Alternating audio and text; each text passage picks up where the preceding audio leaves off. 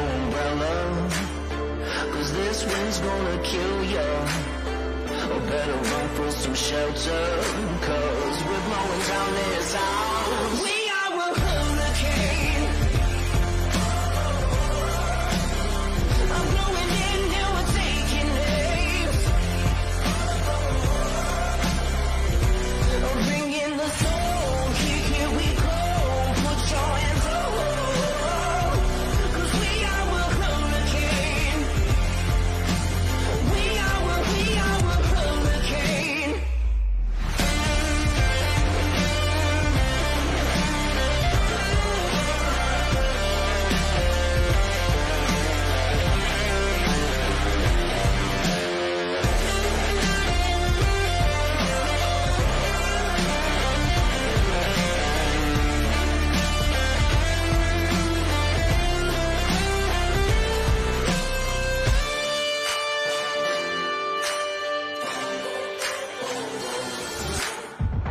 Better get your umbrella, cause this wind's gonna kill ya.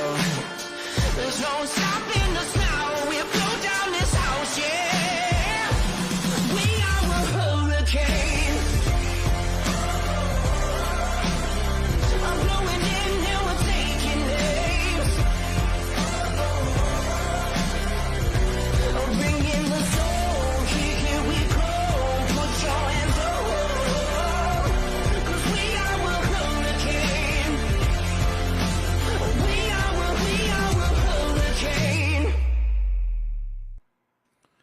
Well, hello, good morning, and welcome to day 3 of action here at the IWWF U17 World War Ski Championships for 2024. I'm Tony Lightfoot, and there you're looking at live pictures from this beautiful facility that's the Lakes of Cast in Stone, the home of the Predator Bay World Ski Club, and indeed the host of this tournament. We're looking in from about the northwest. If you were to track the path left by the camera directly behind, you would point you directly to the city of Calgary in Alberta. And as we track around to see more and more of the lake, you're looking out towards the south in this beautiful, beautiful part of the world that is the province of Alberta. So our schedule of events for today looks something like this. The girls' series 3-1 tricks elimination round. Then we have the remaining series of boys jump in the elimination round as well to follow. And then our final elimination series will consist of the girls' series 2-1 jump elimination round. 12 skiers advance out of each of those events through to the next round, and we've already seen some fantastic skiing all the way throughout. So welcome once again. This is day 3 of action, and some beautiful drone footage there just giving us a really, really tasty perspective of this beautiful facility here at the Lakes of Cast in Stone. All right, there is your schedule right there. Over there, even over here. There you go. There's the schedule, and we're anticipating a good event. Good events today. We anticipate that the weather is going to be extremely cooperative, as it's been for the last couple of days. We have a little bit of overnight showers, but they seem to have dissipated, and that leaves us with the site getting ready to go. So in less than 10 minutes, we'll go on to girls series 3 tricks. So make sure you grab your favorite chair, grab your favorite beverage, as we're going to get ready to throw down here at the IWWF U17 World Water Ski Championships Day 3 of action, coming right at you, and all of that to come right after this.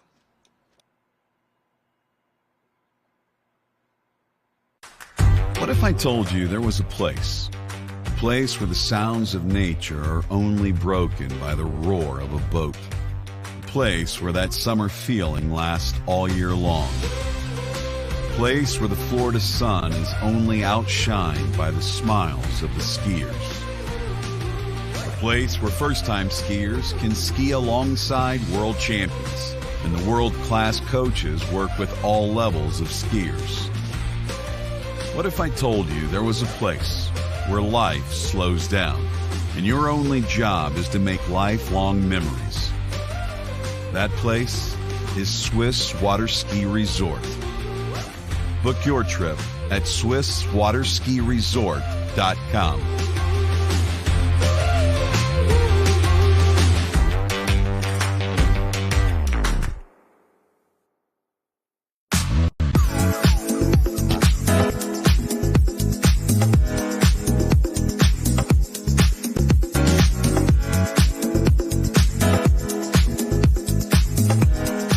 See you in Vienna.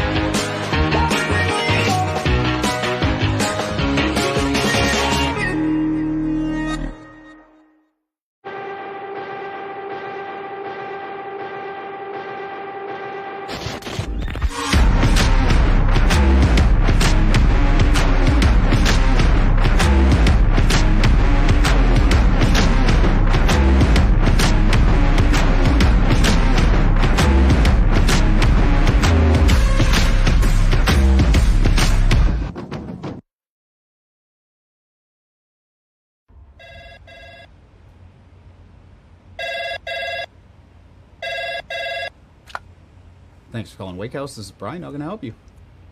Yeah, Will. Can I let him know who's calling? All right, just a second. Will, I got a fill for you. Perfect. Give me just 1 second. All right, hit it. Thanks for holding. This is Will. Hey, how's it going? Good.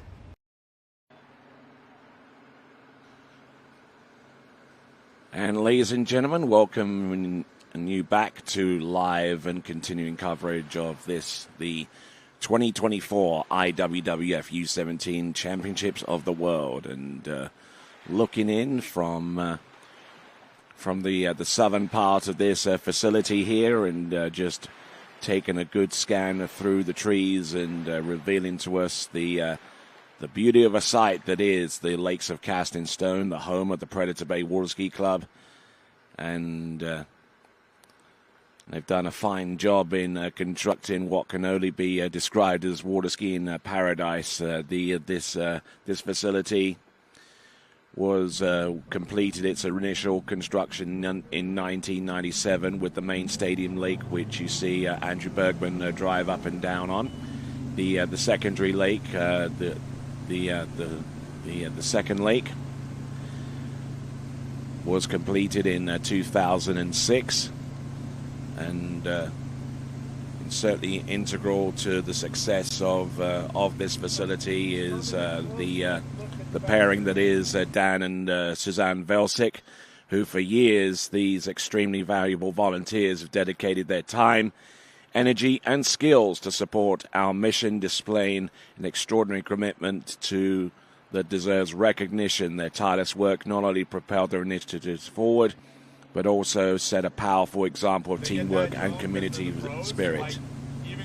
I'm talking, of course, of the integral pair of individuals, Dan and Suzanne Velsic, and without them, this facility would not have been realized, and certainly wouldn't have been around to produce such a great championship so far right here. But not only these championships, but also various other tournaments that have been completed in the past, including the very first World Championships that ever took place here back in 2009.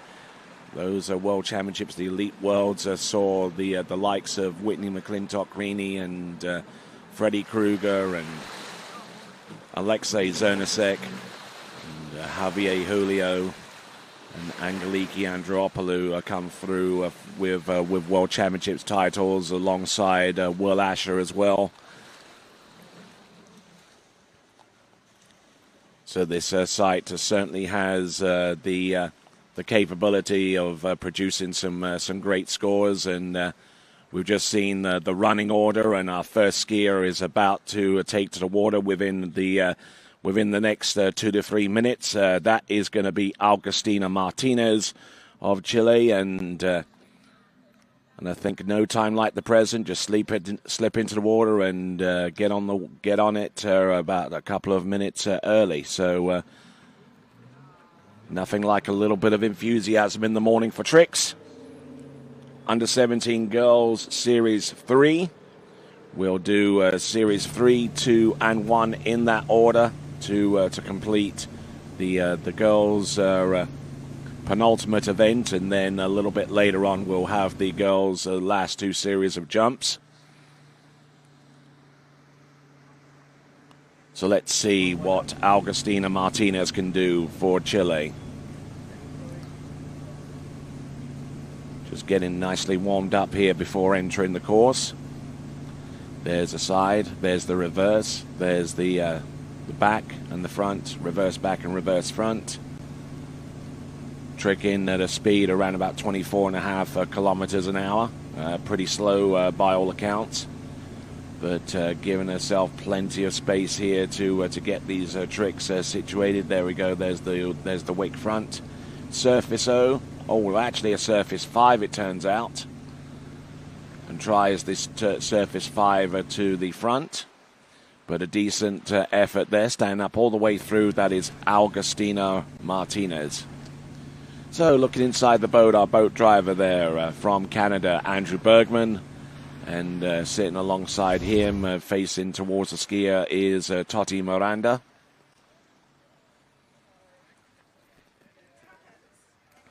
And going through this pass, this pretty simple pass, one has to say, with some side slides to get her up and running with pass number 1 of 2.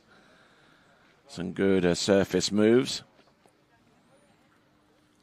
Our next skier about to take to the water, Kaylee Barnes-Lawton from New Zealand, taking a good look as well, using the benefit of our large screen TV situated at dockside. Just as a reminder, 12 skiers advance through to the girls' tricking final, which will take place tomorrow, about midway through the day.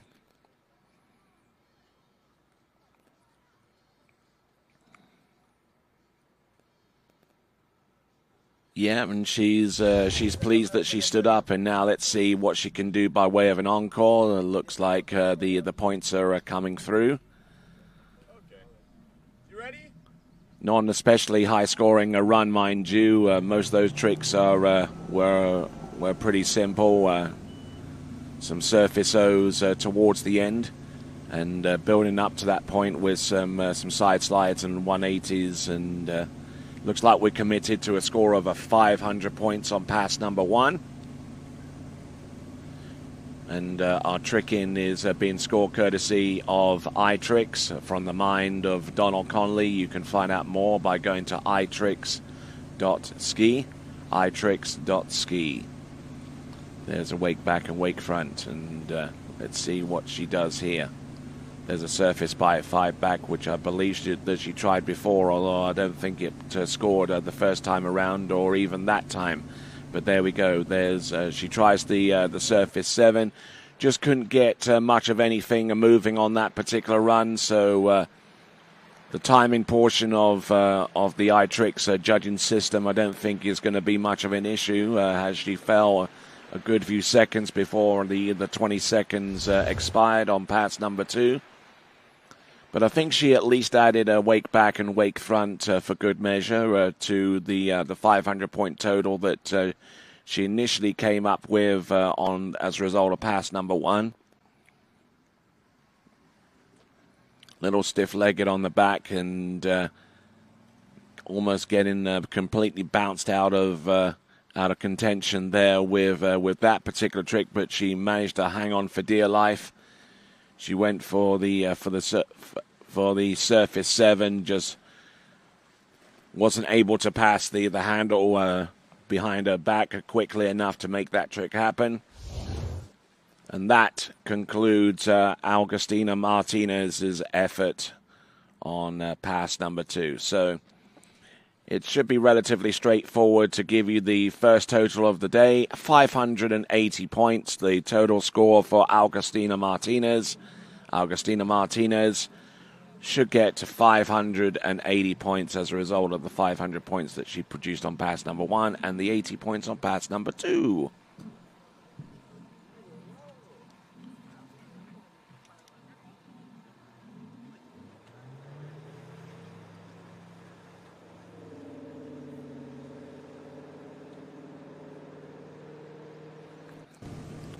All right, so moving across the Pacific Ocean from Chile to New Zealand, Kaylee Barnes-Lawton.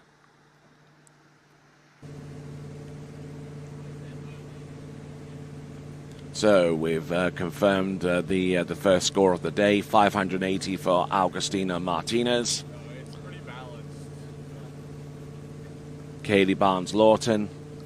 There's the wake back and wake front. Working her way very, very quickly through some of her more rudimentary moves. Then she goes in for the surface back-to-back. There's the surface O reverse, a couple of sides. And I think she tries a reverse back there towards the end, although it probably won't score being out of sequence compared to a regular back. Now, a few years ago, the decision was made by the tournament committee to take out the restrictions that were in place that prohibited skiers from scoring more than one or two tricks out of the same group. So back in years past, you couldn't do a surface back-to-back and then come back with surface O's and expect both of them to be scored. Now that has all completely changed. Those types of tricks within the same grouping are still are eligible to be scored now, and that has opened up a whole new array of sequences and tactics and strategies going forward.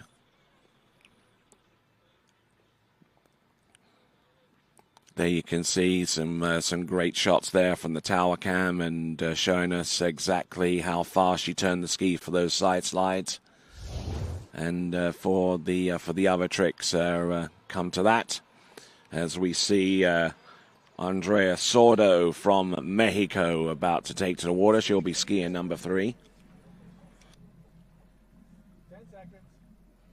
All right, Kaylee, have fun. Get it. So we see two world-class drivers in the towboat. We see Andrew Bergman at the helm this time. We see Alex King, who drove the Carmel Marrakesh Pro, which took place in Morocco a little bit earlier on in the season. And Judges Tower makes it look like the boat's like on shore. Like it's close, but like that up camera makes it look like it's like in the rocks. well, Andrew Bergman certainly not shy to express how he feels out there driving, no matter what the situation is. A little over 700 points on pass number 1, and I think pass number 2. Oh, look at these moves. trying to go for the surface 7. Does right by herself with that one. So didn't have much in the way of tricks after pass number 1, but I tell you what, those surface 7s towards the end certainly proved that estimation wrong. So good skiing there for our second skier out, Kaylee Barnes-Lawton of New Zealand. Some decent skiing over there, and she should have enough points to take the lead even after pass number 1. We'll get the total in just a moment. She started off with a Waco. Kind of released the line a little bit early. That's why she got into a little bit of trouble with the landing, but she recovered well enough in order to make her way through these tricks. Not too sure if the ski rotated enough for the reverse wake back-to-back, but once she got settled in behind the boat, then she went to work with the surface turns, including the surface 7 and its reverse right at the very end. So good, solid, hard-working skiing there. That is Kaylee Barnes-Lawton from New Zealand. All right, moving across from New Zealand to Mexico. Our next skier to take to the water will be Andrea Sorbo. Or Sordo, I beg your pardon. The handle pass tricks looks like that score is going to be committed to 1,100 points. So she'll have tricked in.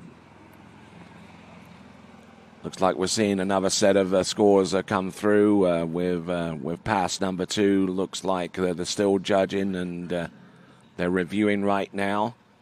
Pass number 2. At the very least, it looks like she'd have gotten 520 points.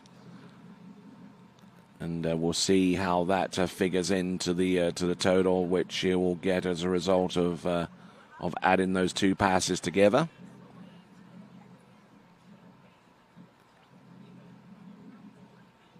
Just in the final stages of the review, and because she skied all the way through, the timing comes into play as well.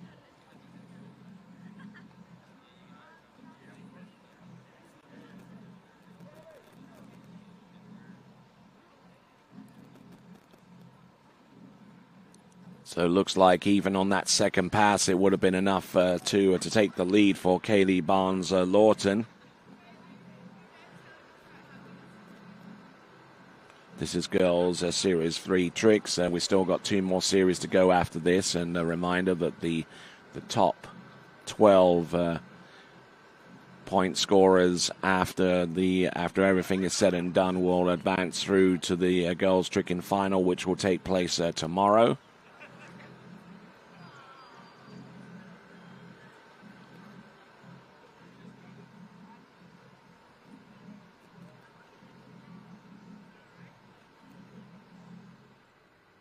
Looks like it's going to take a little bit more time to get the point score for Kaylee Barnes-Lawton.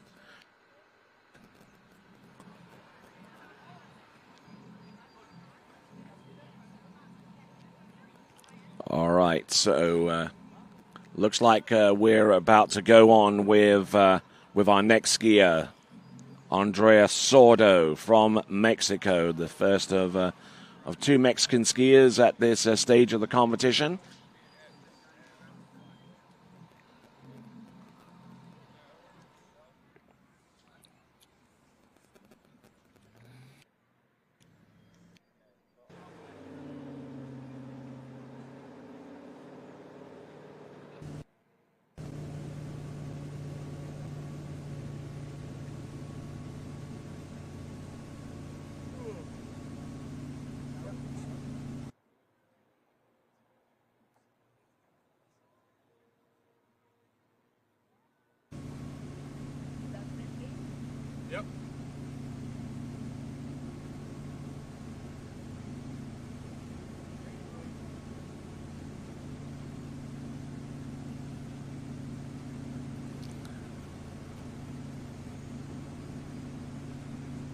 Andrea Sordo.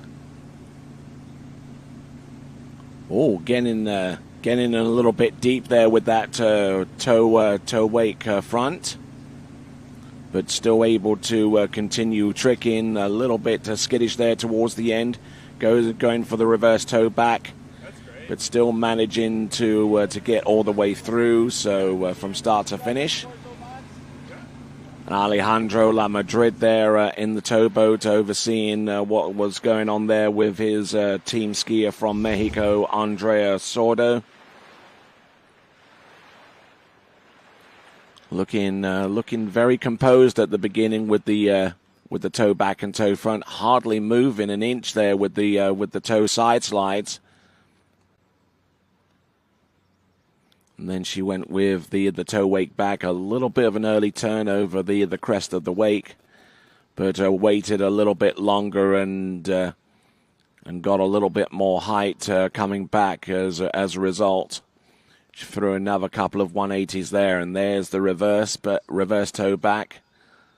Now, she'd already done one or two 180s before going into the reverses and trying the surface toe back-to-back as well for good measure.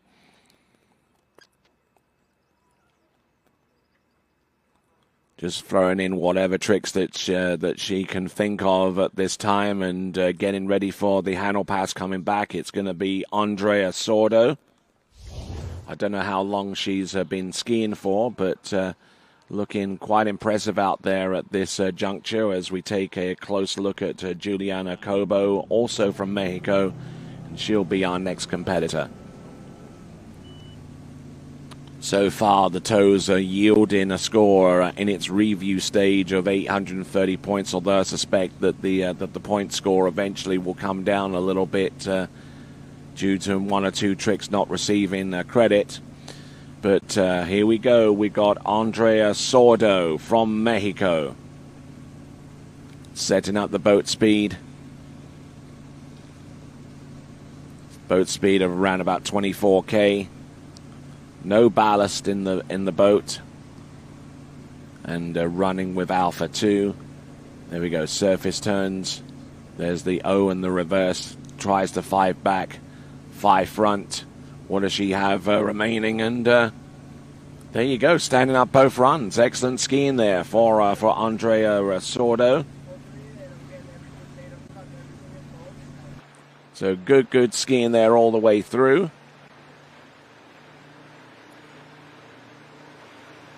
So Andrea Sordo from Mexico looks like she'll be pretty close to having a crack at the lead. We revealed the score for Kaylee Barnes Lawton a little bit ago. It's 1,620 points, so she has a pretty substantial lead. Whether it can be overhauled or by a skier on the water, Andrea Sordo.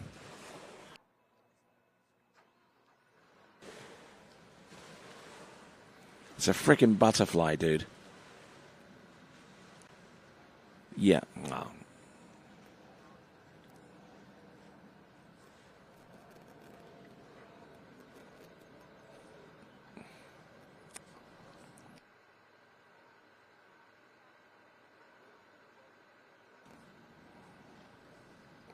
All right, then. So we're looking at the tail end of this performance there from Andrea Sordo, and yep, she'll be delighted with that. We'll get the point score in just a moment. We'll hold the boat long enough for that to happen, and then we'll bring Juliana Cobo.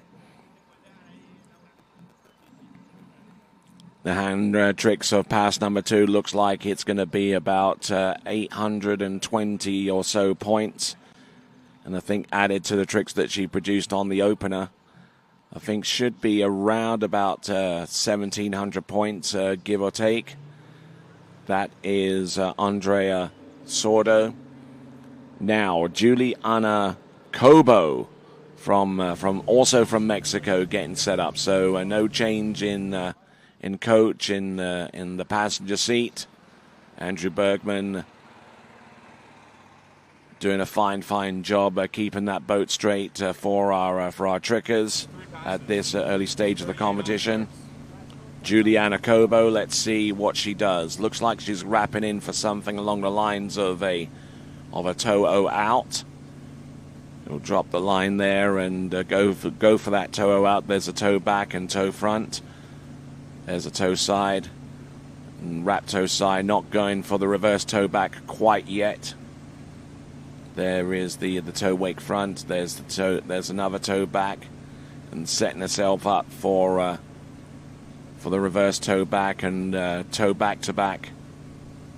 Yep, and she likes what she just did there. Juliana Cobo standing up all the way through with tow tricks. Good effort there all the way through. I like what she's doing out there. Of course, we've already seen in this competition over the last few days some of our earlier elimination rounds. Yesterday, for example, we saw the likes of Matias Gonzalez and Jay Cableson produce scores that broke the World Championship boys tricking record, which had been held on to by Pato Font for several years. But that record has now been reset at World Championship level.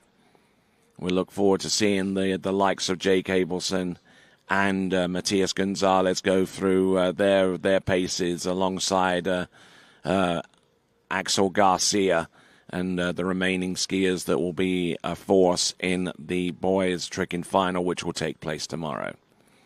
But in the meantime, Juliana Cobo, we're waiting on the score for her to be tabulated while we wait for our next competitor from Chile, Andrea Anday, pacing up and down the dock right now, waiting for her turn. Andrea Sorbo with 1,750 points. I reckon that was going to be around 1,700 points, and I wasn't too far away with that assertion. Andrea Sorbo from Mexico, 1,750 points. Juliana Cobo,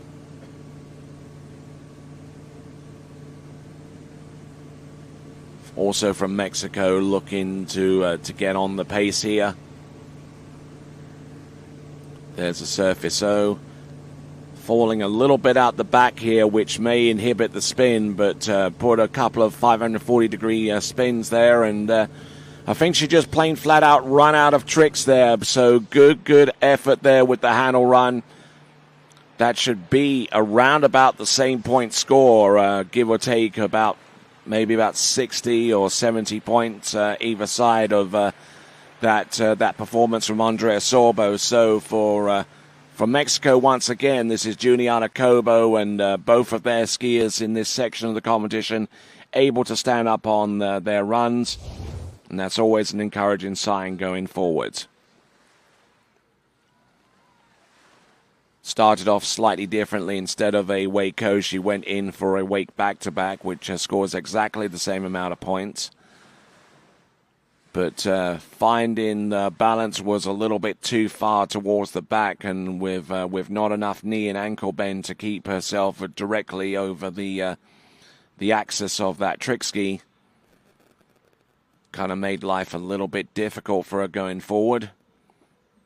But in spite of all of that, was still able to produce some decent tricks towards the end, including the surface 5 front and a couple of side slides at the end, just for good measure. So there we go. That was Juliana Cobo. We wait on our next competitor to take to the water, and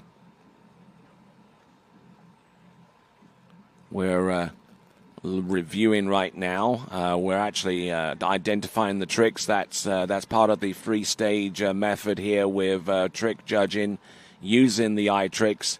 The identification of the tricks first of all, and then the review of them to make sure that the tricks were performed properly within the specification of those moves. And then once you have enough of those tricks reviewed, then you go into the timing phase to determine which trick or tricks are going to be adjudged to be out of time. Like back there, and they never free up. They never really get the switch going. It's like it's so weird. And then the switch is like doing weird stuff into the bottom of the ramp. You're like, what is happening right now?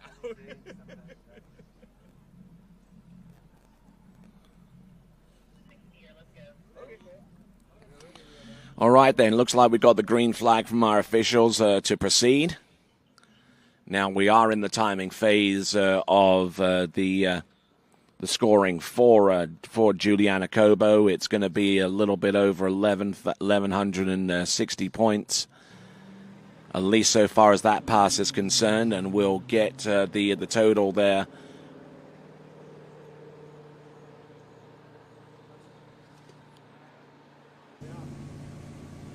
Big fan of that. Big fan.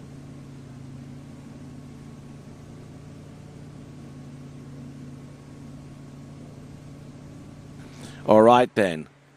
So it looks like we're going to get a score for Juliana Cobo in just a moment. We'll release that total as we see Andrea Andai with Alpha 1 and the boat speed at 24.6 miles an hour.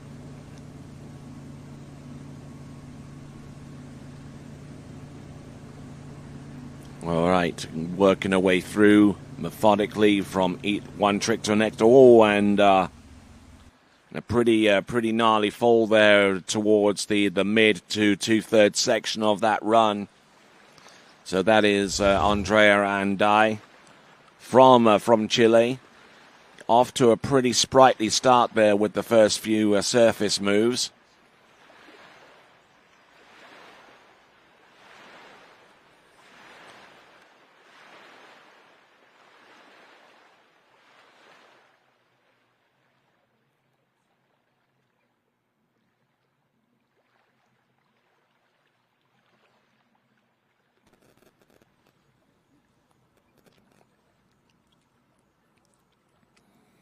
Okay, just going through these tricks. A little bit of slippage there with the wake back, and unfortunately that unsettled her enough with the reverse.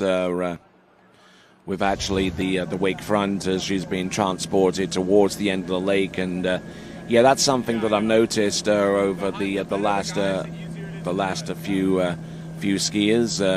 The skiers actually being transported towards the end of the lake after they've fallen on the opening pass. Juliana Cobo with 1970s. Juliana Cobo with 1970. We've just seen that score flash up. And 960 points, a committed score for pass number 1 for Andrea Andai. So looking for about 1,010 points on pass number 2 to take the lead at this early stage of the competition. That is Andrea Andai.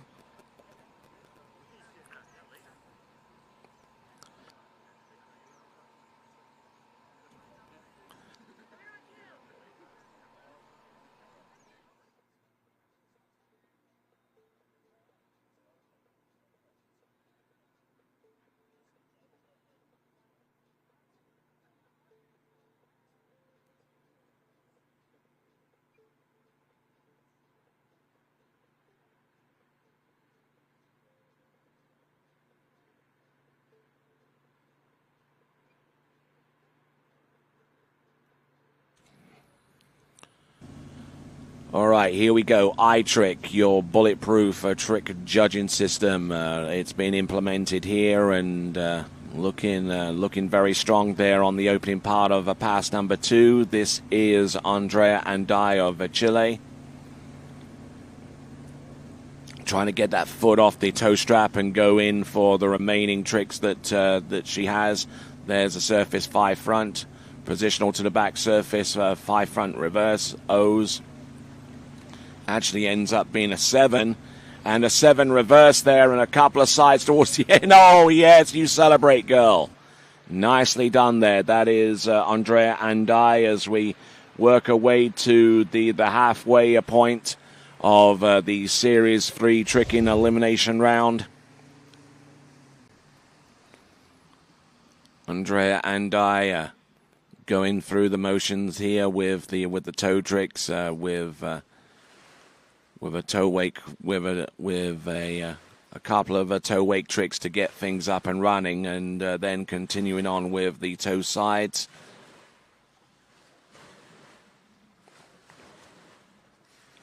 And decent edge there from back to front, and almost as soon as she went to the front, she reached her for the handle and started the process of getting that toe strap off her foot before she went in for the surface turns.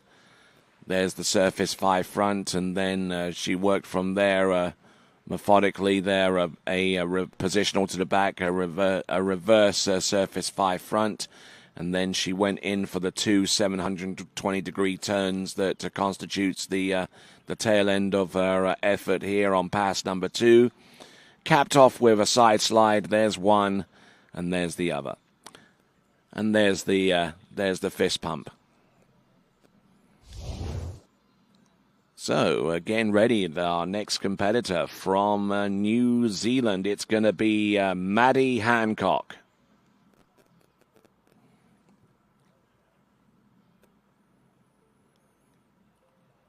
So we're now in the midst of being able to give you the score for Andrea and Di. That will pop up on your screen momentarily. Juliana Cobo still in the lead with 1970. Andrea Sordo currently in second place with 1750. Katie Barnes-Lawton with 1150. And our first skier out, Augustina Martinez, with 880 points. With one skier score yet to be published, our next competitor on the water coming to us out of New Zealand. This is Maddie Hancock. Pushing out a score, and it is 15:30. 15:30, that puts Andrea and I in third place right now. 15:30 for Andrea and I from Chile. Now, a skier from all the way from New Zealand, Maddie Hancock.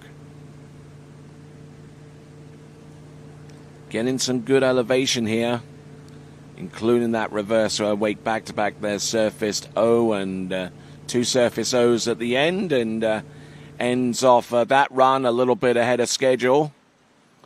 So far as being able to expend the 20 seconds of time that she has to do all of those tricks, tricking very, very quickly indeed.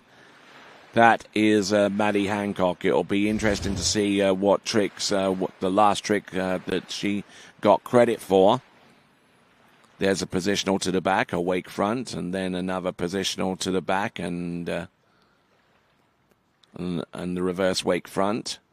And then working her way towards the wake backs. And surface back-to-backs looking in very, very good shape here. Not jittery in any way, shape or form there with these tricks. Performed wonderfully well. Wake back-to-back, surface O's, couple of sides. And I think well within time there. Well within the 20 seconds. So that's Maddie Hancock getting ready for toe tricks, or could it be a composite run, combining elements such as steps and hands, or could it be a case of steps and toes? Whole number of combinations that she could choose from. And looks like we're pretty close to committing to a score of a little over 1,160 points. We'll see if that's the case. They're going through the timing phase, and looks like as the graphic leaves the screen, it should be 1160 on pass number 1. Looks like Maddie Hancock is going through some of the remaining hand tricks that she has in her repertoire, the surface O's, so to speak. There's a surface 5. Oh, she's going to the wake now. There's a wake 5 front there towards the end. Great skiing there for Maddie Hancock. Stomping it down at the end. That's a big shot in the arm there towards the very end of that run, provided she gets that move within time. 310 points. That Wake 5 front. And looking set to take the lead here away from Juliana Cobo, who is on 1970 points, 1,970. So 2 good sequences there. The more rudimentary stuff constituting the tricks that she produced on pass number 1.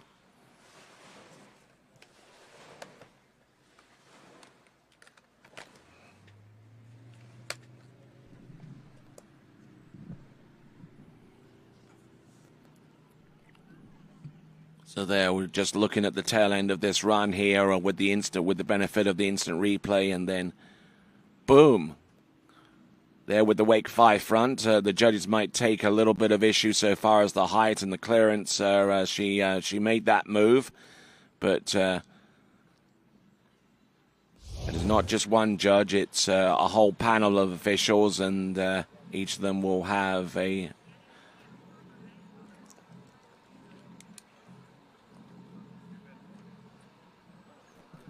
So just getting a score there on pass number 1, that's 12-20, and here's the score that we've seen so far from Maddie Hancock. We're currently judging her second pass, and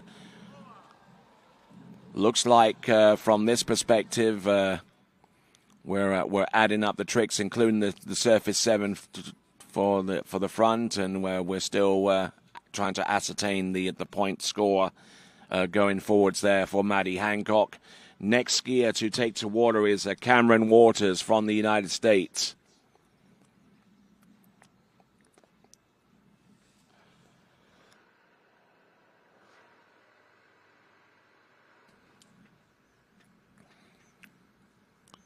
So there's your leaderboard right now. Juliana Cobo with 1917. The point score for Maddie Hancock will be released momentarily. There is your schedule for today. Series 3, 2, and 1 tricks elimination round. Then series 2 and 1 jump. And then we'll have for boys, and then we'll have the girls a series of jumps which will constitute the tail end of our schedule. So our boat driver there waiting for the green light from our officials. We'll listen in a little bit and wait for that signal to be given.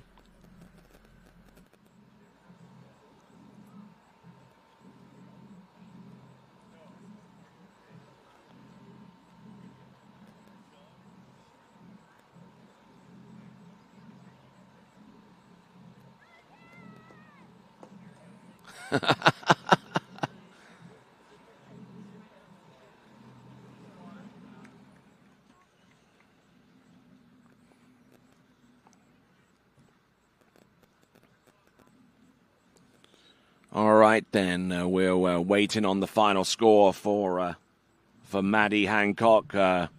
Anticipate this is going to be somewhere along the lines of 1,810 points, and that's exactly the score that was just released. 1810 points there for Maddie Hancock, and that puts her into second spot right now as we work our way through to our next competitor. We're over the halfway point, and this is Cameron Waters.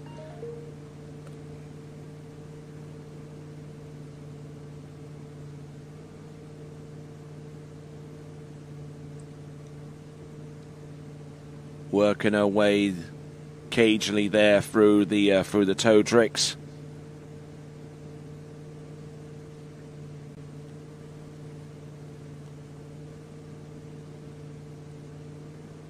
And 20 seconds will expire around about that point, and opening up with toe tricks, not 100% stable with those moves, but we'll see what she can do by way of the second and final 20-second run. Cameron Waters, who comes to us out of Groveland in Central Florida and trains extensively over at the Sunset Lakes Water Ski School, headed by Jack and Lalani Travers, who I'm sure will take some time during the course this weekend to check in on some of the skiers that they train during the course of the season, or even in the off season for a lot of competitors that travel from faraway lands in Europe and Australia and the like to train over there.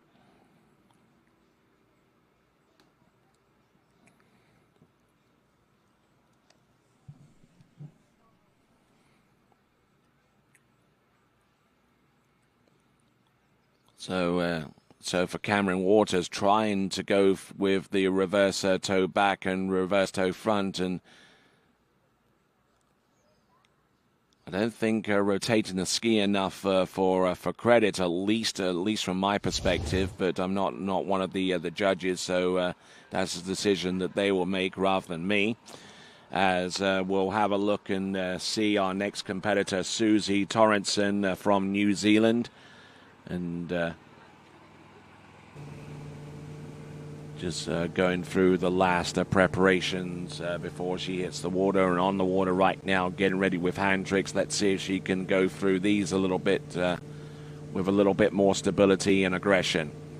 28 kilometers now with the boat speed. There's the initial wake tricks. There's the wake back handle coming up a little bit high, and there's the wake back reverse. Wake back-to-backs there. Yes, a little bit more aggressive. Here's the surface moves. There's surface. Oh my word. Here we go. If she pulls this one off, it is going to be one heck of a cheer. No, she goes for the front flip. Had she have pulled that one off, that would have been a big shot in the arm, and that would have been 800 points. And and Andrew Bergman is about 2 seconds away from losing it right there.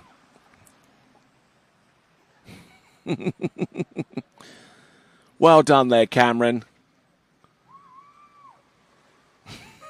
I could still hear the cheers and screams all the way down the shore side here as Cameron Waters gets most of the tricks that she wanted to on pass number 2.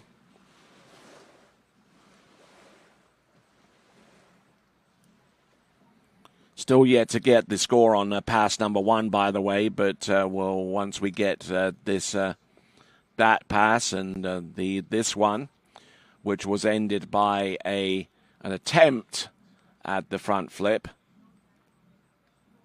didn't get much in the way of height. I think a ponytail actually hit the water before anything else did. But there you go. Pass number 1 score, incidentally, for Cameron Waters, is 1,090. So 1,090 there. So she needed a score of about 850 points on pass number 2 to put herself in a tied lead position with Juliana Cobo.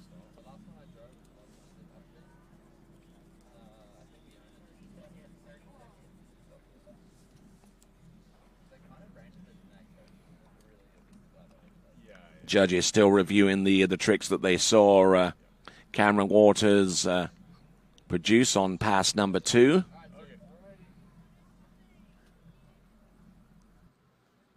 Probably going to be a little bit shy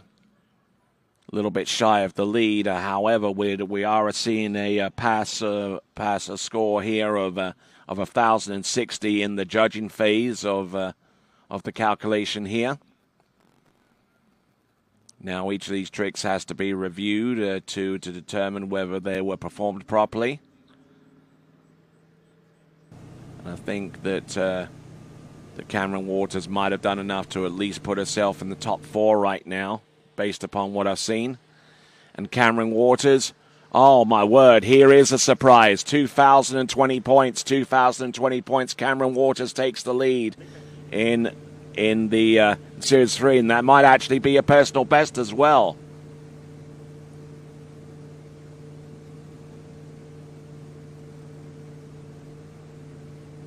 So Susie Torrenson from New Zealand going through her paces here. Surface moves. There's a positional to the back for the 5 front on the surface. There's a 5 back. There's a line trick. There's line back and line front. And a good combination of moves there, all totting up some significant points going forward there for Susie Torrenson.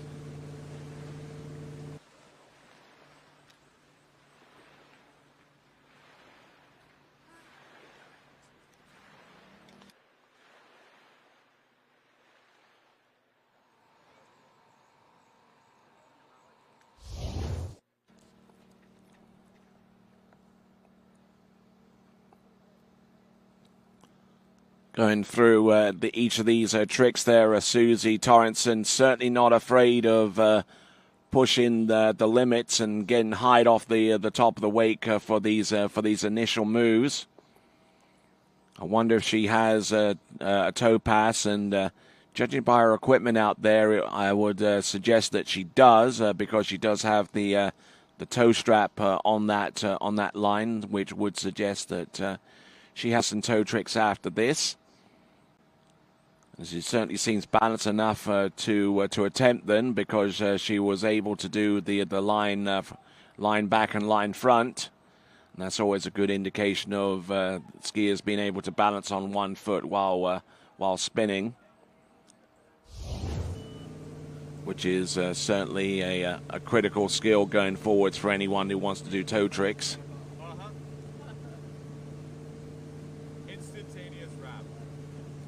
Here we go. This is Susie Torrenson.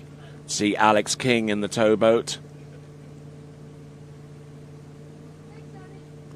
All right, Susie Torrenson trying to chase down the lead of 2,020 points, which is currently held right now by Cameron Waters.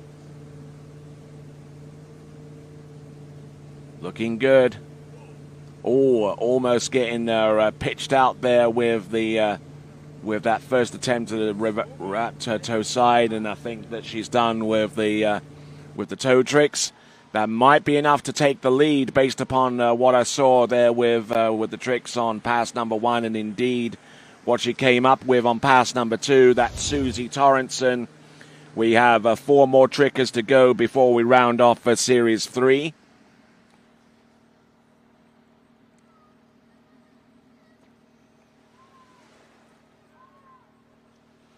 Next skier to go is going to be Malagros Vara, individual competitor from Chile.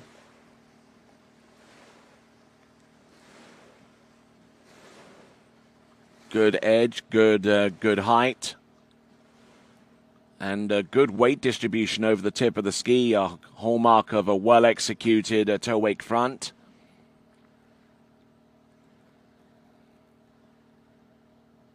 Getting into a little bit of a little bit off balance there towards the end, but still managed to stay up, and that constitutes the effort there for Susie Torrenson.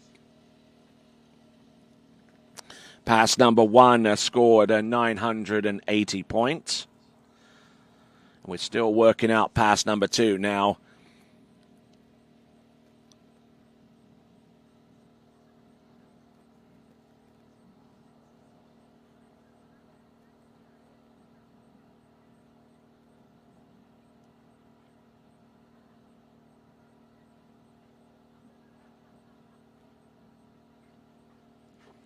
Just waiting on the tricks to be committed to a final score for Susie Torrenson. Needing something along the lines of 1,000 and 1,140 points on pass number 2 to put her in a tied position ahead of Cameron Waters at this time. Just waiting for the signal from our officials before we can continue on. As we see Cameron Waters getting, or actually Susie Torrenson getting some congratulations on dockside from her compatriots.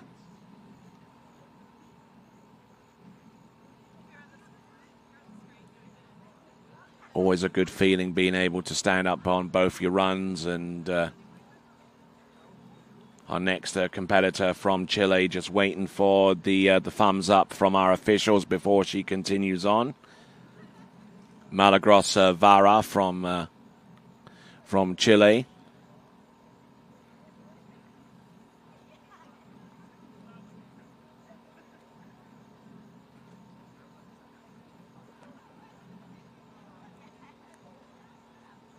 Looks like they're taking their time over scoring this one for Susie Torrenson.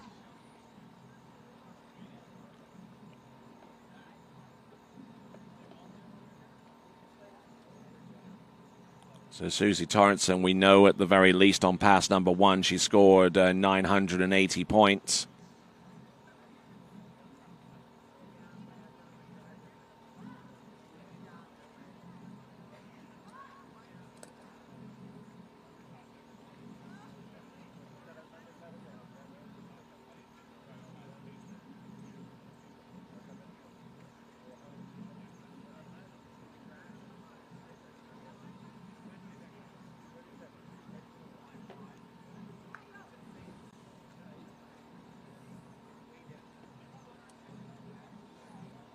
So just waiting on the officials to make their final calculations before we send out our skier out on the water from Chile.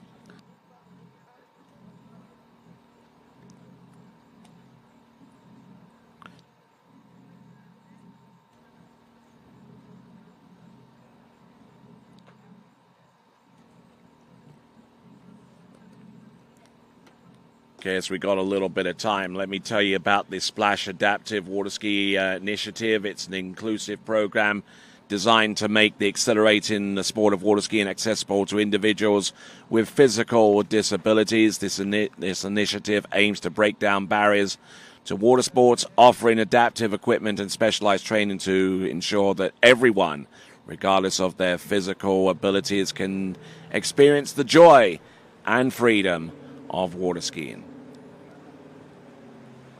And certainly had the opportunity to help with the preseason training for a good few of those individuals involved in the Splash Adaptive Water Ski program in the early part of the season.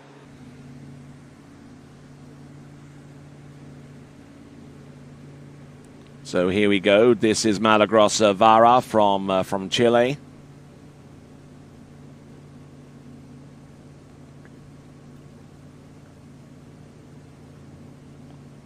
Looking good. So far, so good here for Milagros Vara. Good edge, good spin there with the wake back-to-backs. There's the wake back and wake front and goes in for the reverse wake back. Very stable there. Surface O, a side on each side, and very, very tidy and very purposeful out there. That is Milagros Vara from Chile. Certainly like the way that she balanced herself on the trick ski and just went from one trick to the next and performed each of those tricks very, very smoothly. And you can certainly increase the amount of tricks that you perform if you perform each one slowly, because smooth is fast, including there with the opening trick, the Waco. There's back and front. And then some surface back-to-backs as she wound it on towards the end of the run. But just looked really, really stable out there. Looks like she spent a lot of time practicing these moves to where they become second nature. Milagros Vara from Chile, just absolutely on fire here, and including that reverse wake back and reverse wake front. Not often that you see it performed in that and using that method of pulling in and bringing the handle directly above the small of your back.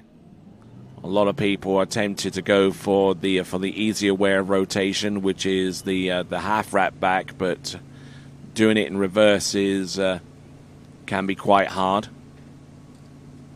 Milagrosvara with 740 points. Now looking for some more here.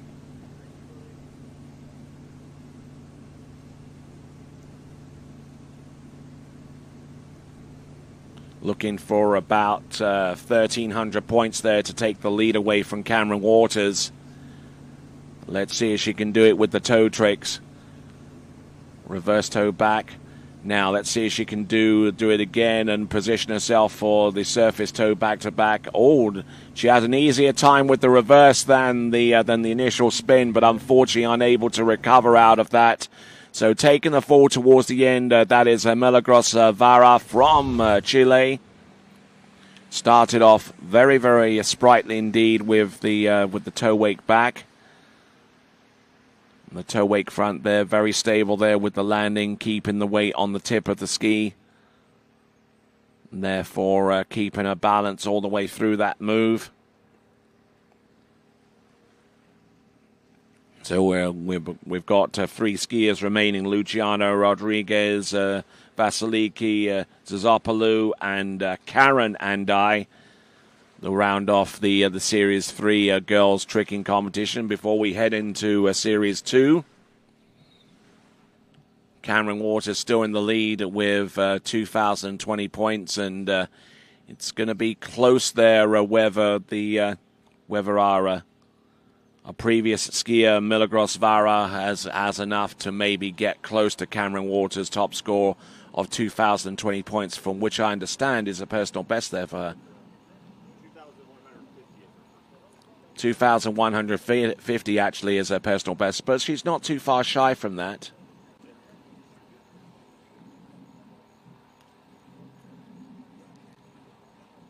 There we go, Cristobal Miranda hamming it up for the camera, and other members of Team Chile as doing likewise. As we get more and more scores there for the toe pass for Milagrosvara. She certainly has a lot more than 150 points on the strength of her toe wake back, and there she performed some more tricks beyond that. We'll get that total in a moment and incorporate it there with pass number 1 to give you the skiers' final score. Skier on the water right now representing Colombia. It is going to be Luciana Rodriguez.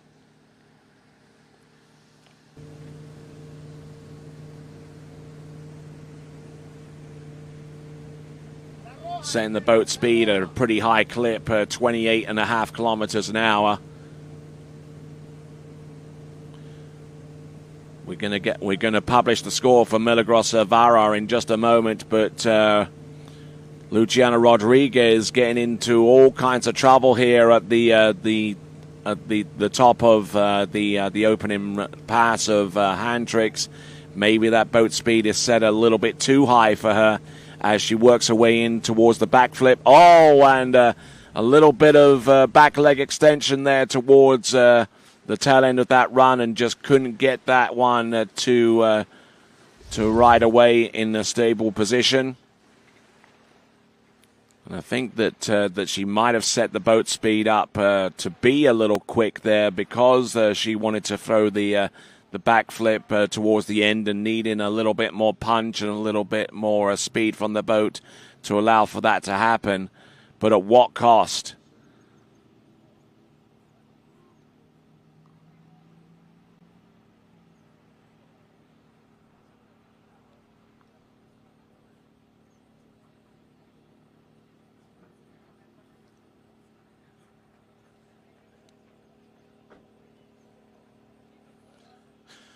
Just looking at the tail end of this run, getting a good edge, but just kind of over-rotated with the ski and falling out towards the back. That is Luciana Rodriguez, our third from last skier to hit the water. All right, we've got a new score, and it is a score that takes the lead. Milagrosvara with 2,100 points, 2,100 points. And that gives her an 80-point lead ahead of Cameron Waters. Cameron Waters now in second spot now with her score of 2,020. But Milagros Vara with 2,100 points now has the lead.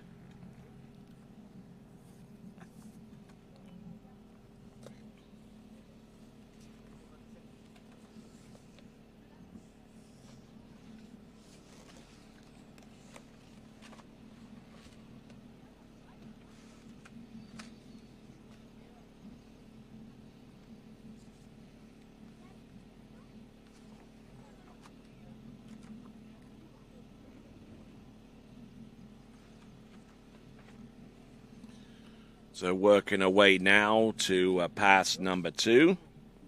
Luciana Rodriguez falling on that backflip. Let's see if she's got anything by way of toe tricks, which should constitute the bulk of her performance. Coming up next.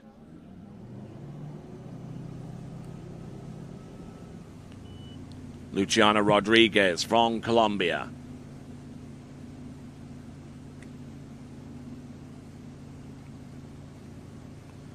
Setting up the path, setting up the speed. Speed's the easy part. You just hit a few buttons on the 0 off and it locks it in. Here we go. Oh my word. And Luciana Rodriguez, the toe strap coming off her foot after a rather aggressive attempt at a surface toe O. So whatever she scored on pass number 1 is going to be it there for Luciana Rodriguez, having not scored a trick on pass number 2. That is going to be of a massive disappointment there for Luciana Rodriguez. We'll try and get the score on pass number 1, and that will be it there for her.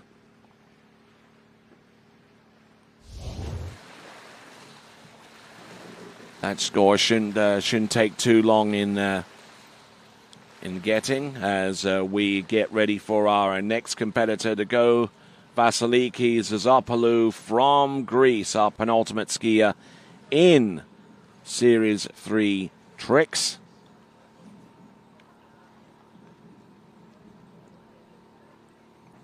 Just to tell you a little bit about Calgary, Alberta, Canada. It's situated where the prairies meet the foothills of the Rocky Mountains.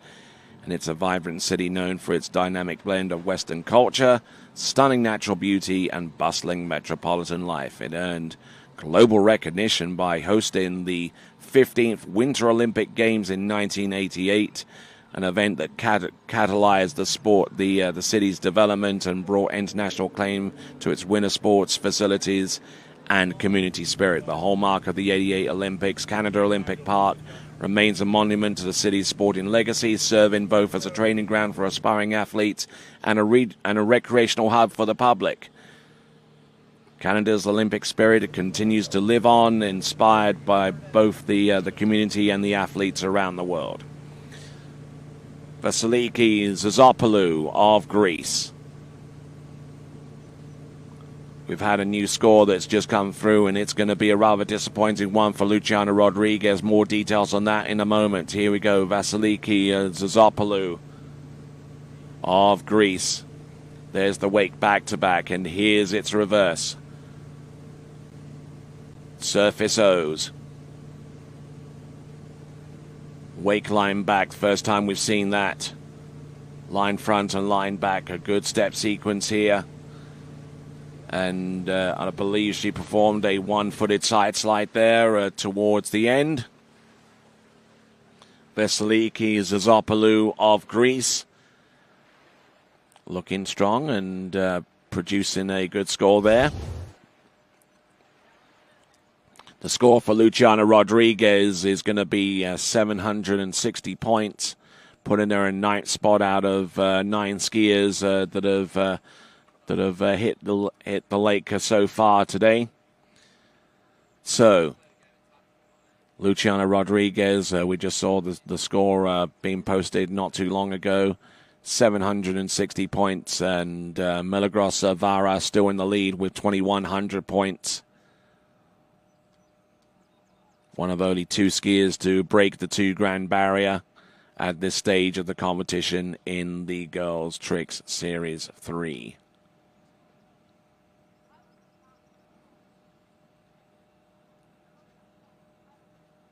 They're just placing her foot on the back of that ski, allowing her to make the side slide on the surface to cap off the tricks that she performed on pass number 1.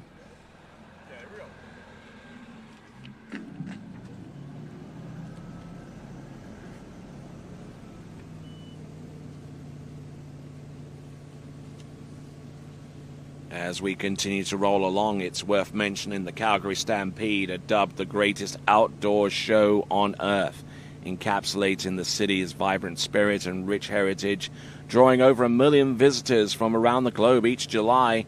It's a 10-day event celebrating Calgary's Western culture with rodeos, parades, concerts, agricultural competitions, and First Nations exhibitions.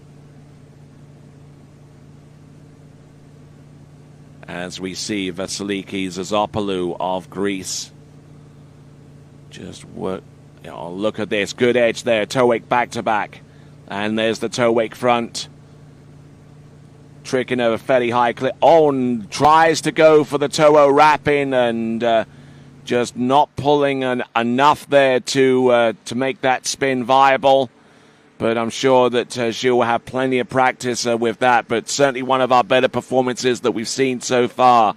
Vasiliki Zazopoulou of Greece, our second to last skier out,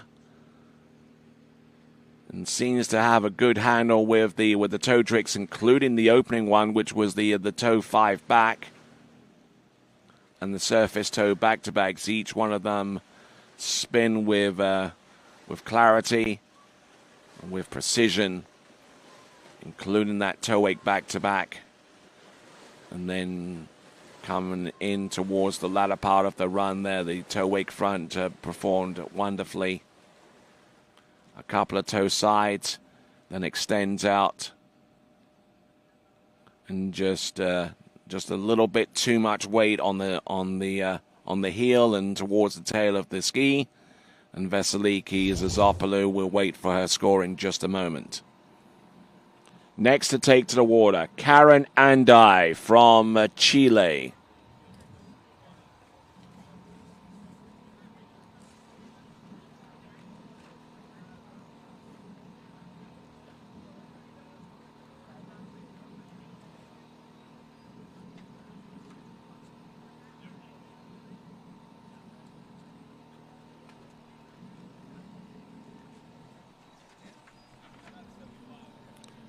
All right, as we continue to move through this competition, a good few of our adult spectators here are encouraged to try the Caesar. It's a distinctly Canadian cocktail tracing its origins back to the late 1960s. It's a mix of vodka, clam nectar, tomato juice, Worcestershire sauce, and other spices, including a generous amount of celery salt. Almost sounds a bit like a Bloody Mary, but it's become a beloved beverage across Canada. And what makes it unique is the inclusion of clamato juice, a blend of clam and tomato juices. So if you have a chance to visit one of the various watering holes around the area of Calgary, then you'd certainly be encouraged to give the Caesar a try. We've just seen a score for Vasiliki Zazopoulou, 2690, 2,690 points. Vasiliki Zazopoulou now taking the lead with that score of 2690, and certainly the tricks that she had on the tail end of that effort contributing greatly towards that total, as Karen Andai working her way through with the wake backs and wake fronts. Surface surface 5 actually, and tries to go out for a surface 5 back, and unfortunately coming up a little bit short on that effort. But I tell you what, She was packing that pass full of tricks from one to the other, and she's just swimming over towards the ski and getting ready for the boat to pick her up. And as I mentioned before, one of the rather unusual things that I've seen so far as this trick competition is concerned, looking at the previous series in the boys and the current series of girls, is they actually pick up the skier and take the skier all the way through to the opposite end of the lake, and then drop them back in the water again prior to going in for the second and final 20-second pass. That's if the skier has fallen somewhere in the middle of the first run.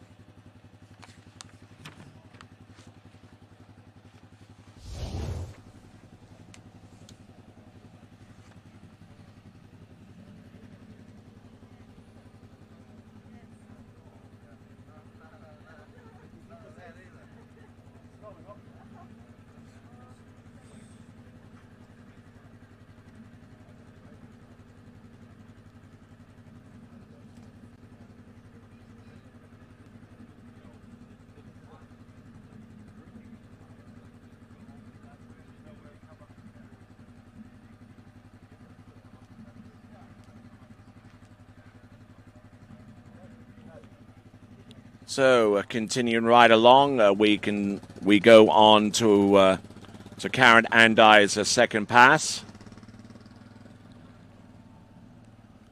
This city home of the CFL's Calgary Stampeders, and certainly one of the powerhouses in the CFL Western Division, where they compete against the likes of the Edmonton Elk, the BC Lions, and one other team in the Western, the Saskatchewan Roughriders as well. And they actually play on Sunday. They entertain the Toronto Argonauts on Sunday. So we'll keep an eye on what the Stamps do when they compete against one of the powerhouses of the CFL from the Eastern Division. Here we go. We've got Karen Andai on the water at this time. Look at her go from one trick to next. There you go, toe back and toe front. Now let's see what she can do with the reverse toe back. And I'm not too sure whether she rotated enough on that first attempt or even the second. But Karen Andai falling on both 20-second passes. So a few points were left on the table there as a result of her tricking effort. And that concludes the Girls Series 3 Tricks event. We now go into the Girls Series 2. And we'll see what transpires there.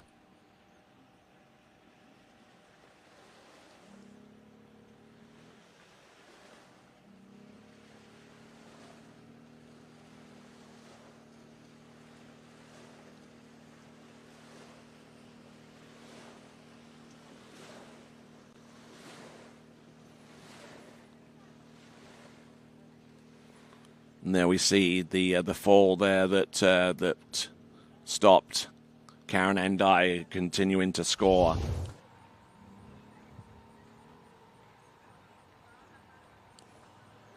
All right, so let's continue on. We're going to go into Girls Series 2 momentarily.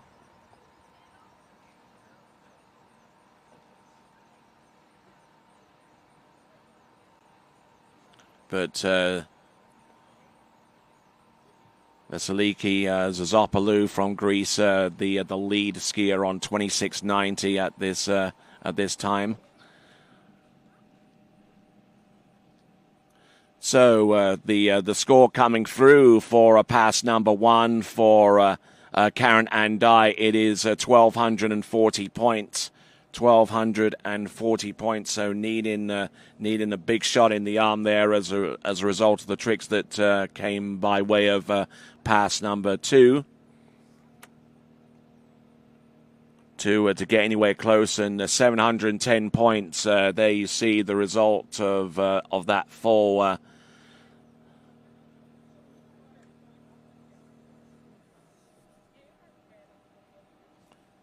So as we continue to roll along, just a reminder that that this Trix leaderboard is missing the score from Susie Torrance and on that leaderboard. But of the scores that we do have, Veseliki Zazopoulou with 2690 there currently in the lead. Milagros Vara with 2100 points. Cameron Waters on 2020, the only three skiers to get into the 2K barrier. Then we've got Juliana Kobo with 1970, and rounding off the top five, Karen Andai with her score, with a just recently published score of 1,950 points. So, Ladina Wolfersberg will be our lead-off skier in the Girls Series 2 competition. And as we get towards the end, we'll be in a position to tell you who could potentially be one of the 12 skiers to make it through to the next round of the competition. But Ladina Wolfersberg will be a lead-off skier. Tuva Lisa Runnefors goes out to second. And then we've got Sophie Lahaye from Canada, then Maze Jakobsen from Denmark, Katarina Hafner of Austria, Sophia Pelkey of Canada, Isabel Cosgrove, Great Britain, Zahalia Rees from Australia, Paulina Torres from Colombia, Lenny Wenzel from Germany, and our final skier in Series 2, Daisy Green from Australia. So those are the skiers to come.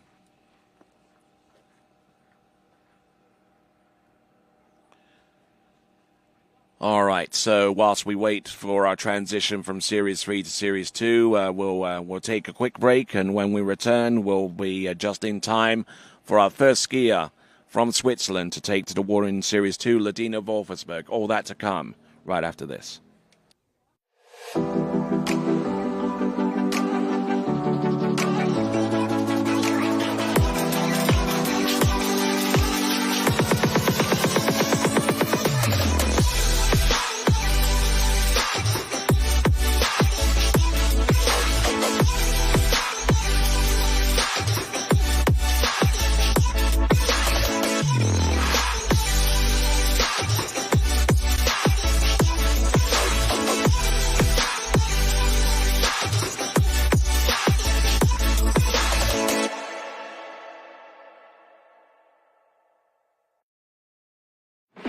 So excited to introduce to you guys the NR1. Over the past season, we've been working on developing the ski shape that is now the NR1, and I truly do love this shape. I'm so excited to ski on it this season, and I hope you guys love it as much as I do. I'm really excited to get on the Reflex NR1 this season and see what it can do for my skiing. Every time I get on it, it just feels better and better.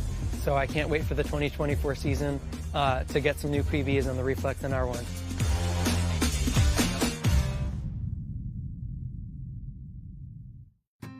As the broker of Dayland Real Estate and a professional water skier, I understand what clients are looking for in their dream water ski home.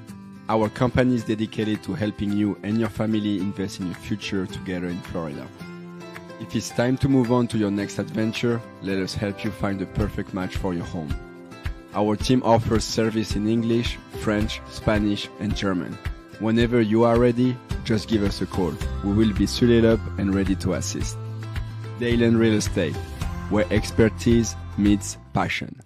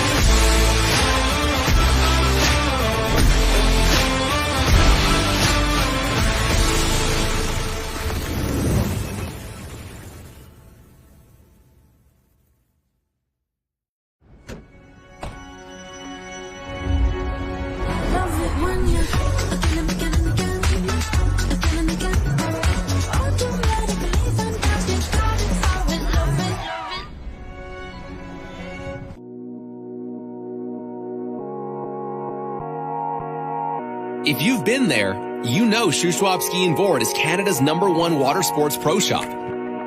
They have what's needed for an amazing, fun-filled summer, and you can take it home immediately. Shuswap Ski and Board on 58th Avenue Southeast in Calgary, on Main Street in Sicamous, and online at skiandboard.ca. Remember, it's always summer at Shuswap Ski and Board. For skiers and water enthusiasts, Florida lakes are what dreams are made of.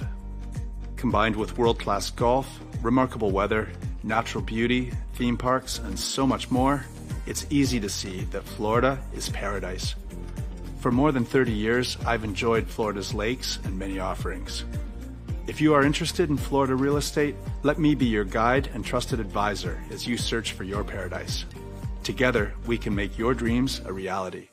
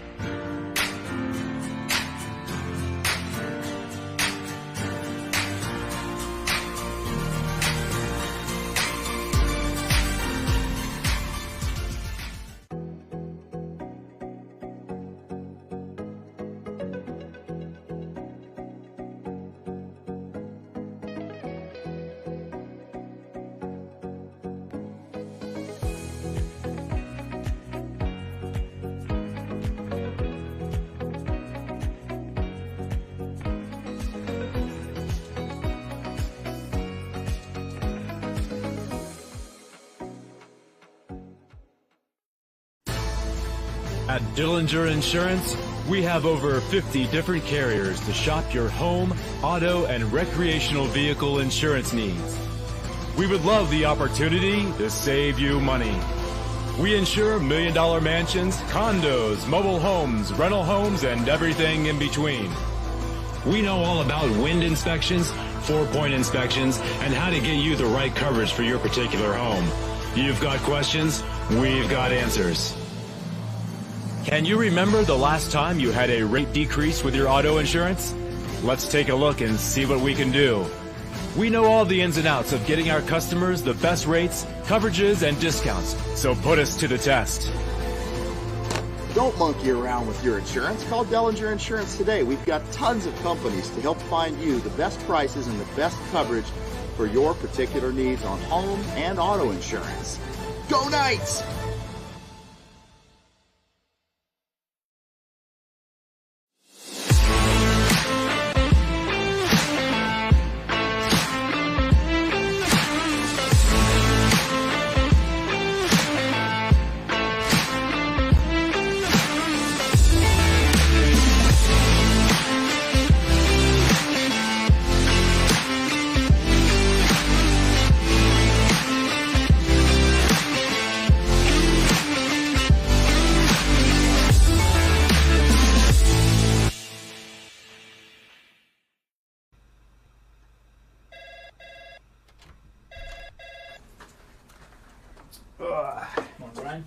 Hey, morning.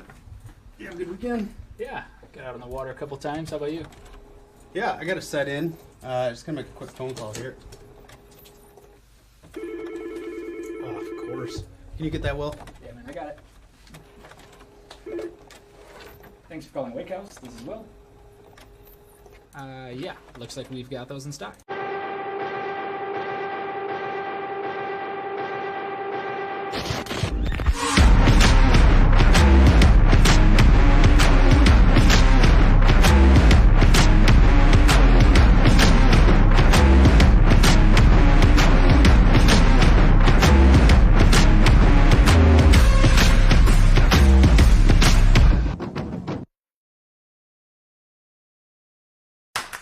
What if I told you there was a place where the sounds of nature are only broken by the roar of a boat, a place where that summer feeling lasts all year long, a place where the Florida sun is only outshined by the smiles of the skiers, a place where first-time skiers can ski alongside world champions and the world-class coaches work with all levels of skiers.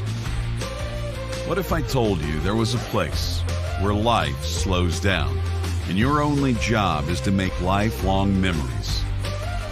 That place is Swiss Water Ski Resort. Book your trip at SwissWaterSkiResort.com.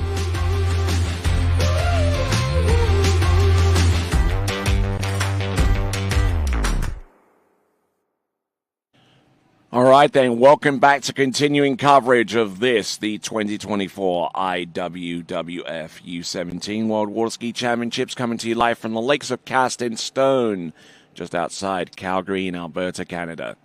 We just saw a brief look there of the schedule, the remaining series of tricks in the girls' division, Series 2 and 1. And then we go on to the next event afterwards before we round off with the girls' jump in to take place later on today. It looks like the boat is making its way back to the dock.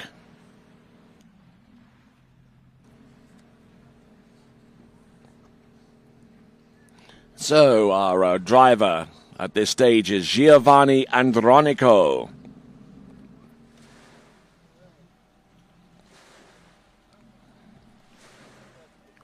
Just getting all the particulars there for our first skier to take to the water, Ladina Wolfersberg, who's already skied herself into the girls' slalom final, which the eliminations took place yesterday.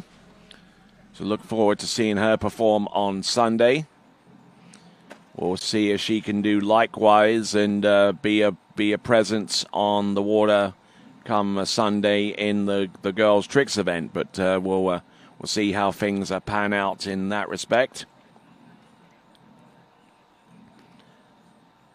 But at the end of Series 3 tricks, Vasiliki Zizopoulou in the lead with 26.90.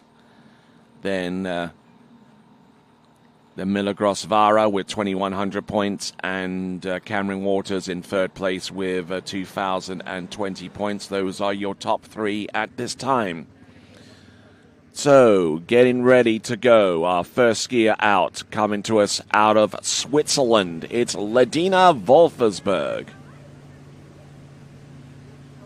Part of an extensive family of tournament water skiers out of Geneva in Switzerland.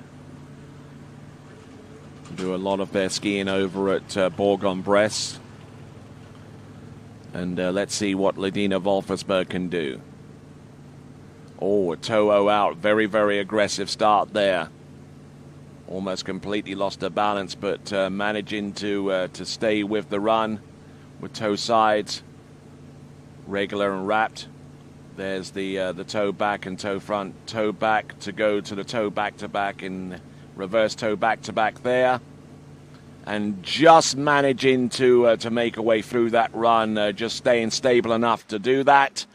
So she'll ski all the way to the opposite end of the lake, and that will give her her and her coach enough time to change her equipment out, change the ski, change the line, and whatever else that needs to be changed, including the zero off setting for boat speed and also for letter and number setting as well, if that is deemed to be appropriate. Ladina Wolfersberg just launching herself there with the toe wake back and toe wake front, keeping everything on an even keel here. Almost losing it out the back there with the toe side, or rather toe sides, but managing to keep things going and working her way towards the end. There's the reverse toe back to set her up for a surface toe back to back, and I think she produced a partition spin on that one, so that second toe back to back may not be looked upon favorably by our judges, and we'll see how things pan out from here. They're currently reviewing. They're in the review phase. They've identified the tricks that she performed. Now it goes to timing. So 1,230 points, we believe that opening pass scored. So 1,230 points.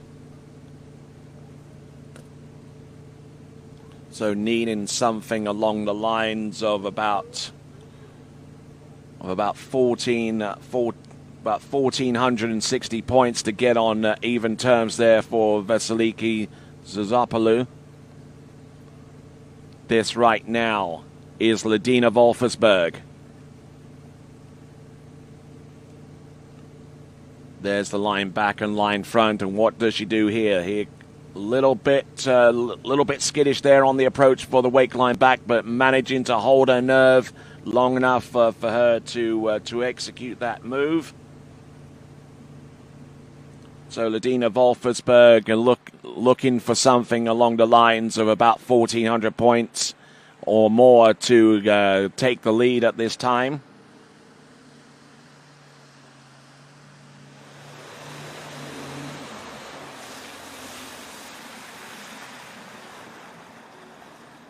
So Ladina skiing into the dock there. Getting all the tricks that she really wanted to on each of those 2 20-second runs. Needing 1,460 points to be on level terms with Vasiliki Zazopoulou, and anything more than that will give her the lead. So as we get ready to bring on Augustina Martinez, we're looking at Ladina Wolfersberg with pass number 2. Keeping the handle down nice and low with the surface back-to-backs. Little broken over there with the shoulders prior to her attempt there at the wake back-to-back. But the reverse looked pretty sweet there. There's the surface turns. Now she goes in for the step sequence with the surface line back. And then she edges to the wake and then stops before she hits the top, which could have resulted in a fall there, but she manages to exert some level of control there with the wake line front, and basically ends off the pass with that effort. So good skiing there for Ladina Wolfersberg. As we look at the leaderboard once again, 26.90 for Vasily Zazopoulou, one of our last skiers to take to the water in the previous series, and she has the lead in the range of 26.90. Another reminder there for you to subscribe to the TWBC YouTube channel. You'll get an opportunity to be a part of our live audience discussion. And also there, by hitting the bell icon, you will be notified as the next time we go live.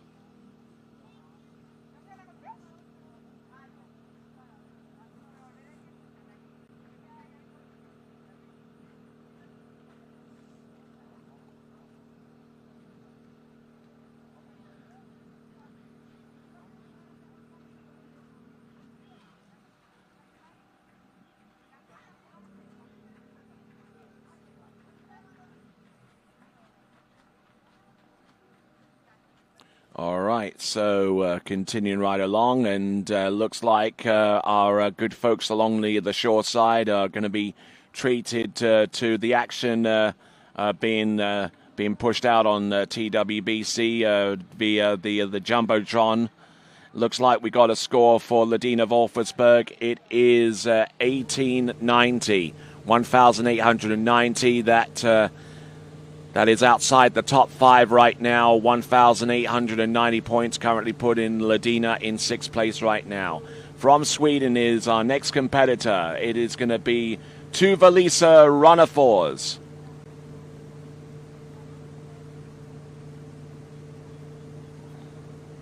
Was part of that runoff situation at the tail end of the girls' slalom elimination round yesterday, and she prevailed enough to be a part of the girls' slalom final, which will take place on Sunday.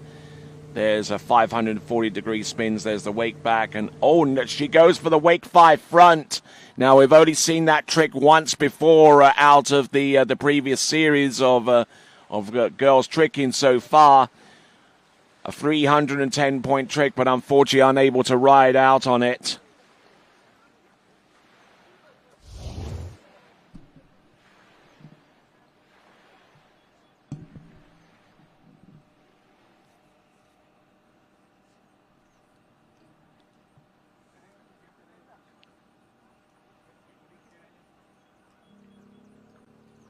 So looking very, very aggressive with these opening moves in the tricks competition, especially the wake back-to-back from outside the wake in. Then she did some surface spins and then tried to position herself after this second surface O.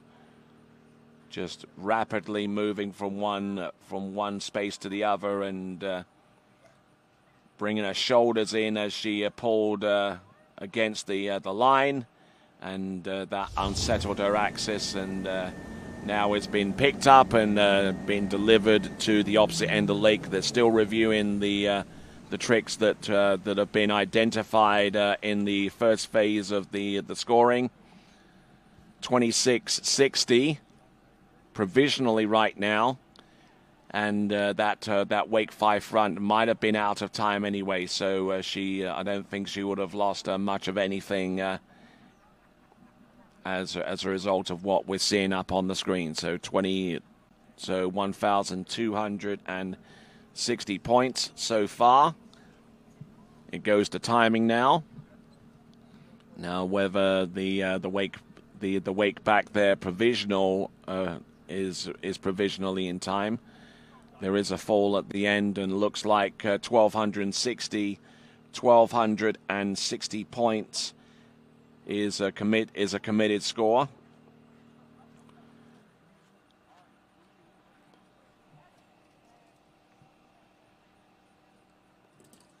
So, good friend of ours, Mr. Russell Gay, representing the Masterline brand. Always great to have them on board for titled events such as this.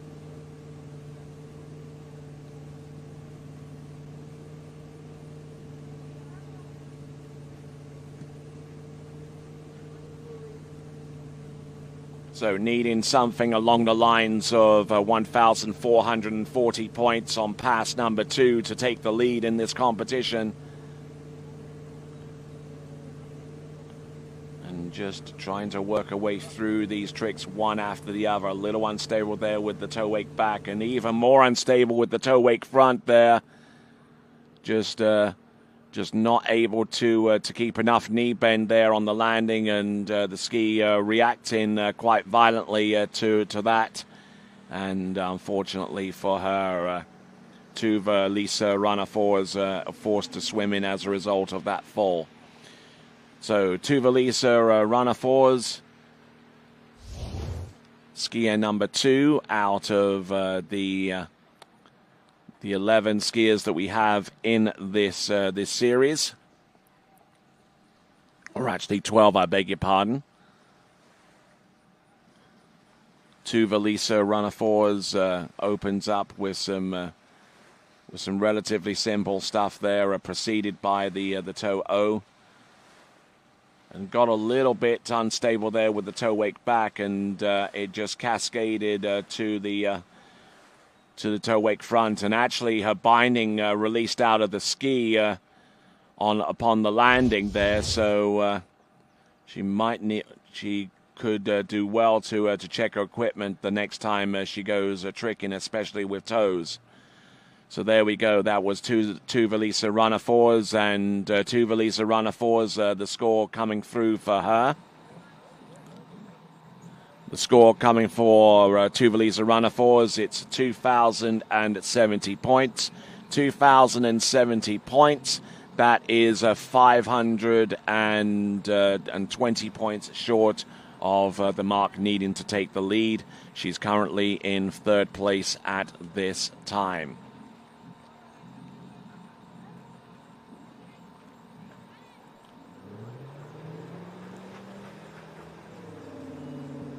All right, skier on the water, Sophie LaHaye from Canada.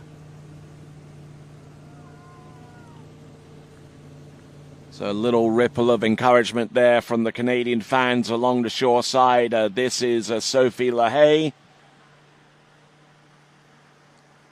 electing to do toe tricks first, and also electing to do something along the lines of either a toe 5 back, or either a toe O, or might even be a toe wake 5 back. Looks like she's going to go with the first move suggested from that list, a toe 5 back.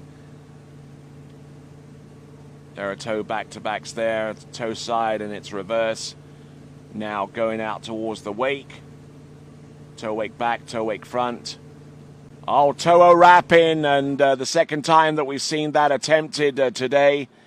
And unfortunately, haven't seen it attempted successfully yet among our girls in the elimination round of the tricks competition. But there you go. That is Sophie LaHaye falling about 3/4 of the way through that run. But the tricks that she had prior to that point looked pretty smooth, including the toe 5 back.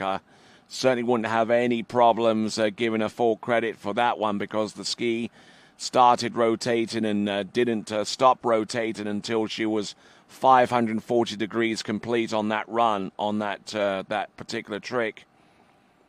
Beautifully executed toe sides. Almost a little bit of over rotation there with the wrap toe side, but able to get it under control long enough for the toe wake back and toe wake front. Trying the toe O into wrap, and just didn't commit all the way to turning the full 360 degrees. And whenever the ski is on its side, it slides. Whenever it's pointing straight up and down, it's far more stable, especially when it comes to producing that trick at the tail end. All right, then. So our next skier to take to the water is Maze Jakobsen, who's going to be slaloming in the girls' slalom final on Sunday. Did a fine job in making it to that section of the competition, and we'll be trying to conjure up some magic here with 2:20 seconds of tricking.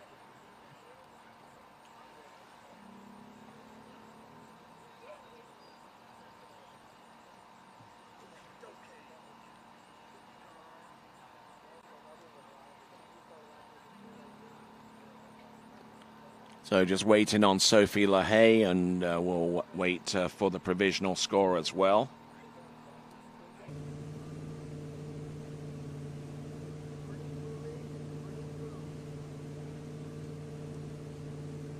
All right, here we go. Sophie LaHaye from Canada. Let's see what she's got.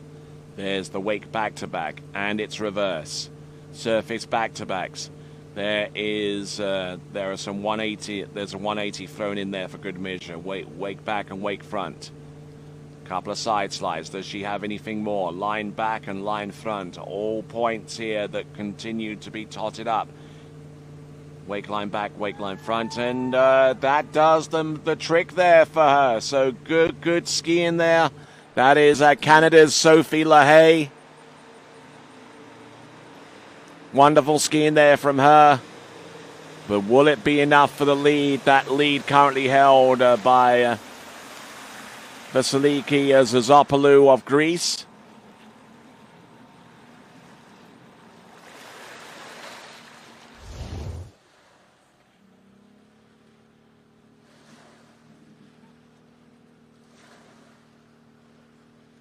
So Vasiliki Zazopoulou of Greece currently in the lead with 26.90, and that continues to be under assault now as we're going towards the latter portion of the Tricks event in Girls Series 2. We are about 4 skiers in. Maze Jakobsen is going to be next. We have 11 skiers in this series, and then we got a full complement of 12 skiers in series number 1. So safe to say that whoever has the best score out of the completion of the series 2 will set the bar for our remaining skiers to aim for to make it through.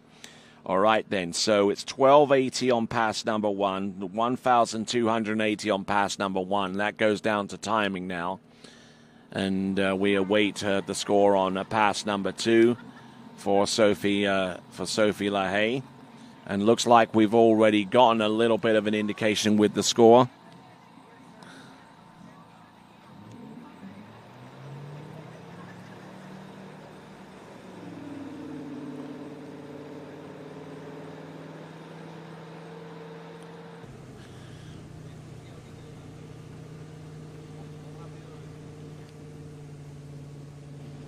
All right, then. So we've got Maze Jakobsen now coming in on pass number 1.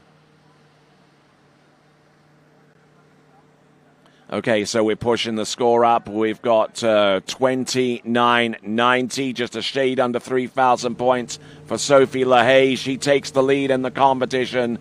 Sophie LaHaye with 2,990. Launching her campaign in the girls' tricking event is Maze Jakobsen, going through the outside of the wake step sequence, looking a little bit jittery there, but managing to continue skiing with a surface 5s and the odd side slide or 2, managing to hold that pass together all the way through.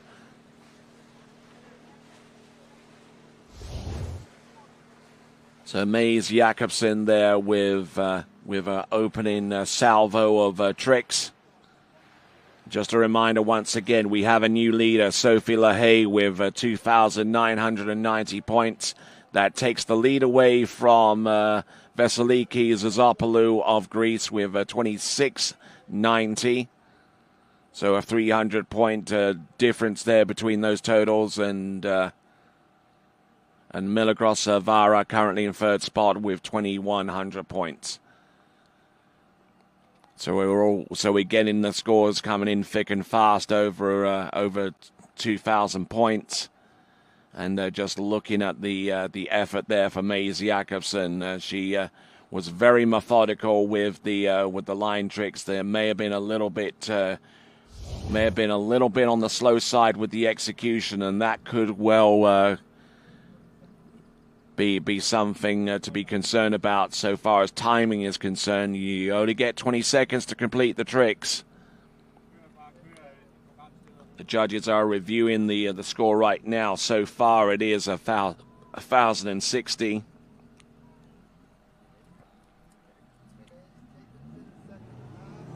They're reviewing the tricks for clarity right now.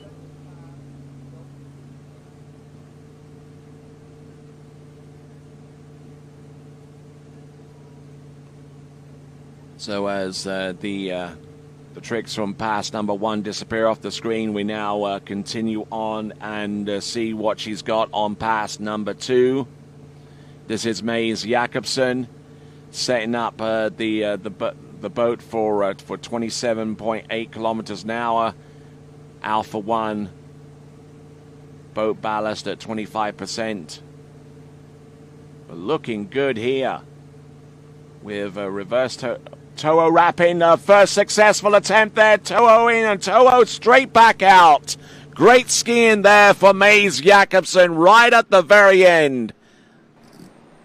Very methodical, very precise there with the tricks. And that could well send her into the 3,000 point range. Might even get close to 4,000.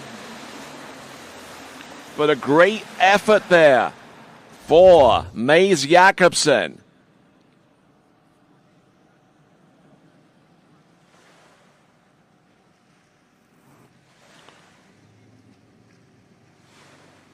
Wonderful trick in there from Maze Jakobsen. Coming to us out of Denmark.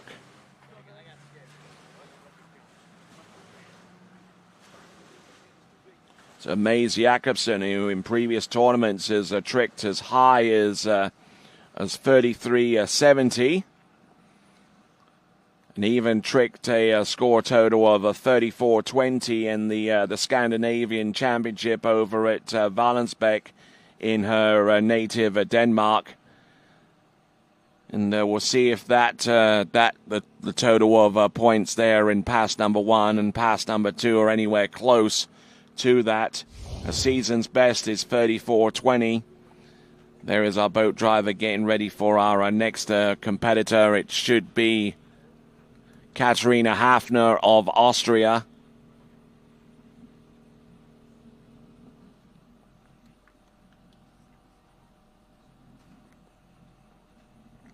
Just waiting on the green light from our officials.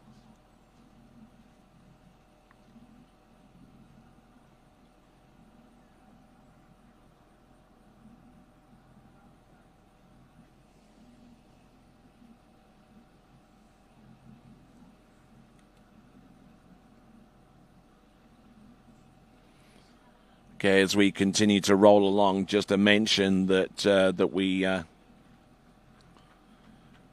have video reviews for a number of skiers. 2 of them, as a matter of fact, a video review is going to be held for Susie Torrenson and also for Ladina Wolfersberg as well.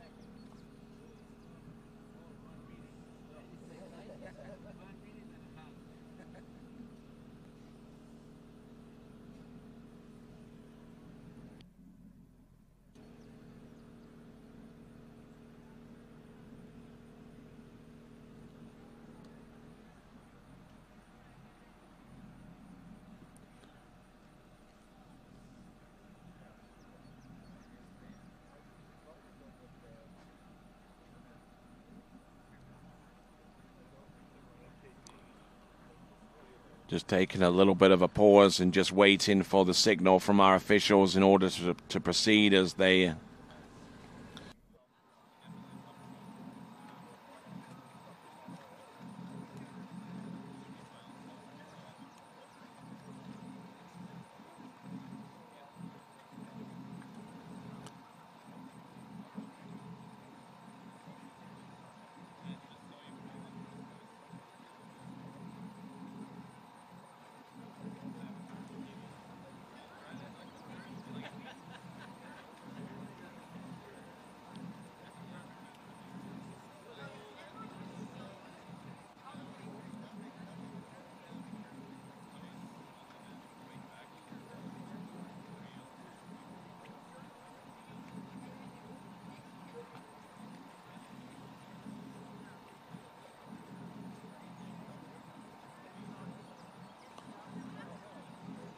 All right, then. Looks like we're pushing out a score, and this is under a video review as well. Susie Torrenson, 1,970 points.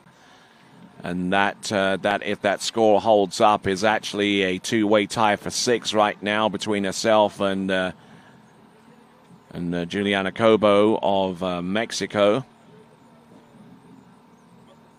So trying to get the signal for our next skier to take to the water. It is going to be Katharina Hafner.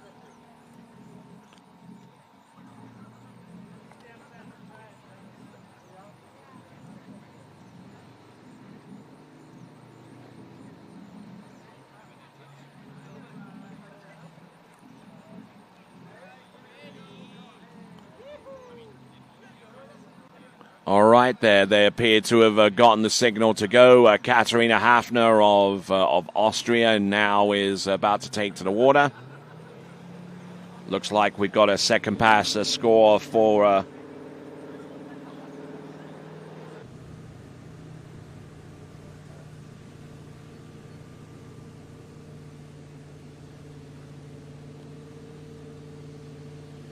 so the score coming through right about now, Mays Jakobsen 26.70, 2.670 for Mays Jakobsen. That's good enough for third place right now. Just 20 points shy of Vasiliki Zazopoulou of Greece, who is still there in second. As we watch and see the performance of Katharina Hafner of Austria. Keeping everything on an even keel here. Looks like she's going to try the backflip. The first successful attempt there on the backflip among our female competitors, and just throwing a one or two tricks right at the very end. Some line-up moves for Katharina Hafner, and the first successful attempt at the backflip among our female competitors in this tricking competition in the 2024 U17 World Water Ski Championships. Held her own and held it together for being long enough and strong enough here to make her way through to tricks like that 540-degree spin from back to front, and then she set herself up for this big move. 500 points there, right on the money there.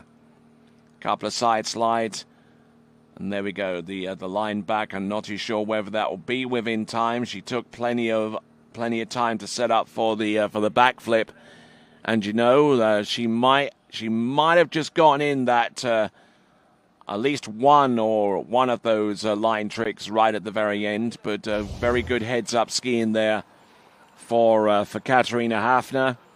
Sophia Pelkey from Canada is the next competitor to go, and we'll be halfway through this list of Series 2 trickers.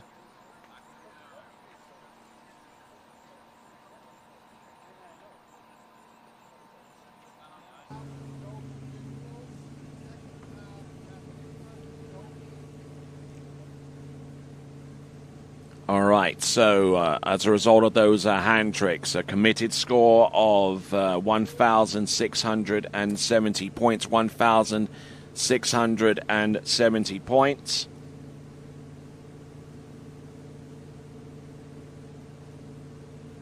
So looking for about 1,320 on pass number 2 to get on an even keel here with our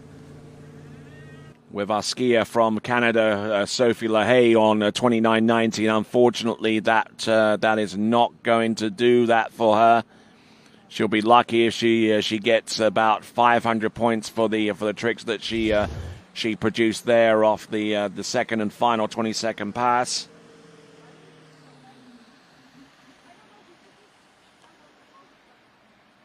So looking good for the first few moves, and worked her way out towards the toe wake back-to-back, and just a little bit stiff on the landing, and down she goes very, very quickly there. That's the toe wake back-to-back for Katharina Hafner, and unfortunately unable to ride out that move. Just wasn't committed with the full edge on that one, and landing a little bit too close to the top of the wake, and that probably contributed more than anything else to the fall. So 1,150 points, and if that is a committed score, then that should give her a total of 2,470. That is our previous score of Katharina Hafner, and if 2,470 is going to be her score, then it's good enough right now for 5th place at this time. Skier on the water right now, representing Canada. It is Sophie Pelkey. Sophia Pelkey. New score coming through for Maze Jakobsen, 26.70, 26.70. For Maze Jakobsen, good enough for fourth.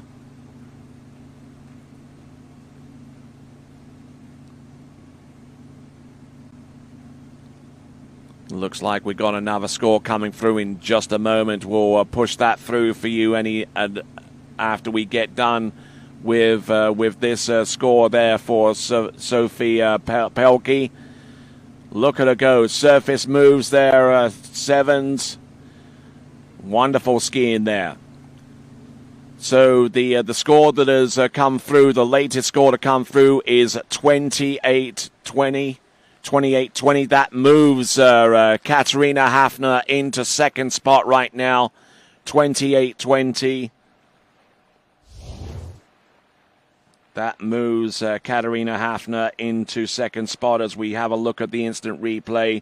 Some really, really aggressive stuff here from Sophia Pelkey.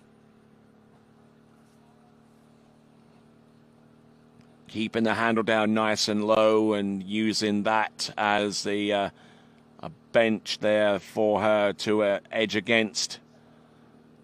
Throwing the leg over the line there into that line trick, and same deal here. But the one thing that she does is she maintains her confidence and maintains her crispness going into the wake. And one of our younger skiers in this competition, and using her nimbleness to make those tricks happen. So there we go, Sophia Pelkey, team member for Canada. So her points scores are going to be vital for their aspirations so far as the team competition are concerned.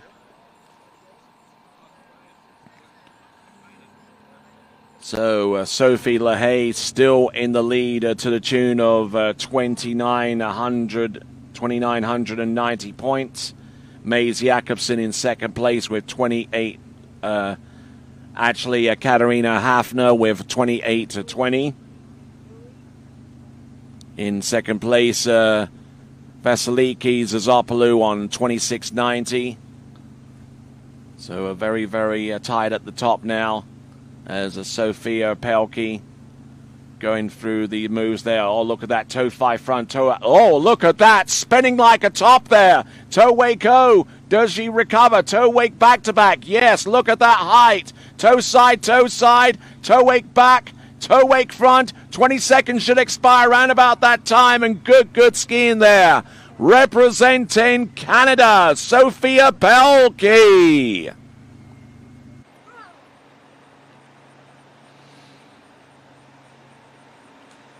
So great skiing there from Sophie Pelkey, coming to us out of a large and extensive skiing family there. They've had success in the U17 World Championships. And Megan Pelkey,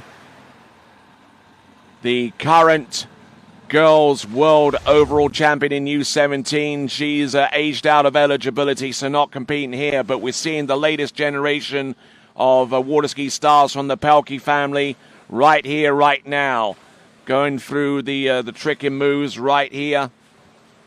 There's the toe 5 front. There's the toe out and straight back in. No hesitation whatsoever. Grabbing onto that toe line.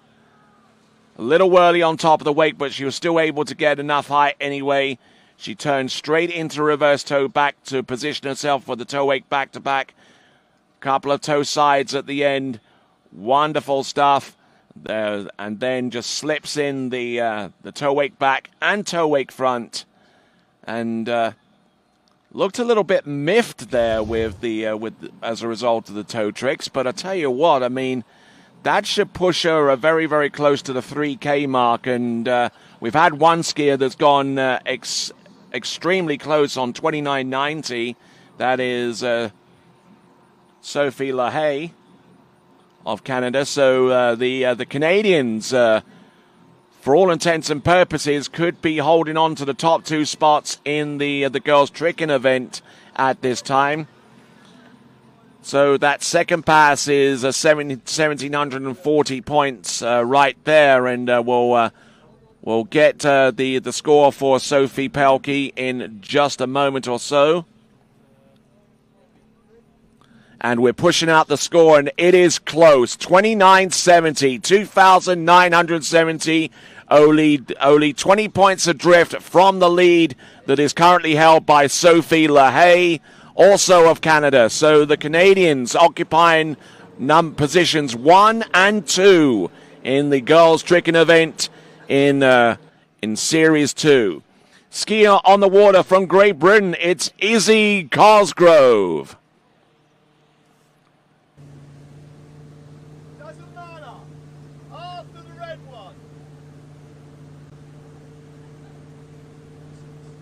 Izzy Cosgrove just verifying when she should start her tricks. It's going to be handle pass for starters. Wake line O, nicely done. Then now she goes in for the tail end of her step sequence. Foot in the back binding. There's the positional back. Wake back to back. Wake back to back. Surface back to backs. Now she winds it on. Surface O into wrap.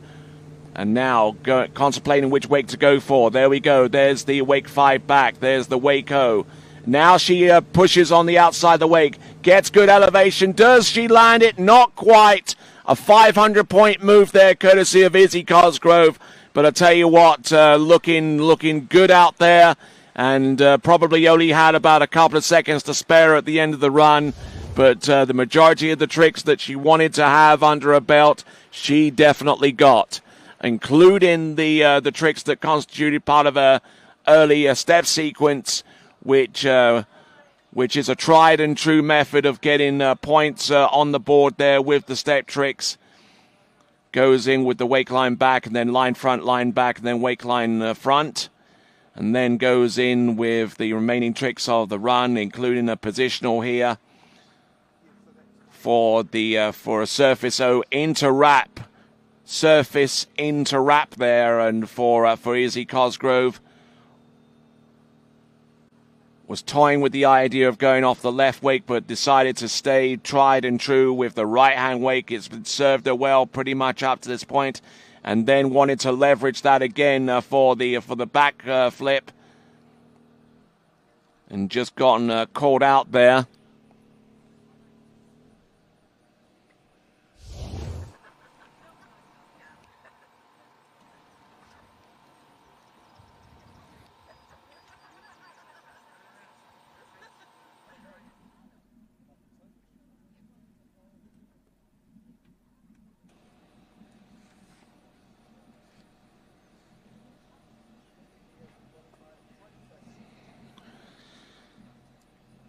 Well, Izzy Cosgrove, a committed score of 1,800 points.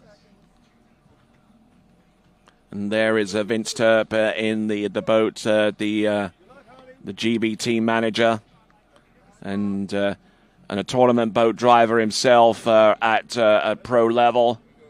Pulled the skiers at the Oxfordshire Pro-Am not too long ago. And has also had experience with the San Gervasio Pro-Am in previous seasons as well.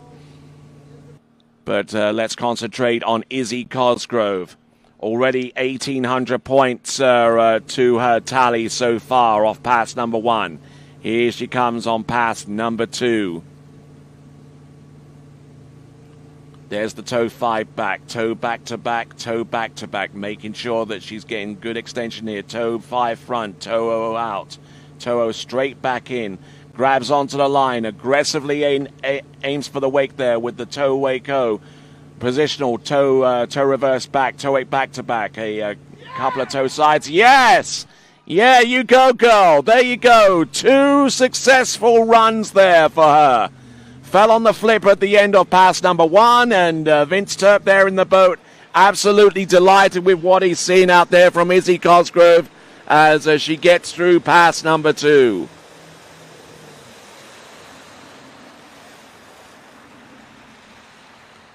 So great skiing there from Izzy Cosgrove as she swims back into the shore.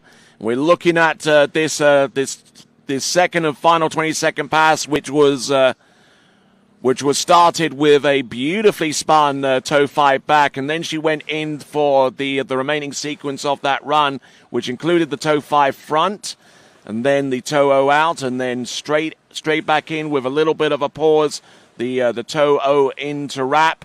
Then she grabbed onto enough of the line, enough slack there for her to rotate away from. That is the toe wake O. Spun to the back, positioned for a toe wake back-to-back. Toe side, wrap toe side, and that does the trick there for Izzy Cosgrove. Might have actually had a little bit of time towards the end to do a toe wake back and a toe wake front.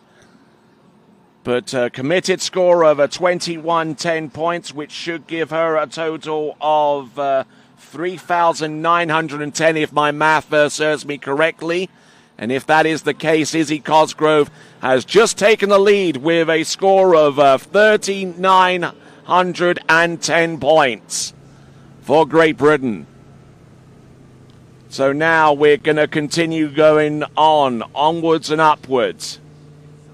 So Harley Reeves of Australia coming up next. So Zali Reeves coming in, setting the boat speed up, 29 kilometers an hour, Bravo 2 on the 0 off. Zali Reeves. There's the wake back-to-back, and it's reverse. Let's see what else she has. Wake front, wake back and wake front. Let's see she's got anything more than this. Wake O, good straight up spin there. Surface O, surface O. Does she have anything more? The surface 5 back, surface 5 front. Zali Reeves. Standing up all the way through on pass number 1. I wonder what she's got on pass number 2, or whether she has something really aggressive lined up on pass number 2. Certainly there is an increasing trend between the skiers of actually not bothering to do toe tricks as much, using the second pass to produce whatever hand tricks that you have remaining in your repertoire. Whether that is going to be the case with Zali Reeves is yet to be revealed, but some great trick in there for Zali Reeves, using a handle that doesn't have the toe strap on it, and that might provide a little bit of a clue if she doesn't change out that handle at the bottom end of the lake. And we see Paulina Torres of Colombia just trying to stay isolated and focused on what she's looking to do out there on the water.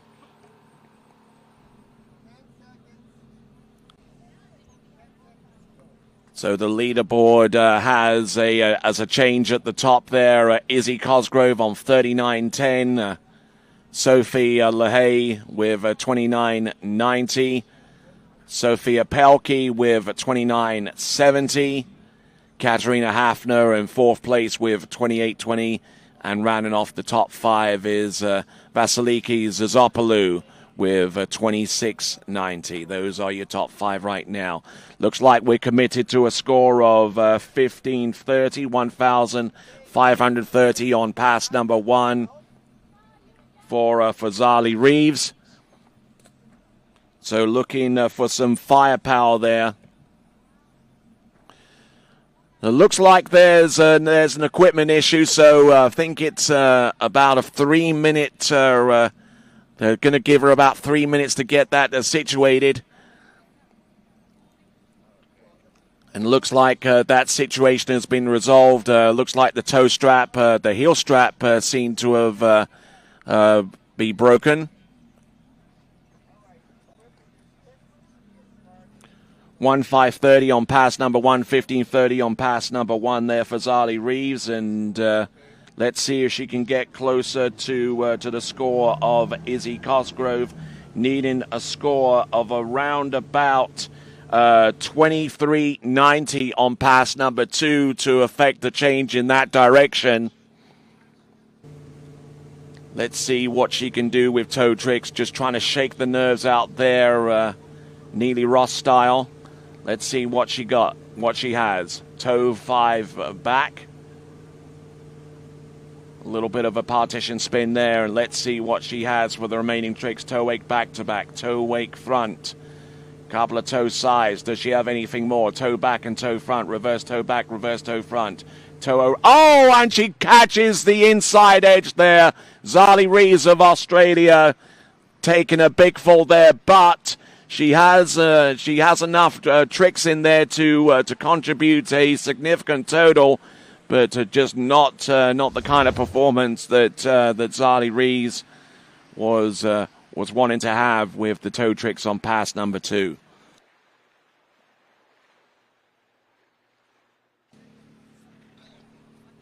So Zali Rees there. Very, very impressive there with the toe wake back-to-back and a setup for that trick. But getting elevation there on the toe wake front, a couple of toe sides, and now looking towards the tail end of the run, just putting some lanyard moves. Just a little bit extra. And got a little bit stiff-legged towards the end, and that caused her edge to catch. And one of the things that has resulted in safer tricking is the releasable boot system that most of our skiers are implementing, so that skiers are not in a vulnerable position to be injured whenever you catch an edge on something like that. So 1890 in its review stage. 1890 in its review stage.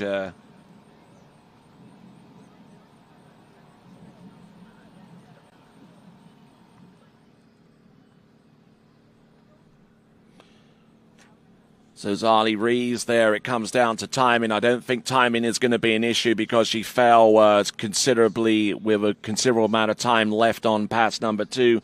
So if that is correct, then the score for Zali Rees ends up being 2,220 points in my estimation. So Zali Rees 2,620 points, and that will put her at actually 4. Okay, looks like we got the score coming through. Correction there, 3,420, 3,420 points.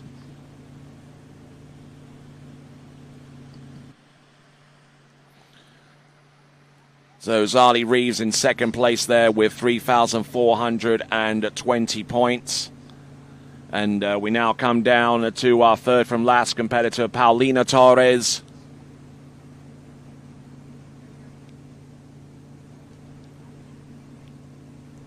All right, there.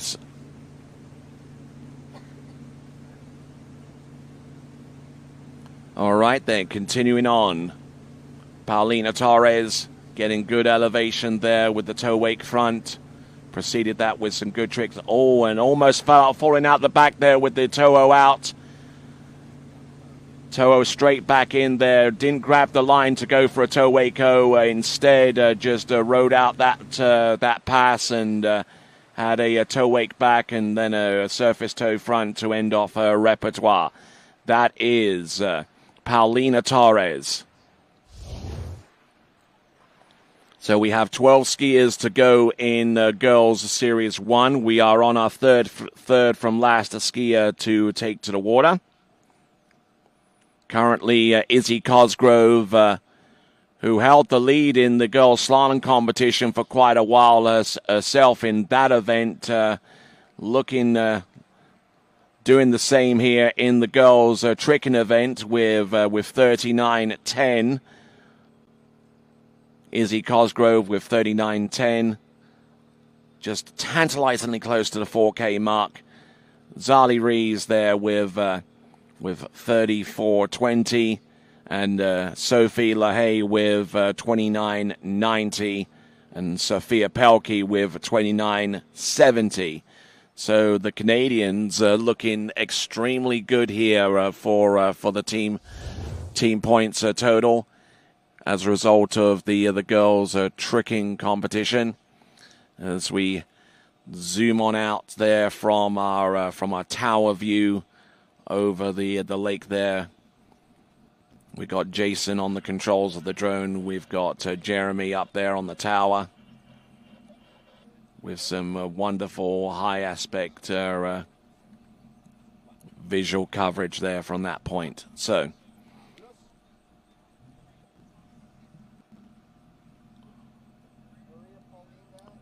looks like we've got a provisional total of a 22.90, still in its review stage, which means that there could be some changes in regards to those tricks being in time or not. That's one potential element, and whether the judges feel that the one or two tricks are credit worthy. But at this time, a 22.90, it's still in its review stage, so things can change with that score. Paulina Torres of Colombia.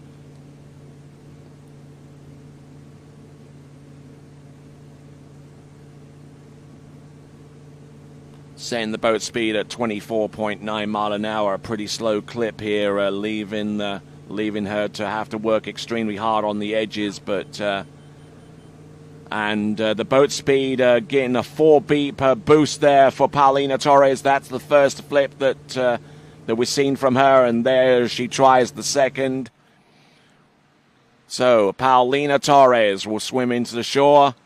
We'll wait her total, but she gets at least 500 points for successfully completing one of those flips. The second flip was the one that she fell on, and I feel that had she had gone a little bit more beyond that point, then we could have seen the first total over 4,000 points at this time. So that was Paulina Torres out of Colombia. We now go on to our penultimate skier from Germany, Leni Wenzel.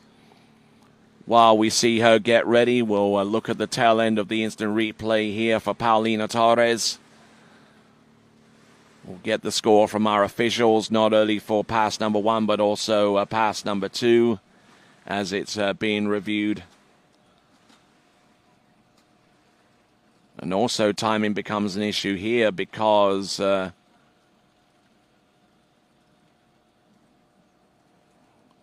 she made it far enough into the run to where the 20 seconds of time comes into play.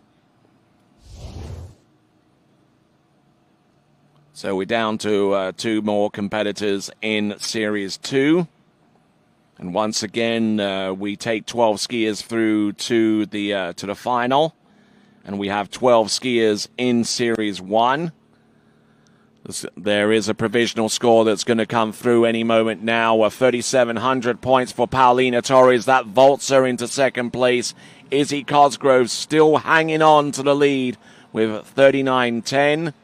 3,910 for Izzy Cosgrove in the lead. And that brand new score from Paulina Torres of 3,700 points. Zali Reeves with 34.20 has been relegated to third. Sophie LaHaye with 29.90 in fourth. And Sophia Pelkey with 29.70. Those are your top 5.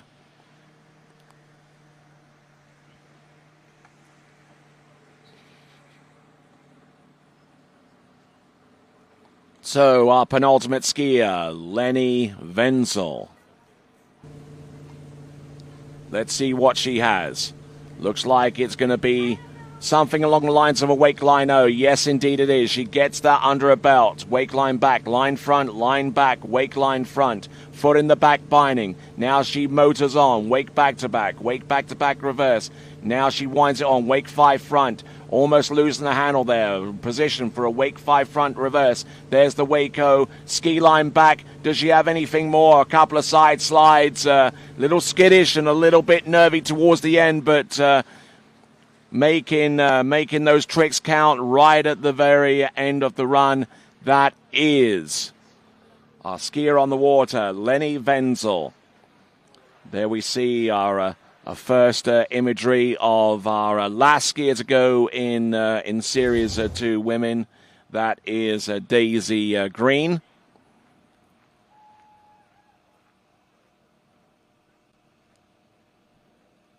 Looking at Lenny Wenzel from Germany.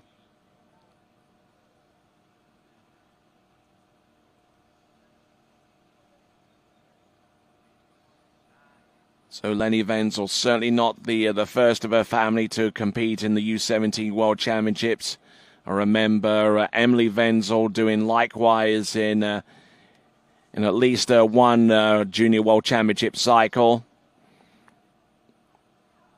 And Emily Wenzel, for her part, I'm sure that she's watching her little sister go out there and tricks. Emily Wenzel, herself a collegiate skier for the Raging Cajuns of Louisiana Lafayette in the U.S. state of Louisiana. So Lenny Wenzel looking like it's going to be around 2,110 points because she stood up that run. The timing comes into play. We'll see how many of those tricks actually are completed within the 20 seconds of time that she has allotted. How much time did she expend on some of those tricks towards the end? We'll find out. So it looks like we got a committed score of 21-10. So needing something along the lines of about 1,800 points to get her somewhat closer to Izzy Cosgrove.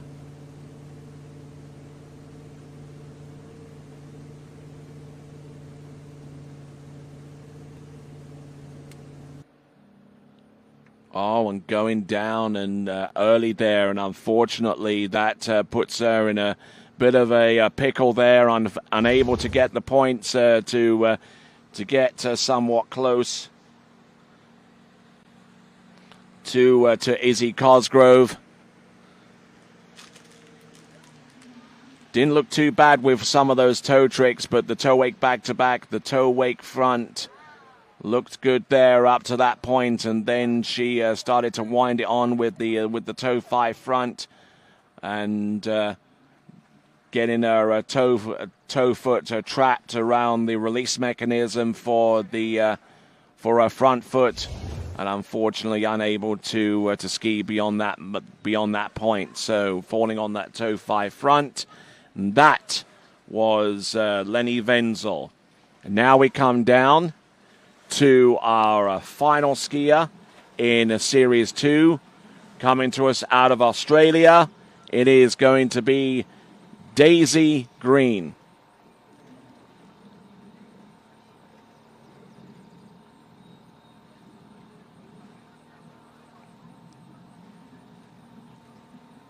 So just waiting on that score to be released for Lenny Wenzel.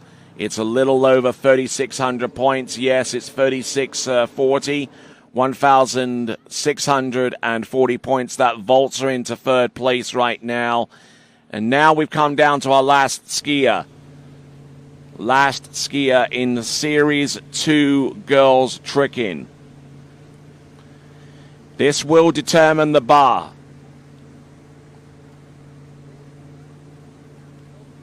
Twelve skiers remain after her, and 12 skiers advance through to the girls tricking final. Let's see what Australia's Daisy Green has up her sleeve. There's the Waco to get things up and running. Foot out the ski. There's a wake line back, line front, line back, wake line front. There we go. Goes straight into the last of her tricks. Wake line, the 540 to the front. There's the positional to go for that reverse. And, okay. Does all the tricks that she wanted to on pass number 1. That is Daisy Green.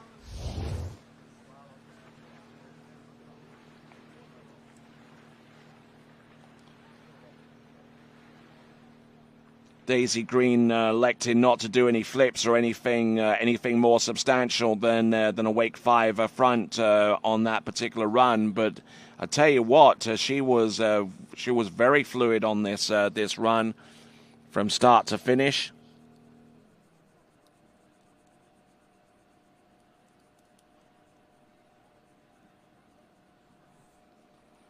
Wake 5 front towards the end, positional to the back and goes in for the reverse. And there we go with the surface O.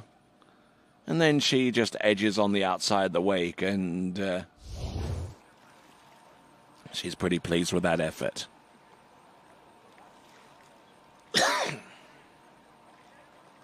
So Daisy Green, 19. It's 16:30 now for the opening salvo of hand tricks.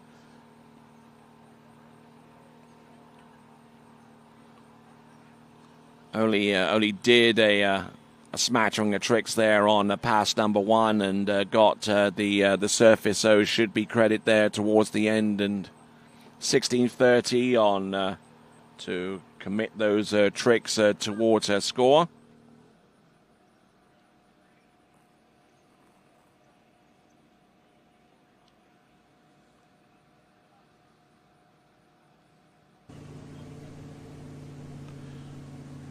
All right, we've got Series 1 tricking coming up very, very soon. Kate Pinsonneau will be our lead-off skier. And girls are Series 1. Let's see what Daisy Green has coming in on the second and final 20-second pass. Toe 5 back, toe back to backs. Toe wake back to back a little bit early there with the spin, but managing to still get enough height for it to be credited. Toe 5 front, nicely done there. Toe O out, toe O straight back in. Here she comes to the toe wake O, running with a very slow boat speed here. And maybe that's helping her out as she gets both 20-second passes done well before time, and all of the tricks that she wanted to were completed. So she'll be pleased with that effort from start to finish. Daisy Green out of Australia.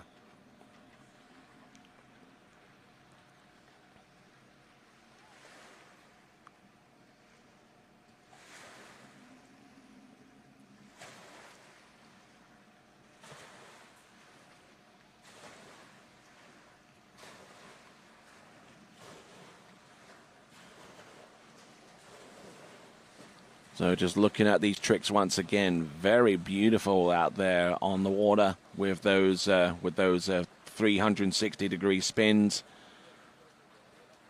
Coming out and going in, proceeded with the toe 5 front. And things are looking pretty peachy for Daisy Green.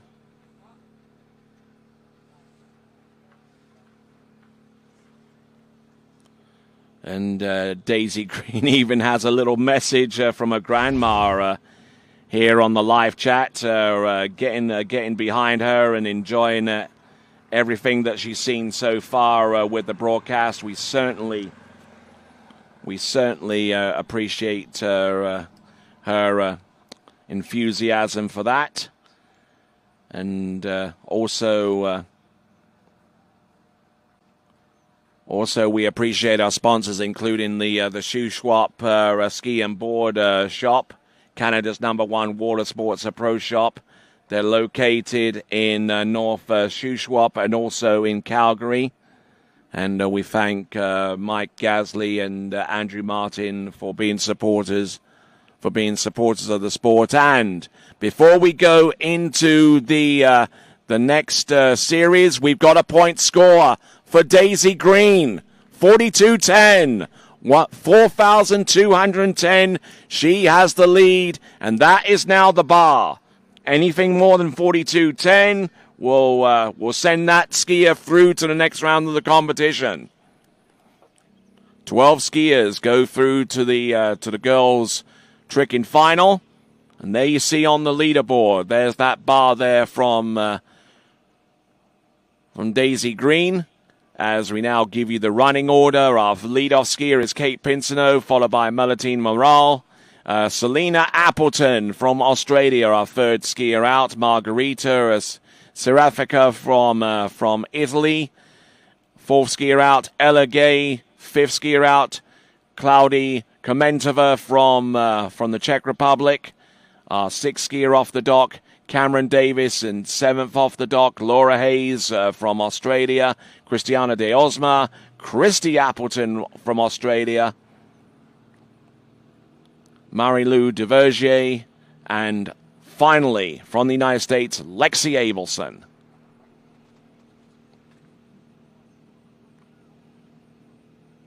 So, we're going to take a brief pause, just enough time for you to grab a cup of tea or whatever your favorite beverage happens to be. Find yourself a comfortable seat and get ready for the continuation of the Tricks event here at the Junior World Water Ski Championships of 2024. Back right after this.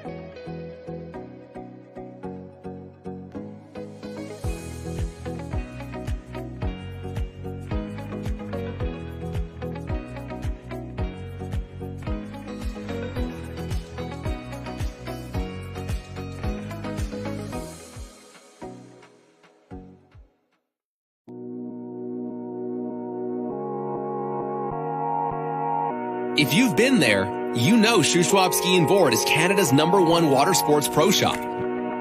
They have what's needed for an amazing, fun-filled summer, and you can take it home immediately. Shuswap Ski and Board on 58th Avenue Southeast in Calgary, on Main Street in Sicamous, and online at skiandboard.ca. Remember, it's always summer at Shuswap Ski and Board.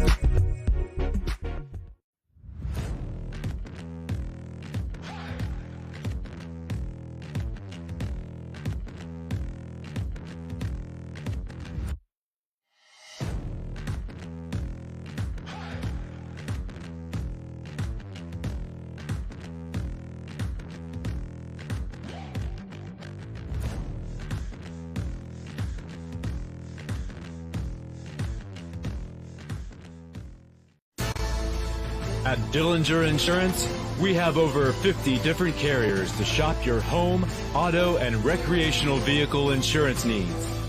We would love the opportunity to save you money. We insure million-dollar mansions, condos, mobile homes, rental homes, and everything in between. We know all about wind inspections, 4-point inspections, and how to get you the right coverage for your particular home. You've got questions, we've got answers. Can you remember the last time you had a rate decrease with your auto insurance? Let's take a look and see what we can do. We know all the ins and outs of getting our customers the best rates, coverages, and discounts, so put us to the test. Don't monkey around with your insurance. Call Dellinger Insurance today. We've got tons of companies to help find you the best prices and the best coverage for your particular needs on home and auto insurance. Go Knights! All right, then. Welcome back to continuing coverage of this, the 2024 IWWF U17 World Water Ski Championships. And we're coming down to the Girls Series 1 tricks. There is your current leaderboard. The bar has been set, 42.10, courtesy of Daisy Green. There you go in second spot there. Izzy Cosgrove with 39.10. And Paulina Torres with 3,700 points. Those are your top three. Here is your 12 skier Series 1 girls tricks. Kate Pinsino, Malatine Morel, Selena Appleton, Margarita South Africa. There's Ella Gay, Claudia Komentova, Cameron Davis, Laura Hayes, Christiana De Osma, Christy Appleton, Marie-Lou Devergier, and our last skier to take to the water in the girls' tricks is Lexi Abelson. Kate Pinsino, lead-off skier in the girls' tricking Series 1.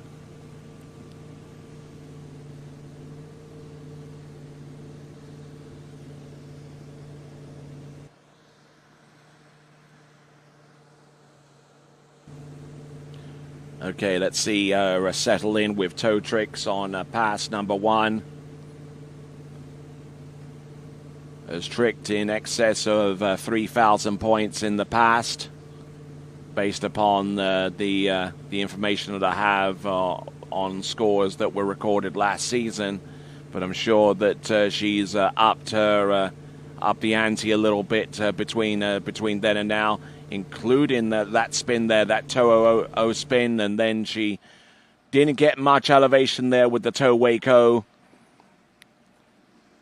and resulted in the fall about 2 to 3 seconds away from the time expiring. But she got the majority of the tricks that she wanted to. Now it's going to come down to how far she gets down the handle pass, which is going to be next. Nice flowing spin there with the initial toe 5 back. And then she worked her way through the toe surface turns, the surface toe back-to-backs. Just keeping that toe foot close to the standing leg. And there, pulls all the way through to the back of the standing leg. And unfortunately unable to maintain her balance. Her weight was shifting out towards the back of the ski. And that is Kate Pinsino. Okay, so that is Kate Pinsino. Timing is an issue here. So looks like 1,910 points, and we'll return right after this. Where do competition standards meet the highest culinary standards? Where do the old masters meet the new masters? Where do first-class conditions meet first-class hotels? Where does the purest joie de vivre meet the purest drinking water quality? Only 30 minutes from the airport and Vienna city center.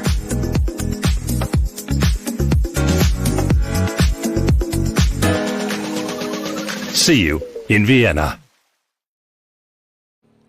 All right. right there. So we have a look at dockside and see our next competitor, Malatine Morel from France, waiting for her go out there on the water. Her coach alongside her, and we see a good few of our fans on dockside, basking in the sunshine and taking in the performances on the big screen.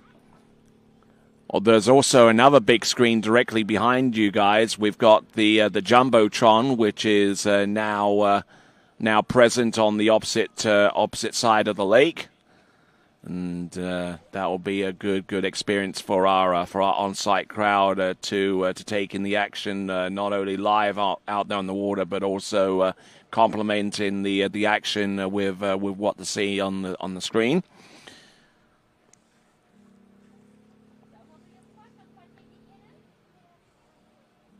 So Kate Pinsonneau looking to try and get a point score that would total something over 42.10. Going through the hand tricks with the steps initially. Oh no! And she goes down there halfway through that pass of hand tricks. And by my estimation, that has just gifted Daisy Green a spot through to the next round of the competition. Daisy Green, the current leader after the previous series of girls' tricks have been completed, with a score of 42.10, that should put her through to the next round of the competition. Kate Pinsonneau, for her part, just losing that edge as she recovers there from the wake back-to-back and realizing the severity of that fall so far as her score is concerned. That is Kate Pinsonneau. Therefore, it means that the bubble score has changed.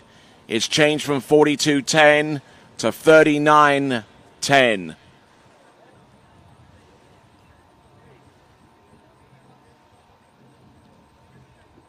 So looking at the provisional score that could be coming through for Kate Pinsonneau. We'll get that score up on your screen very, very soon, the official score. But probably safe to say that Daisy Green, as a result of that performance that we've just seen, has skied her way through into the girls' tricking final.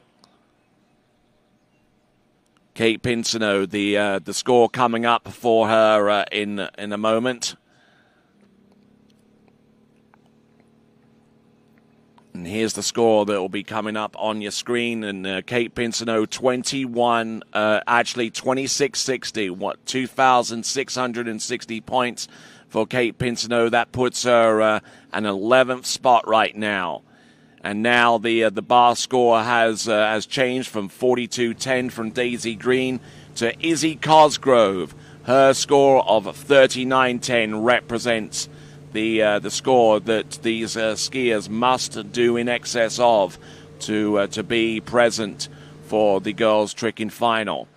Malatine Morel of France coming into the tricking course. Looks like she's going to do something along the lines of a wake line O, and she does that successfully.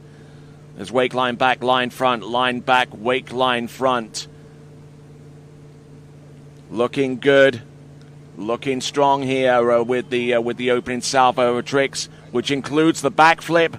She nails that one shut. Here she goes for the reverse. Nails that one too. So 1,000 points total for those two tricks alone. And puts in a side slide possibly at the end of that run. But Malatine Morel, beautifully executed wake line O, and then just went straight into to the edge for the outside of the right wake to go in for this 4-trick step sequence after the wake line O.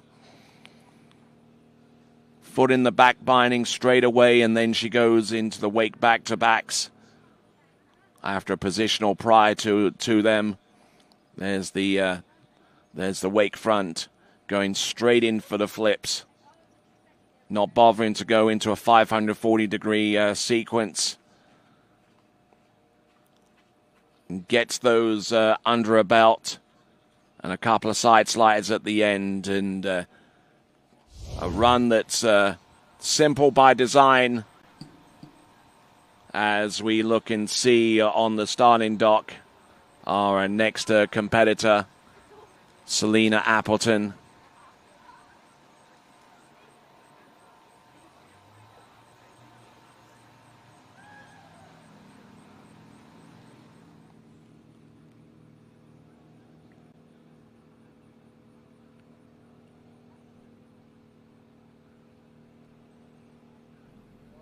So working our way down this list there, we see Malatina Morel with 1,740 points.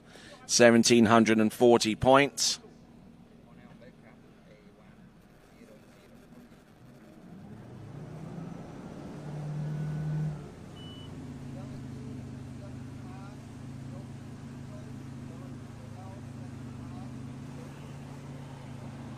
So needing a score of 2180 at least to get her above the second place score of Izzy Cosgrove to move her straight into the final. So something along those lines, and let's see if she can do it by way of toe tricks. There we go, toe 5 back, toe wake back to back, and here's the toe wake back to back reverse. Toe back-to-backs on the surface, a couple of toe sides, bulked out and doing the toe 5 front in favor of doing these tricks towards the tail end. Toe wake line back, falling in towards the end now. Has she done enough? She looks visibly annoyed with herself out there in the water, but I'm not too sure whether she's done enough. If she can, if that point score on pass number 2 was in excess of 2170, then that would put her immediately in second place and give her an automatic spot through to the final with 10 skiers remaining. Malatina Morel out of France, and not too sure where specifically in France that she's from.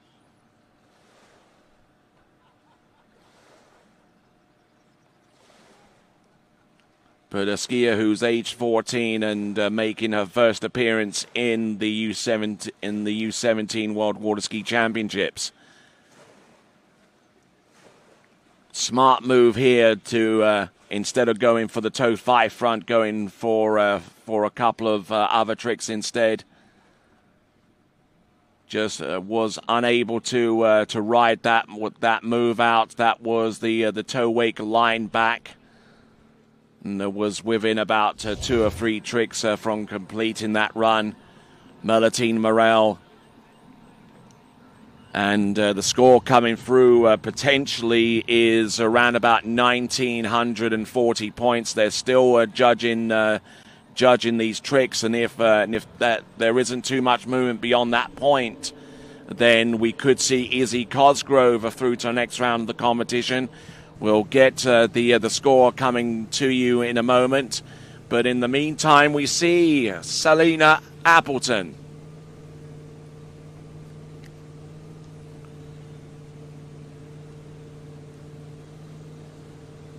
Selena Appleton from Australia. Let's see what she does here. Setting the boat speed up pretty slow here, maybe about 23 kilometers an hour. As the 20 seconds of time ticks on. Wake 5 front, positional wake 5 front. Here she goes. Does she go for more moves here? I don't know what she's doing there towards the end. It was a combination of positional wake fronts and wake backs there, and some of those tricks look to be repeats of previous ones. But Selena Apple going from one trick to the next there very methodically at the beginning. And then things just got really, really confusing towards the end there for her. And falling as a result.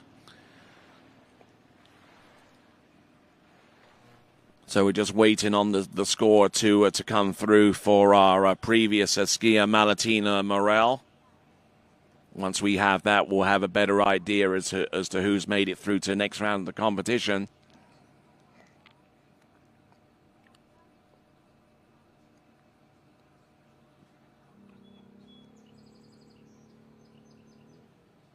Selena Appleton,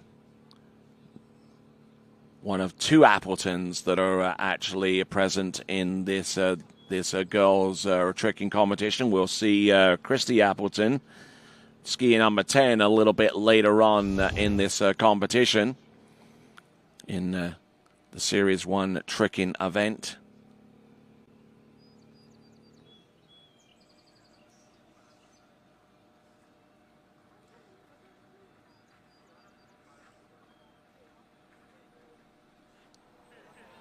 Still waiting on the score for Malatina Morel to make it onto the list of skiers that have recorded scores up to this time. We do know that Daisy Green is through to the girls' tricking final that will take place tomorrow. And Hand Tricks a provisional score there of 1,380 points, 1,380 points. So losing quite a bit of ground there with that pass, 1,380 points, and needing something in excess of I suspect 39.10 at this juncture.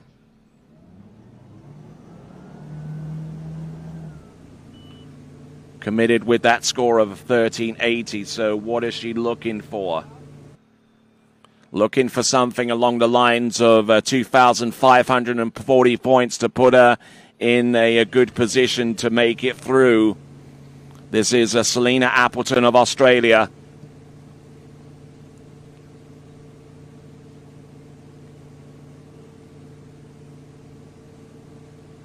We've got a score coming through right now, and it'll be put up on your screen very, very soon. But it'll be a sense of relief for whom that score is associated with.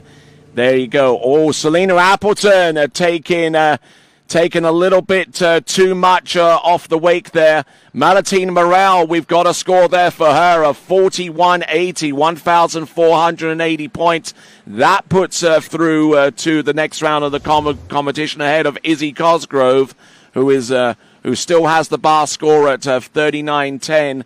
As we look at this instant replay once again, getting really crouched over there with the toe wake back-to-back, and bulks out on doing the reverse as she goes through some of the positionals towards the end of the run.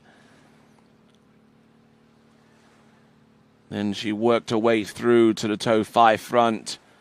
Nicely done with that one, and was trying to reassert her balance as she got ready for the toe wake O, which I believe was the last trick that she performed, and fell on that as a result. So she will not get the toe wake O scored. But there we go. That is Selena Appleton, and we'll see if that performance is enough to send Selena Appleton potentially through to the next round of the competition. The bar score is still present at 39.10. Anything above that, and it will put any skier between now and the end through to the next round of the competition.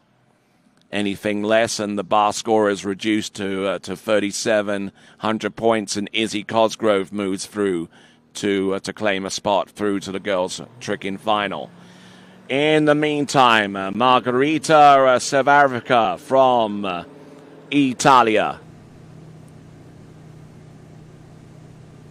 We're pushing a score. Selena Appleton, 39.40. 3,940 points. That puts her 30 points ahead of Izzy Cosgrove. So Selena Appleton has a provisional path through to the girls' tricking final.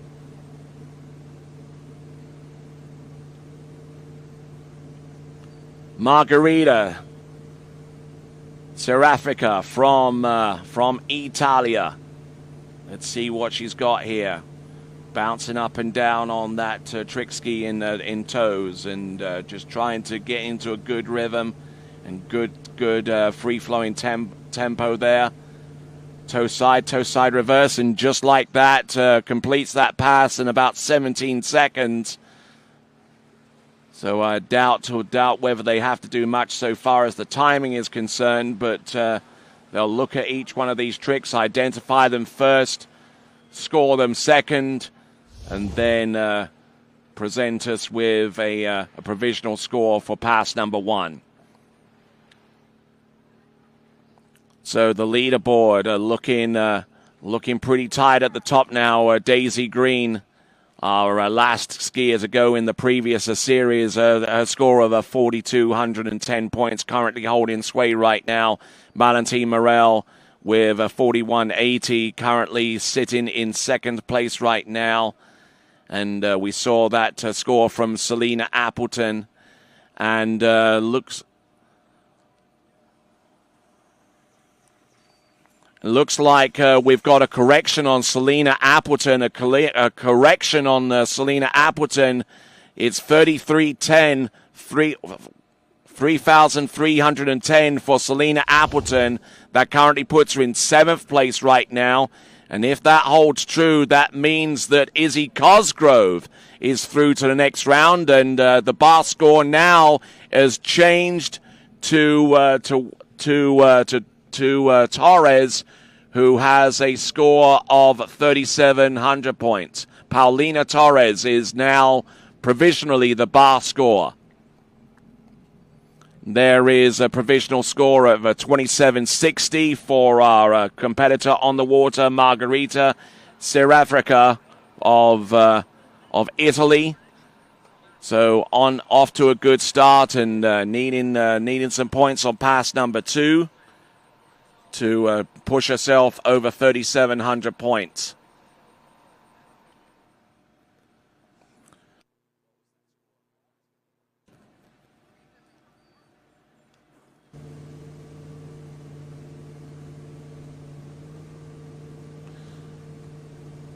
So 2,760, basically needing about 1,000 points. Oh my word! And Margherita Serafrica from Italy, needing 1,000 points and coming up short there, and she'll swim into the shore. Unfortunately, there you can see that she's visibly distraught after that effort. And Margherita could well have gifted Paulina Torres a path through to the next round of the competition with her score of 3,700 points. And if that is the case, then the bar is reset to 3,640 for that score associated with Lenny Wenzel. There's the wake line O to get things started, and then she goes in for the wake line back, line front, and line back, and then spins in for the wrap for the wake line O, and this is where things got out of sorts there. The wake line O was just completely off balance there.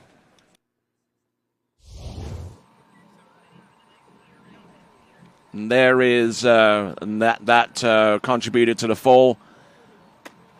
Margherita Serafrica with a score of 3,620, 3,620 points. That means that Paulina Torres is through to the next round of the competition. And there's only a 20-point differential between Lenny Wenzel, which is the next bar score, and that also of Margherita Serafrica as well. There's only 20 points separating them, 36.40 to 36.20. Wenzel having the advantage there.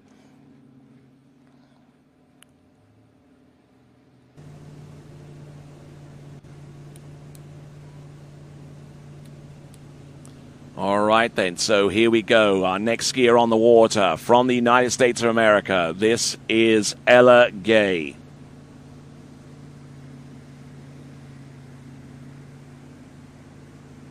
Setting the boat speed at about 25 kilometers an hour. Not too sure what a zero offsetting is, but let's see what she's got. Oh, toe 5 back, a couple of toe sides. Positional to the back, toe 8 back to back, and it's reverse. Now keeping that toe foot close to the standing leg. Toe 5 front, toe 0 out, toe 0 into wrap. Almost over rotating with that one. Toe wake O, toe wake line back. Does she go for the...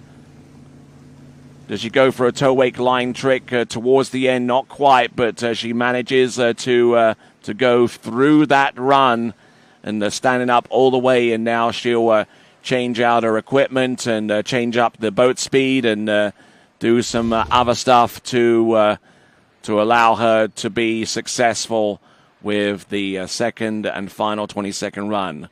The first pass looked quite impressive, very, very dynamic there with the opening tricks, including the toe wake back-to-back and the toe wake back-to-back reverse, keeping the toe foot close to the standing leg and making sure that she's in complete control. Slow rotation there with the toe 5 front and then the toe 0 out and toe 0 straight back in, grabbing onto the line there.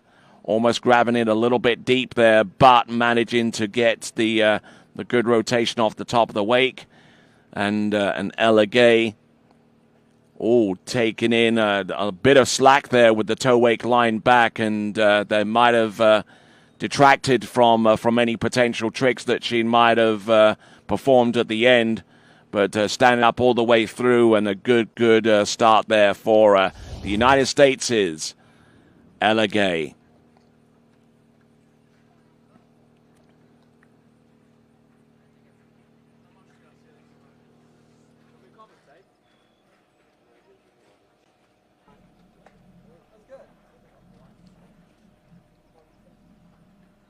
So Ella Gay, one of 8 skiers are remaining in this event. So whoever's in the top 4 right now have made sure of their spot through to the next round. So Daisy Green at the top of the heap there with 42.10. Malatina Morale with 41.80. Currently in second spot. Izzy Cosgrove in third with 39.10. And Paulina Torres on 3,700. The bar score is currently belonging to Lenny Wenzel with a 36.40. Anything above gives the skier a path through to the girls' tricking final. Anything less, and Lenny Wenzel takes that path. Here's Ella Gay. Very quick, very, very precise, these moves there. There's the wake back-to-back, and it's reverse. 33.40 on pass number 1, so she didn't really have to trick all that much there on pass number 2 to send her through to the next round of the competition. Despite all of that, though, not immune to the odd mistake or two, or dropping the handle on one of those surface spins. But I think that she's done enough on pass number 2 to get above Lenny Wenzel and assure herself a path through to the girls' tricking final. So well done to her. That is Ella Gay. Working her way through these passes on that quantum trick ski, and also working her way through with the Masterline tow rope, the official tow rope of the 2024 U17 World Water Ski Championships.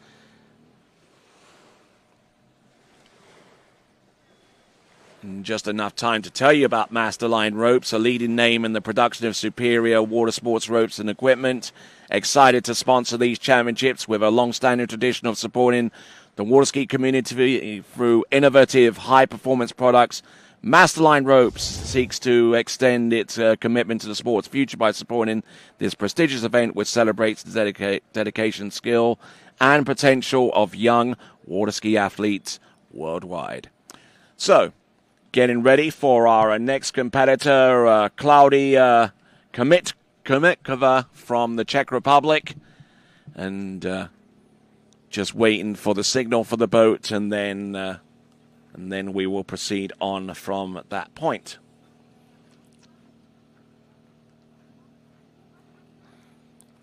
So for those of you that are just joining us, we are about we're about exactly halfway through the girls' Series 1 tricking elimination round. A provisional score on pass number 2 for Ella Gay is about 1,590 points, so already tricking one in excess of 3,000 points on pass number 1. So for all intents and purposes, provisionally, Ella Gay could well have taken the lead with a score very, very close to the 5K mark. But we're still waiting on the judges to review their the tricks that they've identified as being a part of that run, and then they will time it. But the timing will be merely a formality because she fell before the end of the 20 seconds. So the very last trick that she performed should be within time. Ella Gay, the score coming through very, very soon. We're going to add that to the score that she produced on pass number 1. And here it is. It's the new lead score, 4480. 4,480 points for Ella Gay as we now continue right along with our next competitor, Cloudy Komitkova. Cloudy Komitova from the Czech Republic.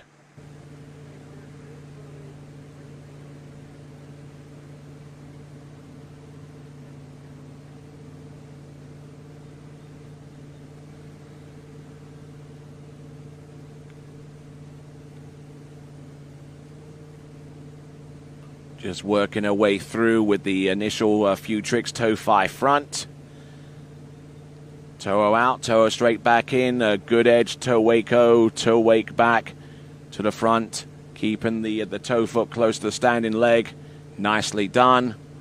All the way through, no worries there whatsoever.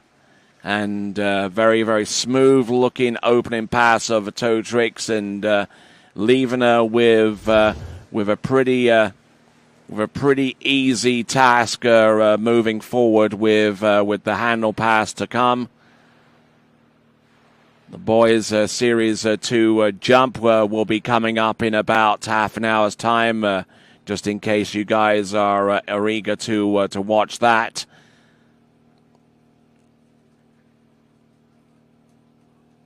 And just looking at this, good edge, good elevation, and toe wake back and toe front position in there with the for the toe wake back to back. Cloudy Komitova from the Czech Republic in a good place right now. And so too are the likes of Paulina Torres, Izzy Cosgrove, Malatina Morel, Daisy Green, and Ella Gay, who have all made it through to the next round of the competition. 7 skiers remaining, including Cloudy Komitova from the Czech Republic.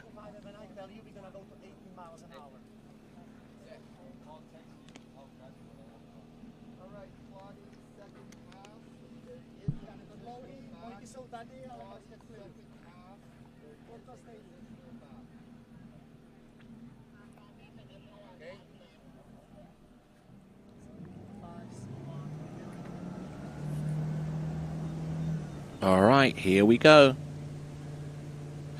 Still reviewing, but it's about 2,600 points, and we commit that score to the total there for Cloudy Komitova. About 2630, which means that the score that she needs is anything above 3640.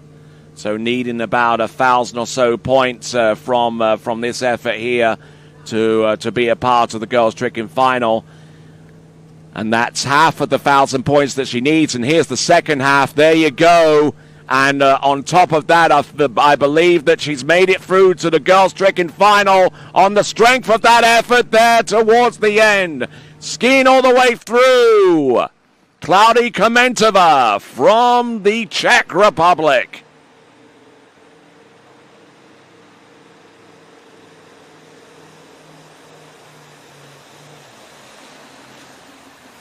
The only female tricker so far to have produced 3 flips in their trick repertoire. And I feel that Cloudy will be quite happy with the performance that she produced out there. It'll be enough to send her through to the next round of the competition based upon what we saw on pass number 1 so far as the score is concerned, and what she did here with the tricks on pass number 2, which included not 1, not 2, but 3 free flip maneuvers.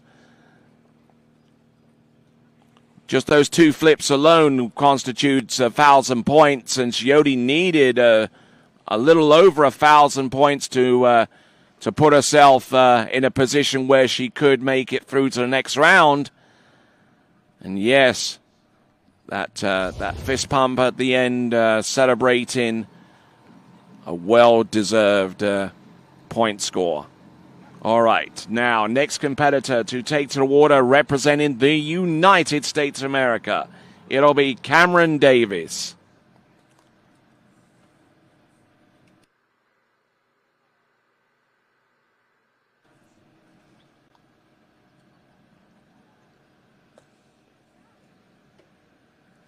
While we wait for Cameron Davis to make her way onto the water, let me tell you about the Vernoberg Legacy Fund, one of our supporters for this event.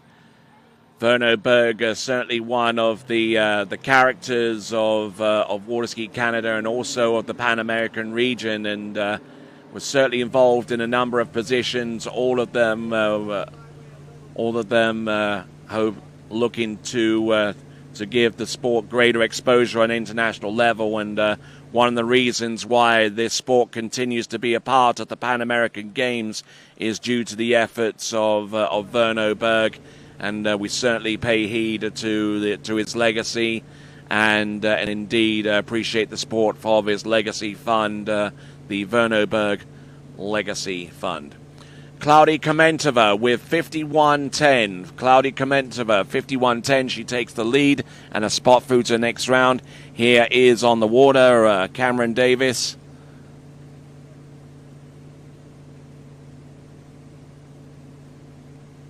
Looking good. All right there, and doing that pass in about 16 seconds, not needing the full 20 seconds to complete all of the tricks that she wanted to.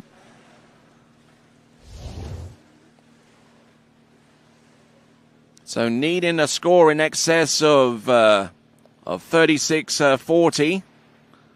I think she's halfway to getting that score right there. Okay, looks like we got a score revision for Ella Gay, 45.70, 4,570 points.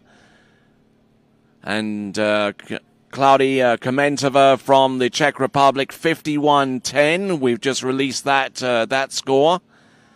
And of course, once the trick event has been completed, the coaches and their skiers are invited to inspect their pink sheets 30 minutes after the conclusion of the event and the release of the final score. So once the pink sheets are ready, we will have 30 seconds there.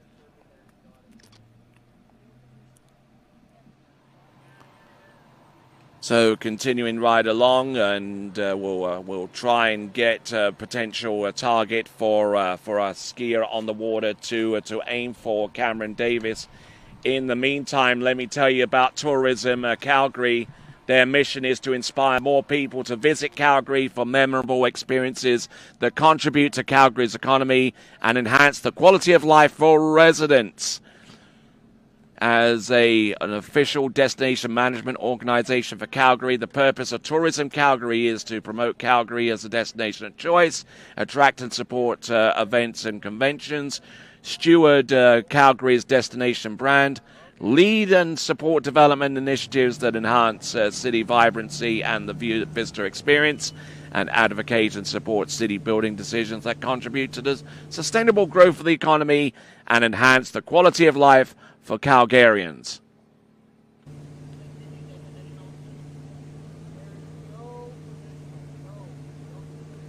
Here comes Cameron Davis on pass number 2.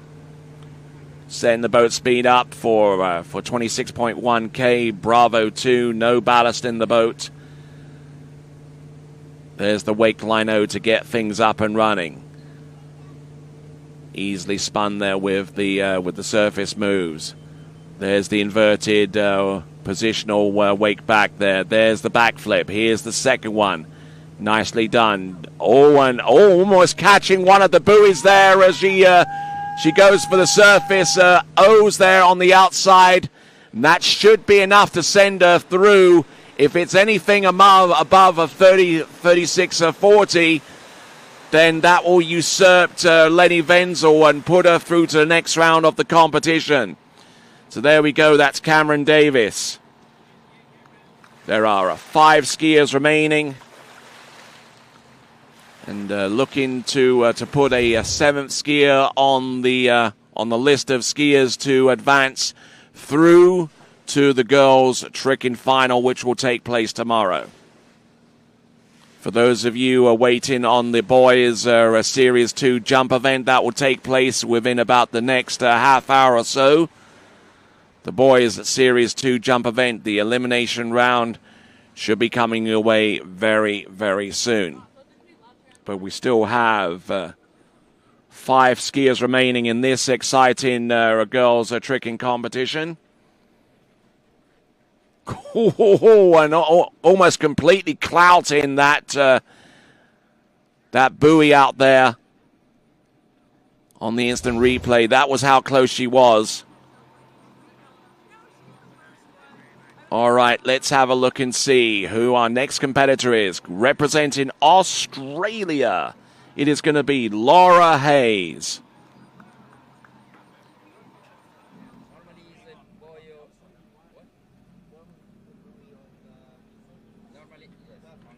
All right, then. So we're trying to assess the point score on pass number 1. But while they're doing that, let me tell you about the Caledonian Midstream Corporation, a leading entity in the energy sector with a strong commitment to sustainability and community engagement. This partnership with the U17 World Water Ski Championship signifies Caledonian Midstream Corporation's dedication to supporting youth in sports and underscores its commitment to environmental conservation and sustainable practices within and beyond the energy industry.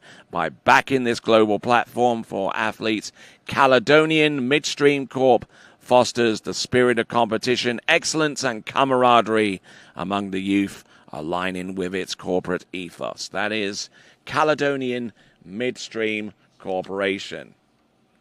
And also, let me tell you about Water Ski and Wake Alberta. Their mission is to promote the participation and excellence in all aspects of towed water sports in the province of Alberta.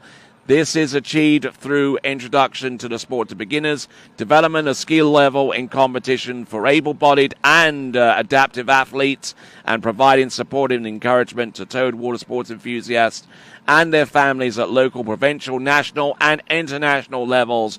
That is Water Ski and Wake Alberta. And of course, as we got a little bit of time, let me tell you about Davis GMC, a leading automotive dealership dedicated to quality, innovation, and community involvement. And they are thrilled to sponsor the U17 World Water Ski Championships. And they go on to say that this dynamic partnership underscores Davis GMC's commitment to supporting youth sports, fostering community spirit, and promoting the values of excellence and determination.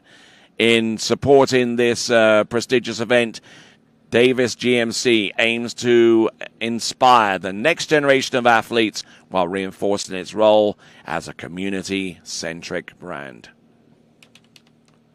All right, continuing right along there, the Junior World Water Ski Championships for 2024 U17 World Championships, sanctioned by the International Water Ski and Wakeboard Federation and being pulled by the Nautique towboat, the Ski Nautique towboat. Certainly one of the best boats in the world for pulling competitions at this level. You can find out more about Nautiques by going to nautique.com. That is you go to nautique.com. And our next skier is on the water being towed behind that Nautique. Right here, right now, with Giovanni Andronico from Italy. Skier taken to the water now, Laura Hayes of Australia.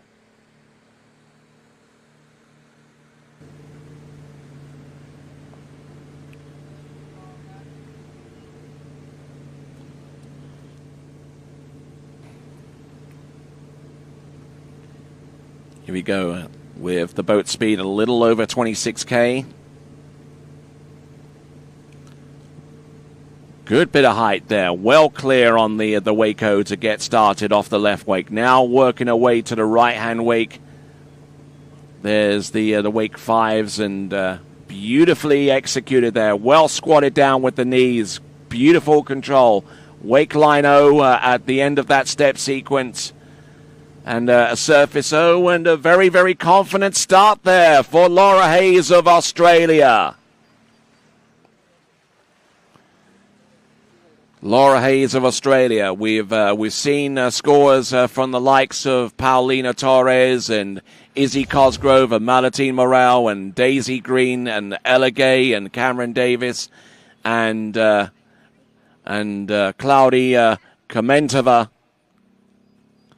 All produce scores that have been enough to send them through to the next round of the competition. We've sent 7 skiers through so far. We've got 5 skiers remaining on this list. And could Laura Hayes be part of that number to make it through to the girls' tricking final, which will take place tomorrow?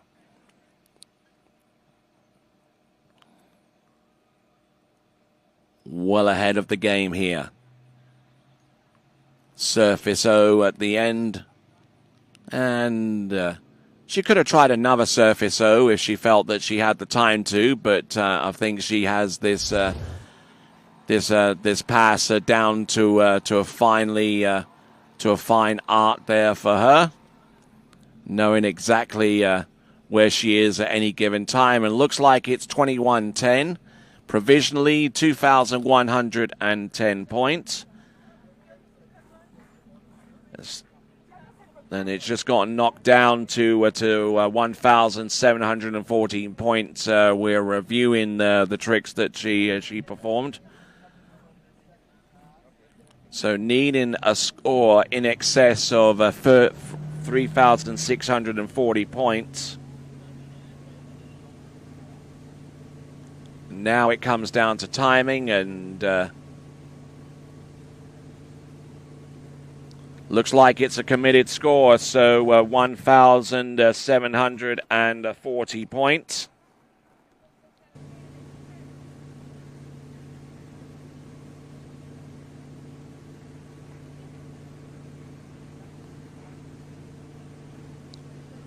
So looking good so far, so good. Needing a skosh under 2,000 points to take her through to the next round of the competition, and turning that one really, really slow there with the toe 5 front. Holding her own here as she works her way towards the end of the run, and she stands up both runs. Wonderful stuff there for Laura Hayes of Australia.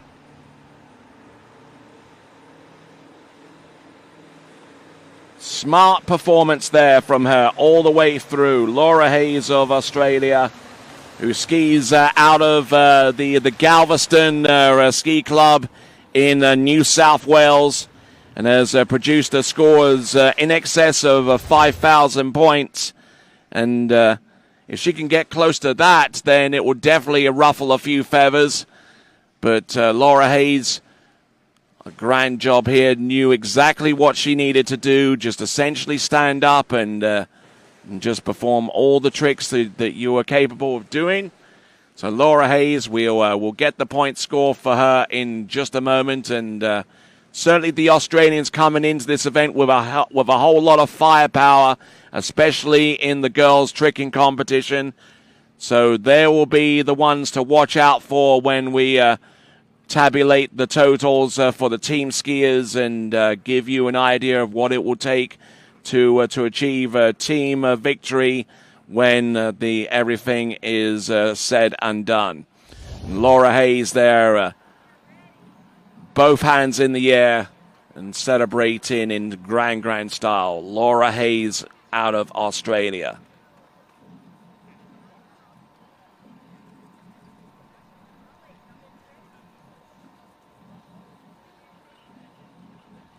Looks like we got a committed score of 2980, 2,980 points. When you add that to the previous score, it is 4,720 points.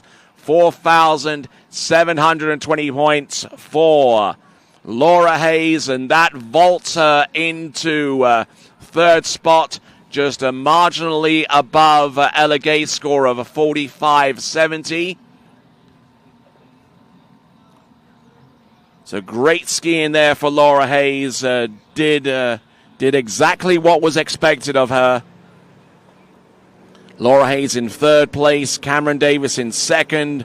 Only marginally ahead by 10 points. And still out in the lead with 51.10. Cloudy Komentova from the Czech Republic. We're now down to our final 4 competitors. We've sent 8 through to the next round of the competition provisionally. And let's see what our competitor from Peru can do. This is Cristiana de Osma.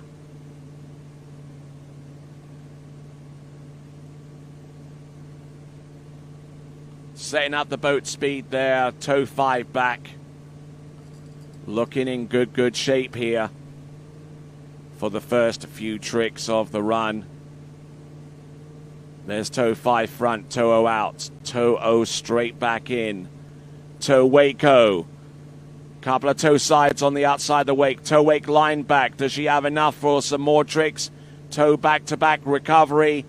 Good skiing there. That is Cristiana de Osma of Peru, who typically trains over in Bayama Lacus in her native Peru, but is also trains in Central Florida as well.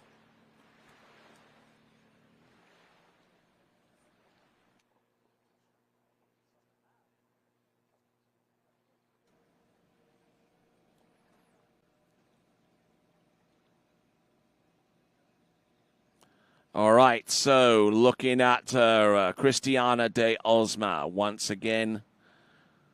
Pulling good balance, good stability on the trick ski, able to pull in and still stay upright on top of the water. Has trained exceptionally hard to make that happen on a consistent basis. And there was the toe wake line back, just waiting for that line to tighten before she proceeded on to the next move. Smart skiing there for Cristiana de Osma out of Peru. So Cristiana de Osma, our 4th skier from last. There's still 3 more competitors to go. So every score above 3,700 points, that score from Paulina Torres.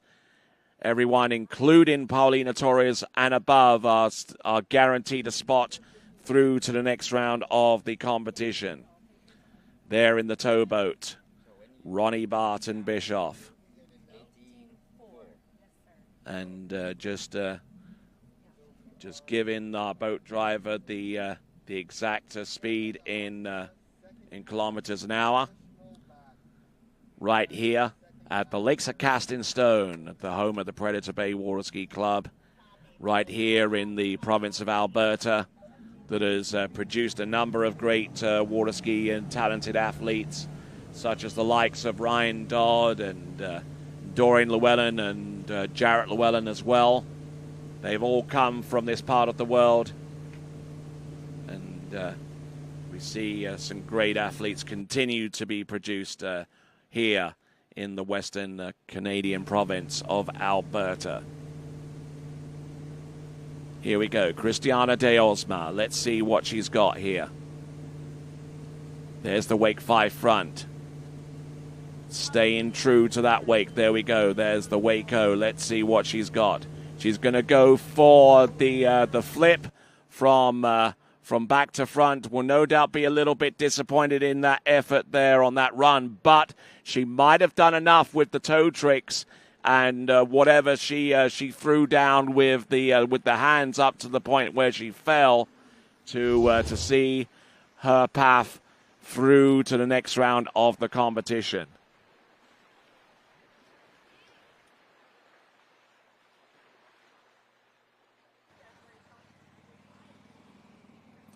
All right, so Christiana de Osma, very, very clean with these moves there, with the Wacos and wake 5s, but decided to go for the back to front a flip instead of just the regular one, and seemed to have overloaded the rope a little bit. That's why it came out of her hands with such force.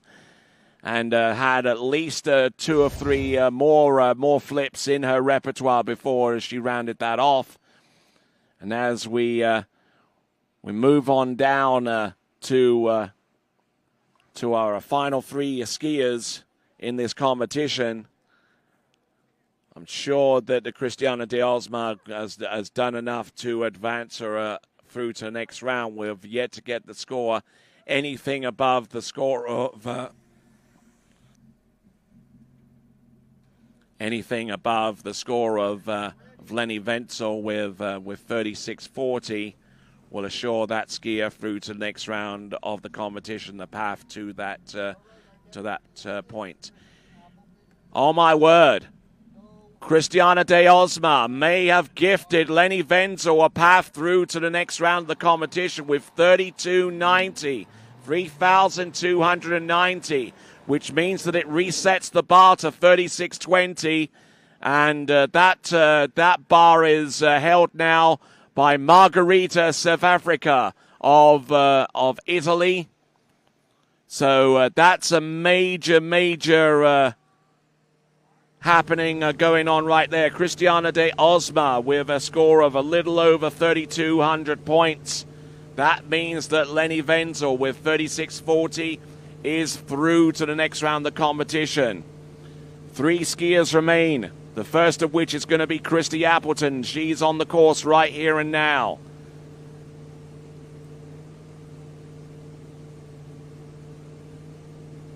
So there's been a very small change in the bar score needed to make it through to the next round of the competition. Instead of 36.40, you need 36.20 now. Anything above that for our remaining 3 competitors will see them through to the next round of the competition.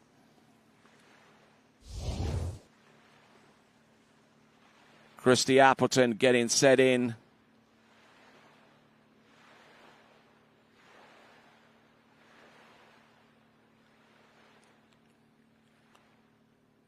Just look at her go from one trick to the next, keeping the toe foot close to the standing leg. Trying not to get out of sorts here.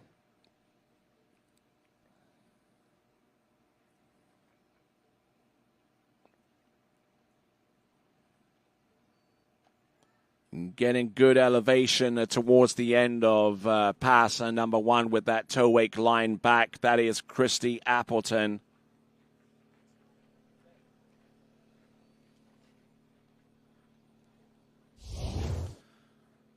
So whilst Christy Appleton gets ready to return back into the course on pass number 2, we see our next skier to take to water, Marie-Lou Duvergier.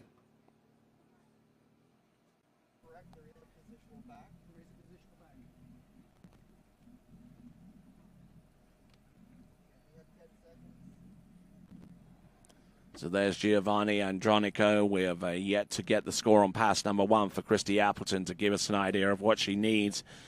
And they're currently reviewing at this time. So So it looks like she needs something along the lines of about... Looks like the score's been revised upwards, 2,100 points on pass number 1. It comes down to timing right now.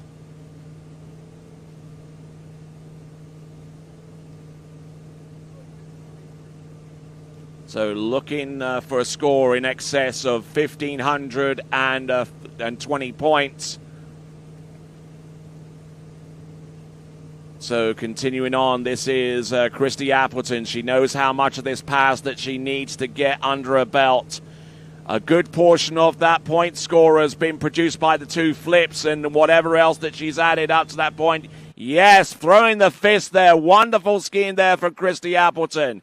If that pass is anything above 1,520 points to add to the 2,100 points that she produced on pass number 1, then she will have a path through to the next round of the competition. But we'll have to wait on that score to be made official as we get ready for our final 2 competitors, Marie-Lou Duvergier and Lexi Abelson.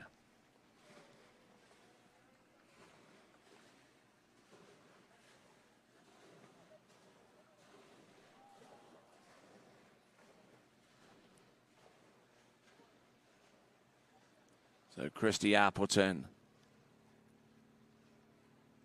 very well controlled with the flips. Realized that about that point where she produced the surface so that the task was essentially done. There we go, ski line back, cruise her way to the dock.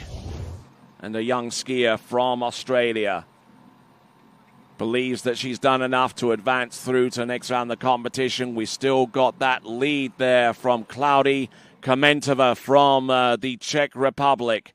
Cameron Davis still in second spot with 47.30. Laura Hayes from Australia with 47.20. Very, very little in between those 2 competitors. Ella Gay with 45.70. Daisy Green on 42.10.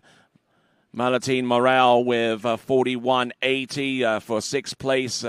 Izzy Cosgrove for 8th with 39.10. Paulina Torres with 3,700 points. Lenny Wenzel with 36.40. And a new score has been put into the leaderboard right now. Good enough for second, 48.40. 4,840 points. The score for Christy Appleton. She is through to the final.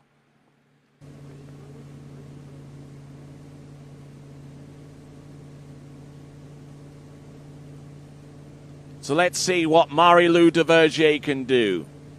Setting the boat speed for 26.6. Going at this very, very slowly indeed, being very methodical with these tricks. Marie-Lou Duvergier, who came out of the wrong side of the runoff situation that occurred yesterday in the girls' slalom elimination round. And Marie-Lou Duvergier coming up a little bit short with the tricks on the opening pass of toes. So she knows exactly what is needed with the hands. If there is still some capability there of gaining some points with the hand tricks, she needs to go all out to make sure of her position through to the event final. Marie-Lou Duvergier didn't start off with a high tempo, and that might have contributed a little bit to the fall, especially with this move, the toe 5 front. She got that trick okay, but then when it came down to winding it on, she got off axis and was unable to continue on beyond that toe O wrapping. Now, Marie-Lou Duvergier probably is casts a very lonely figure right now at the back of that towboat. There we go. Committed score of 16.30. Committed score of 16.30. So she needs a score in excess of 3,620 points. 3,620 points.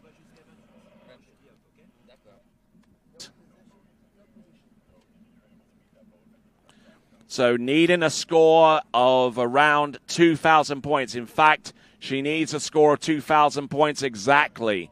Does she have the tricks to do it with?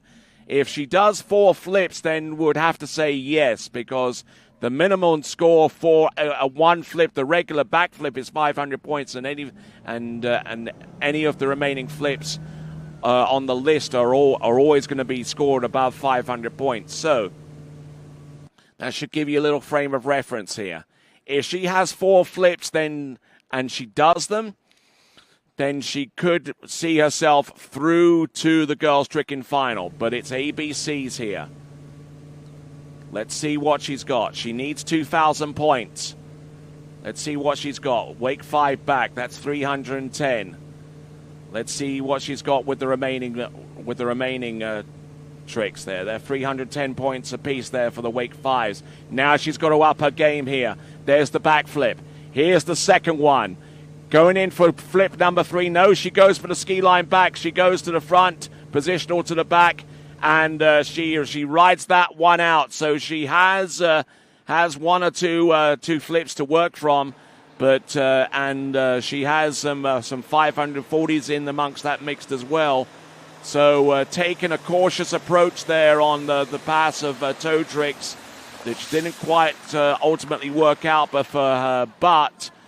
Caution with the handle tricks might be the thing that saves her from being eliminated from the tricking competition in this event. Needing 2,000 points and getting, I believe, a good portion of that score with the first few tricks. And, you know, she barely gripped the handle. You saw there just a momentary pause there where she actually gripped the rope that connects the rope to each end of the handle. So she paused a little bit, enabled her to get a firm grip on that handle. And there we go. That is Marie-Lou Duvergier. And that brings us down to our last competitor, Lexi Abelson.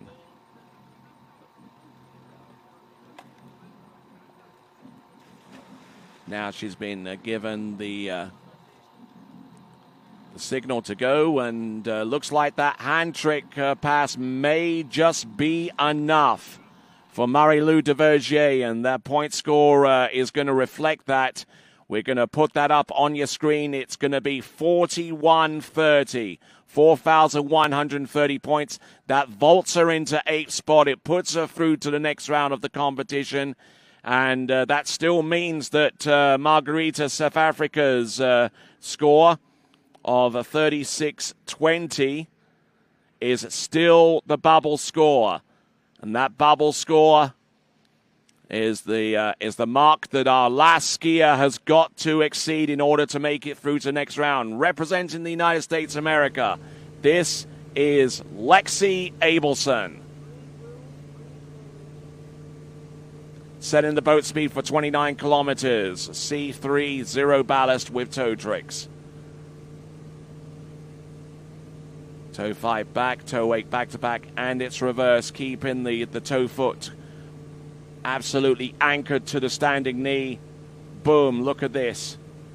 Lexi Abelson, toe wake line back. Toe wake line back to back. Look at this. Good tempo. Yes.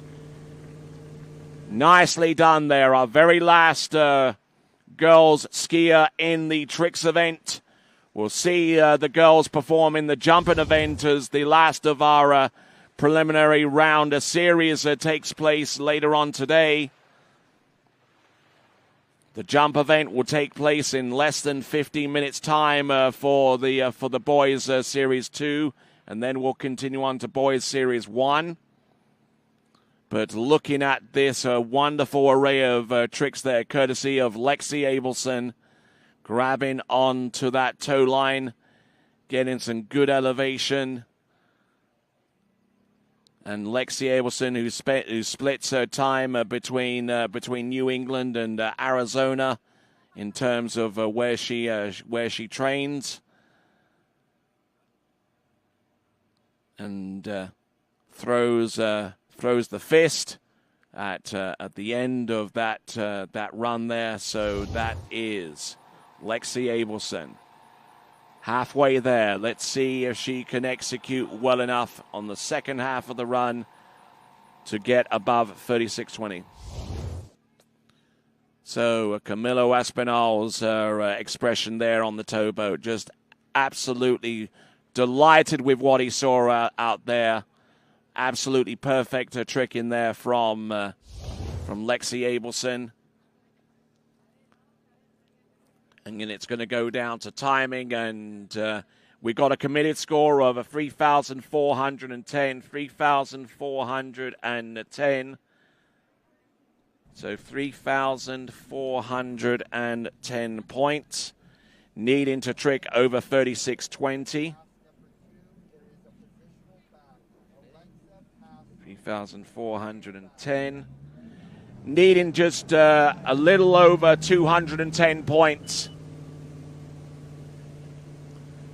to advance through to the next round of the competition. A 540-degree spin will do it.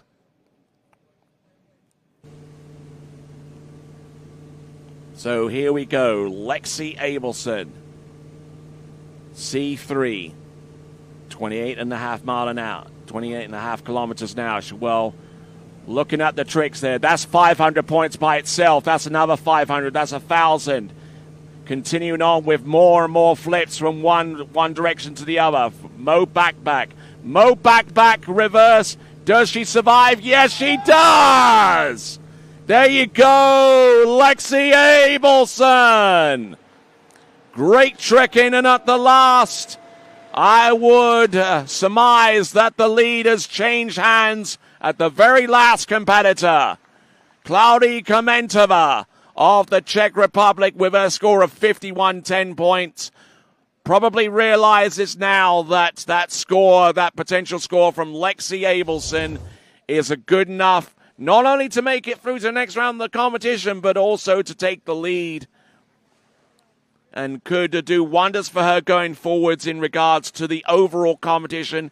And indeed, the Team USA will no doubt be thankful as well that the Lexi Abelson was able to come through and just rock her world with this beautifully executed pass of hand tricks. Great flips there, Mo back-to-back, and she just survived long enough to do this Mo back reverse. Good balance there, a good Houdini instincts right at the very end. So Lexi Abelson, yeah, just that pass alone was 47.30, so didn't need the first pass on reflection.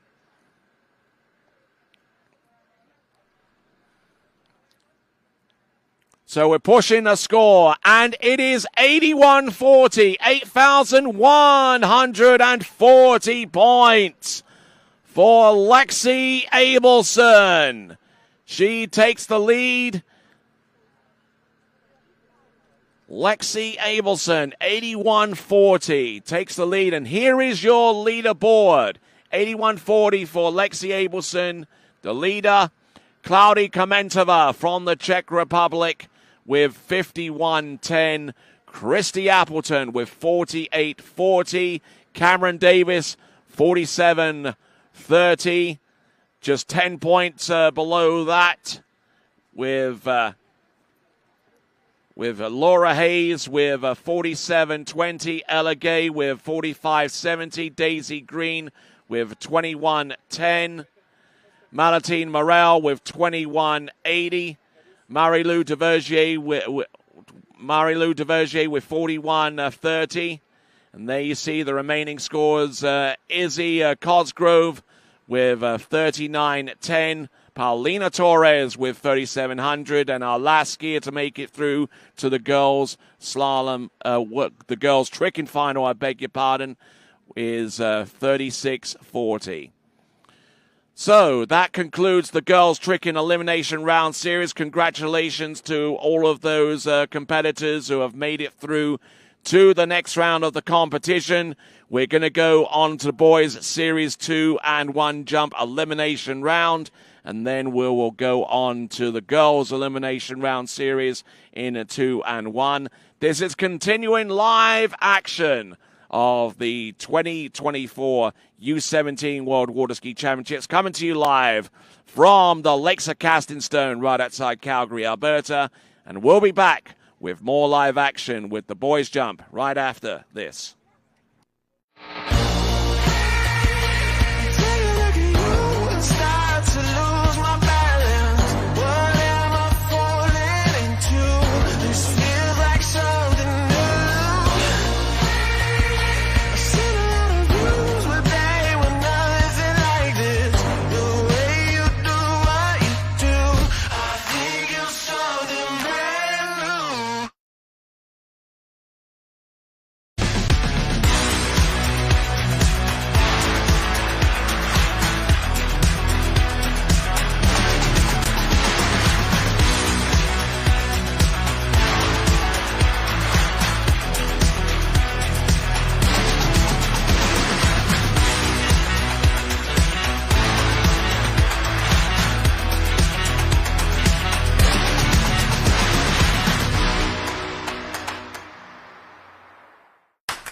What if I told you there was a place where the sounds of nature are only broken by the roar of a boat, a place where that summer feeling lasts all year long, a place where the Florida sun is only outshined by the smiles of the skiers, a place where first-time skiers can ski alongside world champions and the world-class coaches work with all levels of skiers.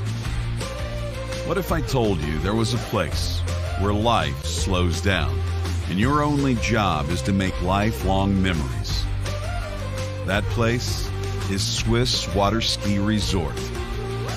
Book your trip at SwissWaterSkiResort.com.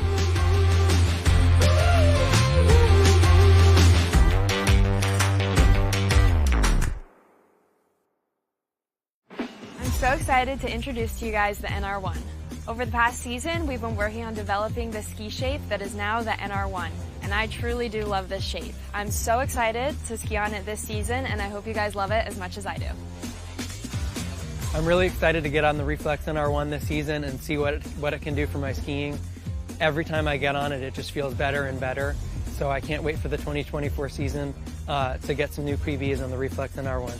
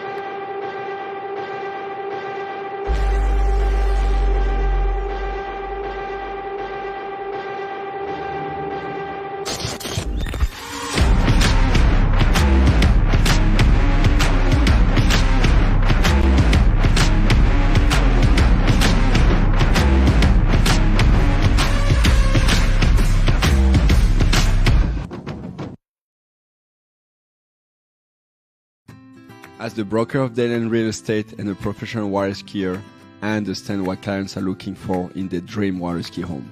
Our company is dedicated to helping you and your family invest in your future together in Florida.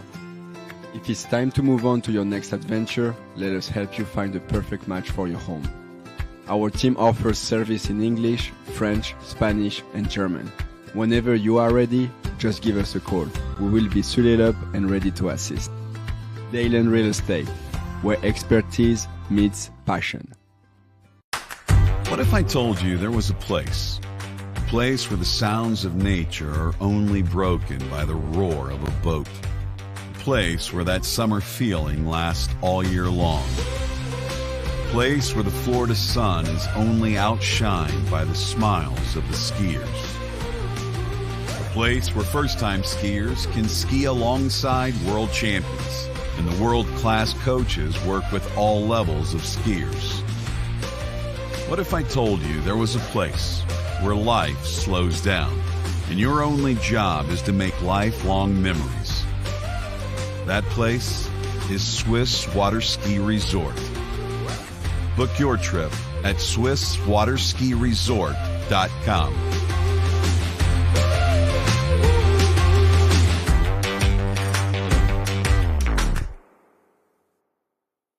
For over 20 years, Houston has been setting the standard of automotive excellence.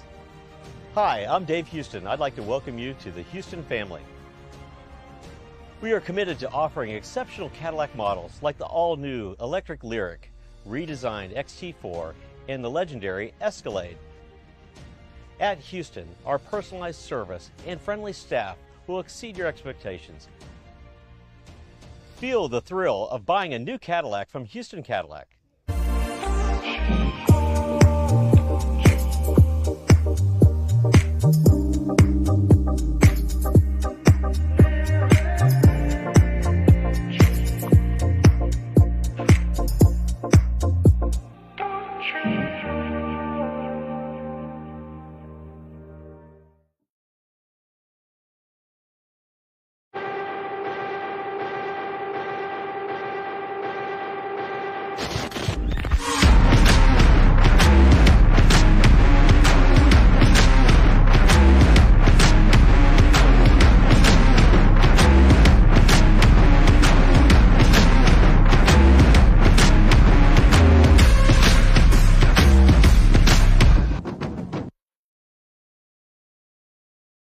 For skiers and water enthusiasts, Florida lakes are what dreams are made of. Combined with world-class golf, remarkable weather, natural beauty, theme parks, and so much more, it's easy to see that Florida is paradise. For more than 30 years, I've enjoyed Florida's lakes and many offerings. If you are interested in Florida real estate, let me be your guide and trusted advisor as you search for your paradise. Together, we can make your dreams a reality.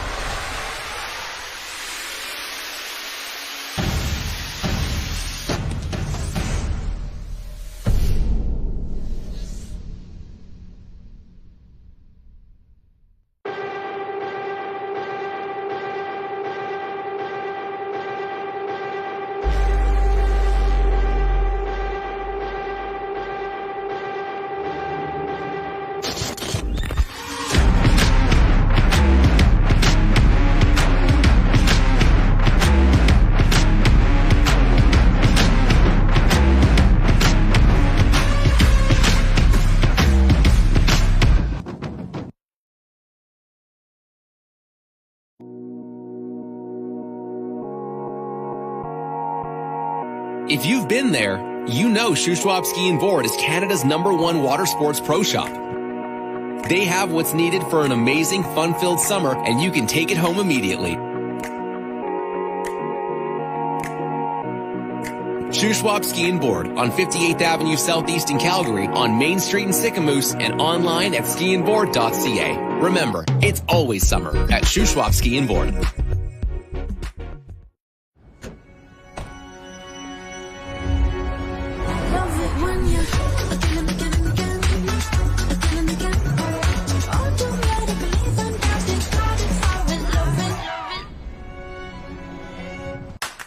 What if I told you there was a place where the sounds of nature are only broken by the roar of a boat, a place where that summer feeling lasts all year long, a place where the Florida sun is only outshined by the smiles of the skiers, a place where first-time skiers can ski alongside world champions and the world-class coaches work with all levels of skiers.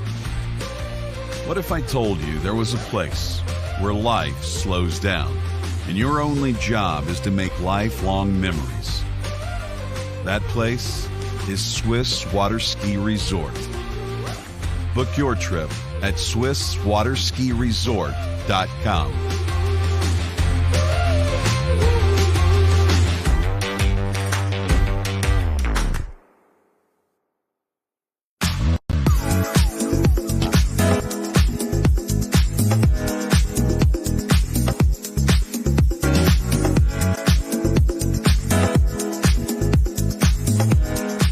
See you in Vienna.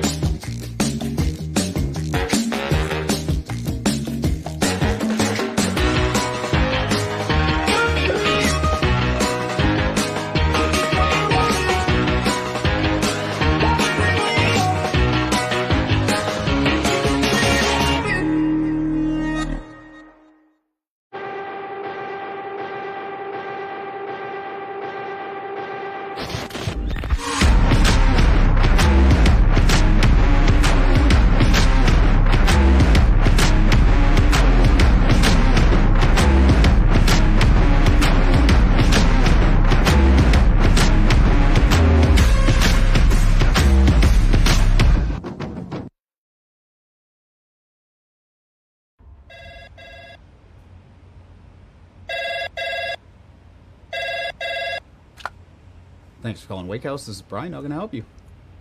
Yeah, Will. Can I let him know who's calling? All right, just a second. Will, I got a fill for you. Perfect. Give me just 1 second. All right, hit it. Thanks for holding. This is Will. Hey, how's it going? Good. Well, hello and greetings here from the Lakes of Casting Stone, the venue of the 2024 IWWF U17 World Water Ski Championships. They saw a glimpse there of the remaining schedule. We've got Boys Series 2 and Boys Series 1 jump. Bear in mind that we have 11 skiers in Boys Series 1. and that should give you an idea of what it will take to make it through to the next round of the competition, so far as taking 12 through. And when we closed off the jump event, the overnight leader from last night was Josh Wainwright with a jump of 44.5 meters, or 146 feet. Then Bryce Smith there with 43.4 meters, and then we got Josh Venegi of Switzerland with 41.6, Harley Costa with 40.3, Giuseppe Acquaviva with 40.2, and those represent the top 5 jumpers. So, and another note to make mention here is as we go into the Series 2 jumps, all of these jumpers from here on out, from the very first person, Pepe Leonhardt, all the way through to our final jumper, they'll be jumping at the 1.65 meter ramp height, so no ramp changes will be taking place in the middle of a series. So Pepe Leonhardt will be our leadoff skier, followed by Austria's Peter Steiner, then Max Strickhook from Canada, then Luke Runciman of New Zealand, Maximilian Wienerreuter with Austria, Jacob Staddington of Australia, followed by Damien Eade of the United States, Axel Garcia of France, and Salvatore Maturana, the 9 skiers through in with the 9 skiers in Series 2. So, and bear in mind that we only have 11 jumpers in Series 1. So whoever has the lead jump going into the boys Series 1 will have an automatic path through to the boys jumping final, which will be our final event on Sunday here at the 2024 U17 World Junior Water Ski Championship.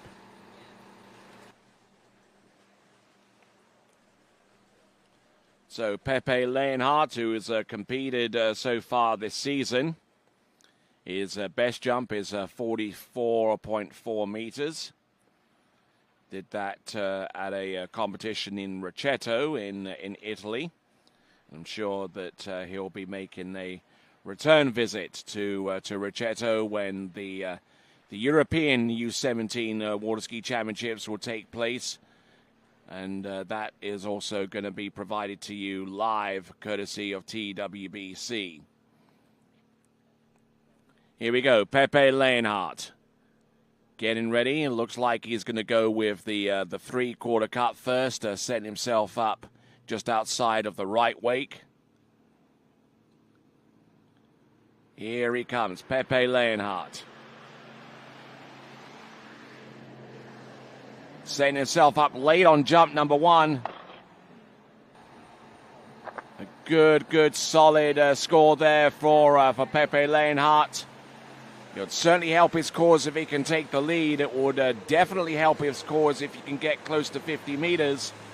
That would really upset the apple cart going forwards. Pepe Leonhardt from Germany.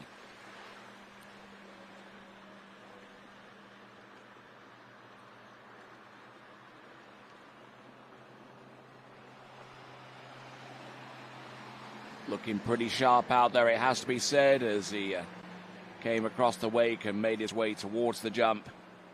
That is Pepe Leonhardt. We're going to get a distance through for him any moment now. There should be in excess of 40 meters, that much I know. Looks like there's no distance being given to him on jump number 1, so we're going to have to drop him.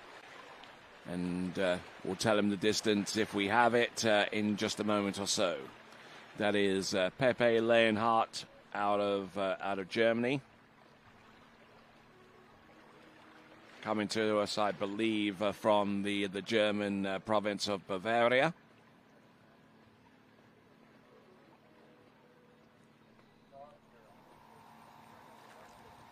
Our next skier to take to water will be Peter Steiner from Austria.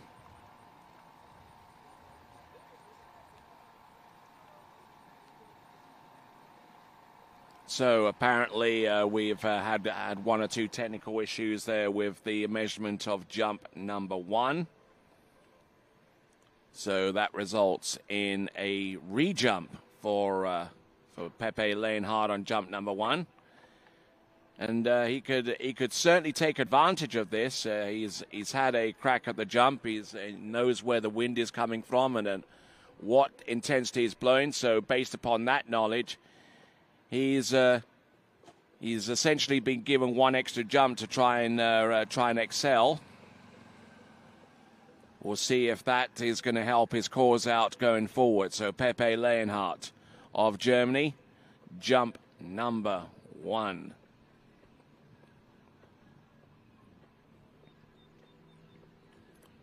So our jumpers coming up. Peter Steiner's next.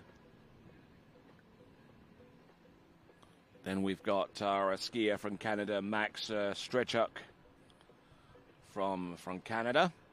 Then Luke Runciman of New Zealand. After him, Max Wienerreuter. Then Jacob Saddington from Australia. Damien Eade of the United States. Axel Garcia of France. And Salvatore Maturana to round off the Series 2 before we go into our 11 skier Series 1. Oh, nice. Good dose of speed, and the height looked pretty darn good too.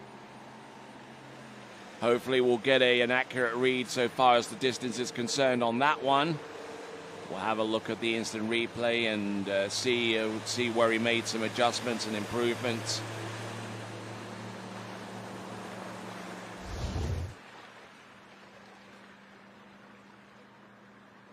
Okay, Pepe Leonhardt. We'll wait the distance on jump number 1. The best jump that we've seen overnight has been 44.5 meters.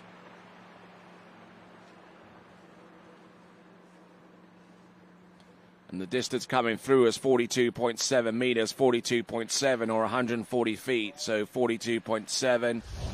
So Pepe Leonhardt has vaulted himself immediately into third spot at this time. Position number 3 for Pepe Leonhardt, and he's still got some work to do if he wants to take P1 going forwards. Got 2 attempts remaining, and that's something he has going for him.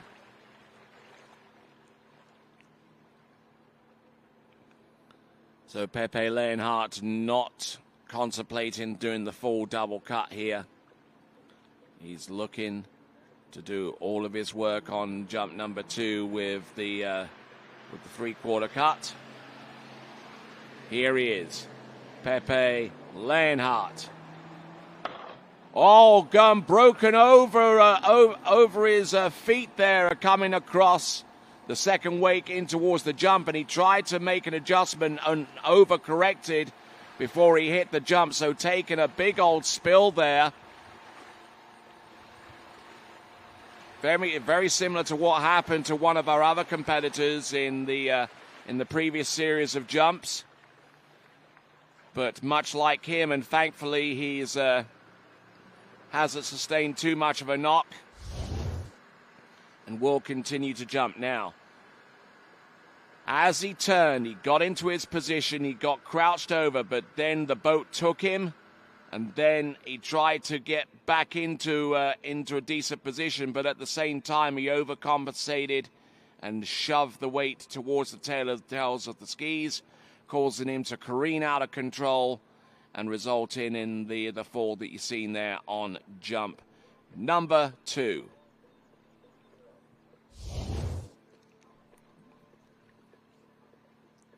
So whilst Pepe Leonhardt readies himself for jump number 3, we'll step aside for a moment, and when we return, it'll be just in time for Pepe Leonhardt's third and last.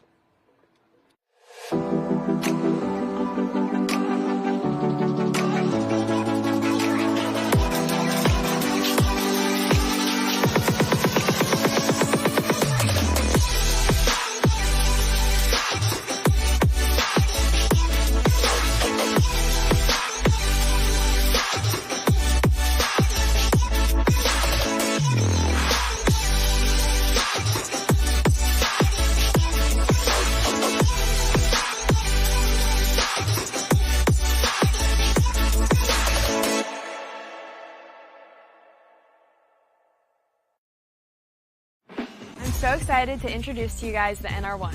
Over the past season, we've been working on developing the ski shape that is now the NR1, and I truly do love this shape. I'm so excited to ski on it this season, and I hope you guys love it as much as I do. I'm really excited to get on the Reflex NR1 this season and see what it can do for my skiing. Every time I get on it, it just feels better and better. So I can't wait for the 2024 season to get some new PBs on the Reflex NR1.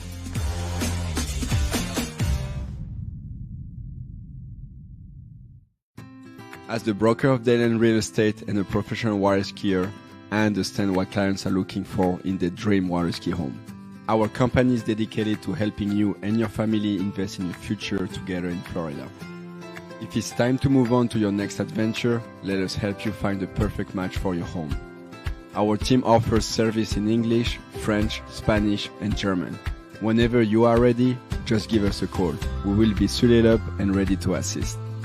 Dayland Real Estate, where expertise meets passion.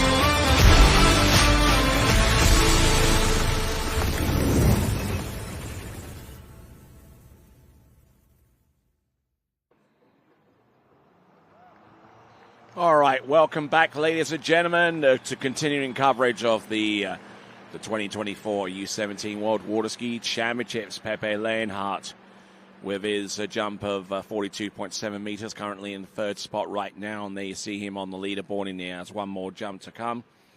And being driven by the Nautique. Superior drivability, amazing storage space, and the lightest ski boat on the market. The all-new Ski Nautique is an award-winning and world record-setting towboat that is revolutionizing the three-event world. Check them out by going to nautique.com.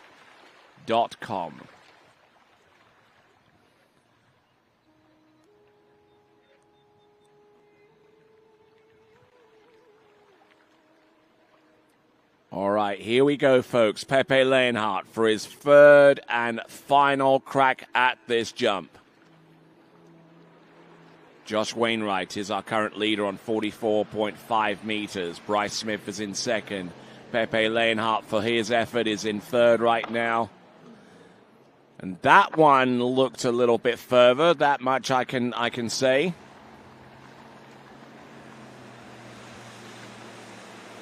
Great jump in there on jump number 3. Good recovery there from that spill that he took out the back on the jump number 2. It's probably more relief than anything else that he's been able to make it back to the dock.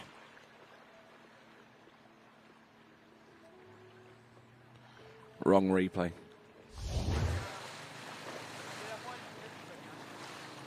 All right, so Pepe Leonhardt has returned to the dock, and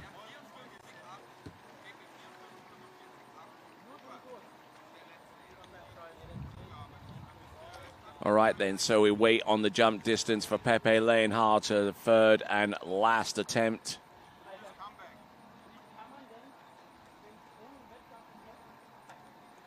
Distance coming through 45.8 meters, 45.8 meters on the third and the last jump there, which is the equivalent of 150 feet. So let's see who is coming up next. It's Peter Steiner, who comes to us from Austria. Now, if you know anything about Austrians in water skiing, the one event that they've excelled in time and time again is the jump event, and they certainly come from a toughened breed of a skier such as Franz Oberleitner and Daniel Dobringer, Carla Hammer, and among the many others, Claudio Kostenberger. They're all graduated out of the same system. You can add Carlo Basic into the mix as well. But let's see what our our athlete from Austria can do. Peter Steiner.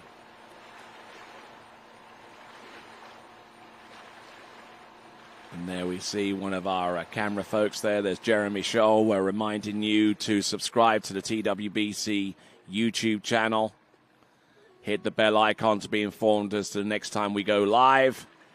And also be part of the chat community that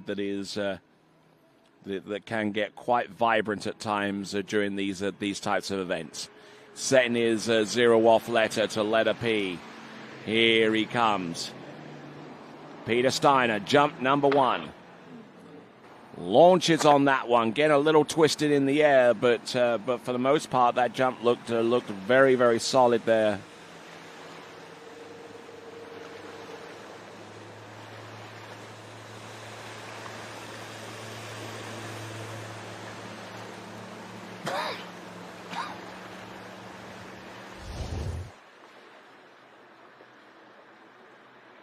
So a little narrow on his approach there at the 600-foot cut buoy, and resulting in reduced width out there on the right-hand side of the towboat.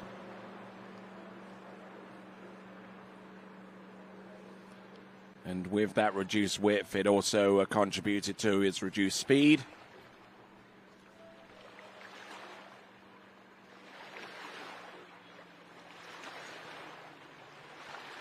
So the jump distance coming through for Peter Steiner.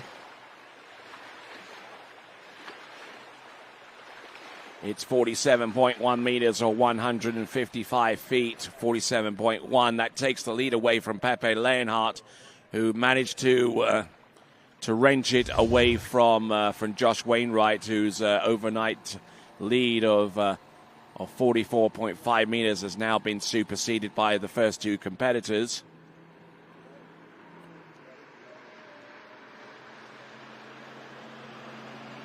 Here we go, Peter Steiner, 47.1. Oh, and getting pulled into the landing a little bit early off the top, or could that have contributed to a little bit more distance so far as he's concerned? There we go, Peter Steiner taking a good look at that jump there for pass number 2.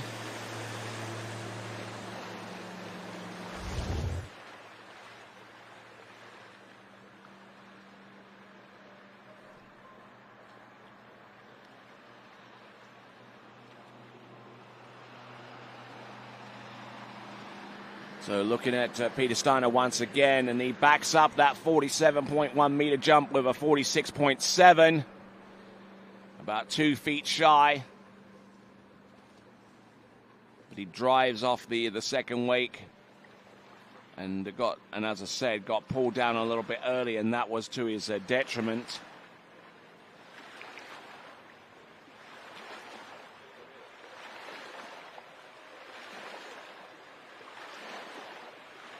So there we go, 2 jumps under his belt so far. 47.1 meters, good enough for the lead after the first one.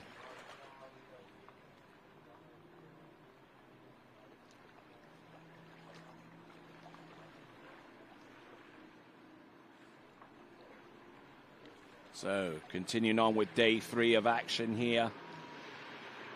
That's the U17 World Water Ski Championship. Right here at the Lakes of Casting Stone, and here he comes. Peter Steiner, jump number 3, and absolutely throws everything into that one, realizing that 47.1 meters may not see him through to the next round of the competition, bearing in mind the kind of a jumper that is to take to the water between now and the end of the Elimination Round Series. So merely taking the lead at this stage just was not part of his plan, but we'll see if he's jumped better in excess of that. Well, the distance is coming through, and this could turn some heads. 48.9 meters, 48.9 meters, or 160 feet. 48.9 meters.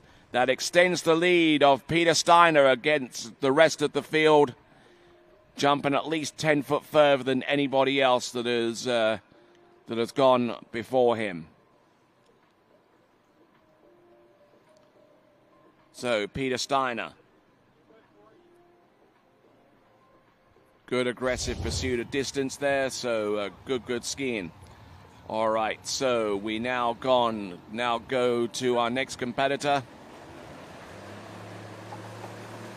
Coming to us out of Canada, it's Max Strychuk. Max Strychuk from Canada on the water right now. Wind blowing at about 12 kilometers. It's a straight up headwind for our competitors out there, which is the best kind of wind that they can hope for. If they can turn and take a late approach and drive all the way through to the top left-hand corner, then it could be game on for many of our competitors.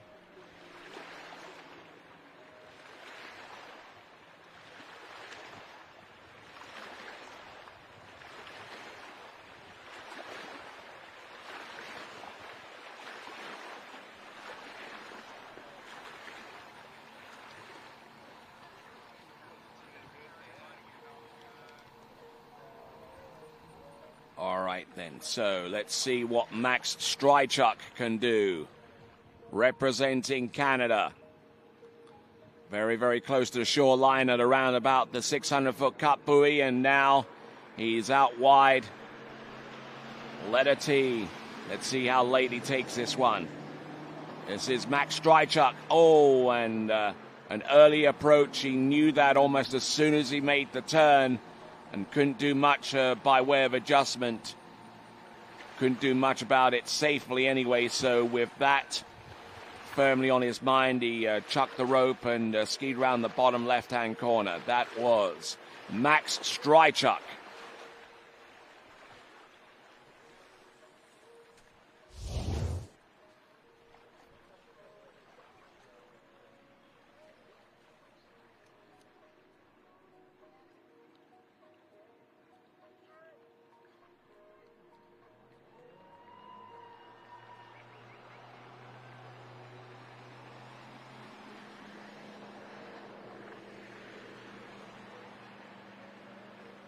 All right, so looking at this replay once again, already rotating his skis towards the boat. And an early approach there for Max Strychuk, and we'll see what he can do for the remaining two jumps. As we look at the leaderboard, Peter Steiner with 48.9 meters. Could that be enough to send him through to the next round? Well, we'll just have to wait and see how the other competitors are doing in the men's Series 2 jump elimination round. Or rather, the boys are Series 2, I beg your pardon. So looking to set his boat speed up to 51K, letter T, boat path of split. Here comes our skier from Canada. This is Max Strychuk. Still relatively early, but he takes the jump this time. Oh, my word, and he collapses upon the landing. So just couldn't get everything together in the right direction there for Max Strychuk. We're going to pick him up and take him down to the other end, and apparently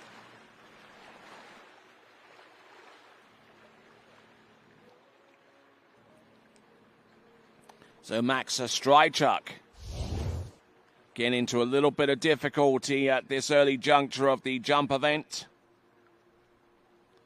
A reminder that with 6 skiers remaining after him and 12 advancing through to the boys jumping final, it'll be pretty plain to see who the person will be that will be making it through to the 12 skier final first. It's whoever has taken the lead after the completion of Series 2.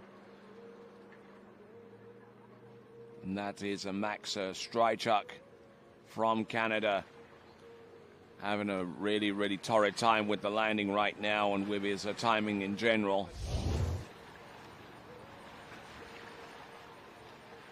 All right, so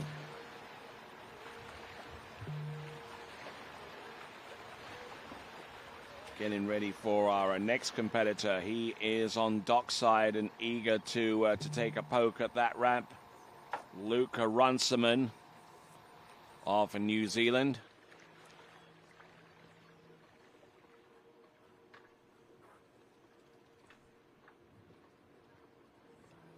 All right, let's see what he's got. Jump number 3. Passed on jump number 1. Fell on jump number 2 for Canada. Canada, let's see what he's got. Better looking jump. Yes, lands and rides it out. Good skiing there from Max Strychuk of Canada, and skiing all the way through back to the dock.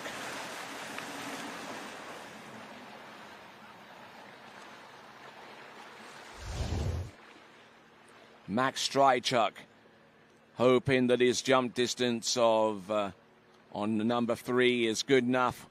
Well, he's about 4.6 meters behind the 8 ball here. He's in 4th spot, and it is 43.3 meters, or a little over 145 feet. That is a Max Strychuk of Canada. Just driving his left shoulder into the jump and not getting much height as a result. Kind of rolling over a little bit. And with that effort there, Max Strychuk is good enough for 4th place right now, but still in the lead, Peter Steiner with 48.9 meters as we now go on to our 7th skier from last out.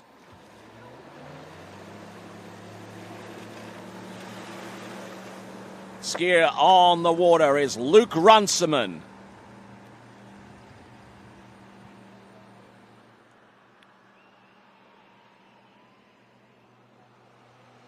So, current temperature 71 degrees or 22 degrees Celsius. Plenty of sunshine out here, and the wind is a present factor as well. Straight up headwind for jumpers, which if they catch on to a good breeze, then it could pay dividends for them going forwards. Boys Series 2 and 1 jump taking place one after the other. And then Girls Series 2 and 1 jump to conclude the Elimination Round Series before we go into the finals of each of those events tomorrow.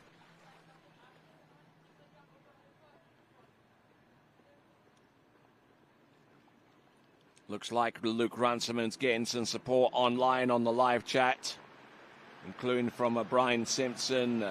Send it. He'll certainly give it his good try. Here he comes. Oh, an early approach on jump number 1 for Luke Runciman.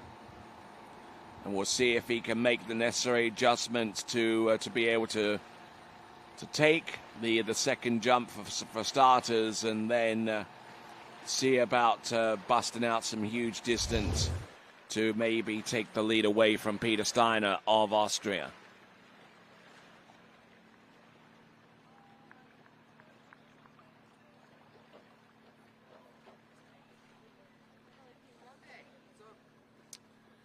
All right, Luke Runciman looking at the instant replay here. Yep, and he was well and truly early as he made that turn towards the jump. Lifted up that left ski, and that only quickened the pace off the second wake towards the left-hand side of the ramp.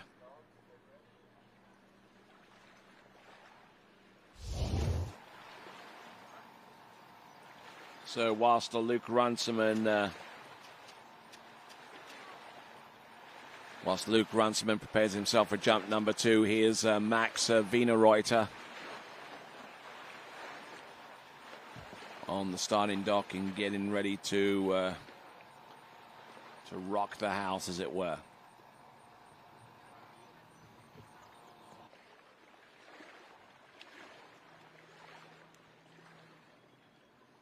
Here we go. Luke Runciman taking the full double cut here. He's turning right after the 600-foot cut buoy, or 180 meters away. edging away, keeping the line tight, and now dropping in hard. Good looking jump there. Good launch off that 1.65 meter high ramp.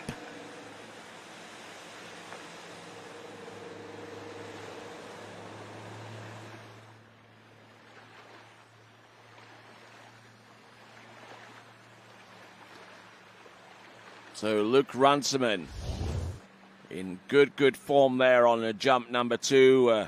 Didn't start out auspiciously, but he's come through with a score and a distance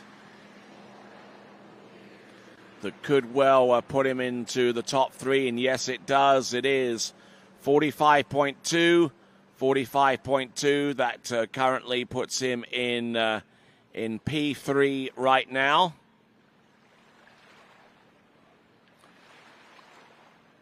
Taking a good dose of speed,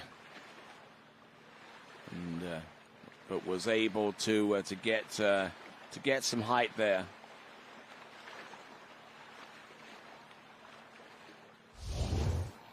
So there, 45.2 meters displayed for the benefit of our folks in the crowd, courtesy of Splash Eye.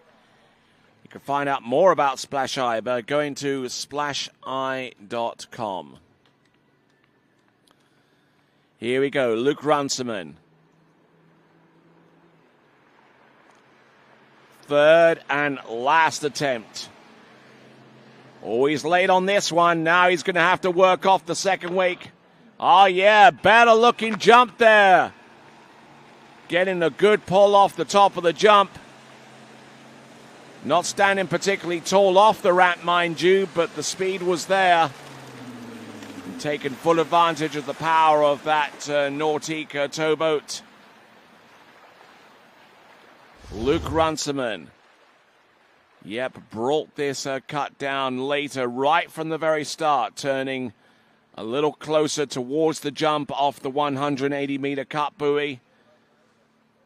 And then he just let his edges, let the ski ride on its flats.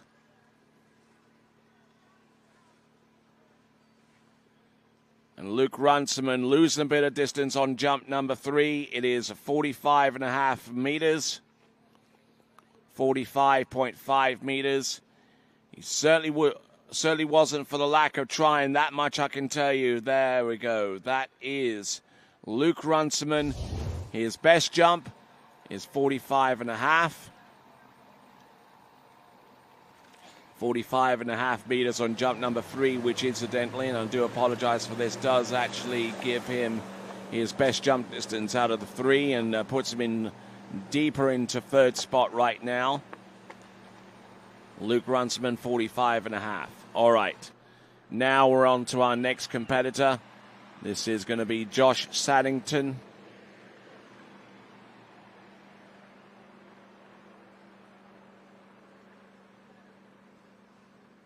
Or actually, Jacob Saddington, I beg your pardon.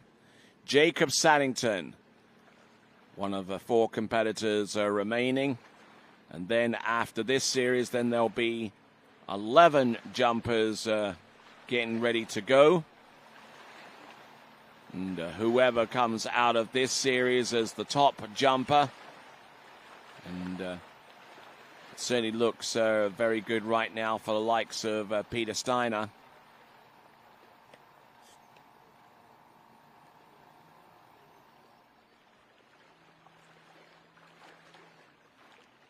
Here we go, folks. This is Maximilian Wienerreuter. Max Wienerreuter, nice and wide here. What does he have? Turns, drives it in home. Little flat coming in, but he had the height to work that jump to the maximum. That is Maximilian Wienerreuter out of Austria.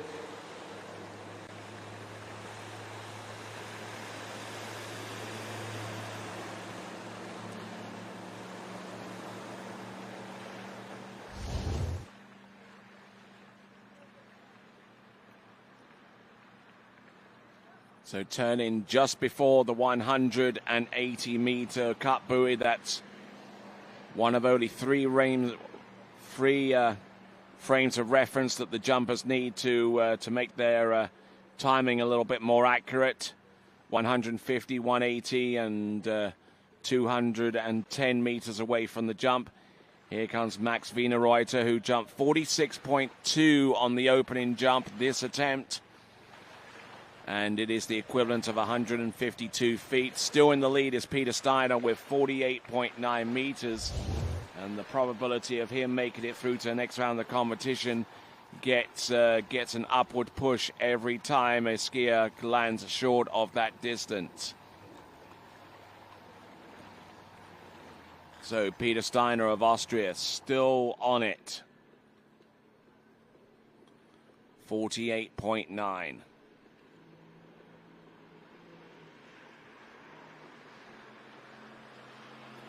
Here he comes, jump number 2. Max Wienerreuter. Oh yeah, good speed there. That was a better combination of speed and lift. And that should yield a better distance there from him. That is Max Wienerreuter.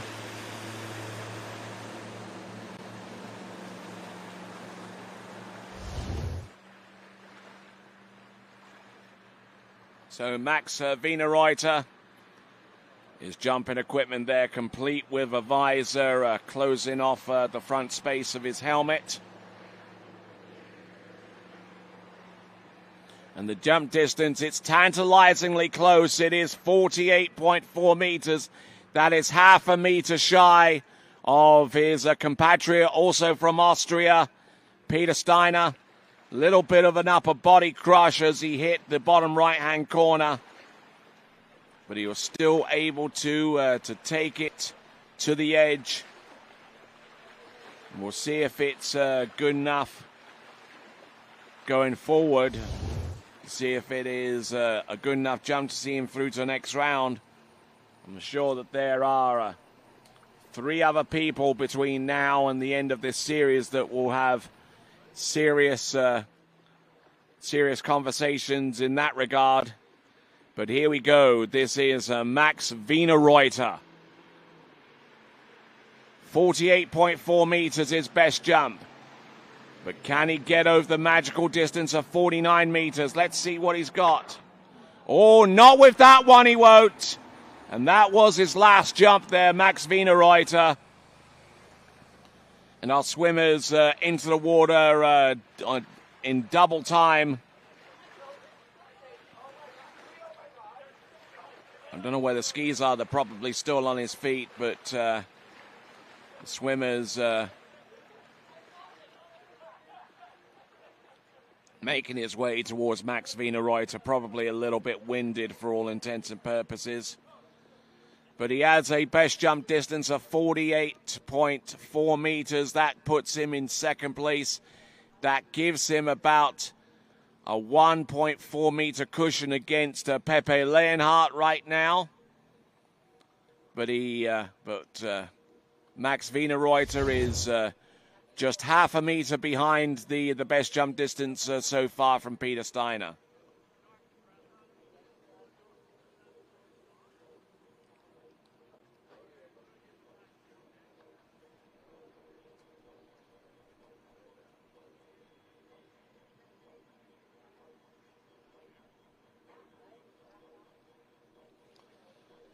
So looking at this last jump from Max Wienerreuter. Started to rise, and unfortunately he wasn't rising up or even forwards. He was rising backwards. And whenever you throw your weight onto the back of the skis like that, in that fashion, there aren't too many places to go except down. All right there, so as Max Wienerreuter vacates the area.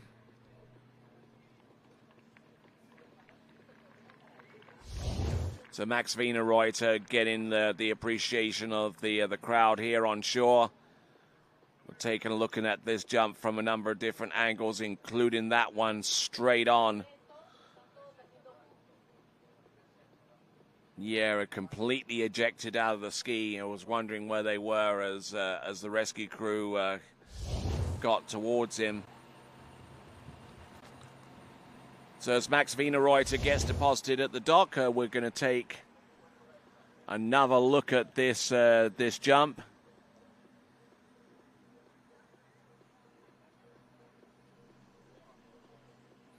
Yeah, just got a little flat off the second wake into the jump. And taking a bit of a crash on that one. All right then, so Max Wienerreuter is being escorted to medical personnel to check him out. All right, so that's Max Wienerreuter. We'll go on to our next competitor, who should be Jacob Saddington. And we'll bring him out in just a moment. Stick around.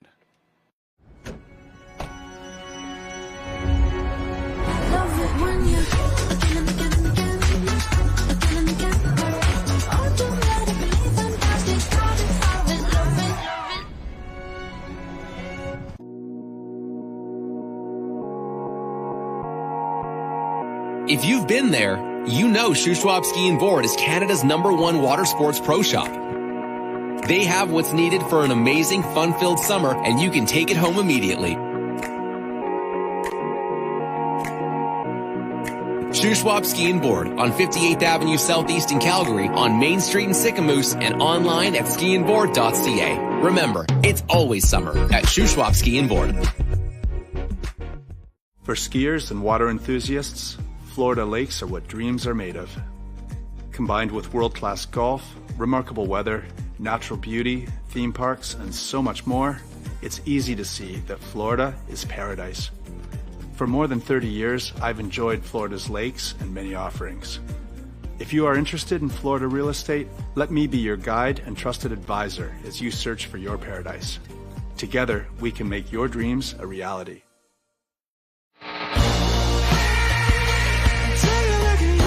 Start to lose my balance. What am I falling into? This feels like something new. I've seen a lot of views, but they were nothing like this. The way you do what you do, I think you're something brand new.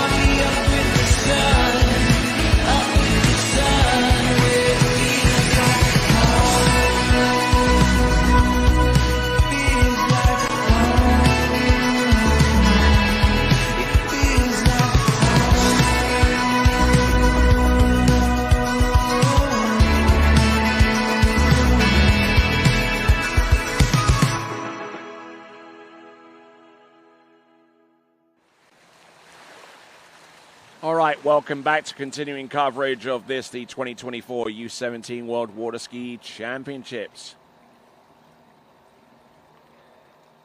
All right, next competitor up representing Australia. It is going to be Jacob Saddington.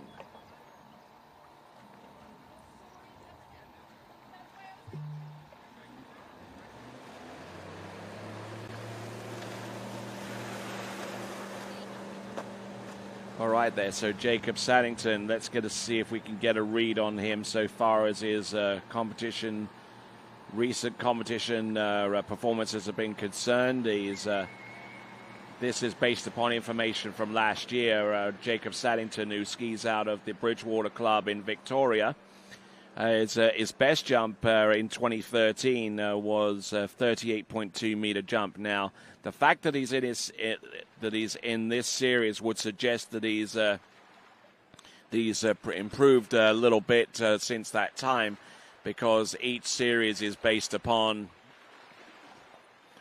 the superior average of jumps. Don't know how many jumps or what these averages look like, but I mean, one thing I can tell you that for a jumper to be in series number 2, and especially requesting the ramp height of 1.65 meter, would suggest that he's definitely made some great strides to improve upon jump distances, such as the range of the high 30s. Here we go, Jacob Saddington. Let's have a look and see what he's got. Jump now. Oh, this is a late approach on jump. Oh, my word. And he makes contact with the bottom right-hand corner. Swimmers, get in, please.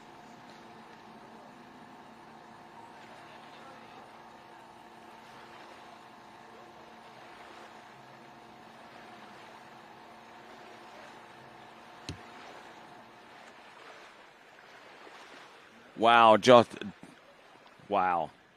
Jacob Saddington taking a late approach on jump number 1. I don't know to what extent he's hurt himself out there.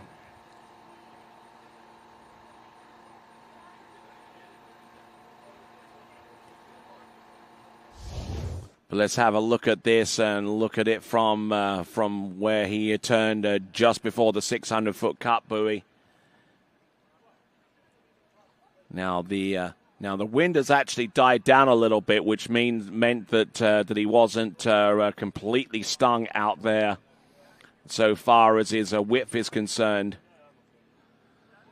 But turning in on jump number 1, and you can see how late he was when you compare him against all the others. And then he came across the second wake, realized he wasn't going to make it onto the jump, so he had to make a split-second decision as to how he was going to hit that ramp. But one thing we were pretty certain of, as soon as he came across the second wake, this was not going to be pretty. So Jacob Saddington made the turn, looked in good position, and then he opened up his eyes and saw the ramp, and he was heading more towards the white than he was to the red. But thankfully, he took most of that crash with the lower half of his body, and I'm not too sure what his status was health-wise. But the officials out there, our medical and rescue officials out there, are trying to ascertain whether he is in good enough shape to take the remaining jumps if he wants to. Oh. So taking a huge spill, and the rescue swimmers already on their way to him almost as soon as they realized that he was coming off the top of the jump and not in the best of positions. So his jump skis are loaded into the back of the boat, and I don't know where they're going to go specifically with him, but I believe our rescue officials are questioning him as part of the concussion protocol to determine whether he is of sound mind. Asking him just basic questions, that kind of thing, and determining whether he is in the best frame of mind to continue jumping. That towboat making its way to the dock, and whilst we're looking at the instant replay again,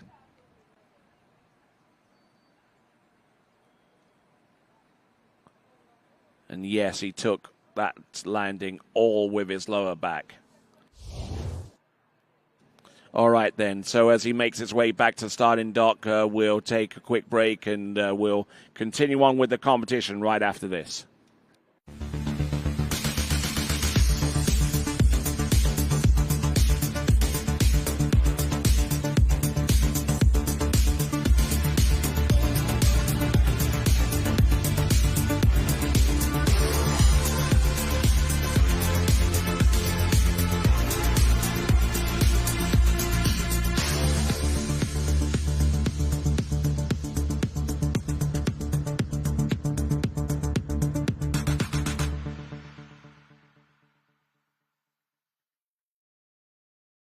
For over 20 years, Houston has been setting the standard of automotive excellence. Hi, I'm Dave Houston. I'd like to welcome you to the Houston family. We are committed to offering exceptional Cadillac models like the all-new electric Lyric, redesigned XT4, and the legendary Escalade. At Houston, our personalized service and friendly staff will exceed your expectations. Feel the thrill of buying a new Cadillac from Houston Cadillac.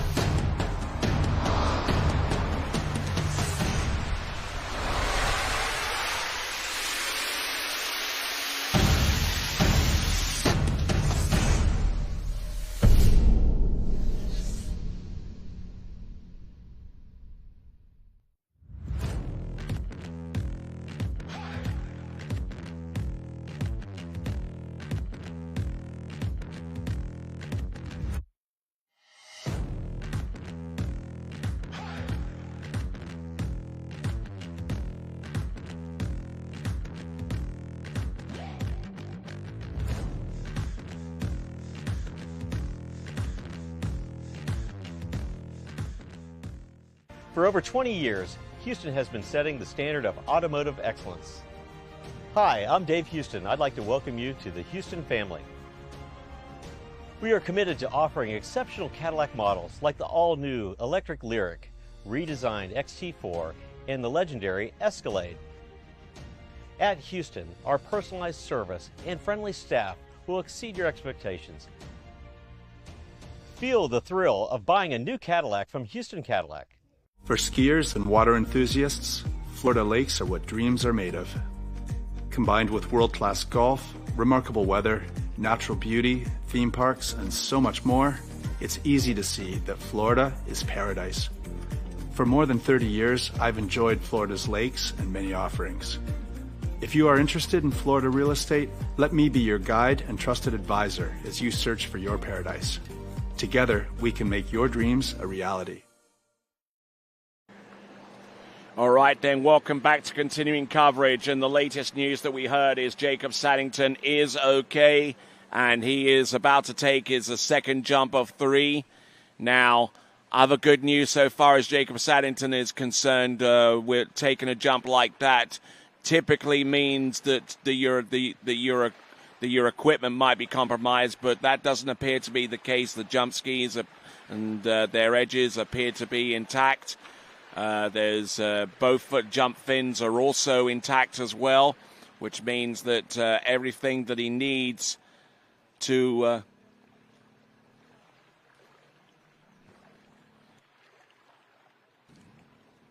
so Jacob Saddington coming in on jump number 2. Fins are intact, jump skis intact. Let's see if his mind is intact as he gets ready to approach the jump for the second attempt. And he's still relatively late off the turn. Let's see what he's got. Better looking jump there. And that could well propel him towards the high 40s. What a recovery there for Jacob Saddington of Australia.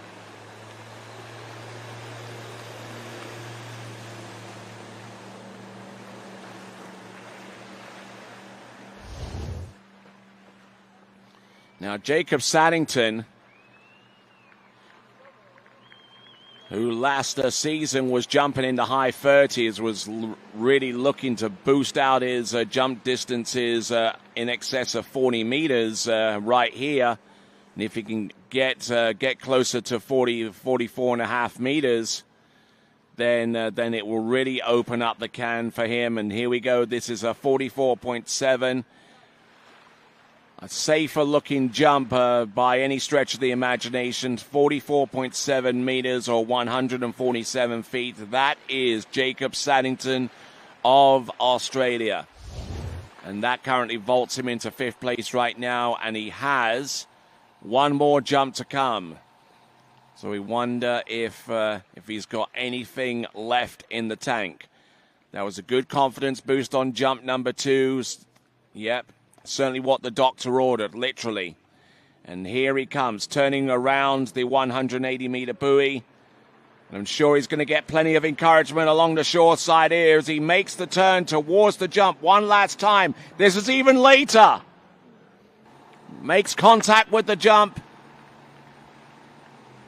And there you go. Jacob Saddington will ride back into the dock. Crash on jump number 1 and some good recoveries there on the remaining 2 jumps. I'm sure if he had that to do all over again, he might have had a slightly better strategy in mind. But he jumps 45.5 meters, 45.5 meters or 149 feet. That currently puts him in the 4th place. Actually, it ties with Luke Runciman with the same distance, 45.5. So tying up with a skier from New Zealand. Luke Runciman and Jacob Saddington both on 45.5 meters.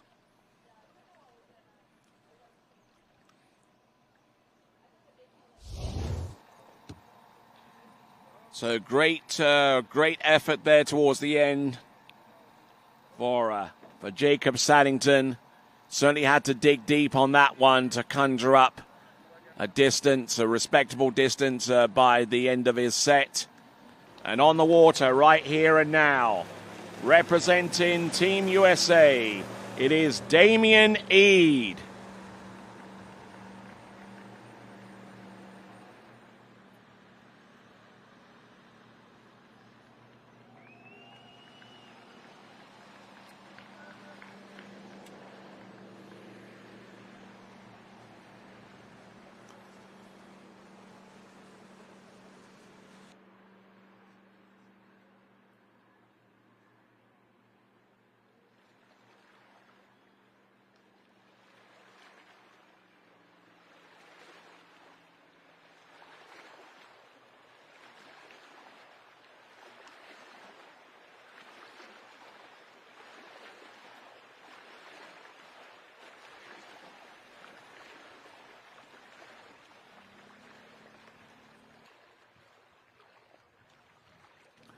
All right, then. So here we go, folks.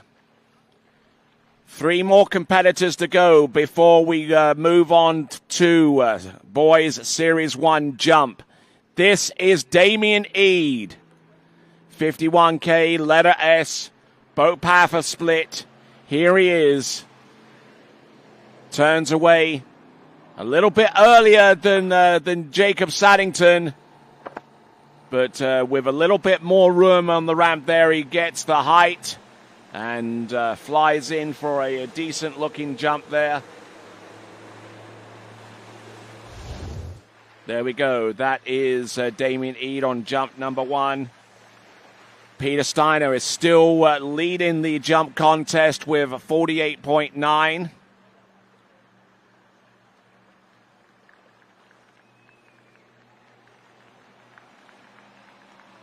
We should get the distance any moment now.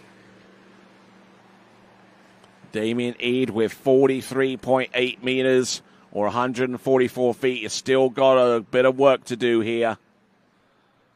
Damien Eade.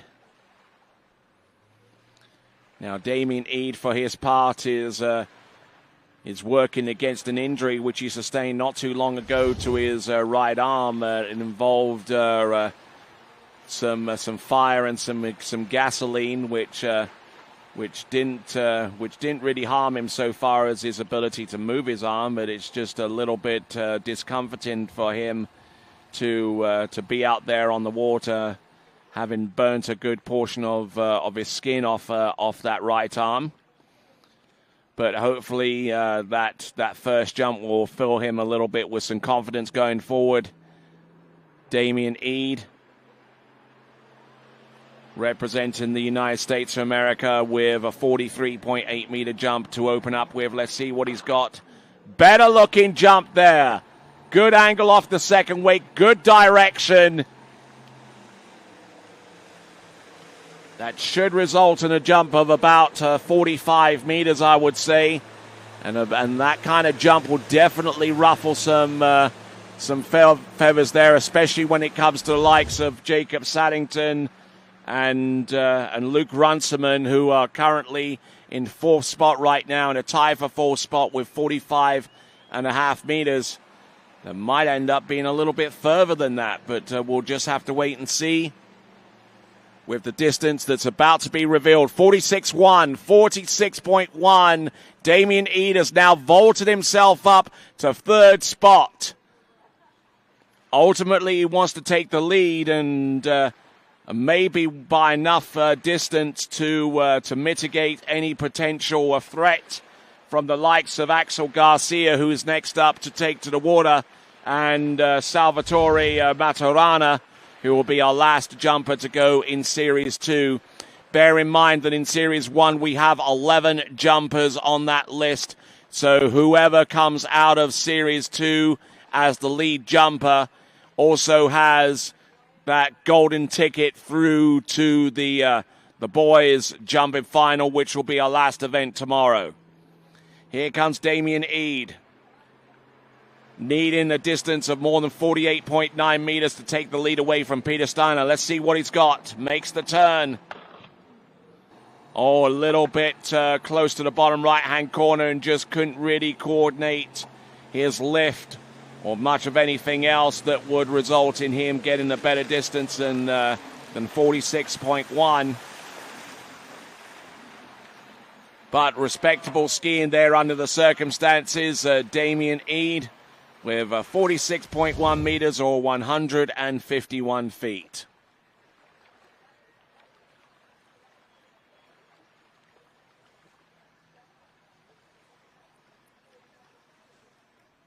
So 46.1. And that last jump was 39.2. I suspected that last jump wouldn't be one of his better jumps. But he brought the cut down a little bit later, and almost slid out in the same way as Jacob Saddington did not too long ago. But there you go. That's the end of his set as we now work our way towards our penultimate jumper in Series 2 from France. This is Axel Garcia.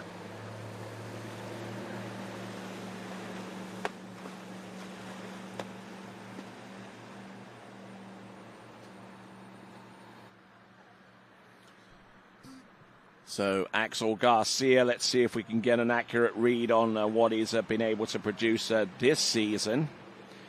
He's jumped distances around the range of 43 meters. Did that at the Botas Pro-Am competition in I believe the amateur section. 43 meters there, and he's jumped 42.5 meters more recently at the French National Championship.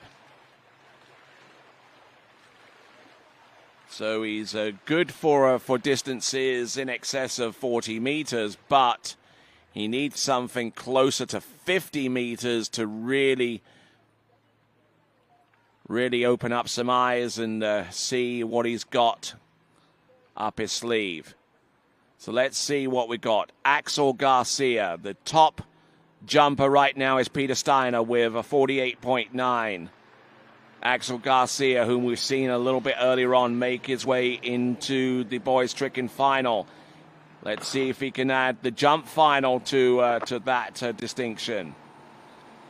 Safe looking jump there. Not too early, not too late. Somewhere in the middle.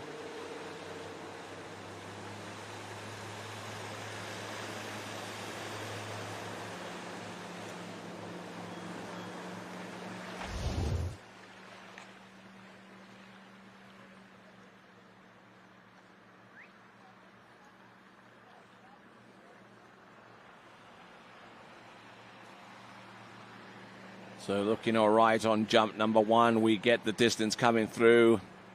Not an especially long jump there in comparison to some of our other skiers, but 42.5 meters is about his average coming into this event.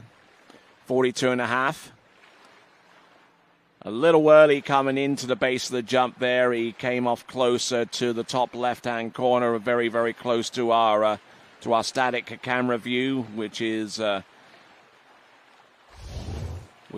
closer to the left-hand side curtain on the upper portion of that.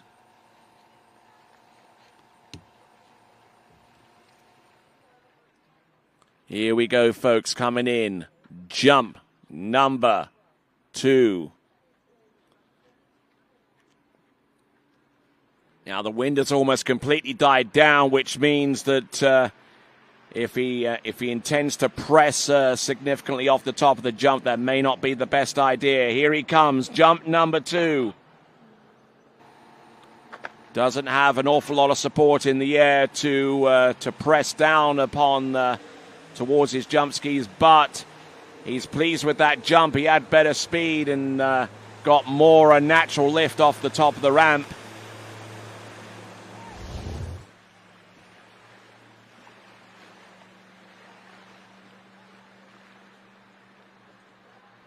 So Axel Garcia taking a later setup here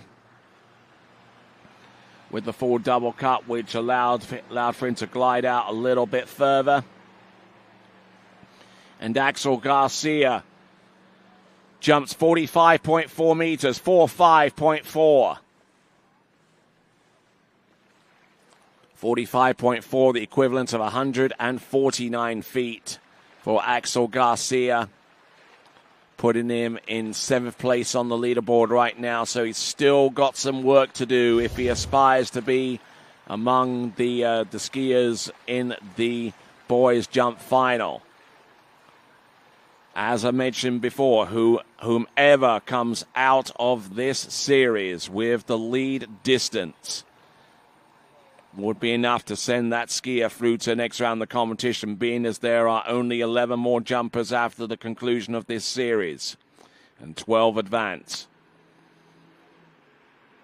Axel Garcia. Nicely done. Turns, sets, and drives in through the jump. A better looking distance there. Certainly got the height combined with the kind of speed that he took into the jump on jump number 2.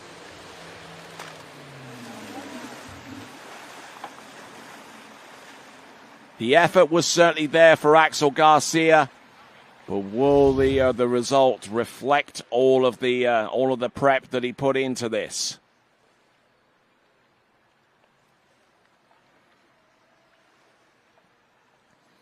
The distance is going to be one of his better jumps, I would imagine. So here we go. We've got Axel Garcia looking at the instant replay. The width that he's able to maintain, the speed he's able to carry, and the distance he's able to produce, 48.2. 48.2 meters. That puts him into 3rd place at this time. Axel Garcia. 48.2 meters in 3rd place, and that will help his cause out a little bit. But now, Salvatore Maturana, now he now is very much aware of the bubble distance. The bubble distance in order for him to advance through to the next round of the competition is anything over 48.9.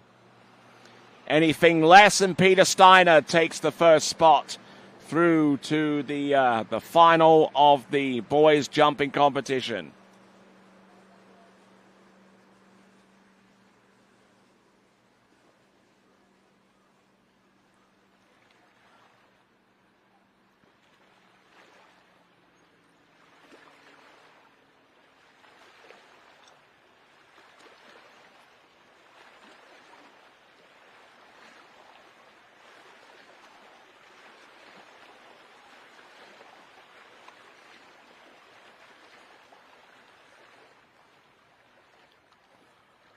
All right, here we go.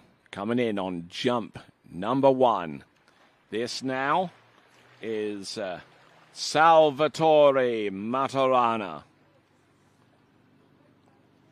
For his part this season, he's jumped pretty well. He's putting jumps in the region of about 48.8 meters in a previous competition.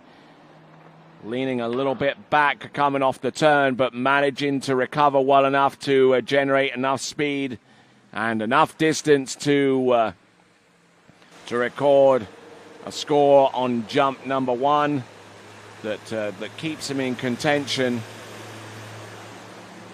Currently, Peter Steiner is in the lead with 48.9. Max Wienerreuter with 48.4 is currently in second. Salvatore Maturana, we await the distance for him. He has jumped close to 48 meters. I'm not too sure whether he's done so with that jump well.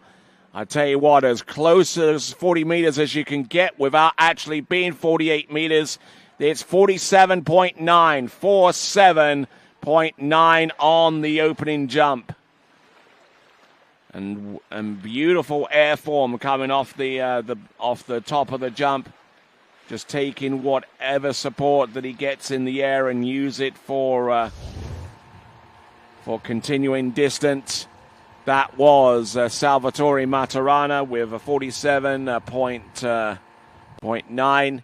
Still got some work to do, however. Salvatore Maturana, who's competed in quite a few tournaments this season, but nothing at this level quite yet. The 1.5 meter ramp height, here he comes. Salvatore Maturana getting a little bit stepped out off the second wake in towards the jump. Realized that he came into it out of control and deciding not to take the jump and pass around the left-hand corner of the ramp. So now it comes down to one jump. Who could potentially make it through to the jump finals first? Could it be Salvatore Maturana? Or could it be Peter Steiner, who has the current lead of 48.9 meters? It's that distance that's going to be the key focal point between now and the end of this set.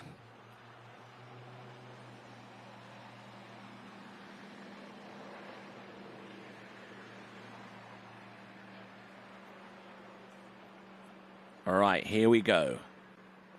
Salvatore Maturana. I'm sure he's been given some advice. I'm sure that he's been well coached for this kind of situation.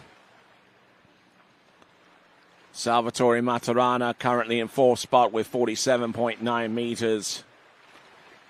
Needing a good looking jump there. He needs to get about 1.1 meters more on top of whatever he's jumped so far in order to advance. He needs 1.1 meters more.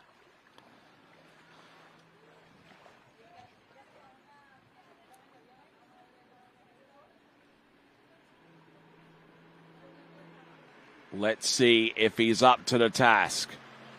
Salvatore Maturana, always late on this approach, keeping the line tight off the turn. Oh no, and he's out the back. a second, at least one of a few skiers that have gone out the back there, taking a late approach and paying the price for it. But what that means is that Austria's Peter Steiner,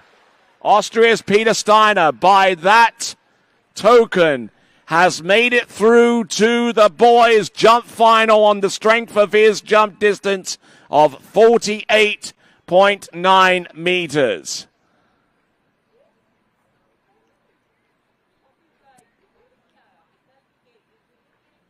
Salvatore Maturana just trying to get his bearings back. I think he's probably either extremely winded or that jump just completely knocked him out for 6.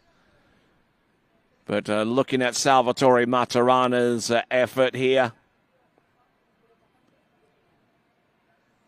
he knew the kind of distance he was looking to get, the kind of distance he was needing.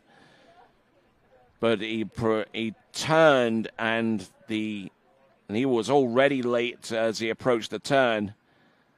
And then he got out of sorts there. He hit the bottom right-hand corner, took everything with the lower portion of his back, shook his head. And he appeared to be moving okay, but I think he knew the best thing to do is to limit his movement and allow the rescue people to do their job and get him back into the shore.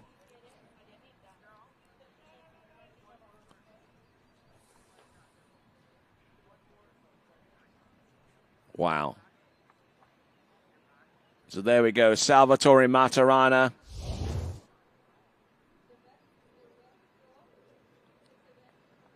And for him, it looks like we're bringing on some additional medical assistance. And whilst that is taking place, we're going to take... All right, so let's have a look at the boys' jump leaderboard. We have 2 Austrians in the first 2 positions. Peter Steiner through to the next round with 48.9. Max Wienerreuter with 48.4, half a meter behind. Axel Garcia, 48.2. Salvatore Maturana with 47.9. Damien Eade with 46.1. Pepe Leonhardt with 45.8. Luke Runciman and Jacob Saddington with 45.5 meters apiece. Josh Wainwright with 44.5. Mac Strychuk with 44.3. Bryce Smith, 43.4. And currently in 12th place, Joshua Venegi with 41.6. So that's the leaderboard as it stands right now. We'll go on to a Series 1 shortly once we have cleared things concerning Salvatore Maturana. But this is continuing coverage of the 2024 U17 World Water Ski Championships, and we'll be back right after this.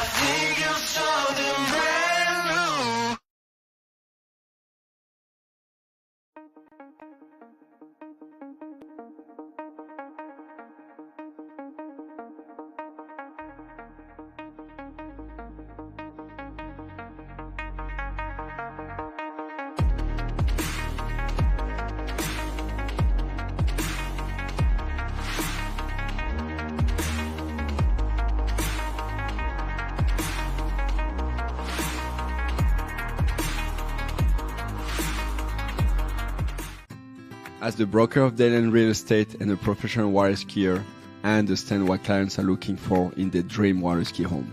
Our company is dedicated to helping you and your family invest in your future together in Florida. If it's time to move on to your next adventure, let us help you find the perfect match for your home. Our team offers service in English, French, Spanish, and German. Whenever you are ready, just give us a call. We will be suited up and ready to assist. Dalen Real Estate, where expertise meets passion.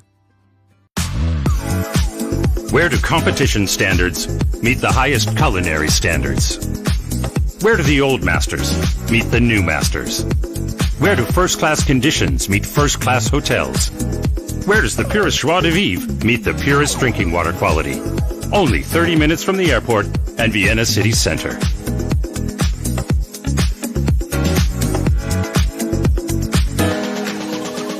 See you in Vienna.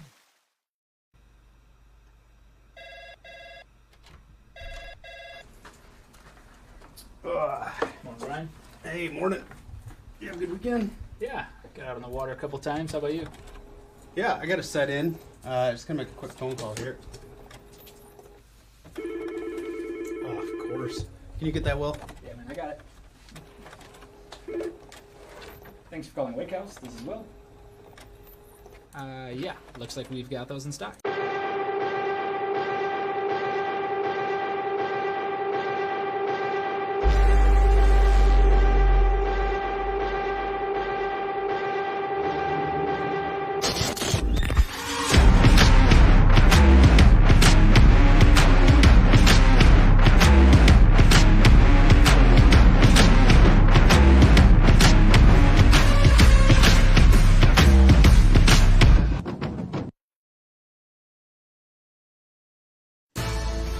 At Dillinger Insurance, we have over 50 different carriers to shop your home, auto, and recreational vehicle insurance needs. We would love the opportunity to save you money. We insure million-dollar mansions, condos, mobile homes, rental homes, and everything in between. We know all about wind inspections, 4-point inspections, and how to get you the right coverage for your particular home. You've got questions, we've got answers. Can you remember the last time you had a rate decrease with your auto insurance? Let's take a look and see what we can do. We know all the ins and outs of getting our customers the best rates, coverages, and discounts, so put us to the test. Don't monkey around with your insurance. Call Dellinger Insurance today. We've got tons of companies to help find you the best prices and the best coverage for your particular needs on home and auto insurance. Go Knights!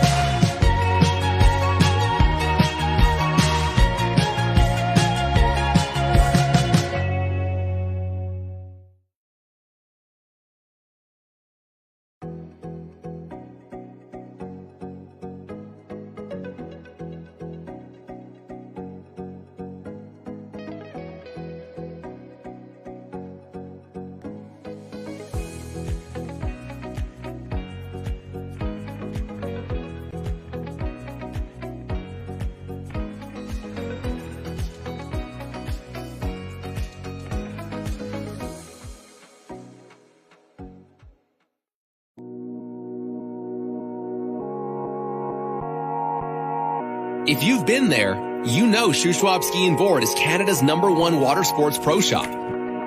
They have what's needed for an amazing, fun-filled summer, and you can take it home immediately. Shuswap Ski and Board on 58th Avenue Southeast in Calgary, on Main Street in Sicamous, and online at skiandboard.ca. Remember, it's always summer at Shuswap Ski and Board.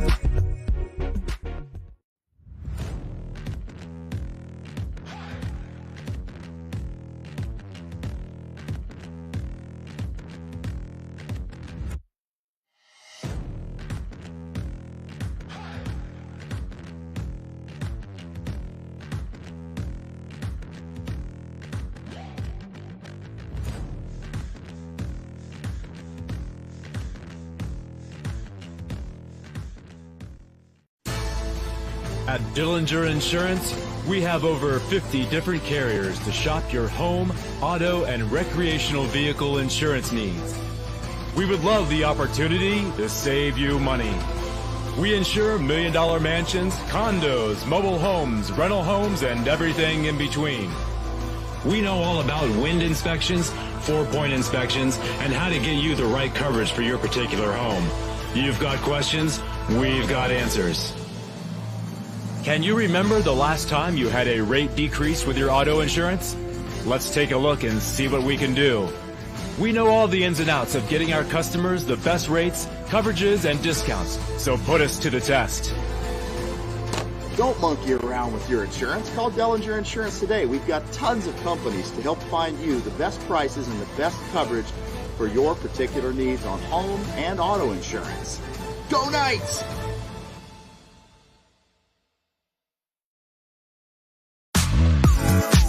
Where do competition standards meet the highest culinary standards? Where do the old masters meet the new masters? Where do first-class conditions meet first-class hotels? Where does the purest joie de vivre meet the purest drinking water quality? Only 30 minutes from the airport and Vienna city center.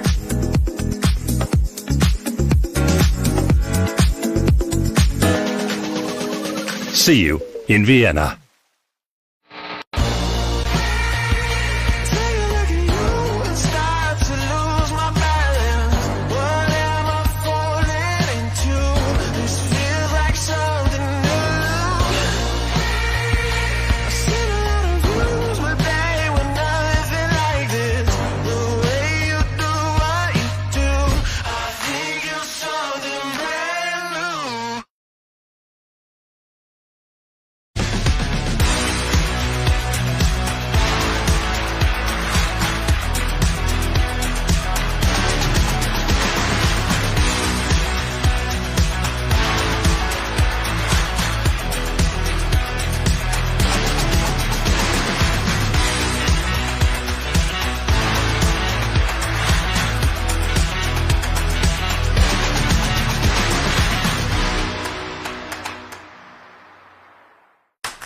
What if I told you there was a place where the sounds of nature are only broken by the roar of a boat, a place where that summer feeling lasts all year long, a place where the Florida sun is only outshined by the smiles of the skiers, a place where first-time skiers can ski alongside world champions and the world-class coaches work with all levels of skiers. What if I told you there was a place where life slows down and your only job is to make lifelong memories? That place is Swiss Water Ski Resort. Book your trip at SwissWaterSkiResort.com.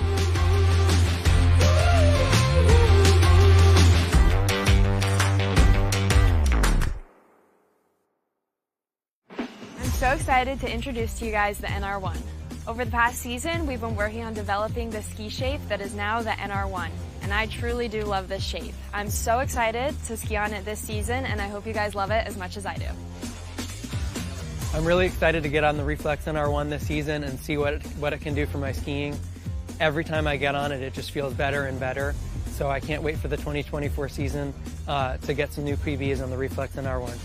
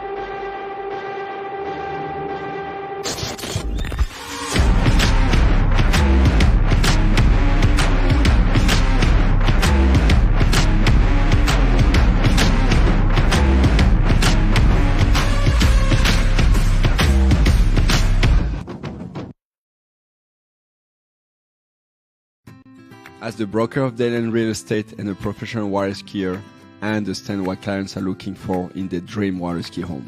Our company is dedicated to helping you and your family invest in your future together in Florida. If it's time to move on to your next adventure, let us help you find the perfect match for your home. Our team offers service in English, French, Spanish, and German. Whenever you are ready, just give us a call. We will be suited up and ready to assist. Dayland Real Estate, where expertise meets passion.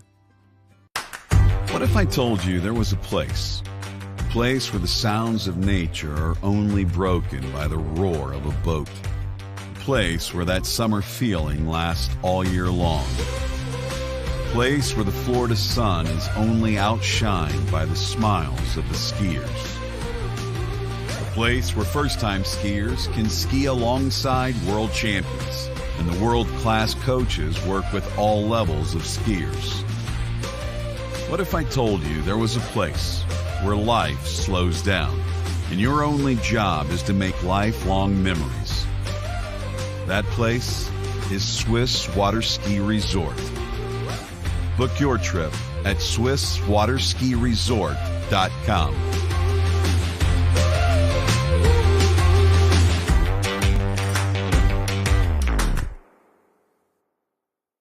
For over 20 years, Houston has been setting the standard of automotive excellence. Hi, I'm Dave Houston. I'd like to welcome you to the Houston family. We are committed to offering exceptional Cadillac models like the all-new electric Lyriq, redesigned XT4, and the legendary Escalade. At Houston, our personalized service and friendly staff will exceed your expectations.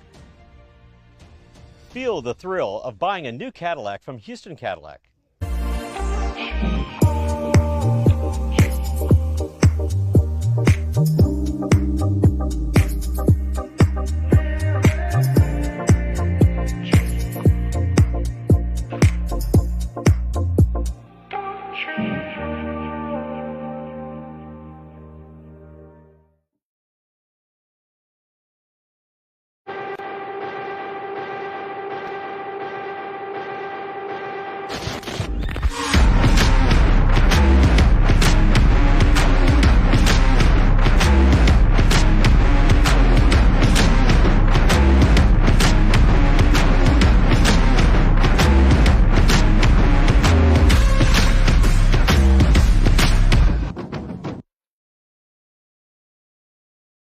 For skiers and water enthusiasts, Florida lakes are what dreams are made of. Combined with world-class golf, remarkable weather, natural beauty, theme parks, and so much more, it's easy to see that Florida is paradise. For more than 30 years, I've enjoyed Florida's lakes and many offerings. If you are interested in Florida real estate, let me be your guide and trusted advisor as you search for your paradise. Together, we can make your dreams a reality.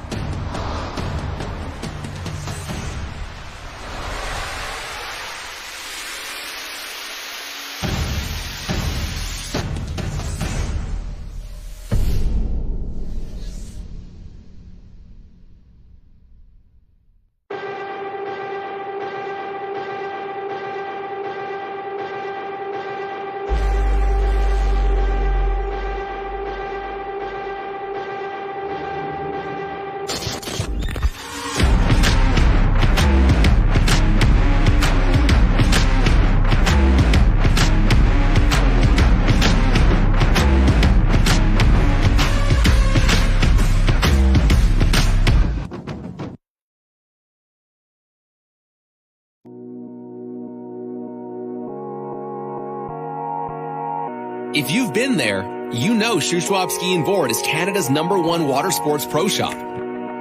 They have what's needed for an amazing, fun-filled summer, and you can take it home immediately. Shuswap Ski and Board on 58th Avenue Southeast in Calgary, on Main Street in Sicamous, and online at skiandboard.ca. Remember, it's always summer at Shuswap Ski and Board.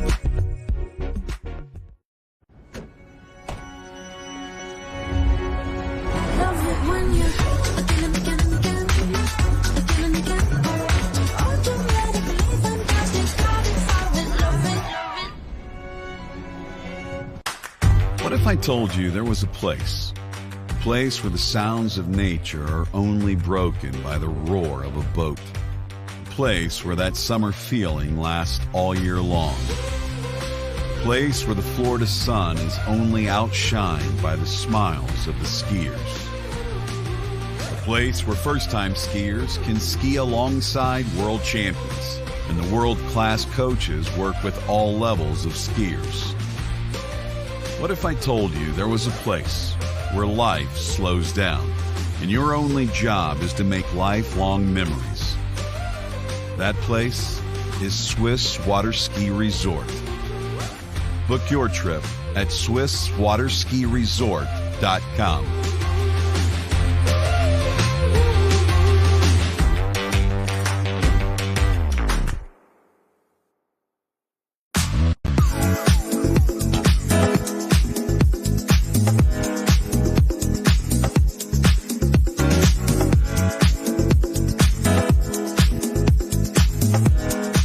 See you in Vienna.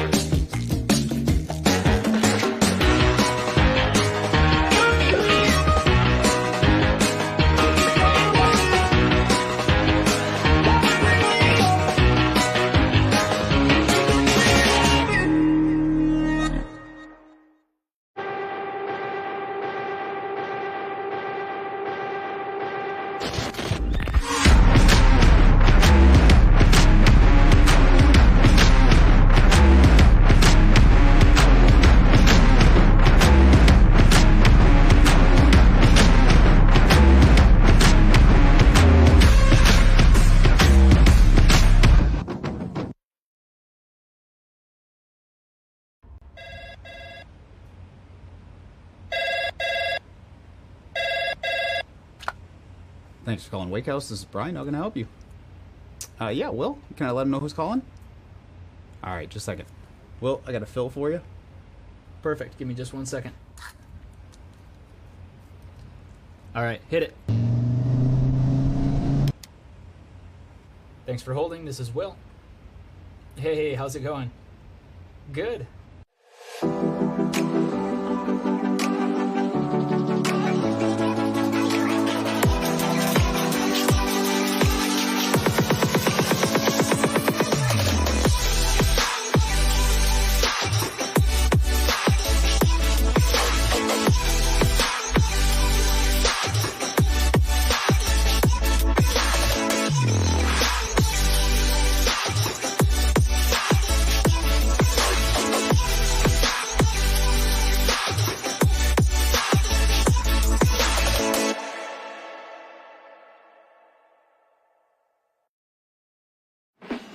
excited to introduce to you guys the NR1.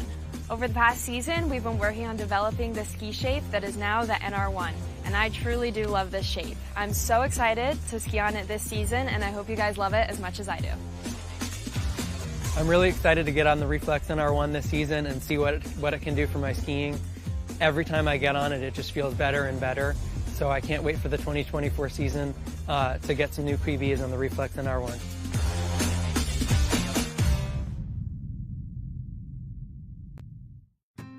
As the broker of Dayland Real Estate and a professional water skier, I understand what clients are looking for in their dream water ski home.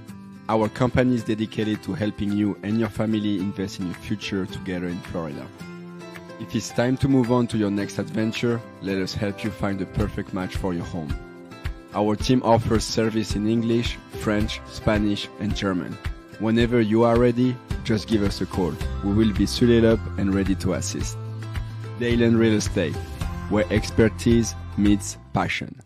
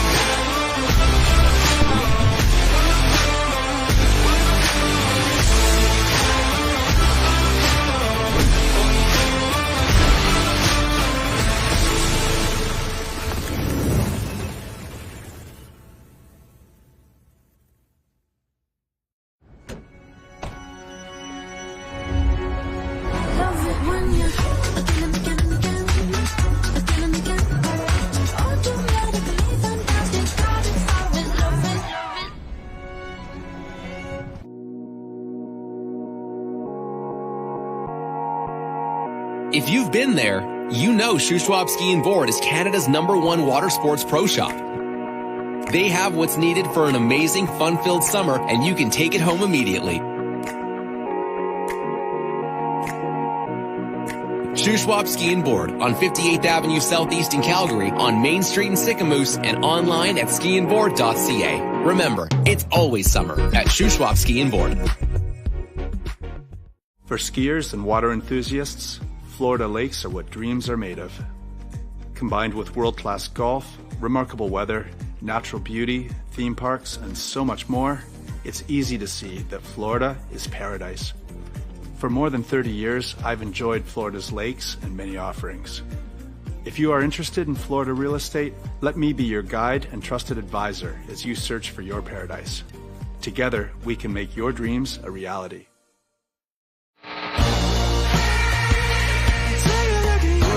Start to lose my balance. What am I falling into? This feels like something new. I seen a lot of rules, but they were nothing like this. The way you do what you do, I think you're something brand new.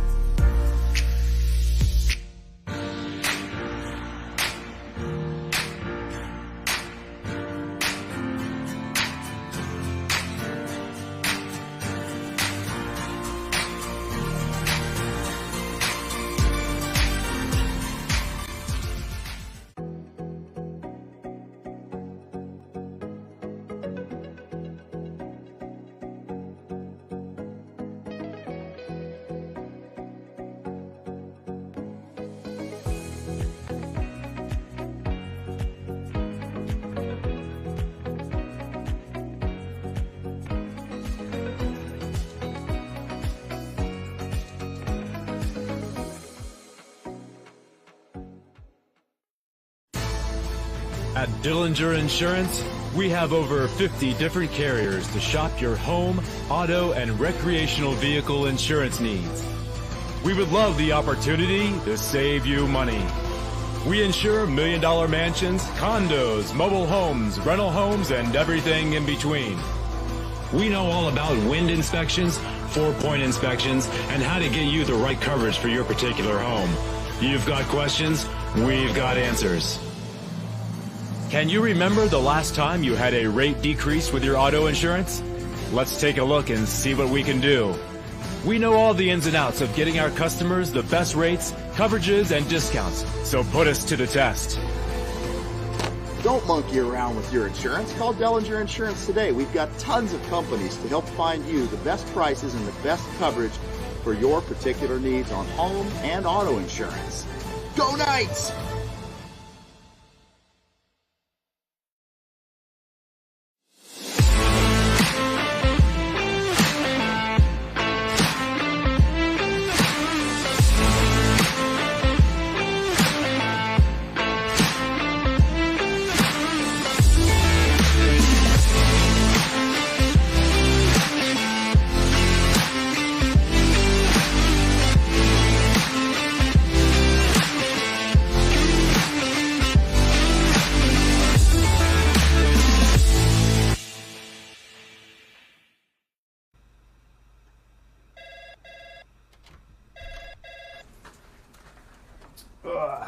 Brian. Hey, morning. You have a good weekend? Yeah, got out on the water a couple times. How about you? Yeah, I got to set in. Just gonna make a quick phone call here. Oh, of course. Can you get that, Will? Yeah, man, I got it. Thanks for calling Wake House. This is Will. Yeah, looks like we've got those in stock.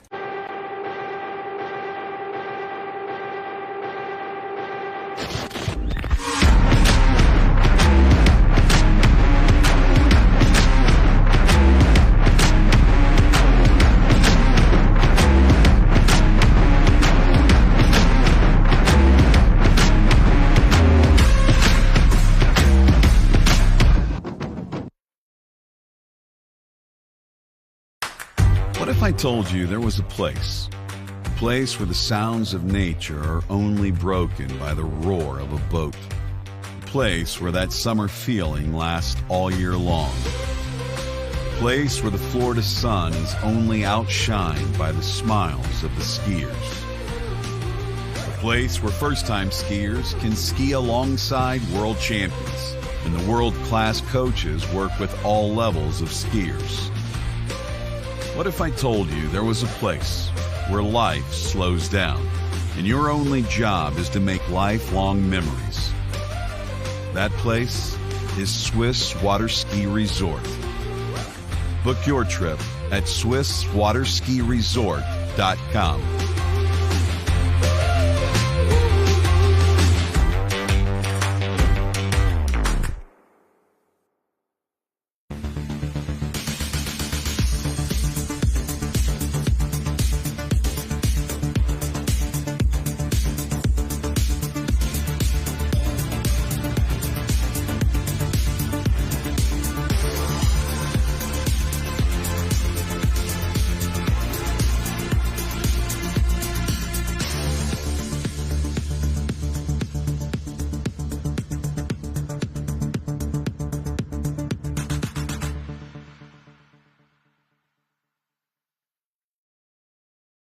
For over 20 years, Houston has been setting the standard of automotive excellence. Hi, I'm Dave Houston. I'd like to welcome you to the Houston family.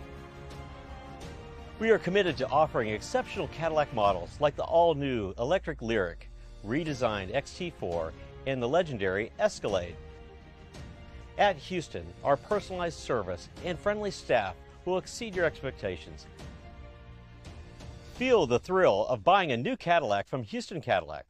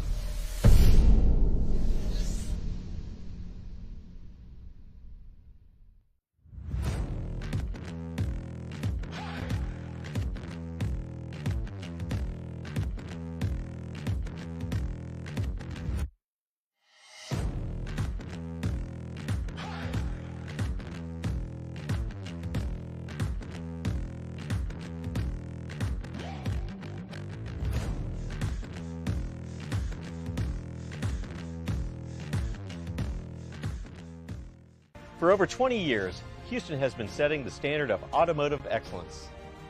Hi, I'm Dave Houston. I'd like to welcome you to the Houston family.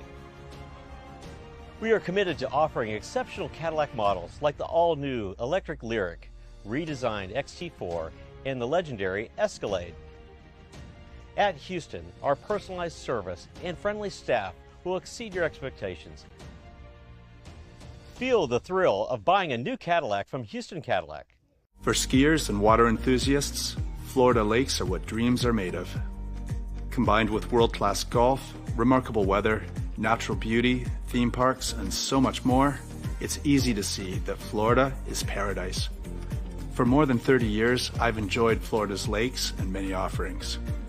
If you are interested in Florida real estate, let me be your guide and trusted advisor as you search for your paradise.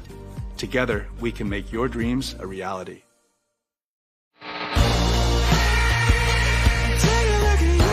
Start to lose my balance. What am I falling into? This feels like something new. I've seen a lot of views, but they were nothing like this. The way you do what you do, I think you're something brand new.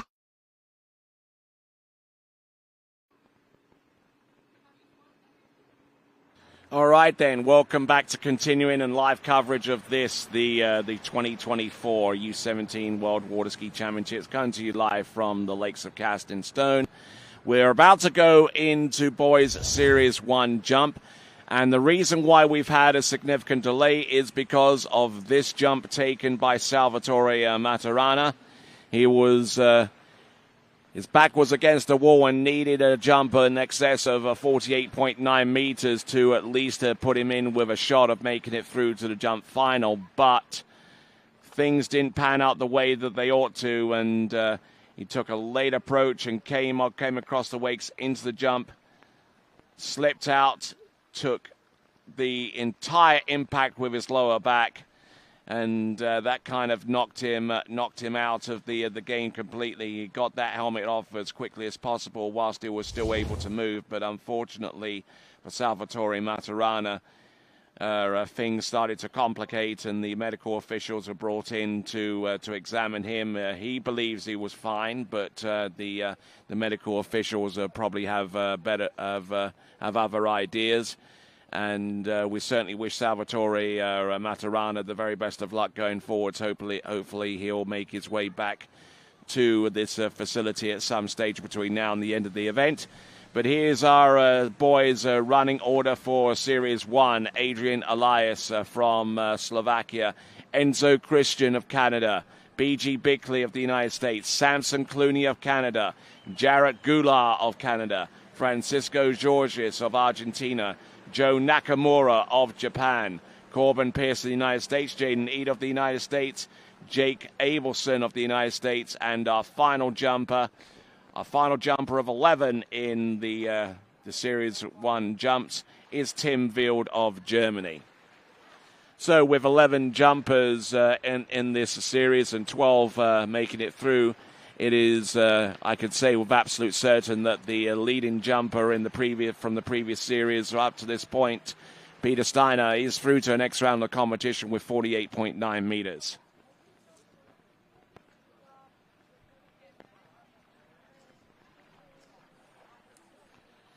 So, with that in mind, let's have a look and see what our first jumper in Series 1 can do. Winds caught up again. It's a straight-up headwind for our jumpers in Series 1. Let's see what Adrian Elias can do. Almost getting blown forwards over his right ski, but still able to get that jump off. So Adrian Elias from Slovakia.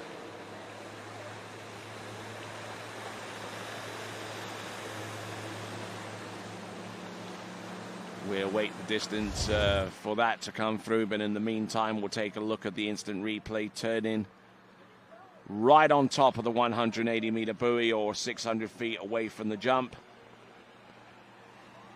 The jump coming through, distance-wise, it is 43.2 meters, but would need something a little bit more substantial than that. Not even enough to be in the top 10 right now.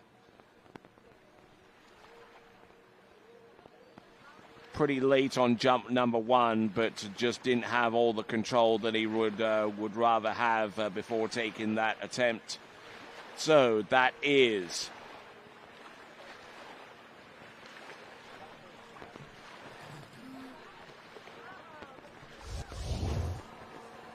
there, Adrian Elias there on jump number 1.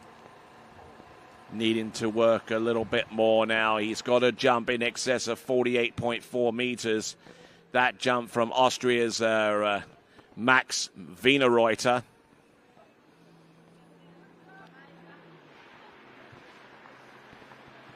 All right, so Max Wienerreuter's distance of 48.4 meters is the distance that our jumper on the water has to exceed in order to make it through.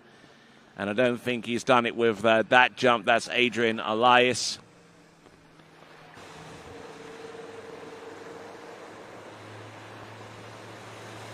So for those of you that have been waiting patiently for the more on water action, we certainly appreciate your support and your patience and your loyalty.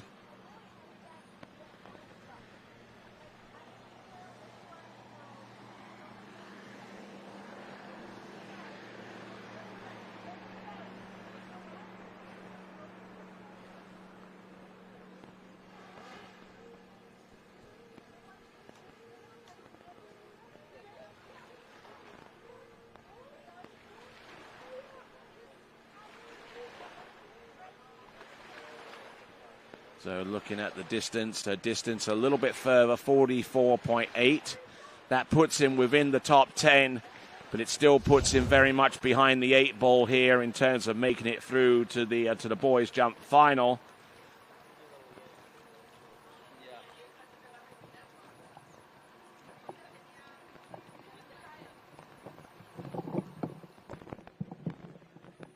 So now, third and final attempt. Let's see if he brings this a little bit further off the 180. Yes, he does. He's intending to try and keep his glide out to going a little bit further, and here he comes. This is actually a little bit of an earlier approach. He wants to try and use a little bit more of the ramp, and yes, a little bit tighter off the end of the ramp. But still, he believes, and I go along with him, that that jump just not enough to put himself in the among the top competitors that will be skiing in the boys' jumping final tomorrow. Certainly put the work in and put the effort, but unfortunately not yielding the distance that he wanted. He was already about 4.1 meters shy of the lead, and that jump ends up being 44.5 meters. His best jump, 44.8. That's Adrian Elias there from Slovakia, and what that ultimately means is that Max Wienerreuter, with his jump distance of 48.4 meters, has jumped well enough to make it through to the boys' jump final.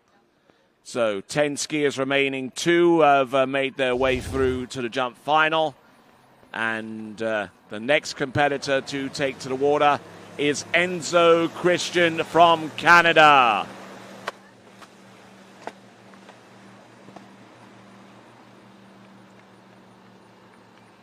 So there is your leaderboard. Steiner and Wienerreuter, both from Austria. At the top of the leaderboard and assured themselves of future participation in the jump event.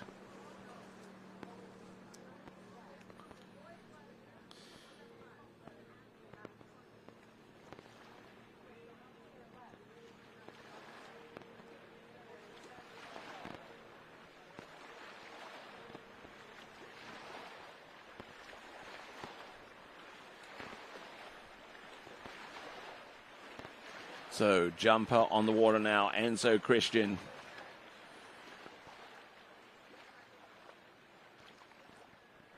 He's put some pretty decent jumps out there.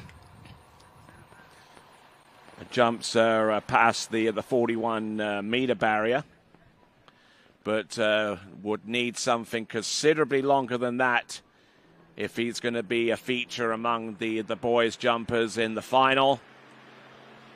He's nice and wide. He's keeping the line tight. He's driving off the second wake. There you go. Good, solid looking opening jump. Should be well in excess of 40 meters. But how much further than 40 meters is the big question here. Certainly taking in a bunch of speed.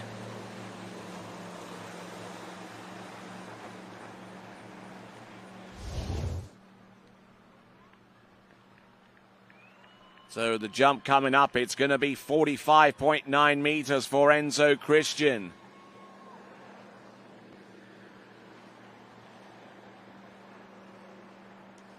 So already in the mix. Enzo Christian currently lying in 6th place right now after jump number 1.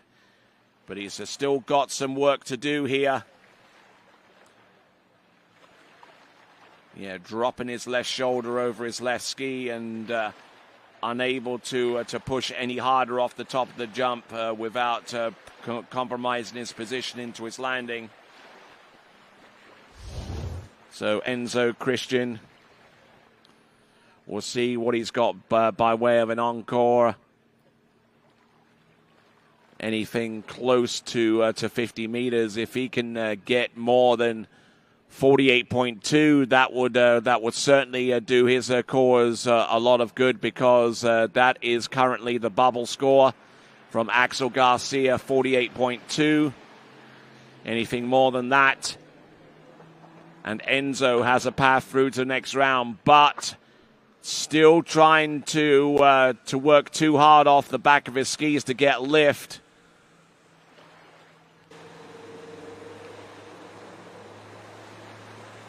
Just really digging in off the turn, and sometimes that helps. But with the longer jump skis being the way that they are, and they don't react too favorably to being pressed too hard off the turn. The distance coming through, yes, it's 41.8. I suspected that jump was less, and that turned out to be the case, unfortunately. So Enzo Christian has got one more attempt remaining. Yeah, leaning up over his left ski and just unable to fully connect with that jump, and losing a truckload of distance as a result. So as a good few of our fans along the shore side are taking in the competitive action. We've got Enzo Christian, one final attempt. Of course, we've got one or two more Canadians in the mix. We've got Samson Clooney, Jarrett Kula, the other two Canadians in this event. Let's see what Enzo Christian can do on his third and final jump. Better connection on that one. Better connection there on the third and last attempt, more speed. But will that result in a bigger jump distance? He needs something more than 48.2 to advance through to the boys' jumping final. He was certainly progressively later with each jump. Every time he made that turn round the 180-meter buoy, he ended up being later. It ends up being his best jump out of the three, but not enough to see him through. As a matter of fact, it's good enough for 5th spot right now.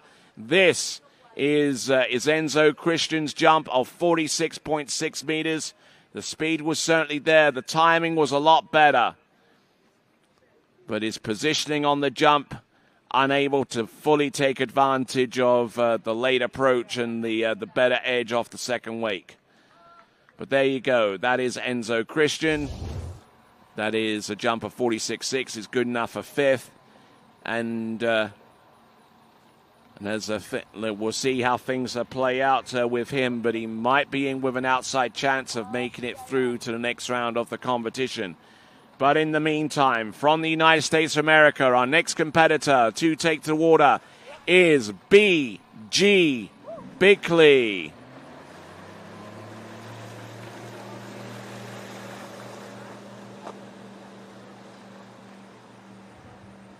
So B.G. Bickley, who had a really good run of form last season with jumps into the deep 40-meter range.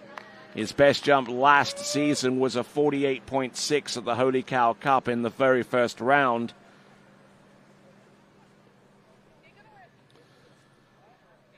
And needing something along those lines, hopefully he's improved beyond the realm of that distance from last season. We certainly give a big shout out to Simon Rentals for providing us with the cherry picker or the magic carpet, no matter what you call it, providing us with high aspect shots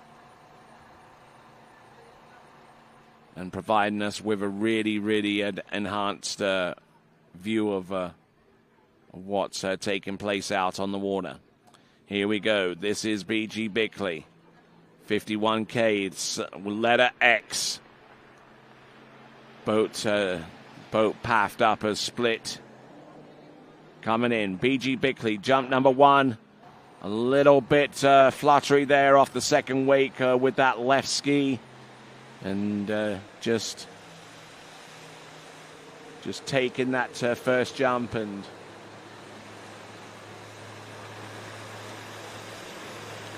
ensuring that he's able to survive long enough to take the remaining 2. B.G. Bickley turning after the 180-meter buoy. The distance for him should be coming up any moment now. I would imagine that it's going to be halfway into the 40-meter range, maybe a little bit more than that. But for starters, he's going to have to work harder from 43.8 meters or 144 feet. And there you see 43.8 meters. Currently, B.G. Bickley on the outside looking in and maybe about 13th or 14th. But he's looking to try and exceed the jump distance of Salvatore Maturana now. With his jump distance of 47.9, his jump is the bubble. And speaking of Salvatore Maturana, the paramedic and fire truck leaving the facility right now. Not too sure whether Salvatore is in that vehicle. But as he leaves, he's looking at B.G. Bickley take a pot shot at his score. Here he comes. Yeah, good lift, good float, and he is on fire there with jump number 2. We've already seen the likes of Peter Steiner, Max Wienerreuter, and Axel Garcia advance through to the next round of the competition. With 9 skiers remaining, it means that the bubble score is that of Salvatore Maturana.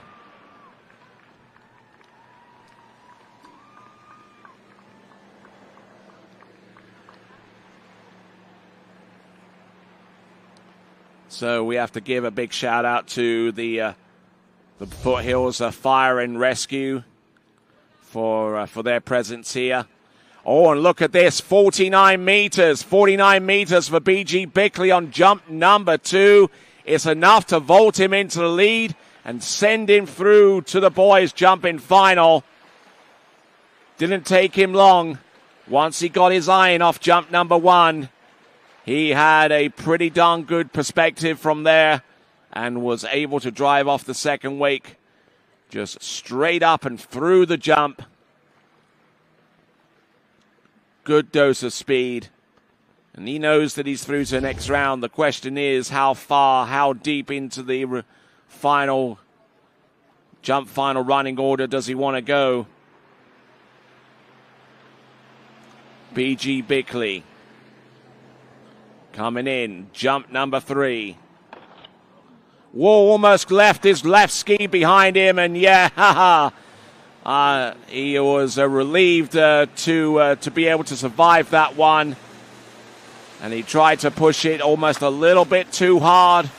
And yeah, he's still expressing some level of relief that he was able to survive that jump. But 49 meters on jump number 2, or 161 feet, is good enough to see him through to the boys' jumping final.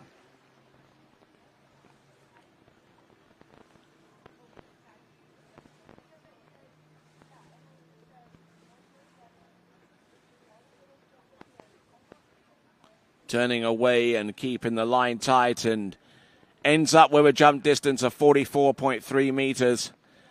And he tried to press and try to extend off the top of the jump, and nothing was doing there. Just made the situation coming off the ramp a little bit worse, and thankfully B.G. Bickley is an experienced enough jumper to feel and see what was about to happen and make corrective measures to at least survive the jump. But B.G. Bickley, for his part, 49 meters through to the next round of the competition. And still the bubble score is that of Salvatore Maturana on 47.9 meters. So, skier on the water right now, representing Canada, Samson Clooney.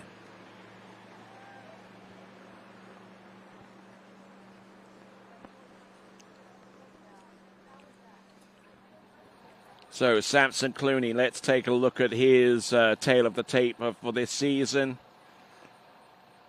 Or even a little bit of an insight as to what he was able to jump last season. Samson Clooney at the Holy Cow Cup towards the tail end of 2023 was able to jump in excess of 45.2 meters. He's backed that up with jumps of around 44 and 43 meters, but from what I understand, and I saw a little bit of this at the Louisiana Night Jam, that he was certainly pushing distances in the high 40s.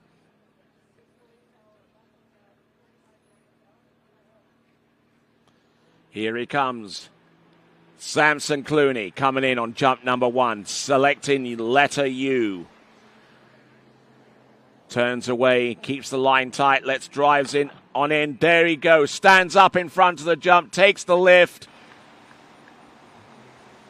and executes a fine first jump. May not be enough to overhaul the jump distance that's currently held by Salvatore Maturana on 47.9 or a 157 feet. But we will see what the distance is very, very soon from Samson Clooney,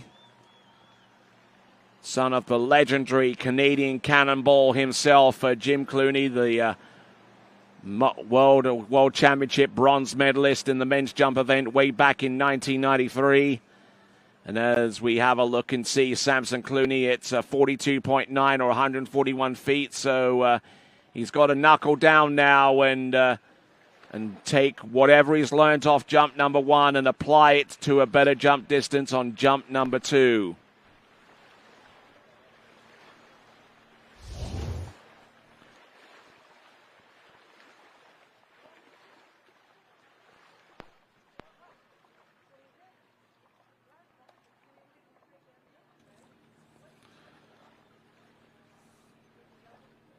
All right, here we go. Samson Clooney.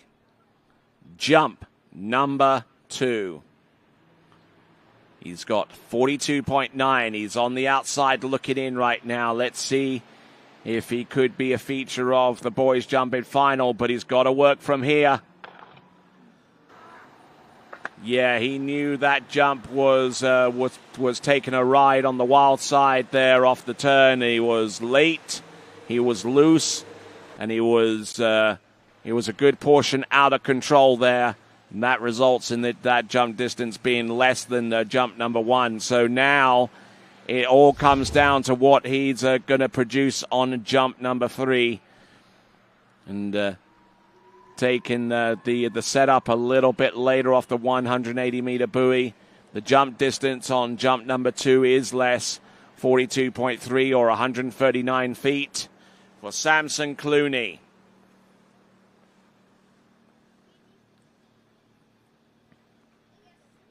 Leaning in with his left shoulder and then driving off the second wake. Yeah, he got twisted and kind of stood up a little bit before the jump and just not applying pressure all the way through that jump, and that's why he got twisted like that and why he wasn't able to fully extend off the end of the ramp. B.G. Bickley in the lead with 49 meters. He has the lead right now, and Peter Steiner in the second spot with his jump distance. His distance of 48.9. Max Wiederreuter and 48.4. Axel Garcia with 48.2.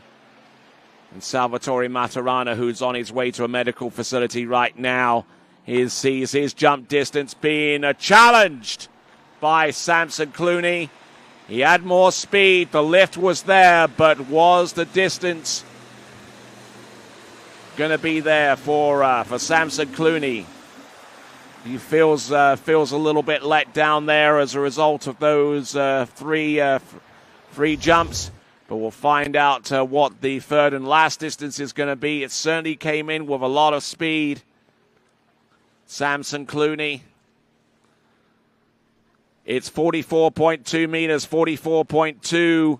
So that means that Salvatore Maturana is through to the next round of the competition from Italia at the expense of Samson Clooney with 44.2 in his first appearance at the Junior World Water Ski Championships.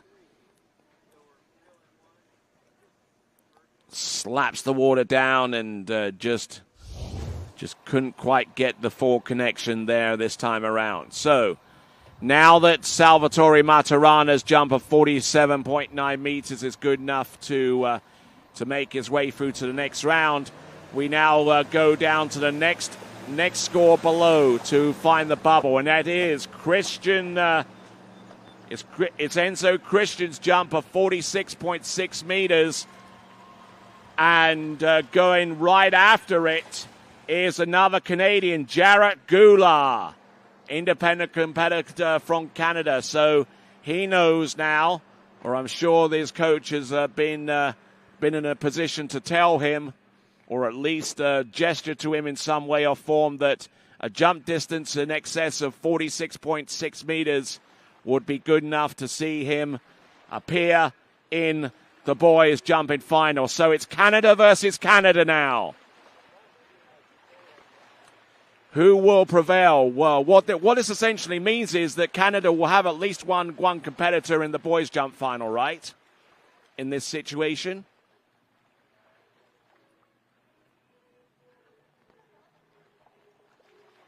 Yeah, so there you go. So it's a straight-up battle between Enzo Christian, who's jumped 46.6 meters for 6th place right now, and Jarrett Goulart, jumping with letter V.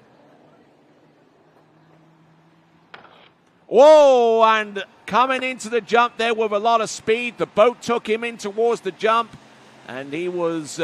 he stood straight up before the ramp and just absolutely shunted the heck out of that thing.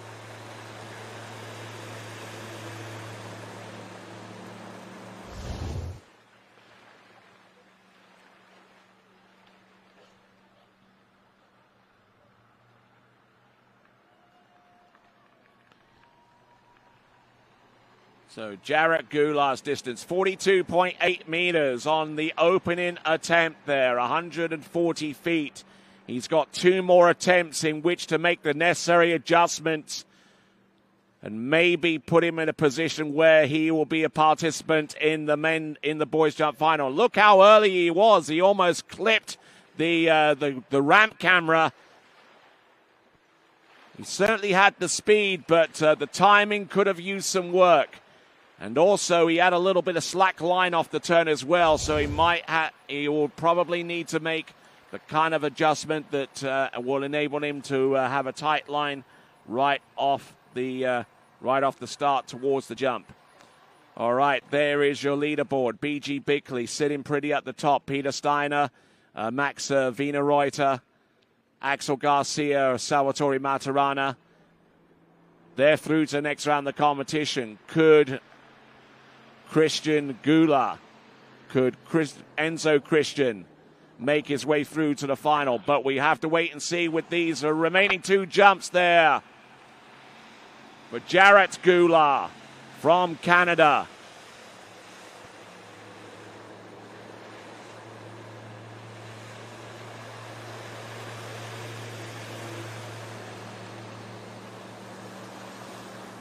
We await the distance. This should be a little bit longer. It had more control attached to it.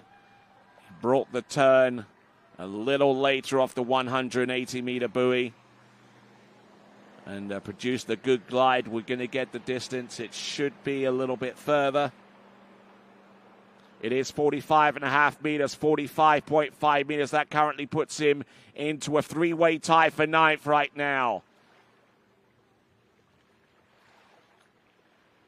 Yep, stood up before the jump, not edging all the way through. And as a result, whenever it came time for him to gain lift, it spread the front of the skis out wide. As we look and see our one of our next jumpers, Joe Nakamura, get ready for his go. So the situation is in the three-way tie for ninth. The jump distance is 45.5 for Luke Runciman, Jacob Saddington, and the skier on the water right now, Jarrett Gula. Now, let's see what he's got. Third and last attempt. Oh, and swinging out in the air, and that essentially means that Enzo Christian has made it through to the boys' jumping final as a result of that leap. So one Canadian has made it through to the boys' jump final, and Jarrett Gula is going to have to wait and see if he's going to be part of the jump final as well.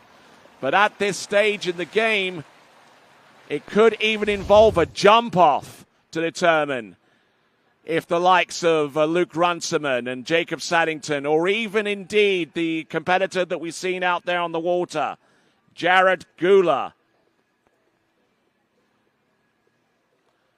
jumping a little over 39 meters on that last attempt, spurned the opportunity to put himself ahead of Enzo Christian.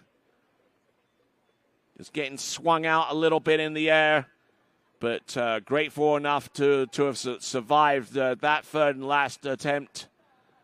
And even the landing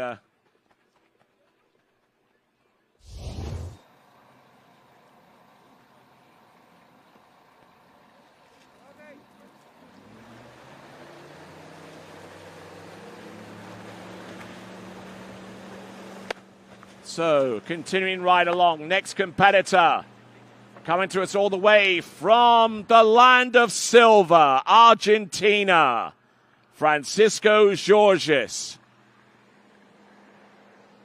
And there you see that right binding painted silver.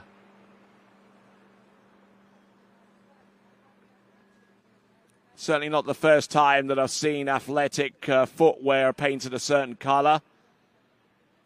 Any one of you that have been around long enough will remember the likes of Michael Johnson winning the men's 200-meter sprint at the Atlanta Olympic Games, wearing gold painted shoes. Certainly confident enough to do that, I suppose, and he broke the world record at the same time. But right here and now, with his right silver binding, here it comes, Francisco Georges. Now needing a distance in excess of Damien Eads' best distance of 46.1 to advance through to the next round of the competition. Here he comes, Francisco Georges. Oh, good impact, good looking jump there. The height, the flight, and the distance, all on the money there for Argentina's Francisco Georges. Not only do I think that that jump is good enough to make it through to the next round, it could well put him up towards the top. And I tell you what, it's put him in about third, in about fourth spot right now with 47.8. 47.8 meters. Francisco Georges, as a matter of fact, 47.8. That actually puts him just marginally behind Salvatore Maturana. But it is a good enough jump to send him through to the next round of the competition. Now, let's see how far he's prepared to move up the ladder. Mission 1 complete. Get to the final. Mission 2, come off the dock a little bit later and have the knowledge in terms of knowing what you need to jump in the final to achieve any aims that you have in that respect.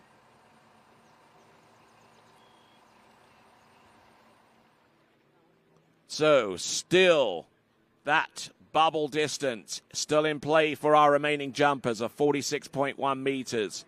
Francisco Georges joining 6 other competitors through to the jump final.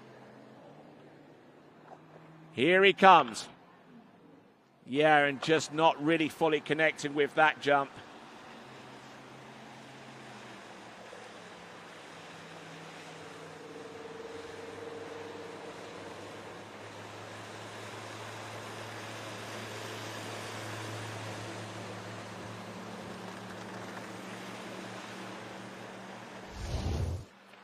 So, waiting on the distance on this jump. I doubt whether it's going to be anything of the range that he produced earlier. Yes, it's 41.3 meters, 135 feet, and he's got one more jump to come.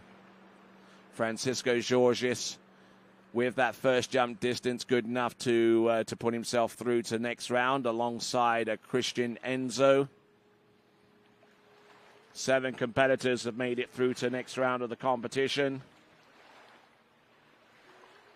There are 5 more spots available.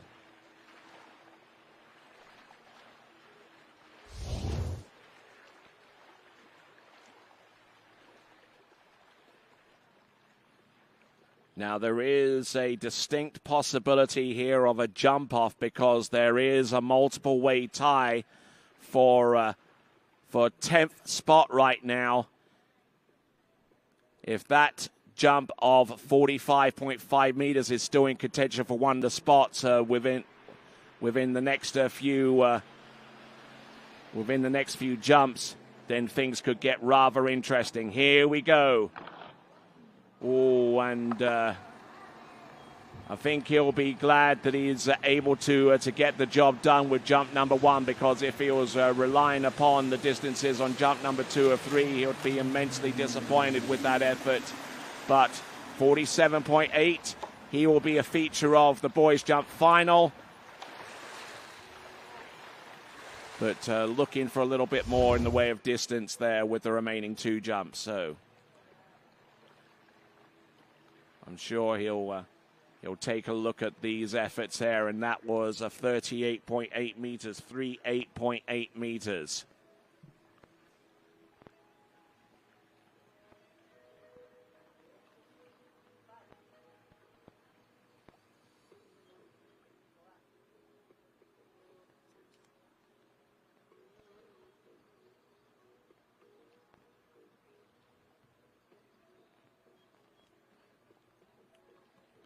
So the distance there, 38.8 meters.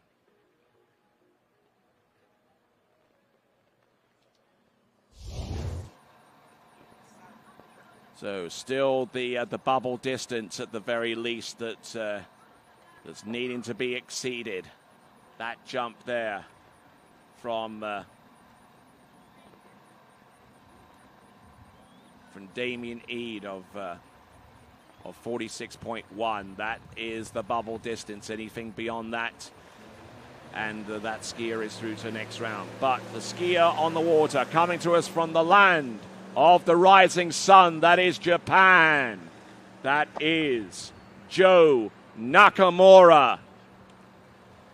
Joe Nakamura was the very first competitor in the tricking competition a couple of days ago and produced a score of 49.50, and that kept him very much in contention for a spot through to the boys tricking final. In fact, that's exactly where he'll be going tomorrow.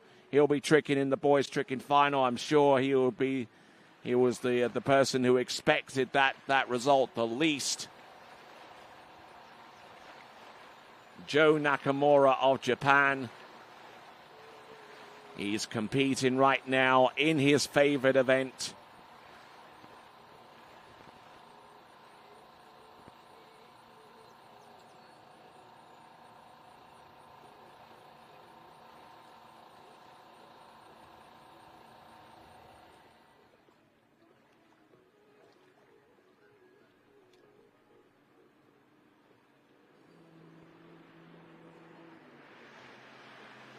All right, here we go. Coming in on jump number one, Joe Nakamura. Superb looking jump there, well constructed. Very, very disciplined effort there on jump number one. May not be the latest approach that he's taken into the jump, but he was very well positioned to take that. He didn't move around too much off the second wake. He just held his composure.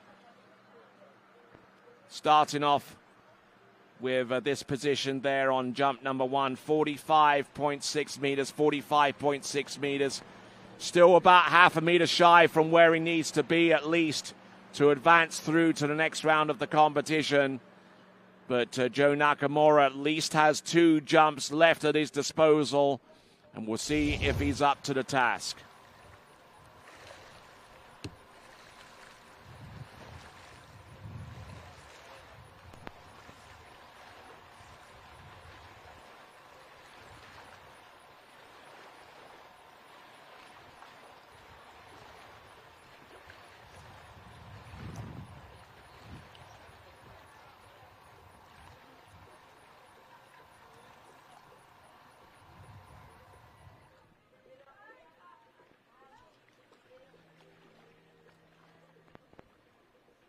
All right, here we go. Letter U.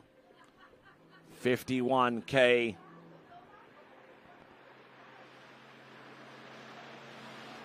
Joe Nakamura taking an earlier approach this time, taking a slower tack off the turn. And Joe Nakamura putting himself in a little bit of a squeeze here because he's got a jump over 46.1 meters, which is basically a chip shot for someone like him, but unfortunately not able to get it done on jump number one and certainly not on jump number two.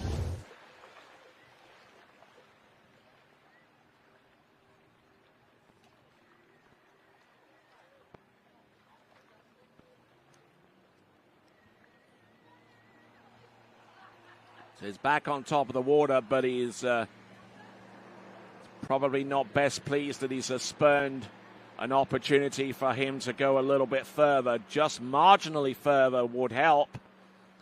If he can try and get about 0.6 of a meter on top of what he's already jumped, or even 0.5 of a meter, even that would be enough possibly to make it through to the next round of the competition. But 0.6 of a meter will definitely do it. That will put him ahead of Damien Eade.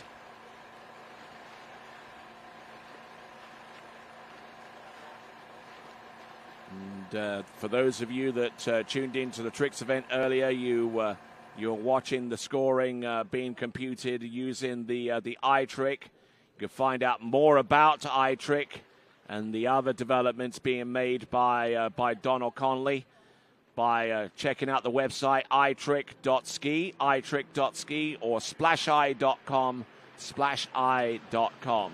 Joe Nakamura, last jump. Setting up with letter U and pushing off the jump there and not getting much in the way of height or distance. And that could be a gift for Damien Eade, who I'm sure is along the shore side and not quite believing that his jump of 46.1 meters could still be in the frame for making it through to the boys' jumping final. We await the distance, however, for Joe Nakamura, who's already in one event final, probably the final that he least expected to be a part of, the boys' tricking competition. But at 41.6 meters means that Damien Eade with 46.1 is through to the next round of the competition. 41.6 there for Joe Nakamura on his last jump. His best jump, 45.6.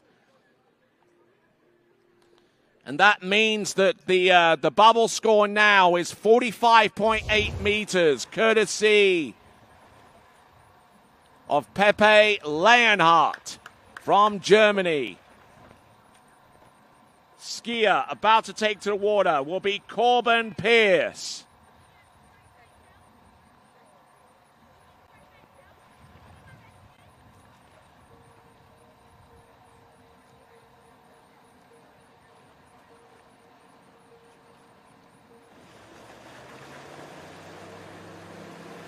All right, so Corbin Pierce. Let's have a look at his recent record. Well, I don't have much of anything too recent for him, only to say that he jumped 45 meters at the U.S. Nationals in 2023. But I'm sure that he's improved a little bit more than that, Corbin Pierce. I believe skiing in his last Junior World Championships of eligibility. And looking to try and put something down for his personal, for his own personal satisfaction, because he is an individual competitor from the United States, not a member of the team per se.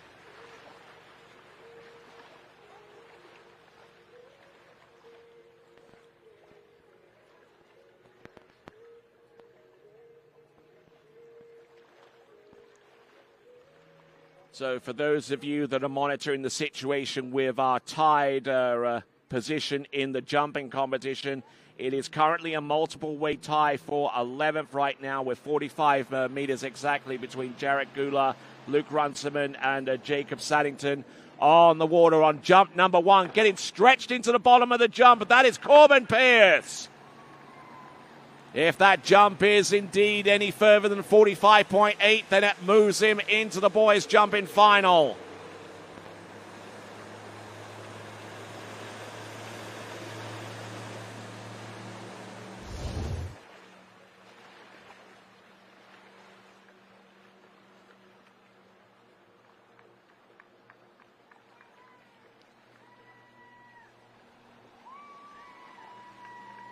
Getting a lot of support along the shore side, and the jump distance is a 43.8 meters, so he's still got to work a little bit more.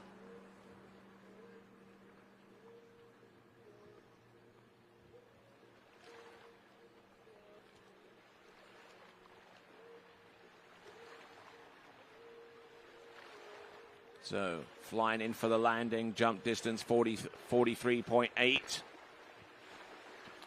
43.8 meters, and he's still got to work hard. Has got to get at the very least, with 3 jumpers remaining, he's got to get above 45.8 meters to give himself some level of security in terms of making it to the boys' jumping final. Let's see what he's got. Corbin Pierce from the United States, keeping the line tight. Quick turn here. Yep, that's better. The distance is going to be better. How much better is yet to be determined.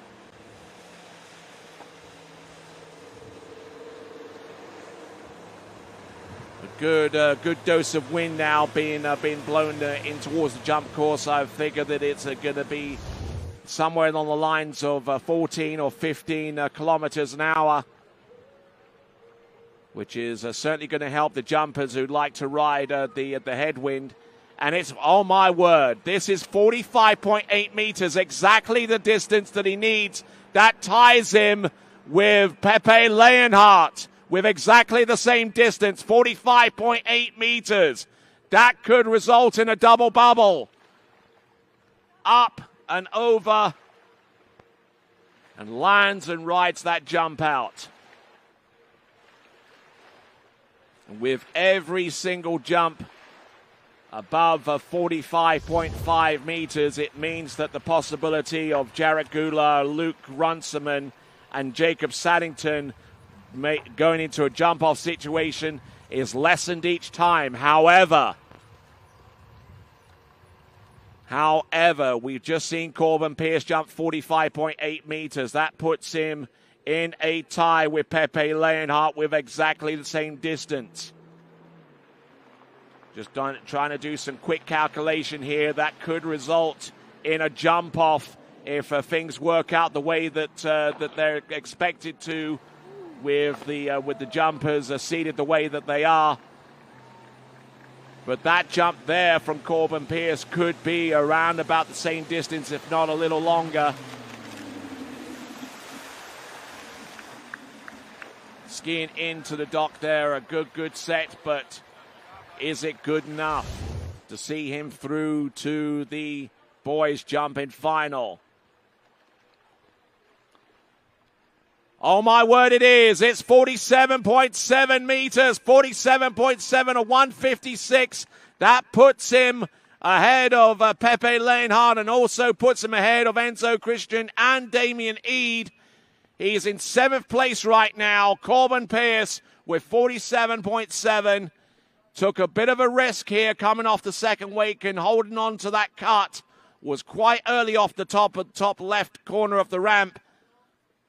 But held on to it, landed and rode it out, and definitely put himself on the starting dock for the boys jumping final.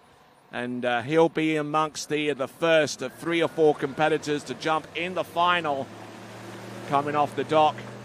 And the next person off the dock now is Jaden Eade, representing the United States of America.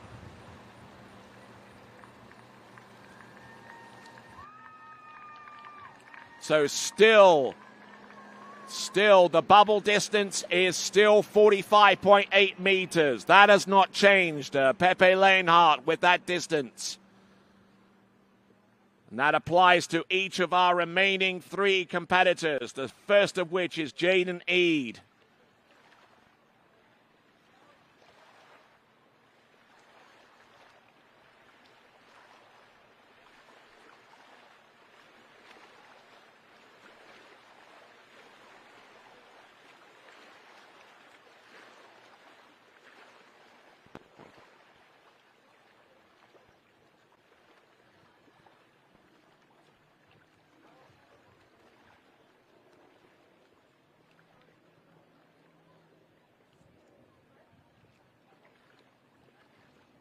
So here we go, Jaden Eade now. Jump number 1. Needing a jump distance of 45.8 meters or more to secure his spot through to the boys jumping final. Looking strong on the jump number 1, although the distance might not ultimately reflect that.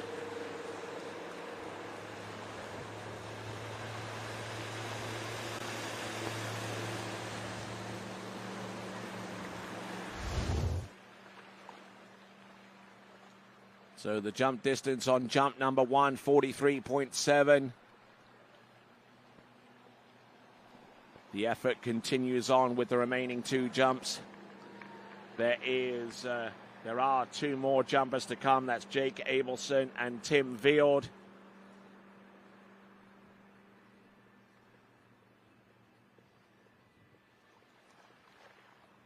Little flat coming into the jump and getting a little bit twisted. The boat pulling him off his edges onto the bottom right-hand corner.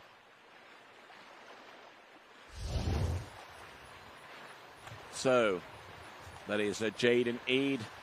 He is His brother, Damien Eade, already through to the next round, are currently in 9th spot with 46.1. Enzo Christian through to the final as well. So too is Corbin Pierce, Francisco Georges, Salvatore Maturana, Axel Garcia, Max Wiener Reuter, Peter Steiner, and BG Bickley. 9 skiers already through, 3 competitors remaining, the first of which is Jaden Eade, and I think he's done it. Think he's done enough to make his way through to... Oh no, and he's dropped the handle!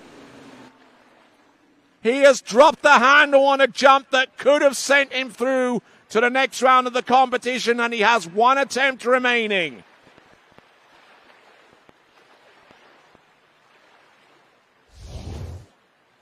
Wow, the drama just cranks on, doesn't it? Jaden Eade.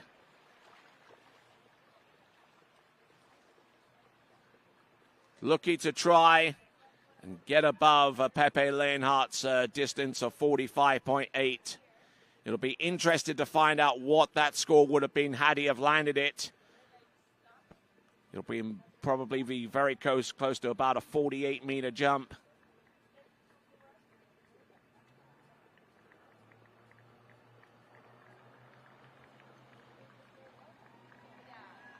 Just completely lost his water speed on the tail end of that landing, and just was unable to stand up and ride that one out. So now it comes down to this last jump. His jump of 43.7 meters is good enough for a 19th spot right now. That second jump could have been enough to put him into the top 10, which would have been enough to have sent him through to the next round of the competition with two competitors remaining. So now he's got to dig deep here and conjure up some magic. Damien Eade, his brother, is already through to the boys' jump final.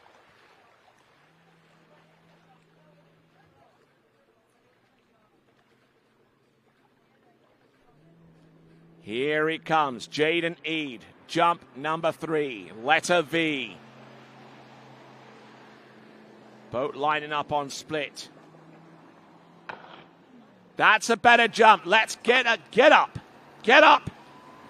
Good. There he goes. Third and last jump. That jump should be enough. If it's anything over 45.8, it will be. But he's looking over towards the scoreboard right now to determine whether he... Yes!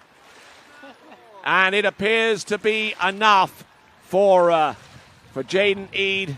And the relief is palpable there. That is a 47.2 meter jump, or 155 feet. That usurps the jump distance of Pepe Leonhardt, who's 45 distance of 45.8 is still the bubble score. But we have 2 Eades in the boys jumping final. And thank goodness that that's the case, because that would have made for an awkward dinner conversation. Jaden Eade already through, Damien Eade already through to the jump final on 46.1. His brother, 47.2.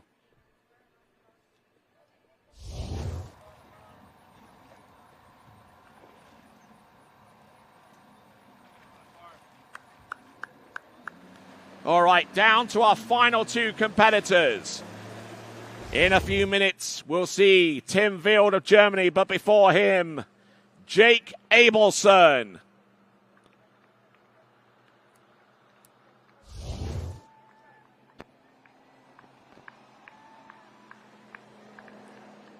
So Jake Abelson, let's have a look at the tail of the tape for him, who's already been producing trick scores out of the wazoo this season, but we haven't seen him jump so much. He's jumped 49.8 meters as recently as last season in the pro tournament in Lymanland, USA. back that up with another distance into the 49-meter range, and I'm sure that that he's been training hard and practicing and looking for a jump distance in excess of 50 meters that would not only help him so far as possibly clinch the or put him in a good possibility where he could clinch the jump title, but also give him a pretty heavy nod towards doing the similar thing in the boys' overall competition. Here he comes, Jake Abelson. And I think he's done enough on jump number 1.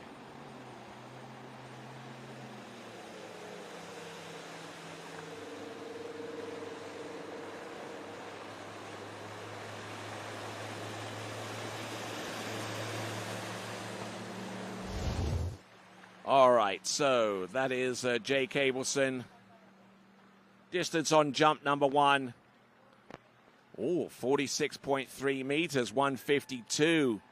I was figuring that he might have done enough to get through. Just enough, as a matter of fact. Needed to jump more than 45.8 meters, the jump distance from Pepe Leonhardt.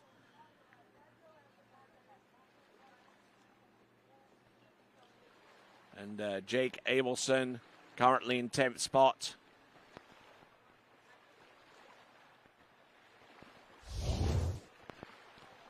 Let's see what he's got by way of an encore. He's got 2 more jumps remaining.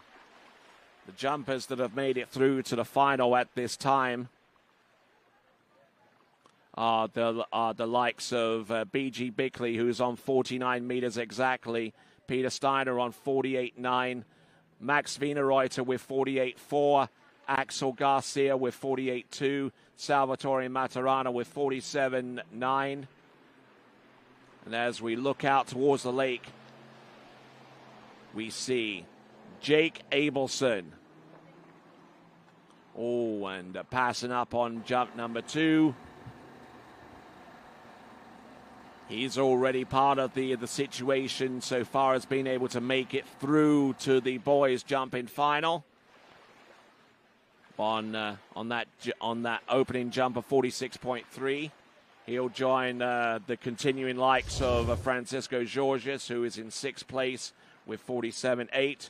Corbin Pierce on 47.7. Jaden Eade with 47.2. Enzo Christian of Canada with 46.6. Damien Eade with 46.1. And waiting in the wings to see if he's possibly through to the next round of the competition is Pepe Leonhardt.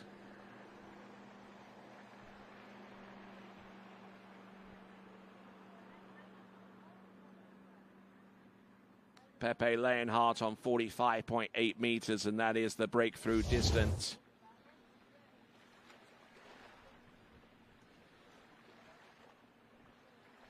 So Jake Abelson currently at this time, currently in 10th spot. He's through to the next run, to the next round. Damien Eade, he's through to the next round as well.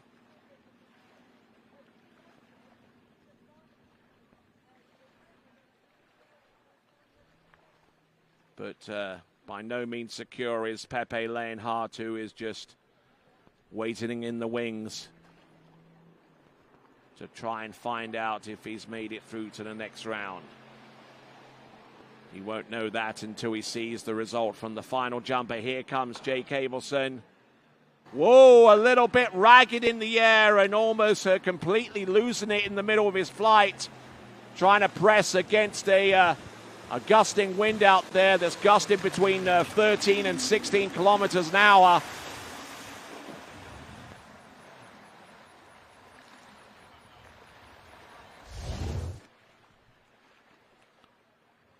So Jake Abelson on jump number 3 has already secured himself a spot through to the next round that will take place as our final event tomorrow to conclude the on-water action of the 2024 IWWF U17 World Water Ski Championships.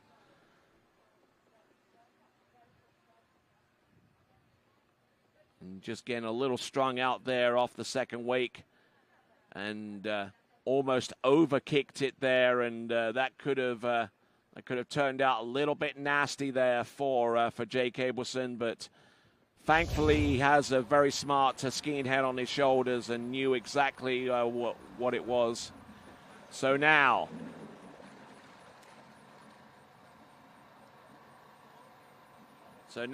it's a case of Germany against Germany now. The jump distance from Pepe Leonhardt is 45.8 meters. That's the jump distance that our final skier has to exceed in order to make his way through to the jump final. No more skiers remain. Tim Field is our last jumper on the water.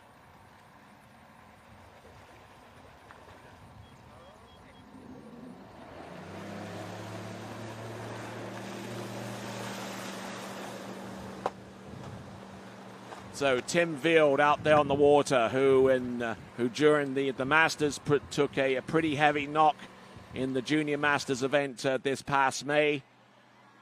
Not only did he take a pretty hard knock, but also won Tristan Duplan-Fribourg of France, who would have been a shoo-in to compete in this event, but his injuries were so severe that they basically ruled him out for the remainder of the season. And if you're watching and interacting with us, the best of luck and well wishes for you going forwards. And we hope to see you compete at the highest level in the future. So best of luck to you, Tristan. So wind is still gusting up a little bit to almost to about 17 or 18 mile an hour. But running at a constant 12 or 13 kilometers an hour. Here we go, folks. Our last men's jumper, needing more than 45.8 meters to qualify through to the boys' jumping final. This, in terms of distance, should be a cakewalk, but it's proven to be anything but for some of our jumpers. And I think that we are set with the final 12 competitors through to the jump final. The question is, what position is Tim Field going to end up with, even after jump number 1?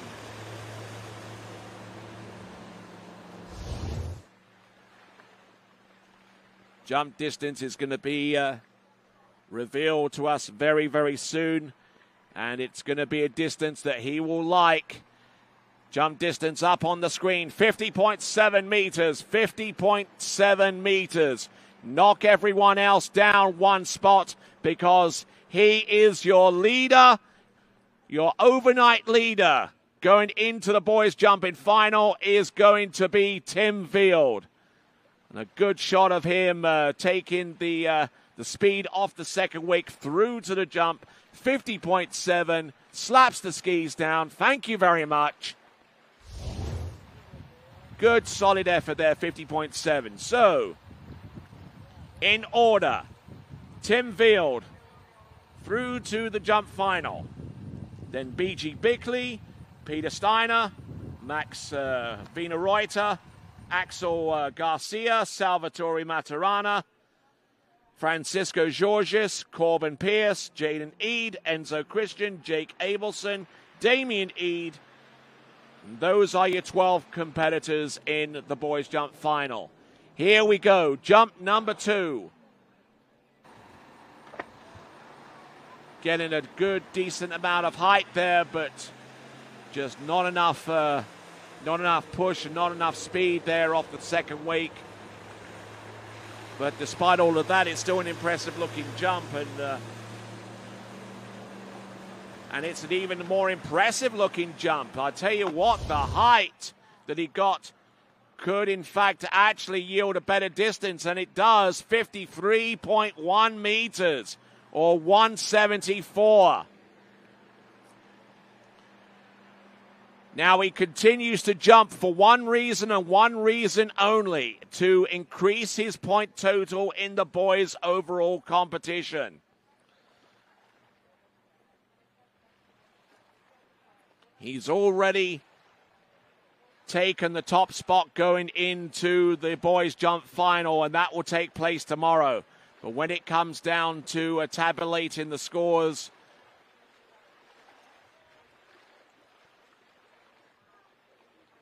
we'll see how he fares in the overall competition.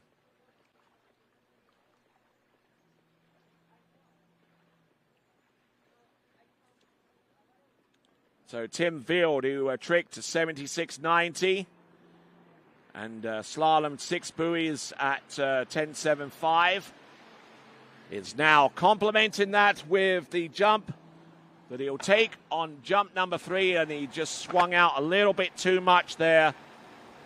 So Tim Field will return to the shore.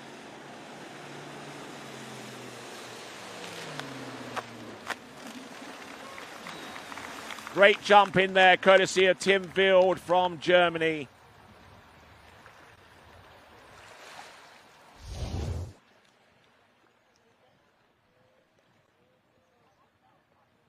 So 46 meters on jump number 3 won't matter too much. Even 46 meters would have been enough to send him through to the next round of the competition. He would have been in 12th, but he'll take first over every other position that he can get and jump in 53.1 meters to settle the deal with the jump-in competition in the boys category. So there we go, Tim Field, 53.1 meters, 174 feet, combined with the 76.90 trick score that he produced and the 6 at 10.75 meter run in the slalom. That gives him an overall total in respect to the world record of 24.66.54. That gives him a total that is 236.92 points adrift and is about 91% of the way to the current world overall U17 boys record. But so far as the boys jump leaderboard is concerned, Tim Field, 53.1. B.G. Bickley with 49 meters for second spot right now. Peter Steiner in third with a 48.9. Maximilian Wienerreuter in fourth spot there with a 48.4 meter jump. Axel Garcia, 48.2. Salvatore Maturano in sixth place with 47.9. Francisco Georges seventh with a 47.8. Corbin Pierce with a 47.7 for eighth. Jaden Eade with 47.2. Enzo Christian from Canada with 46.6. Jake Abelson with his score of 46.3. And our final skier to make it through to the jump final with a distance of 46.1 is Damien Eade. So those are the distances. Those are the top 12.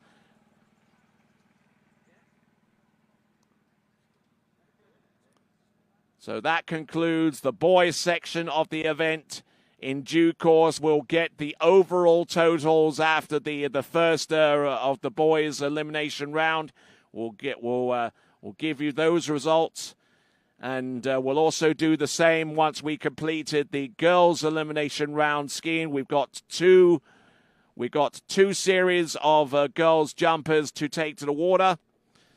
We've got Series 2, Series 1, and with that, we're going to take a little bit of a break, and after the break, we will continue on with the girls' Series 2 and Series 1 jump in the elimination round as we continue coverage of the 2024 U17 World Water Ski Championships. And we will be back right after this.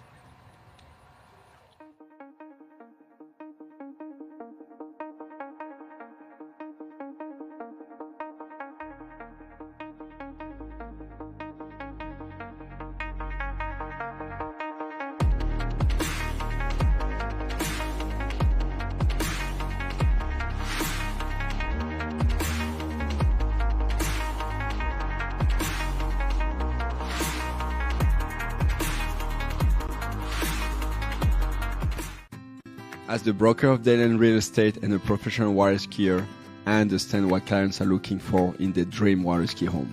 Our company is dedicated to helping you and your family invest in your future together in Florida. If it's time to move on to your next adventure, let us help you find the perfect match for your home. Our team offers service in English, French, Spanish, and German. Whenever you are ready, just give us a call. We will be suited up and ready to assist. Dalen Real Estate, where expertise meets passion. Where do competition standards meet the highest culinary standards? Where do the old masters meet the new masters? Where do first-class conditions meet first-class hotels? Where does the purest joie de vivre meet the purest drinking water quality? Only 30 minutes from the airport and Vienna city center.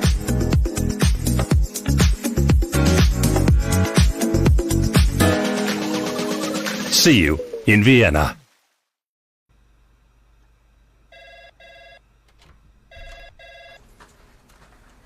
Morning, Brian. Hey, morning. You have a good weekend? Yeah, got out on the water a couple times. How about you? Yeah, I got to set in. Just gonna make a quick phone call here. Oh, of course. Can you get that, Will? Yeah, man, I got it. Thanks for calling Wake House. This is Will. Yeah, looks like we've got those in stock.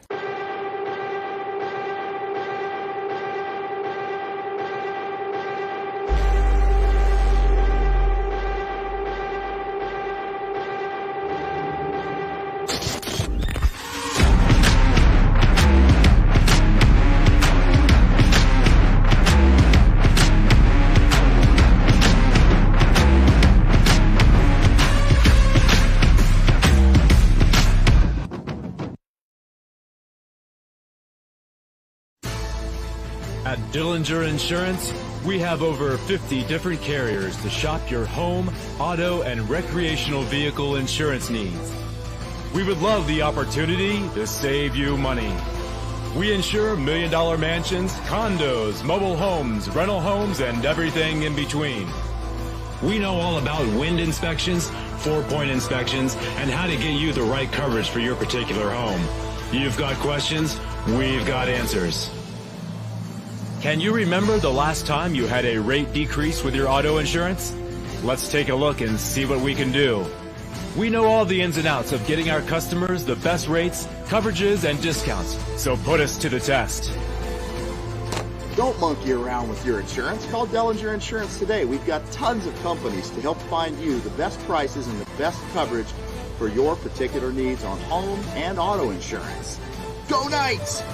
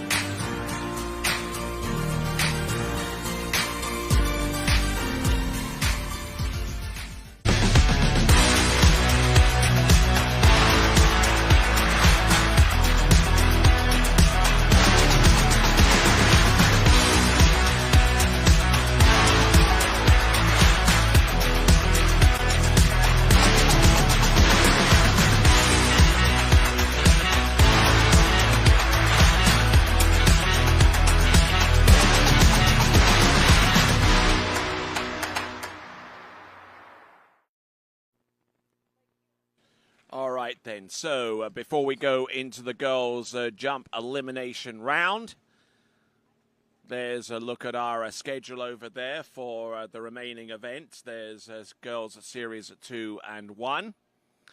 And let's have a quick look at the jump leaderboard. Tim Vild in the lead with 53.1 meters. BG Bickley second place with 49 meters exactly, and 48.9 meters belongs to Peter Steiner in third place. Now, before we go on to the running order for the remaining 2 events in this competition in the elimination round series, we got some business to deal with so far as the overall competition. Jay Cableson in the lead with 2,592.64. That's 15 points around about that range ahead of Tim Vild of Germany, who's in second place with a 25.77.75, a 15-point differential. And Axel Garcia currently in third spot with 23.90.51.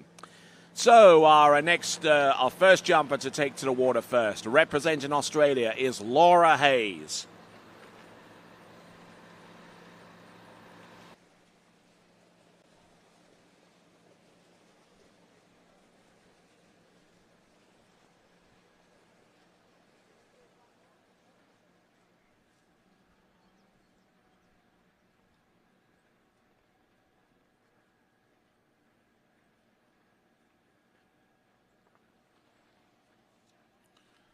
So Laura Hayes coming to us out of Australia. We'll try and get the tail of the tape on her.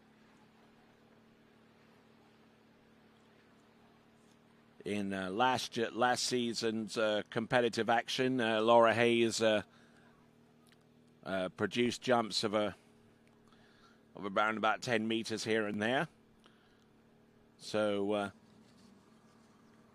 let's see what she can do. Looks like it's going to be a straight up single cut there for Laura Hayes.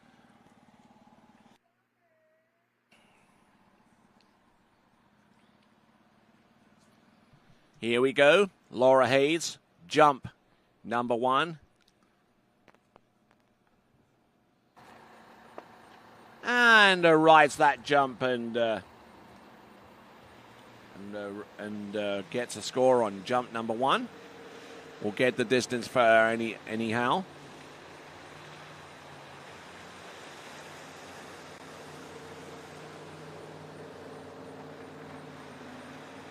So our splash eye are working to give us the distance any moment now. We've got Laura Hayes, jump number 1, up and over. A good landing there.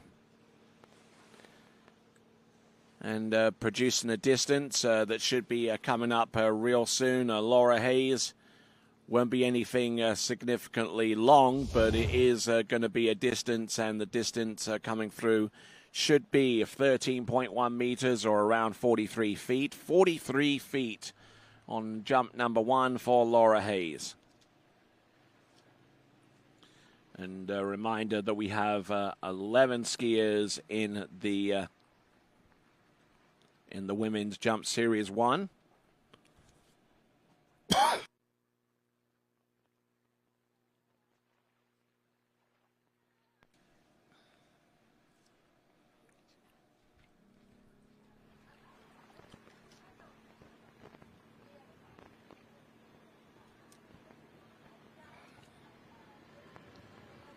All right, here we go. Laura Hayes, jump number 2, 13.1 to open up with.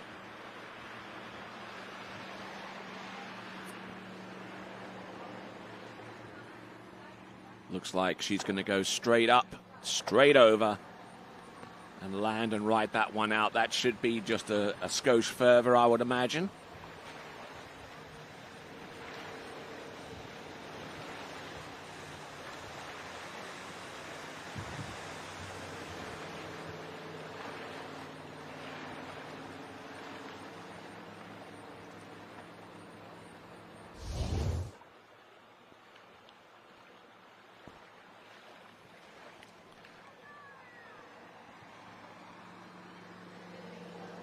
All right, so Laura Hayes, a carbon copy of jump number 1.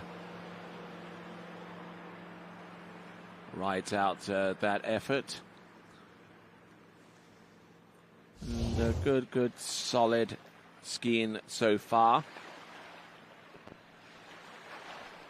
Jump distance, improving it by 0.4 meters, 13.5 meters or 44 feet for Laura Hayes.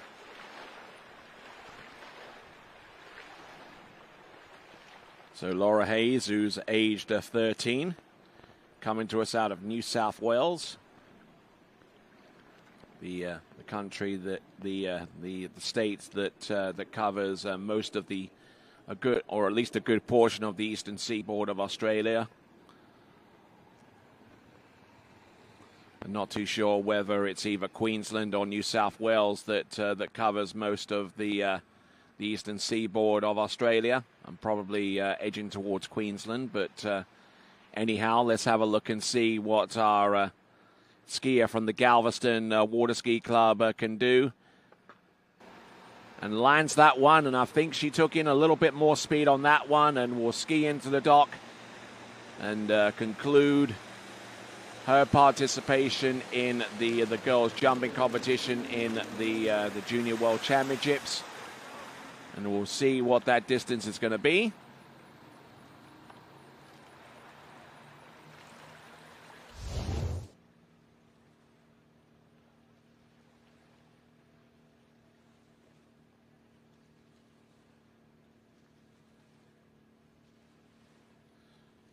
All right, and split down the middle, so to speak. 13.1 on the first, 13.5 on the second, 13.3 on the third.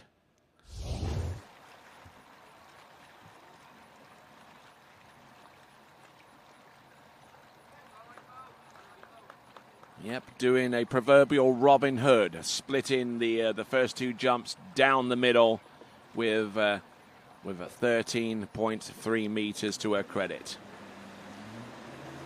All right, jumper on the water at this time. This now is Paulina Torres. Paulina Torres, who has made it through to the girls' tricking final. We'll see her compete in that event tomorrow. We'll see if she's up for the task of putting out a jump that could do the trick there for her.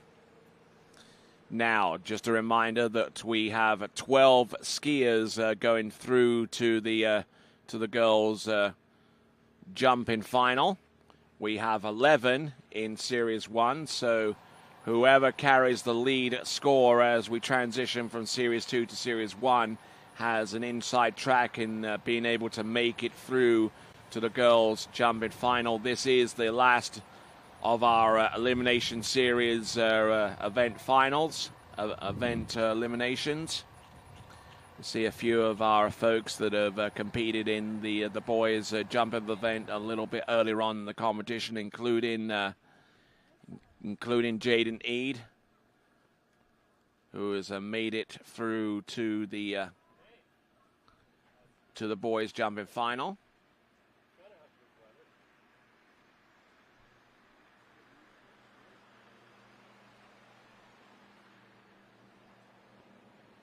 Getting set over her jump skis.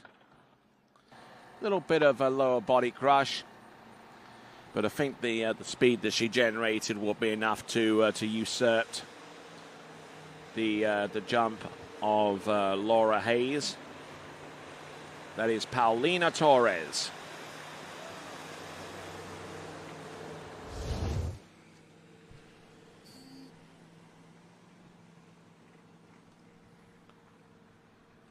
Paulina Torres, instant replay there for her. Okay, so she started off with a boat speed of 45k. She's now going to go to 48 kilometers an hour, which is well within her rights to do.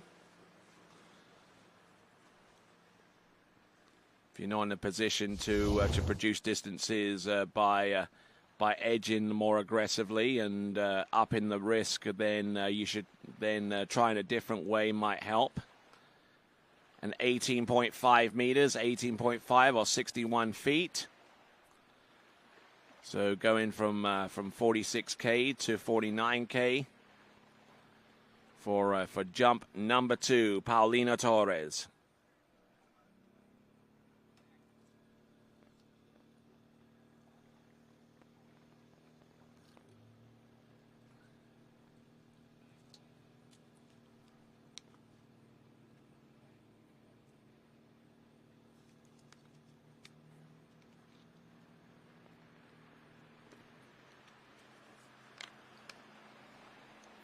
So moving the boat speed up to 48K. Let's see if her control continues to serve her well. Indeed it does. That should be closer to about 20 meters. Brought in a little bit more heat into the jump, and having the boat at a higher speed certainly helped.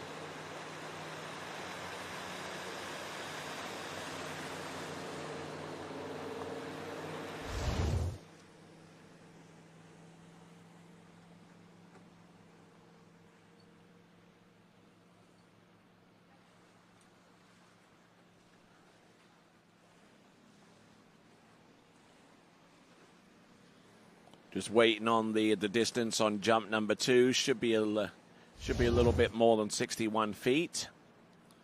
Paulina Torres of Colombia.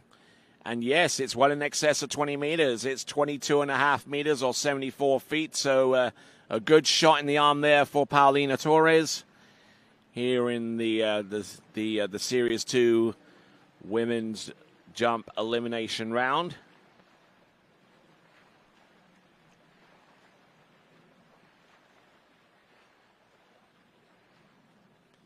Keeping everything on an even keel.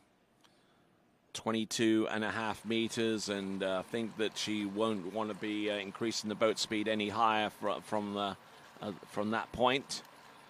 She's at 49K as we have a look. Okay, looks like we've got a correction on the score. 20.5 meters, 20.5 or 67 feet. But let's see if she can get closer to 22 meters. Yeah, and she might have done it with that one had she have landed it and rode it out. So no score on jump number 3 for Paulina Torres. As we work our way to our next competitor from Sweden, Tuva Lisa Ronafor.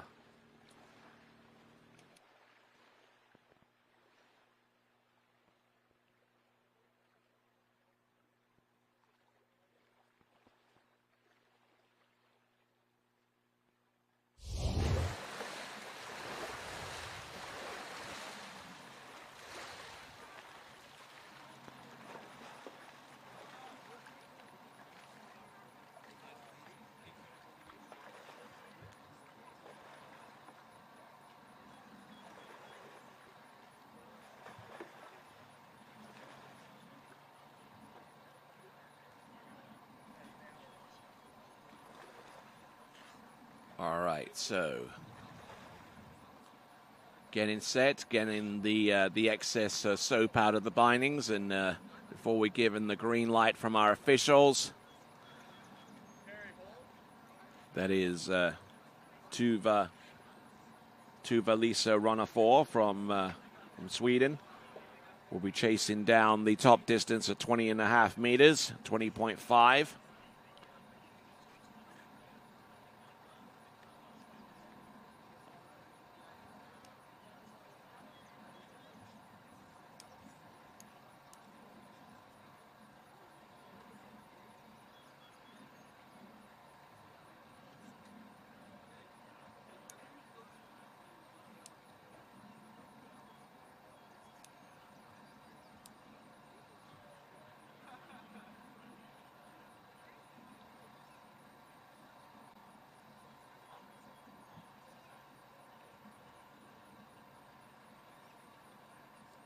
Okay, it looks like we're waiting on something. I'm not too sure what, but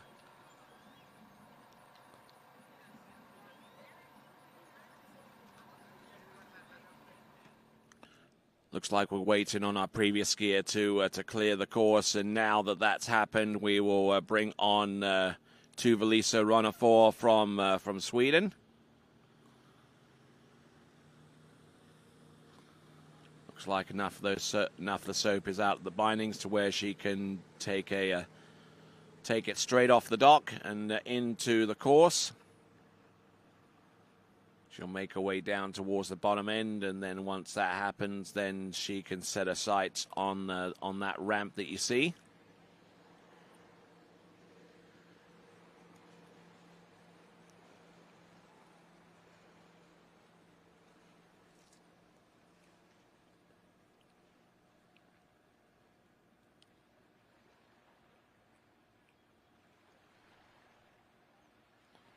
So, Tuvelisa runner 4s.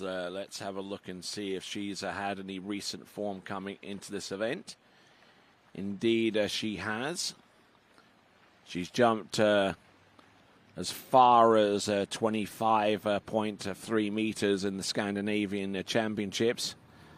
Has had a jump of 24 meters to her credit as well.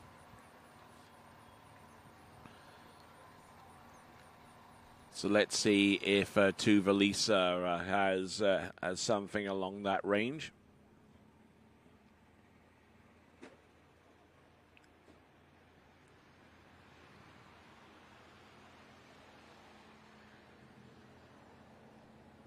Here comes Tuvelisa runner 4, has taken a 3/4 cut on this one. Oh yes, and I suspect that she's taken the lead on jump number 1. Just by the sheer fact that she was able to carry in a lot more speed off that 3/4 cut and use that to help her gain a distance. That is Tuvelisa runner 4s.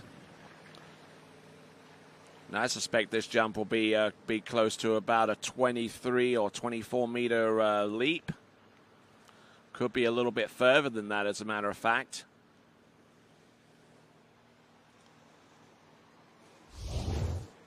Tuvelisa runner 4. The distance should be up on your screen momentarily.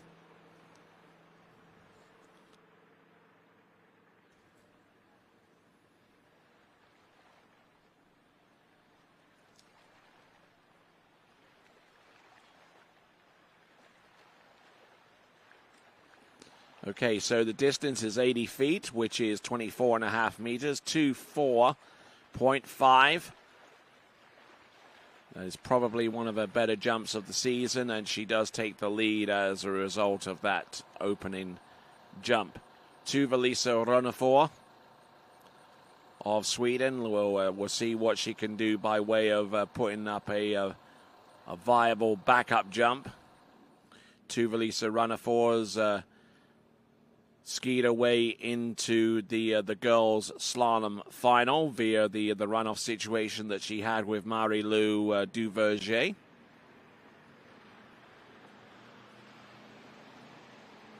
Let's see if she can ski her way through to the girls' jump finals. Oh yeah, nice. Nice, she's really working hard against the boat and getting as much distance as she can possibly muster off the ramp. That's Tuvelisa runner 4s.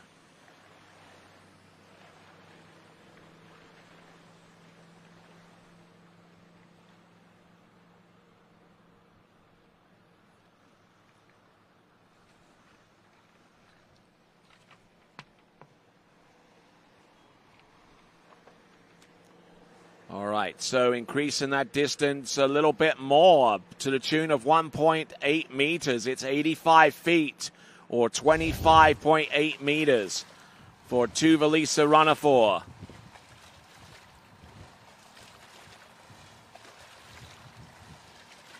So wonderful sunshine, beautiful conditions here at the Lakes of Cast in Stone.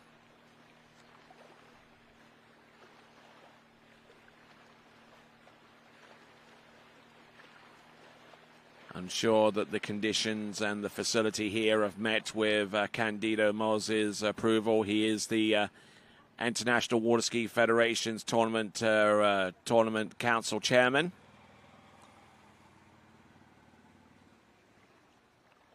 Can't blame him for wanting to take a nap on occasion. All right, there. Here is Tuivasa runner 4.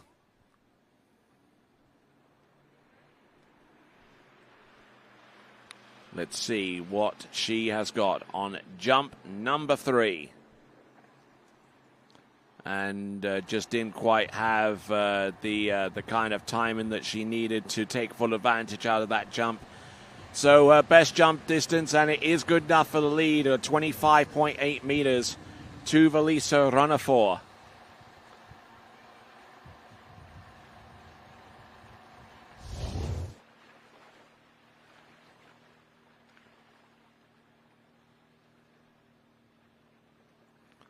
Just getting a little bit loose off the second wake, and that kind of spooked her a little bit, and was not in a position to safely take that jump. So she dropped the handle and skied around the safest portion of the ramp, which is the bottom left-hand corner.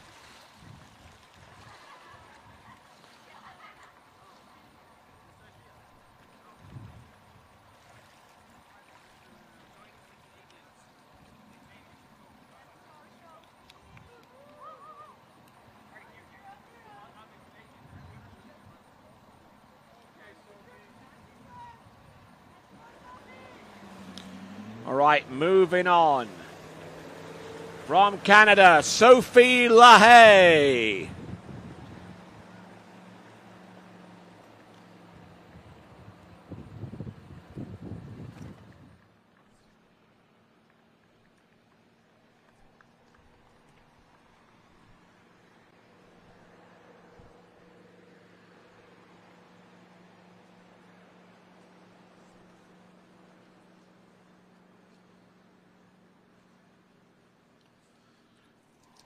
So, Sophie LaHaye of Canada.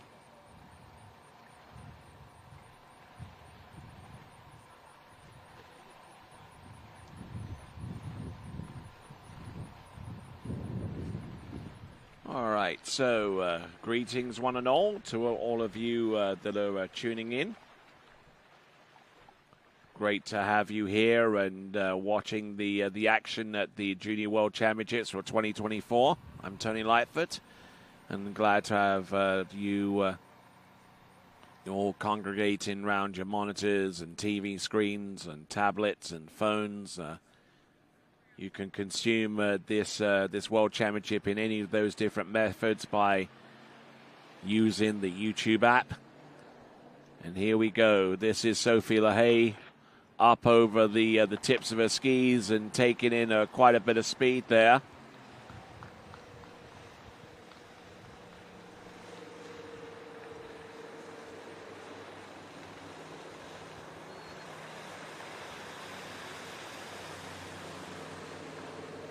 So just waiting on the distance to come through.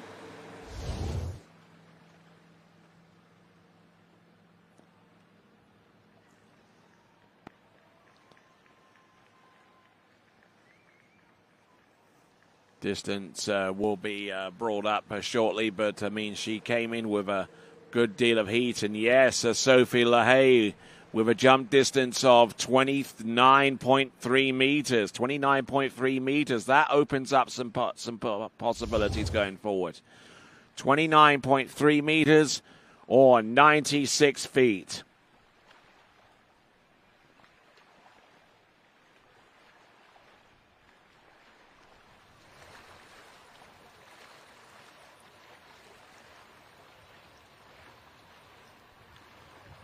So already in the lead after jump number 1, 29.3 meters. We're almost at the point where we are very close to being halfway done with the Series 2 girls jumping competition. We've got Selena Appleton coming up soon, followed by Sophia Pelkey and Susie Torrenson. Whoa, getting really pulled out of position coming up across the wakes into the jump. It's only because she's that well conditioned that she's able to keep her head and shoulders up off the second wake. because had she not done all of that kind of work, then it could have been quite disastrous for her going forward. Just coming off the wake right there, and even had to safety crush that jump to prevent herself from being pulled any further over the tips of the skis. That jump should be around about the 29 meter range, maybe a little bit less. Sophie LaHaye of Canada.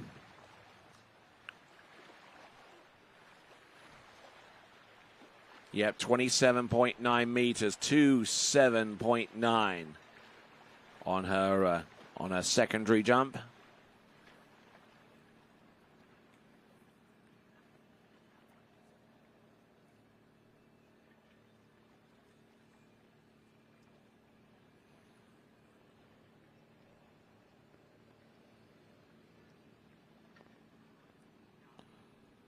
All right, here we go now. Coming in, this is Sophie LaHaye, jump number 3. Oh, taking in a lot of heat here. I think she might have actually increased the boat speed between the first jump and the last. Trying to take advantage of that potential scenario there, Sophie LaHaye.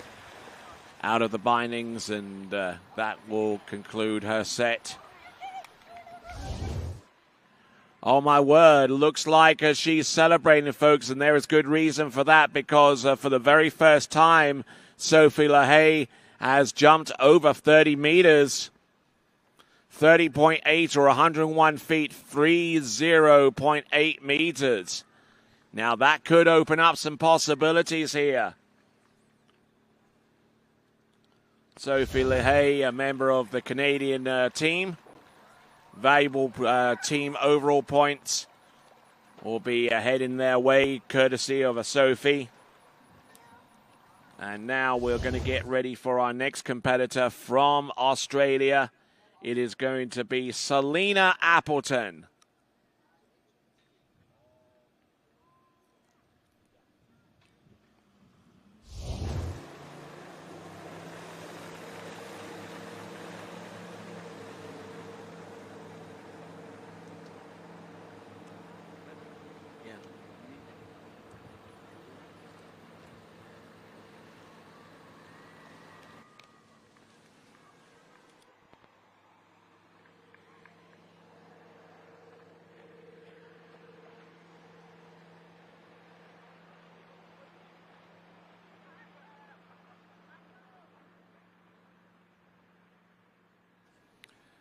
All right, so here we go. Selena Appleton.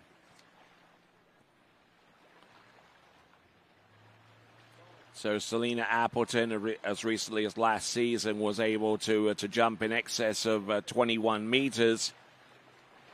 Averaged a skosh under 20 for most of her competitive campaign last season in 2023.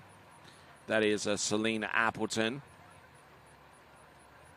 Sophia Pelkey of Canada is going to be going next.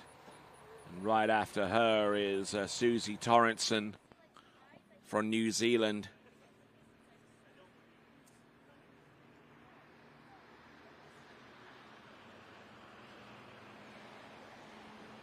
Here we go. This is Selena Appleton.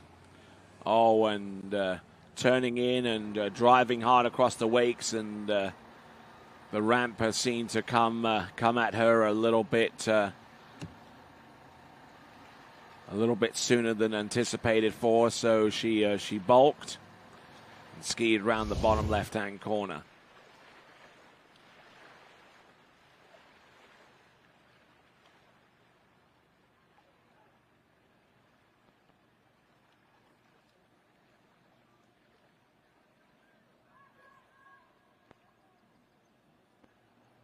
All right, so Selena Appleton, 0 score to her credit on jump number 1. We'll see if she has anything by way of an encore on jump number 2. Sophie LaHaye in the lead. Sophie LaHaye with a jump of 30.8 meters, a new personal best for her, is currently the lead.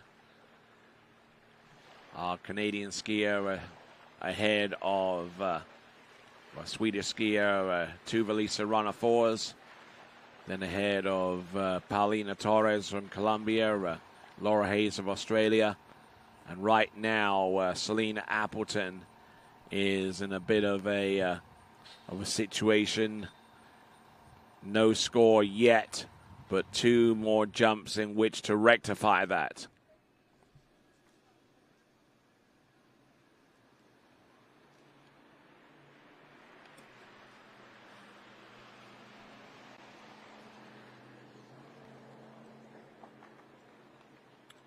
Oh, and the timing is just not going her way at all. That is Selena Appleton.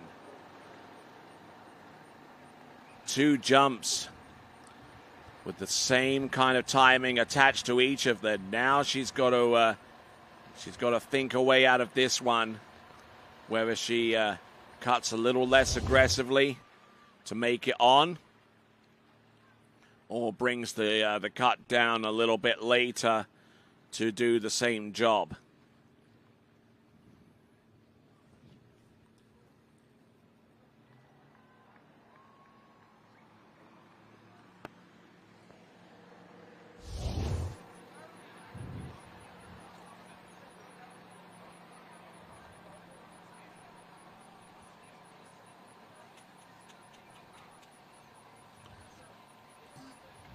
All right, so Selena Appleton, as I mentioned before, has been able to jump into the mid to high 20s. We'll be looking for something a little bit more substantial than that. But first of all, she's got to land it and ride it out. That's the important thing as we look on the inside of the TWBC trailer there. When we see Vince with the 1s and the 2s.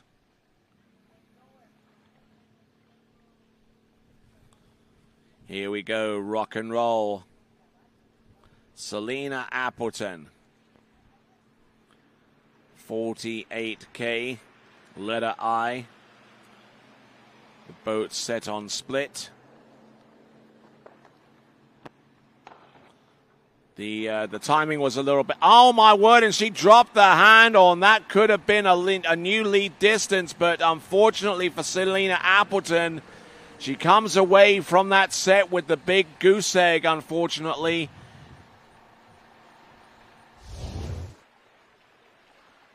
The timing was good. The cut was excellent off the wake into the jump.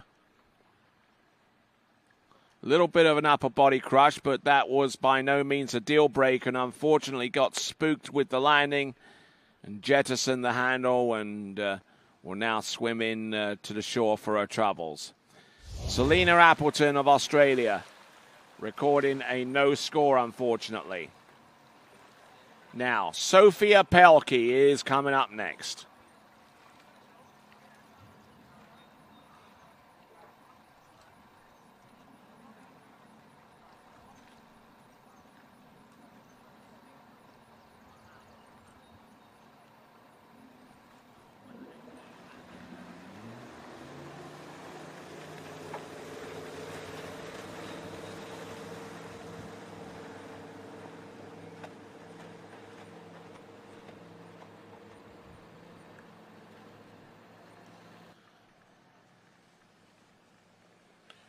All right, team member for Canada, Sophia Pelkey.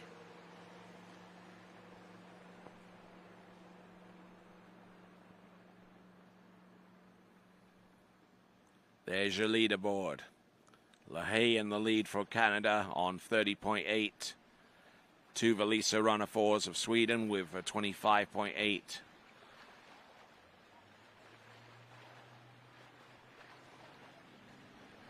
Then you have the likes of Paulina Torres on 20.5. Then Laura Hayes on 13.5. Sophia Pelkey making the turn and now getting ready for a first of 3 attempts.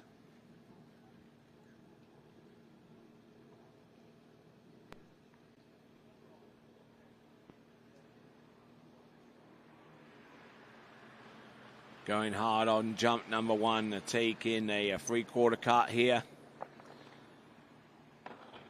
Really pummeling the jump, and that could well be very, very close to the 30-meter or so distance that Sophie LaHaye ended up producing on her third and last jump. But that was on a very first attempt, Sophia Pelkey.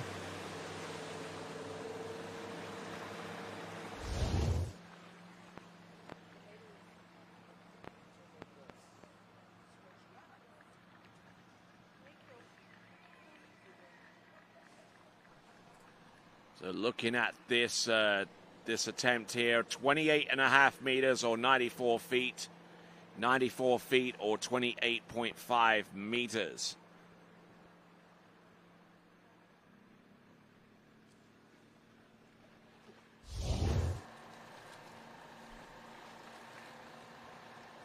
Member of our camera crew up there. Up there in the tower, that's Jeremy Scholl.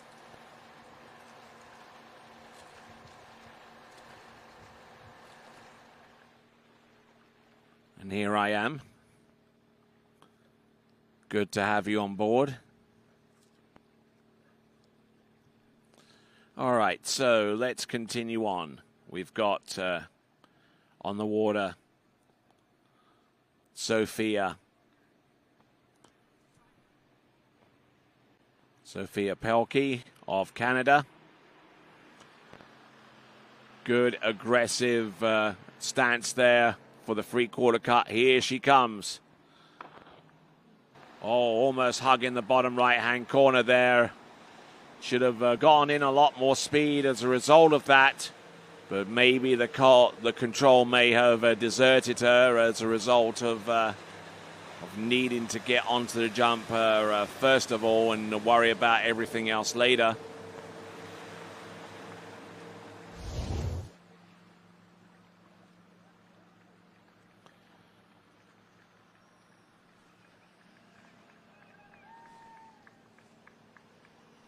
So again, a little bit squatted coming off the wake into the jump, and it didn't improve all that much.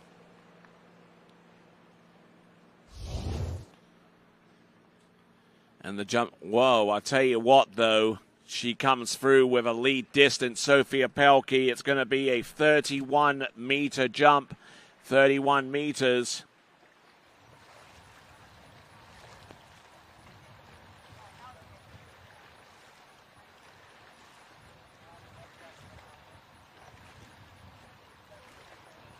So Sophia Pelkey, as recently as last season, has jumped in excess of 20 meters, now is jumping in excess of 30 meters.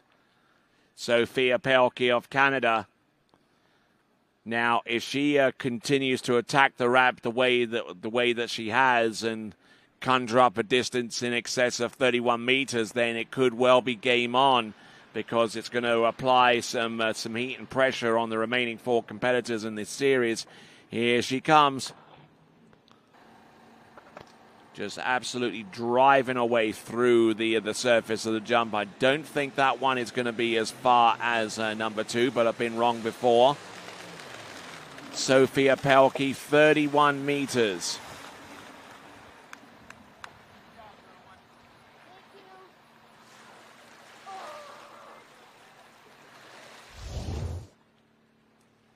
And Sophia Pelkey sounds a little frustrated with that effort, if we're being honest, but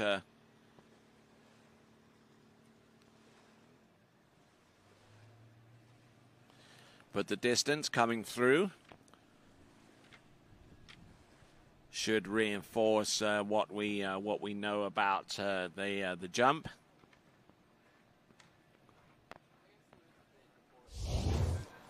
So distance coming through any moment now. 31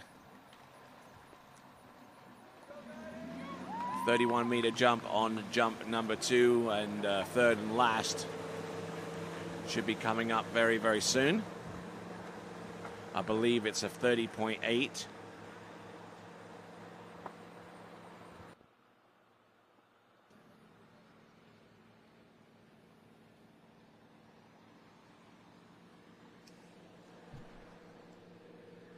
Sophia Pelkey with 30.8 on the last jump, and that brings on our next competitor, Susie Torrenson. Susie Torrenson of New Zealand.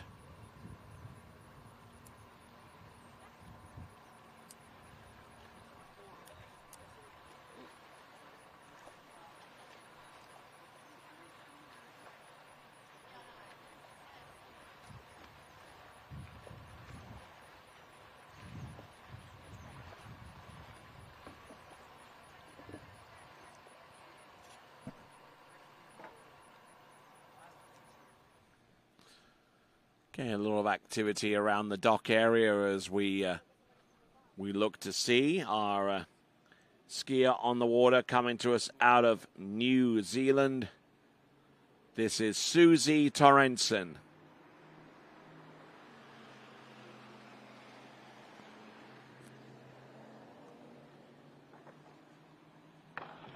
Whoa, and out the back there on jump number 1.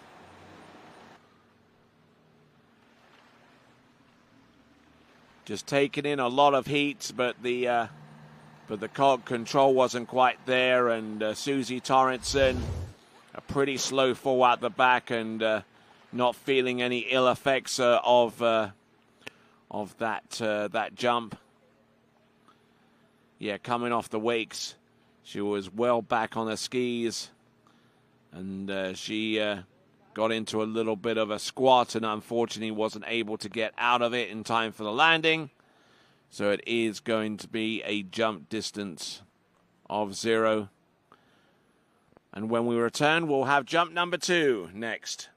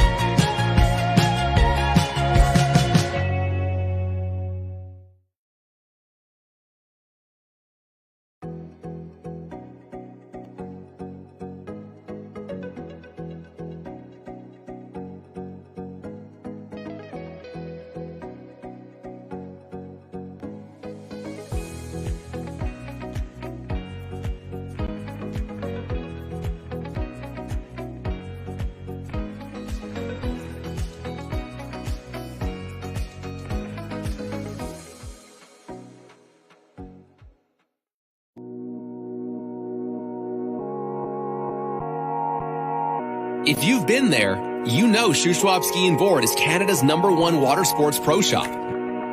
They have what's needed for an amazing fun-filled summer, and you can take it home immediately.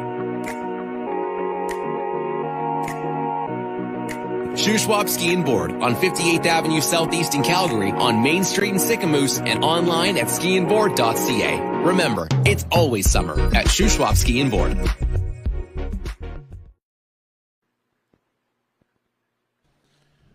All right, continuing to rock our way through towards the conclusion of the girls' jumping competition. We are 8 skiers, actually 7 skiers deep into the girls' 2 elimination round, the Series 2 elimination. And Susie Torrenson taking a bit of a fall on jump number 1, and the position on her skis a little bit better, a little bit squarer over the tips of the jumpers. And that jump should be in about the mid-20s, I would say, from my guesstimation.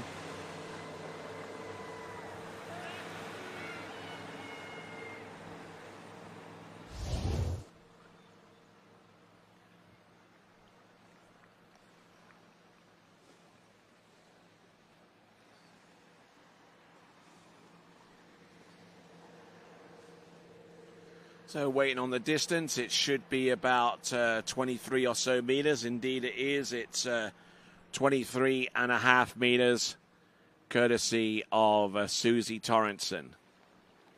Still out in the lead, though, is Sophia Pelkey on 31 meters, just marginally ahead of her compatriot Sophia LaHaye with 30.8. So the 2 top Canadian jumpers in this section are doing very, very well indeed.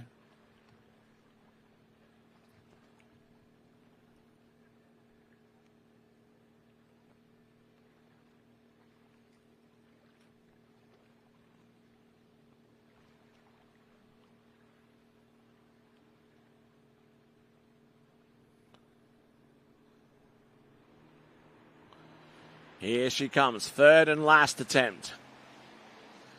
Fall on the first, 25.3 on the second. This one looks to be about the same, so the same amount of speed. The timing looked a little better. Maybe it will yield some gorgeous distance along the way. And that is Susie Torrenson on jump number 3.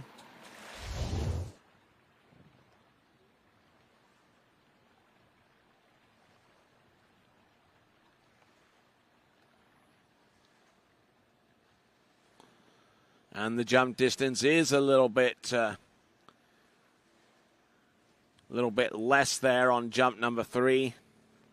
Didn't quite have to push off the top, and it results in as a 24.9 meter jump. It's the equivalent of 82 feet, so her best jump is 25.3, which is 83.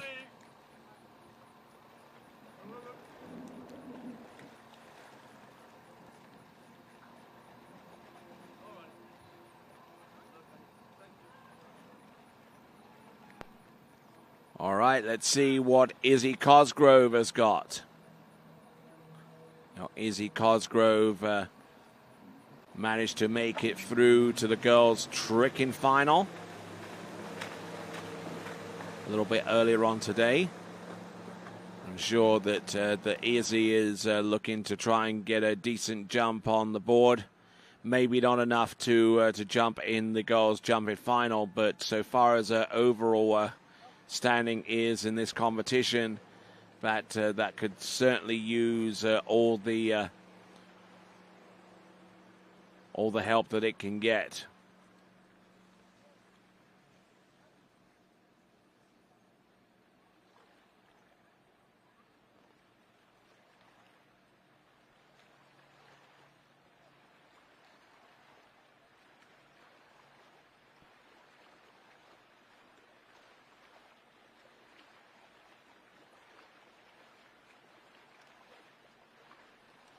All right.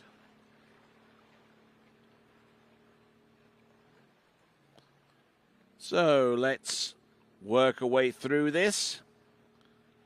This is Izzy Cosgrove of Great Britain,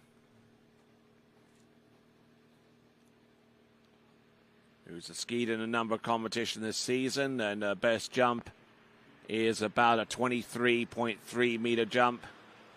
That was over at Hazelwood Ski World in the latter part of June this year. Let's see what she's got, Izzy Cosgrove, and a little bit early on there, that approach to the jump on jump number 1. So Izzy Cosgrove, a little out of position, but she's fine.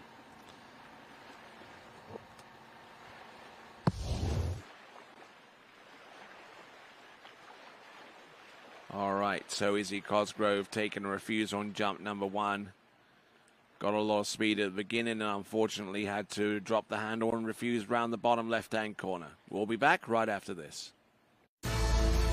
At Dillinger Insurance, we have over 50 different carriers to shop your home, auto, and recreational vehicle insurance needs. We would love the opportunity to save you money. We insure million-dollar mansions, condos, mobile homes, rental homes, and everything in between. We know all about wind inspections, 4-point inspections, and how to get you the right coverage for your particular home. You've got questions, we've got answers. Can you remember the last time you had a rate decrease with your auto insurance? Let's take a look and see what we can do. We know all the ins and outs of getting our customers the best rates, coverages, and discounts, so put us to the test.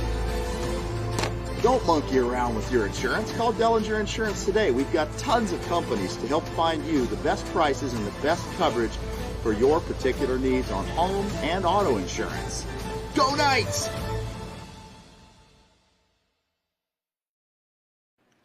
All right, welcome back, and we got Izzy Cosgrove coming into the course for jump number 2.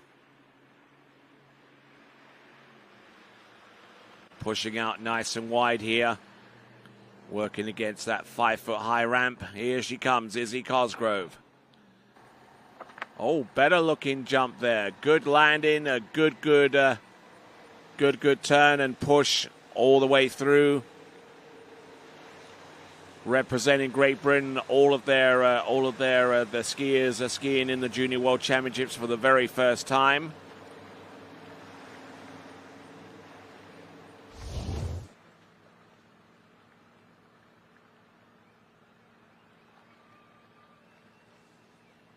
Getting a good push off that turn and a little bit of a crush, but managing to stay in control and get that one to go. So there we go. That is Izzy Cosgrove. Jump distance will be coming through any moment now up on your screen. It should be around the 26.3 meter range and needing something about 2 or 3 meters further to be on par with what she's done in the past competitions this season. Izzy Cosgrove from Great Britain.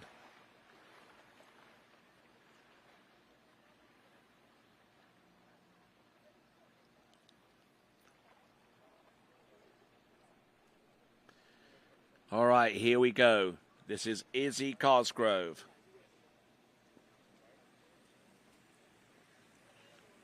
Third and last attempt.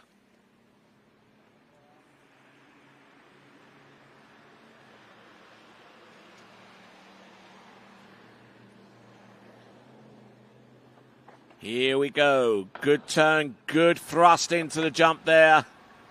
That jump, I think, is going to be a skosh further there for Izzy Cosgrove.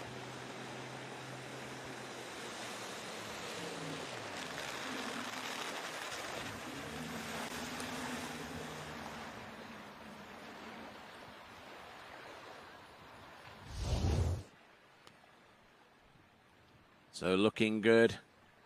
Izzy Cosgrove keeping that line tight off the turn and letting the boat do much of the work as she gets pulled off the top left-hand corner. And that one should be a little bit further indeed. It is. It's 27 meters, 27.0 meters there for Izzy Cosgrove, who has put herself into the top 3 right now with a 3rd place. 3 skiers remaining.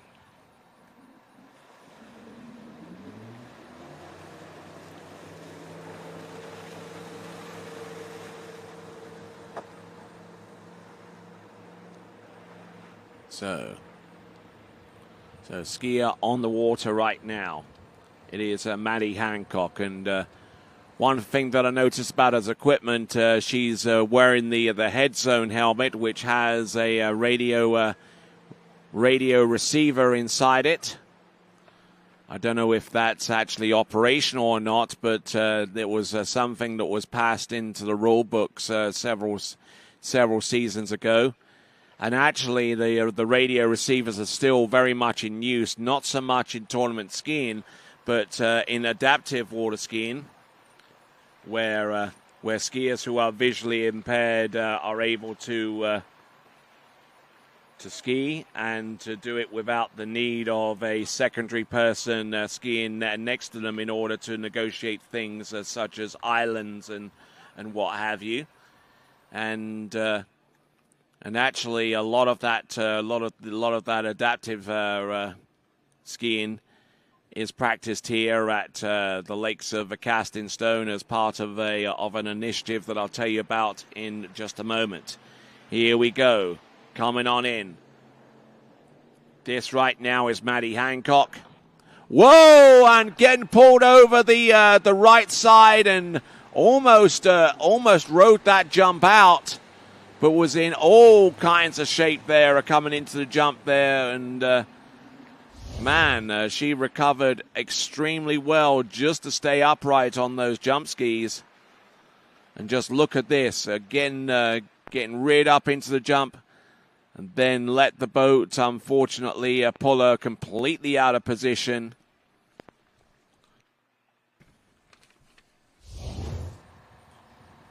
So that was Maddie Hancock.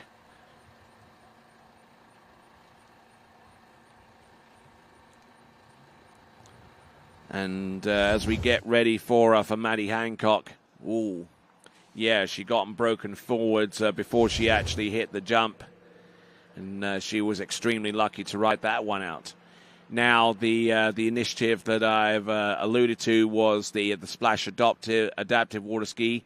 It's an inclusive program designed to make the exhilarating sport of water skiing accessible to individuals with physical disabilities. This initiative aims to break down barriers to water sports, offering adaptive equipment and specialized training to ensure that everyone, regardless of their physical abilities, can experience the joy and freedom of water skiing. So check out the Splash Water Ski Initiative.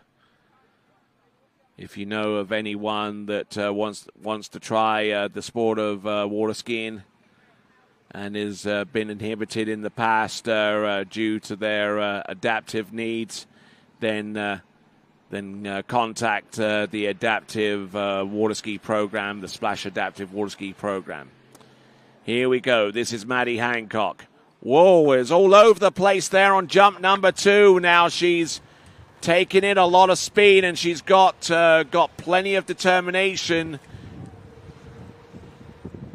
and gusto, but needs to calm it down. Needs to take a step back a little bit and just get into the position to where she can hit the jump and come off it safely. That would be a desirable outcome.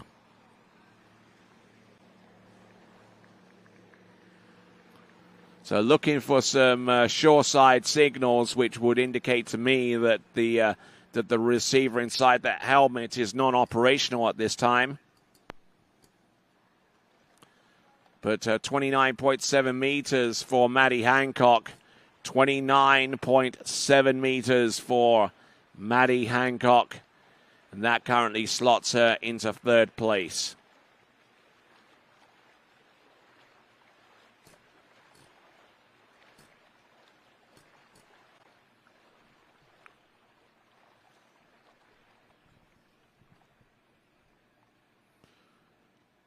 All right, here we go, folks. Maddie Hancock. 31K, letter L, maxed out on boat speed.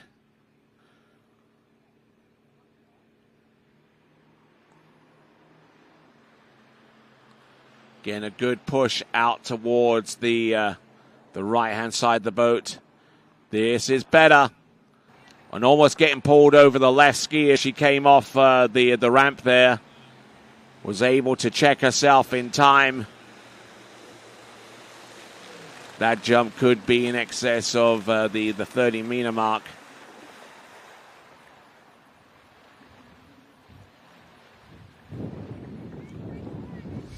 wait the distance with bated breath here for Maddie Hancock of New Zealand.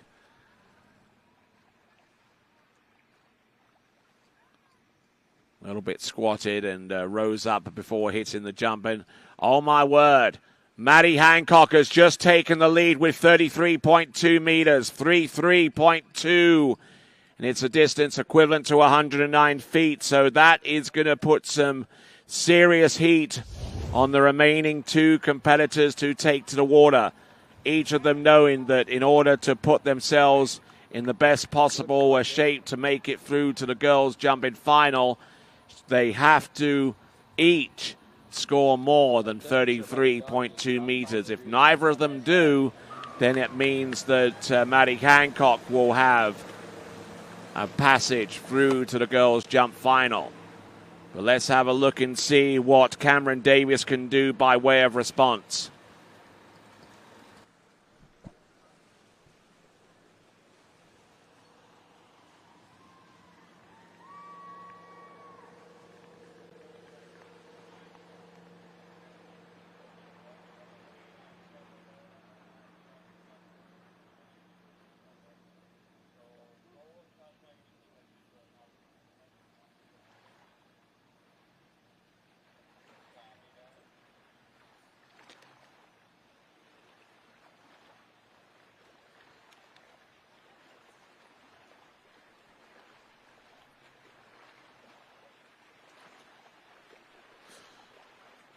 Continuing to roll right along, and as things continue to work themselves out, looks like that we may have some rain come into the area. A little rumble of thunder in the background, and here we go. This is Cameron Davis on letter H, 51K. First jump, up and over. Able to make a very, very slight adjustment as she made a turn towards the jump.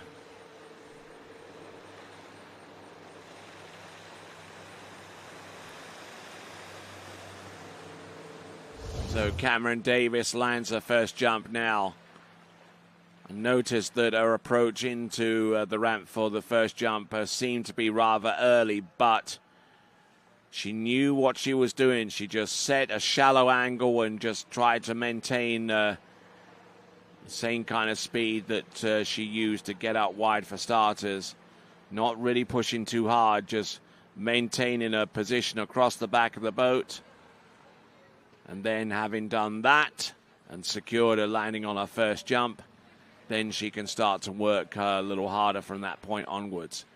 But at the moment, it's 24.6 meters. 24.6 meters for Cameron Davis. Good enough for 7th spot right now with 2 attempts remaining.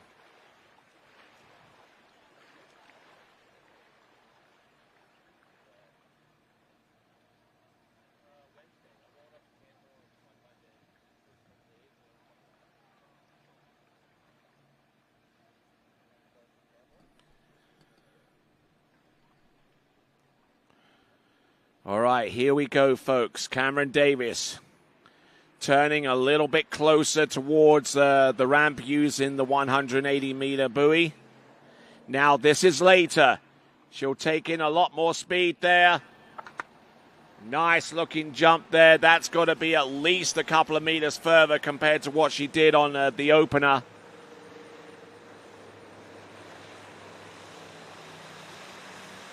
So Maddie Hancock still in the lead with 33.2. Sophia Pelkey on 31 meters. Sophia LeHay with 30.8. Good group in there from the Canadian competitors. And Izzy Cosgrove currently in 4th spot with 27 meters. And Tuvalisa Runafors has now been moved out of the top 5 as a result of that jump from Cameron Davis. Her score of 28.9 meters has put herself in the frame there. Cameron Davis is now in 4th. Izzy Cosgrove now in 5th. And Tuvalisa Runafors now in 6th.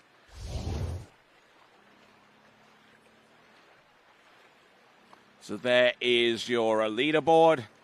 Hancock, Pelkey, LaHaye, Davis, Cosgrove in the top 5.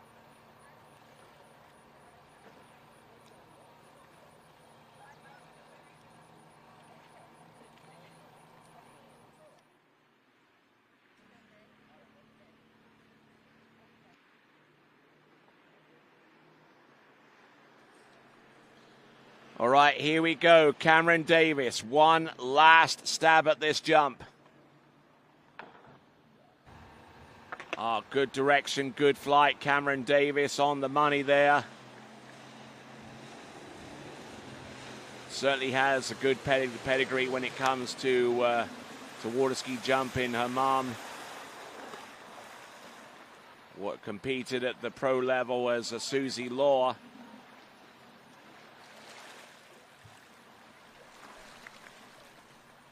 So as we continue to rock our way towards the end, we've got one more jumper to come. That's Malatine Morial of France. And she will take to the water knowing that if she out jumps the current lead score, then she is through to the next round. So that being the case, she needs something along the lines of 33.2. In the meantime, Cameron Davis has put herself in 4th spot with a jump distance of 30.1 meters. The top 4 are the only ones to have exceeded the 30-meter barrier. And then it's a bit of a drop off, about 3 meters between Cameron Davis and Izzy Cosgrove. So, Malatine Morale of France. So, we have 11 skiers remaining after her. 12 advance through to the final. So, if she jumps towards the lead, and takes the lead, rather, then she would advance through to the girls' jumping final. But she needs to jump more than 33.2 to do it. So it's a bit of a battle between New Zealand and France.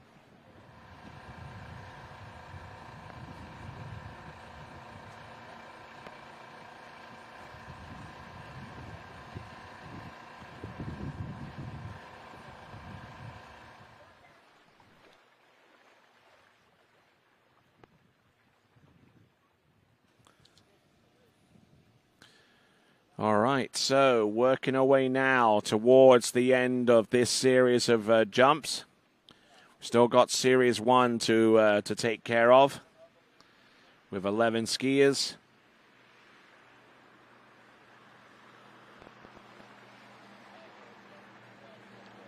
Here we go, coming in on jump number 1, Malatine Morale, taking a straight up single cut to get nicely warm.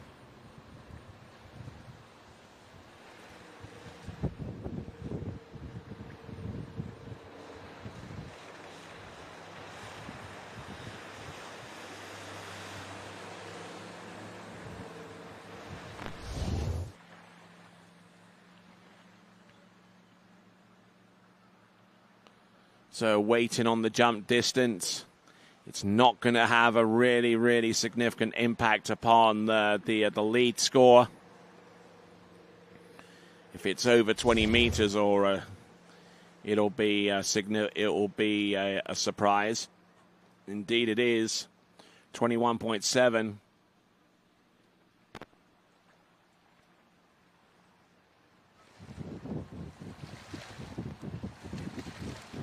So looking at the eagle in flight over there, and a reminder that the TWBC YouTube channel, you can subscribe to that. Subscribe to the TWBC YouTube channel. You'll have access to the live chat, which is pretty active right now during the girls' jump event. And also, when you hit the bell icon, you'll be informed as the next time we go live. And our next live webcast will be in about 2 weeks' time. The good U.S. National Water Ski Championships, which will be taking place in Bakersfield in California. That will be our next one after this. Oh, and Malatina Morale just not in the best of positions there, timing-wise.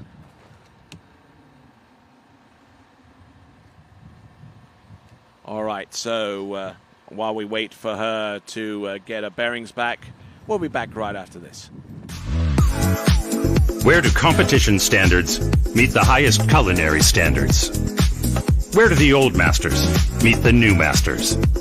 Where do first-class conditions meet first-class hotels? Where does the purest joie de vivre meet the purest drinking water quality? Only 30 minutes from the airport and Vienna city center.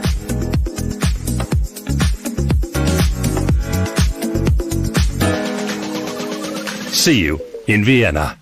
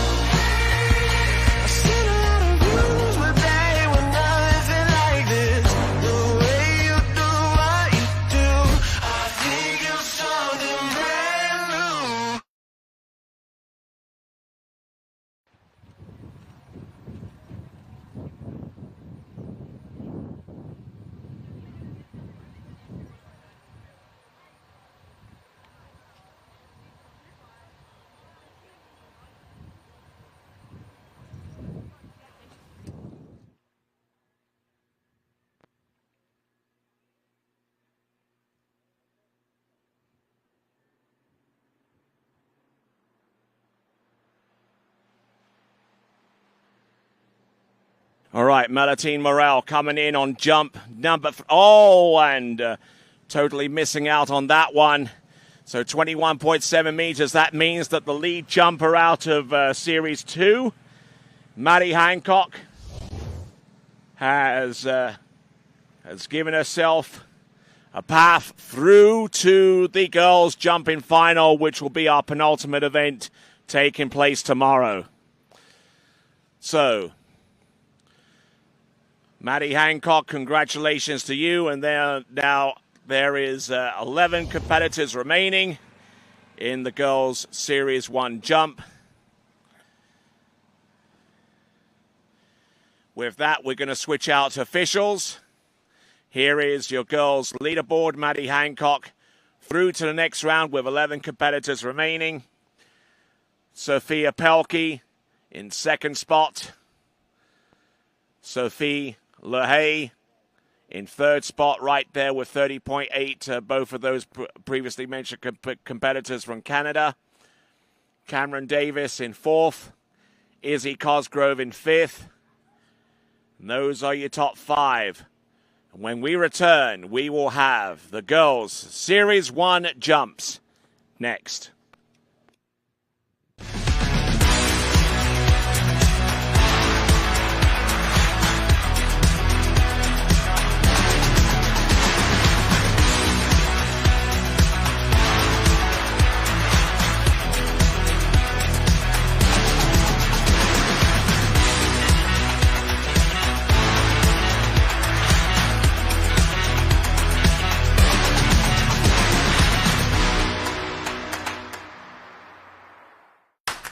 What if I told you there was a place where the sounds of nature are only broken by the roar of a boat, a place where that summer feeling lasts all year long, a place where the Florida sun is only outshined by the smiles of the skiers, a place where first-time skiers can ski alongside world champions and the world-class coaches work with all levels of skiers.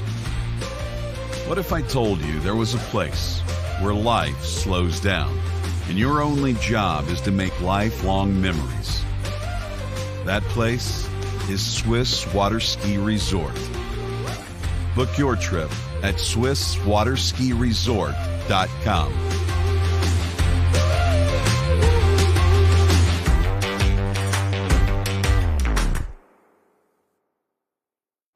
I'm so excited to introduce to you guys the NR1.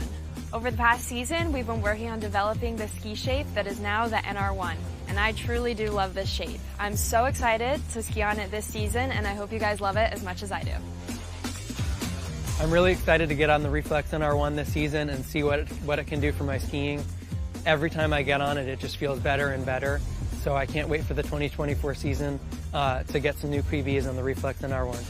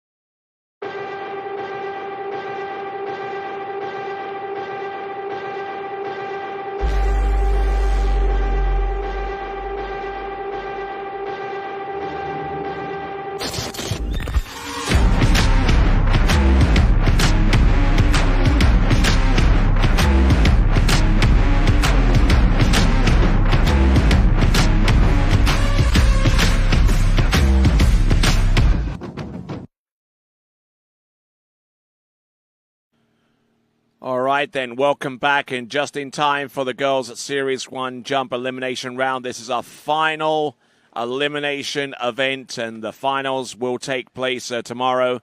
Series 1 girls jumping about to take place, and there is your girls jump leaderboard. The top three: Maddie Hancock, short of a place through to the girls jump final, which will take place as our penultimate event tomorrow. And waiting in the wings are Sophia Pelkey and Sophie LaHaye from Canada. They represent the skiers in the top three. So there is your running order: Alexa or Lexi Abelson, followed by Ladina Wolfersberg, and the remainder of that list you saw right there, consisting of Lenny Wenzel, Margarita Serifica, Marie-Lou Duvergier, Zahi Reeves, Katarina Hafner, Cameron Waters, Kate Pinsonneau, Mays Jacobson, and Christy Appleton. And the wind starting to pick up a little bit here, which for those competitors who are experienced in the jump event, yeah, it will be a dream come true. But for those that are not quite at that level, it could turn out to be a nightmare. Here comes Lexi Abelson.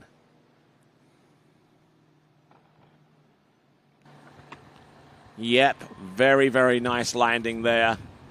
Lexi Abelson, not one of our higher seed jumpers going into this this Series 1 jump event.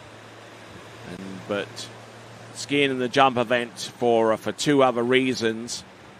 One, it contributes to her own individual overall, and two, for the team overall competition as well. So looking to pile on the points for Team USA in the process of what she's doing right now.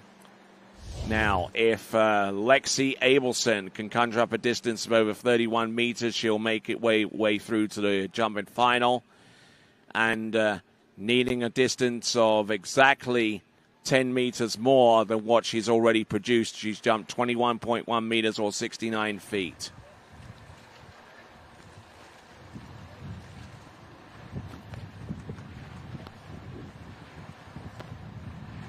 So here we go.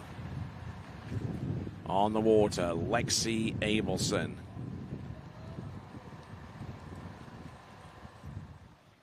Lexi Abelson, who's competed in quite a few occasions this season.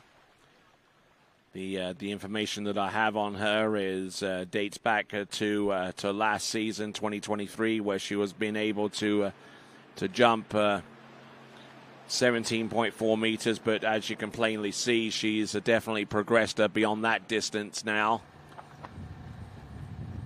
Yeah, good strike at the base of that jump, and lands and rides that away beautifully.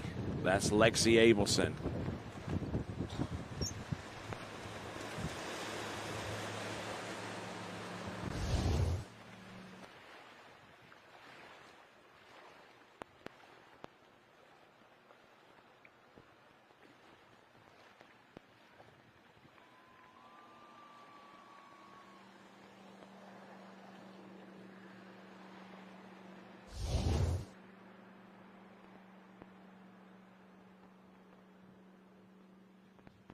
So losing out a bit of distance on jump number 1, or rather jump number 2, 20.7, 20.7 meters.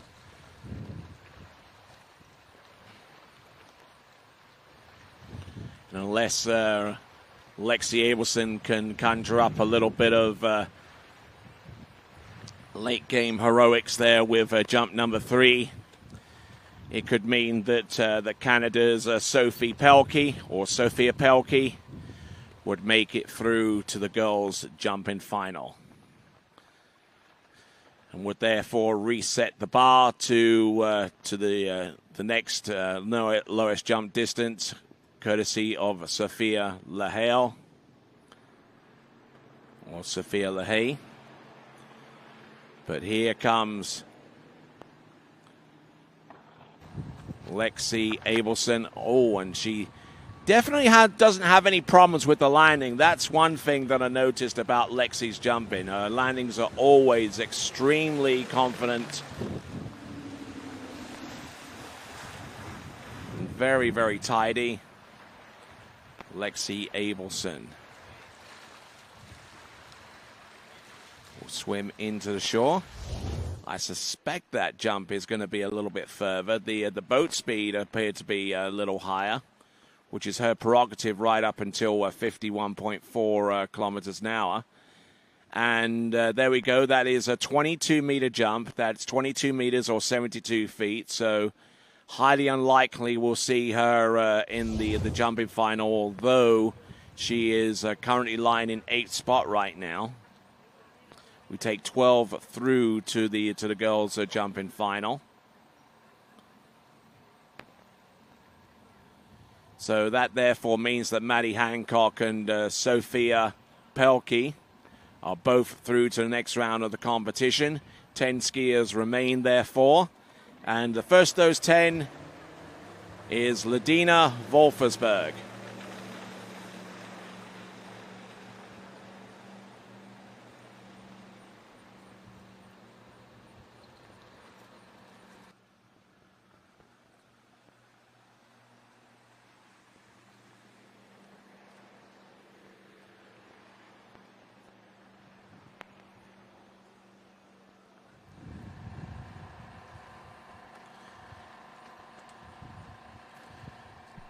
So, continuing right along, our chief judge there, Kerry Lee, checking on the weather, making sure that it's safe enough for our remaining jumpers to compete in. We have a weather station right here, and the latest readings show that it's a 4 kilometer an hour wind from the north. And we have other data as well, such as temperature, barometric pressure, the whole bit. Ladina Wolfersberg jumping with 51.4 kilometers an hour.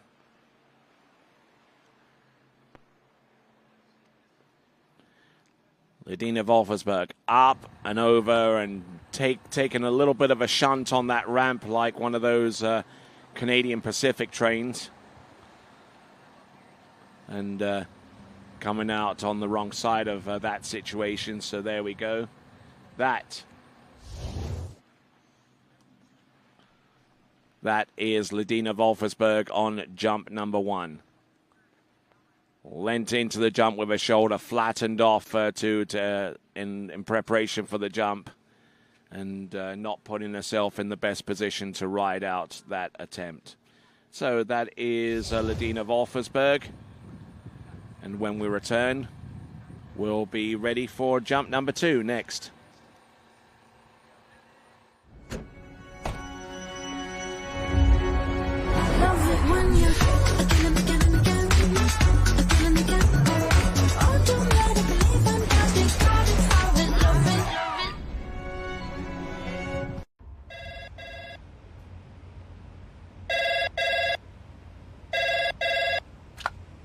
Thanks for calling Wake House. This is Brian. How can I help you? Yeah, Will. Can I let him know who's calling? All right, just a second. Will, I got a fill for you. Perfect. Give me just 1 second. All right, hit it. Thanks for holding. This is Will. Hey, how's it going?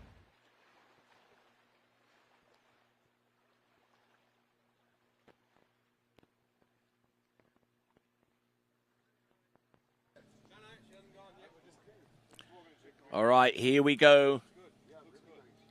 Getting ready for jump number 2, Ledina Wolfersberg. Now let's see if she can maintain a more consistent position. Well, if she's going to do that, then she's going to do that on the 3/4 cut. A little bit of a slack line off the turn. Whoa, upper body crush there. Does she land and ride it out? Yes, she does. She's certainly going for distance there, and looking to exceed the distance of Sophie LaHaye with her jump distance of 30.8. And if she is to assert herself into this competition, she's going to need a distance about 8 meters further. The distance will be published, and actually she's on the cusp of it. My mistake. 29.7 meters to 9.7. So now she is 1.1 meters away from getting to the promised land of making it through to the jump final. 29.7 she has. She needs an excess of 30.8.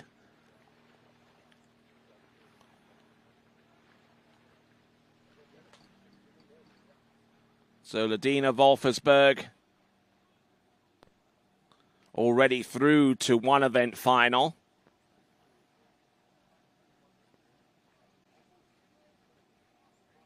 And looking to try and get into her second event final, which will take place as the penultimate event tomorrow afternoon. Let's have a look and see. Ledina Wolfersberg, she has a wide setup here. Let's see what she can do with it. Better looking jump there, but the distance was good. The landing was not. Just absolutely just got bounced on that landing. And would have been curious to find out what that distance was. It still keeps her in the hunt, therefore. Previous jump distance of 29.7. No distance recorded on jump number 3. Although it would have been interesting to have found out, had she landed that jump, what the distance would have been. And just that left ski was just traveling across too much over towards her right, and not providing the wide base that she needed to land that jump away.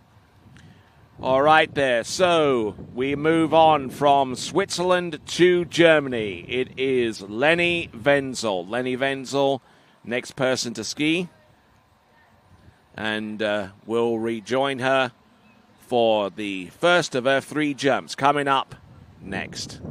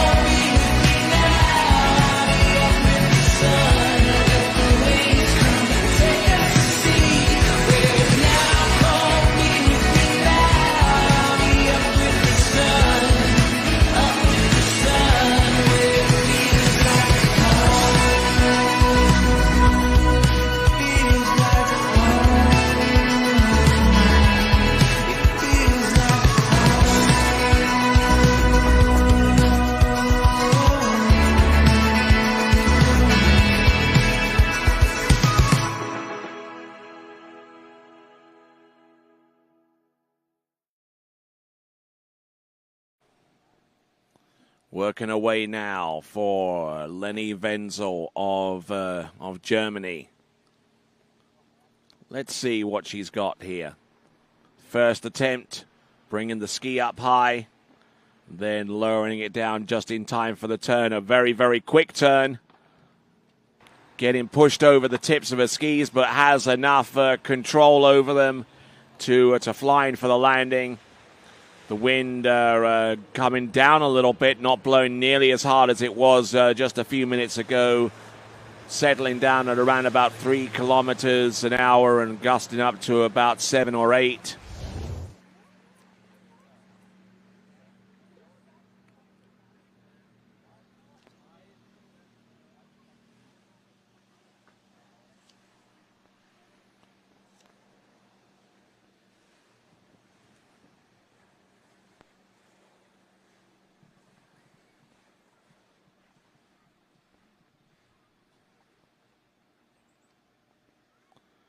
So looking at some of the messages that have come through, we certainly appreciate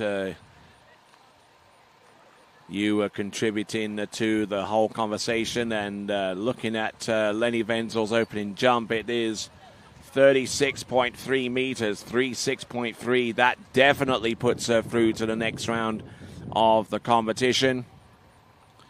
So we've got Wenzel, Hancock, Pelkey. And I think LaHaye is waiting in the wings. LaHaye actually has made herself through to the next round of the competition with her a jump of 30.8. 8 skiers remaining. Lenny Wenzel. Very, very quick turn as well on jump number 2, and already in the lead in this competition, and just secured herself a spot through to the final in the process. Lenny Wenzel getting ready for jump number 3, and we'll look at that right after this.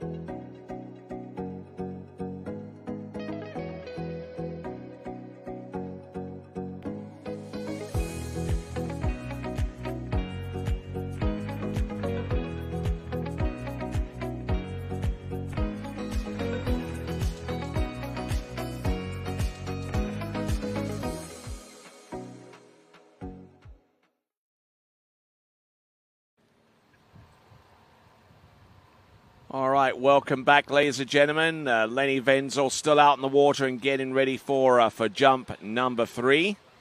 36.3 she opened her account with, and unable to take jump number 2 effectively. Let's see what she's got on the third and last attempt. The wind continues to swirl round and change direction on each of the competitors. But I tell you what, she comes in with a whole bunch of fire and looking very, very good distance-wise there for Lenny Wenzel of Germany. So 8 skiers remain.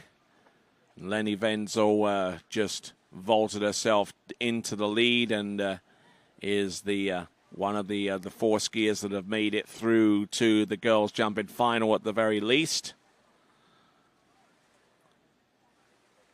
Again, a little bit stretched out in the air, but not looking bad on the whole. That is Lenny Wenzel. Oh, look at this, folks. 38.7 meters, 38.7 for Lenny Wenzel.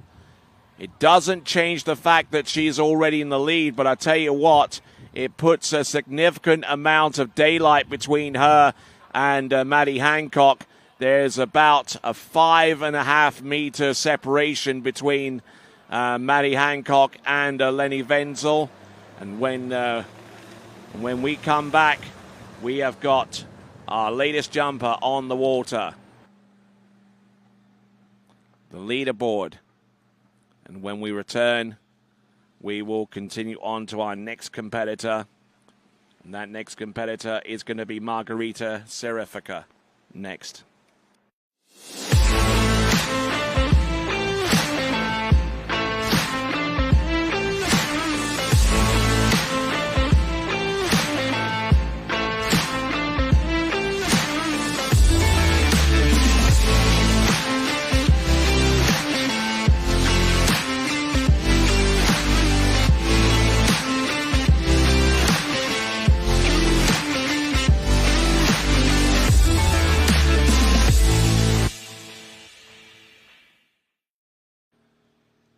Okay, welcome back. Just in time for Margarita to take to the ramp for the first of 3 attempts here. Needing a jump in excess of 30.1 meters to put herself in the top 5, and thus, with 7 skiers remaining, put herself through to the next round. Here she comes, Margarita. Drops the handle. And skis around the bottom left-hand corner. So as we continue to roll right along, let me tell you about one or two of our sponsors as we take a look at Margarita Serifica as she works her way through to her attempt on jump number 1.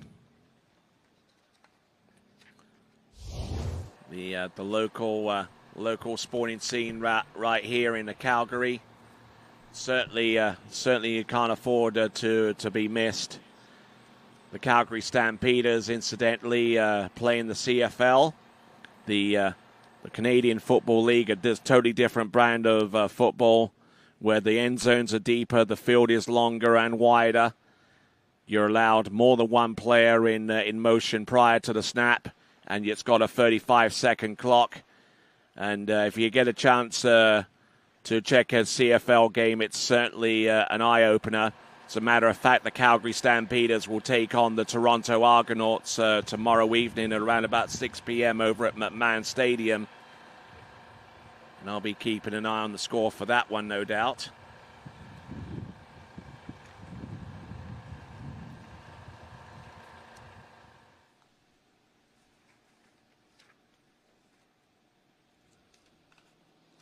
Let's have a look at Margarita Serifica. Coming in. Jump number 1. Jump number 2, I beg your pardon. Then she bulks on that one as well. Oh, my word. This is turning into a bit of a minor disaster here for Margarita Serifica. And looks like she's going to have to really focus down now because she's expended her first 2 jumps and she's down to last attempt, needing a distance in excess of 30.1 meters to progress through to the jumping final. Let me tell you about Water Ski and Wakeboard Canada. They are responsible for coordinating, growing and developing tow water sports from initiation all the way to high performance. Responsible for the overall health of the sport in collaboration with our provincial sport organizations. Water Ski and Wakeboard Canada leads through proactive advocacy, strengthened partnerships, effective communications, and coordinated leadership. That is Water Ski and Wakeboard Canada. As I've got a little bit of time, let me tell you about Shoe Swap Ski and Board, Canada's #1 water sports pro shop. located. Yeah, 2 locations on North Shuswap, and they've also got a location in Calgary as well. We thank the owners for their participation in sponsoring this event and for being great supporters of tournament water skiing in general, not only in this part of the world, but North America in general. Here we go. There's Marguerite. Oh, hugging the bottom right-hand corner. Now she's got to land and ride this one out, and just about manages it too. Wow, some drama here. Knowing that she needed to land that jump to score and get some overall points. For one thing, she might have just sailed away through to the next round of the competition with the very last jump, the very last hit of that 5-foot-high ramp, 1.50 meter high. Boat kind of dragged her onto the bottom right-hand corner, and she had just enough resistance to stay on top of those skis. The distance coming through very, very soon.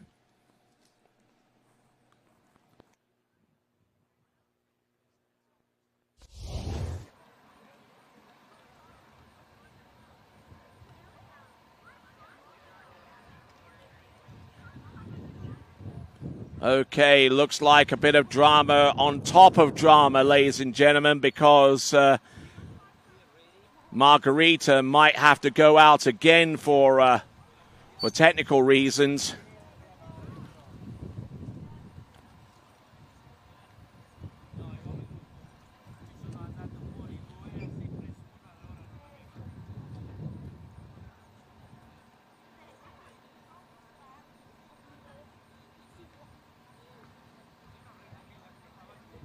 So just waiting on the outcome of that third and last jump.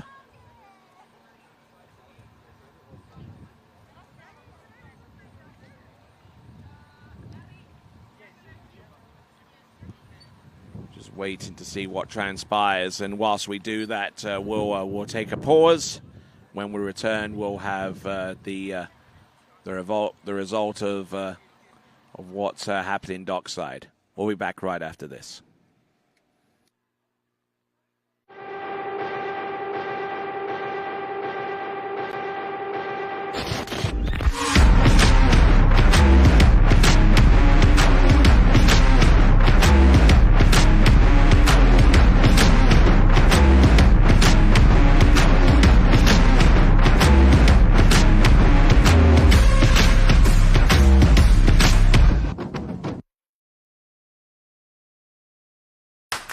What if I told you there was a place where the sounds of nature are only broken by the roar of a boat, a place where that summer feeling lasts all year long, a place where the Florida sun is only outshined by the smiles of the skiers, a place where first-time skiers can ski alongside world champions and the world-class coaches work with all levels of skiers.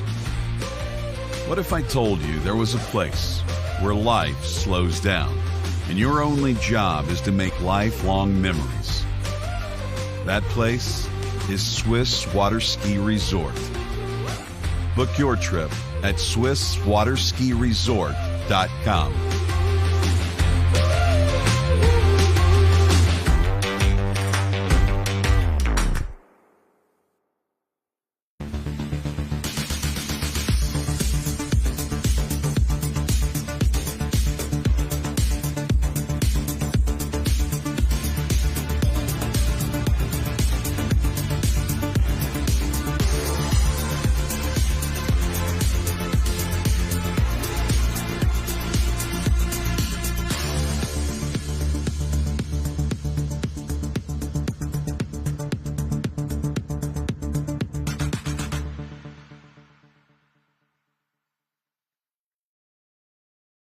For over 20 years, Houston has been setting the standard of automotive excellence. Hi, I'm Dave Houston. I'd like to welcome you to the Houston family. We are committed to offering exceptional Cadillac models like the all-new electric Lyriq, redesigned XT4, and the legendary Escalade. At Houston, our personalized service and friendly staff will exceed your expectations. Feel the thrill of buying a new Cadillac from Houston Cadillac.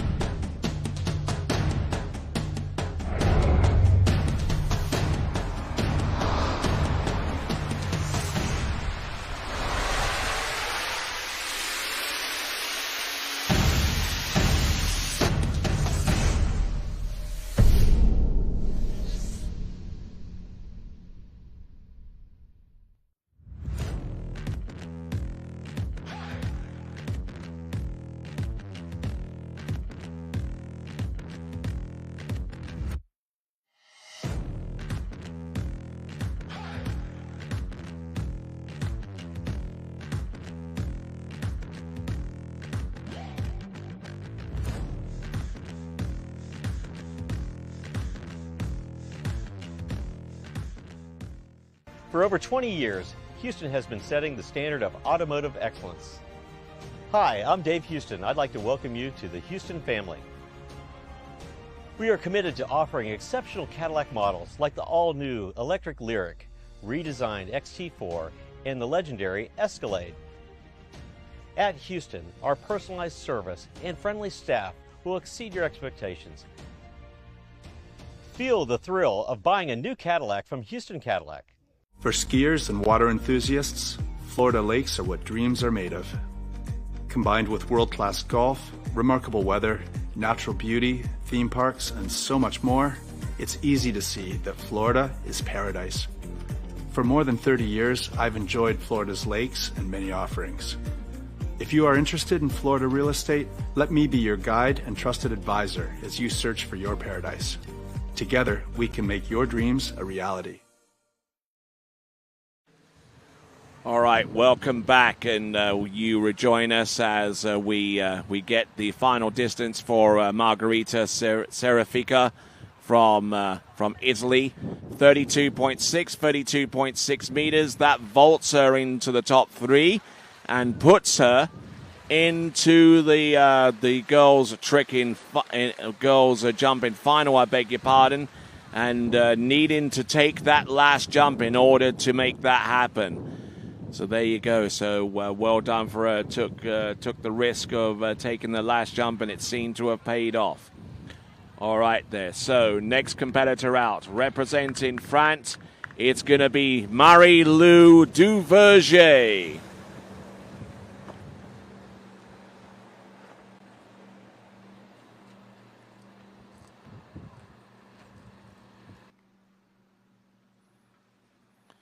So Marie-Lou Duverger. So it looks like the six competitors. There are 5 competitors that are through to the next round of the competition. At the very least, there's Wenzel, Hancock, Serifica, Pelkey, and LaHaye. So those 2 competitors are from Canada, Pelkey and LaHaye. They're through to the next round, and there'll be a feature in the penultimate event of these championships. And but we're looking at the target distance, Cameron Davis on 30.1 meters. Could that be enough to send her through? Well, we'll see what happens.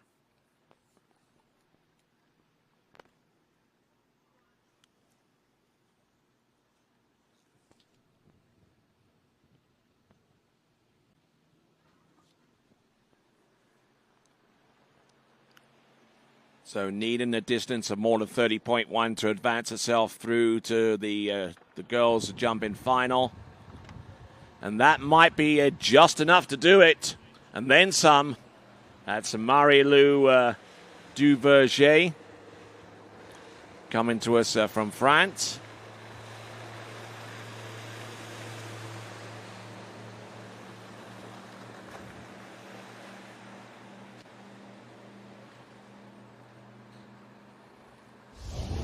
Waiting on her to take her second attempt of 3. But this first attempt didn't look all that bad on the face of it. Just trying to stay stable with that ski. And it's, oh, look at this. It's 30.2, 10 centimeters more than what she needed to advance through to the next round. So 30.2, that does the job there for... That puts her through to the next round of the competition, the girls' jumping final. 30.2 puts her in 6th place right now. Six skiers remain. And mission, for the lack of a better word, accomplished. 2 more jumps to come.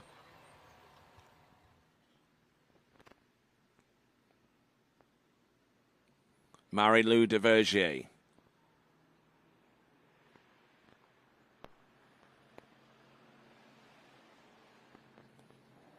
Coming in. A little bit of a shallow cut there off the second wake. And riding that wind coming into the bottom of the jump. The wind blowing up to maybe about 12 kilometers an hour, gusting up to, but... things can change on a dime here at the Lakes are Cast in Stone. So each of our jumpers are eager to get their best foot forward out there with their best jump distances. The jump there of Marie-Lou Duverger on jump number 2 appeared to be a little bit further, but actually ended up being less. It's 29.5 meters to 9.5. A jump that would not have been enough to send her through, but she did jump 30.2, which was good enough to see her compete in the jump final, which will be our penultimate event in the schedule for tomorrow afternoon. For those of you just tuning in, you are watching the 2024 U17 World Water Ski Championships. I'm Tony Lightfoot, and great to have the pleasure of your company once again. The dark clouds are in the vicinity, making life a little bit difficult for our jumpers. But let's see what Marie-Lou Duverger can do. Leaning a little bit hard on her left ski, but still able to get plenty out of that jump. Now, whether it's enough to be in the lead or not is yet to be found out. And for her to take the lead, she would have to take down the distance of Lenny Wenzel of 38.7. Marie-Lou Duverger, for her part, has jumped 30.2 on jump number 1. And wasn't able to exceed it with either of the 2 jumps. In fact, the remaining 2 jumps were 29.5 meters each. But so she's thankful that she was the hardest on the first with 30.2 and putting her in 6th place, leaving us with 6 competitors to go in the elimination series. Wind starting to pick up a little bit, and that could spell 1 or 2 problems for some of our jumpers. As a matter of fact, Wind coming through very, very strong indeed and gusting up to anywhere up to about 30 kilometers an hour.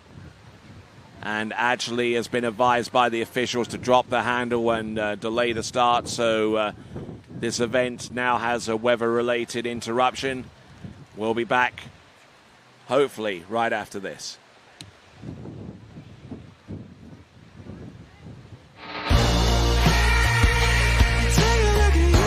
Start to lose my balance.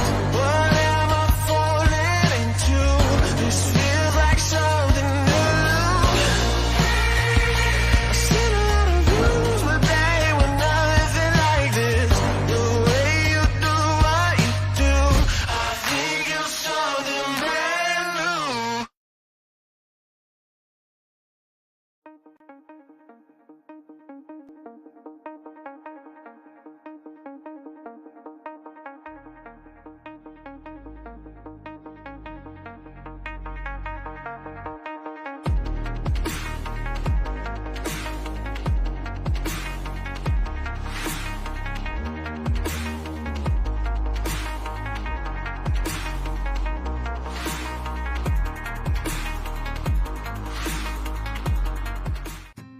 As the broker of Dayland Real Estate and a professional water skier, I understand what clients are looking for in their dream water ski home. Our company is dedicated to helping you and your family invest in your future together in Florida. If it's time to move on to your next adventure, let us help you find the perfect match for your home. Our team offers service in English, French, Spanish, and German. Whenever you are ready, just give us a call. We will be suited up and ready to assist. Dayland Real Estate, where expertise meets passion. Where do competition standards meet the highest culinary standards? Where do the old masters meet the new masters? Where do first-class conditions meet first-class hotels? Where does the purest joie de vivre meet the purest drinking water quality? Only 30 minutes from the airport and Vienna city center.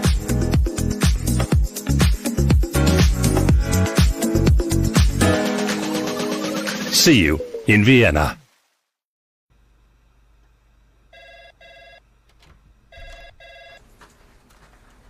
Morning, Brian.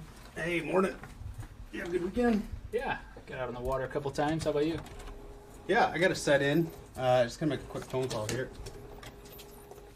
Oh, of course. Can you get that, Will? Yeah, man, I got it. Thanks for calling Wake House. This is Will. Yeah, looks like we've got those in stock.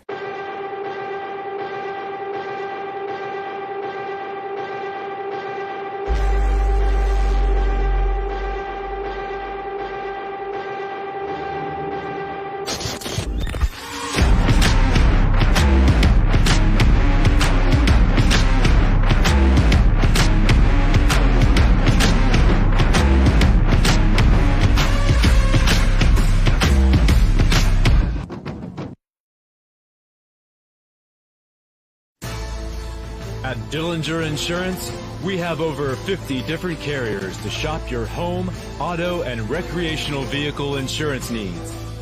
We would love the opportunity to save you money. We insure million-dollar mansions, condos, mobile homes, rental homes, and everything in between. We know all about wind inspections, 4-point inspections, and how to get you the right coverage for your particular home. You've got questions, we've got answers. Can you remember the last time you had a rate decrease with your auto insurance? Let's take a look and see what we can do. We know all the ins and outs of getting our customers the best rates, coverages, and discounts, so put us to the test. Don't monkey around with your insurance. Call Dellinger Insurance today. We've got tons of companies to help find you the best prices and the best coverage for your particular needs on home and auto insurance. Go Knights!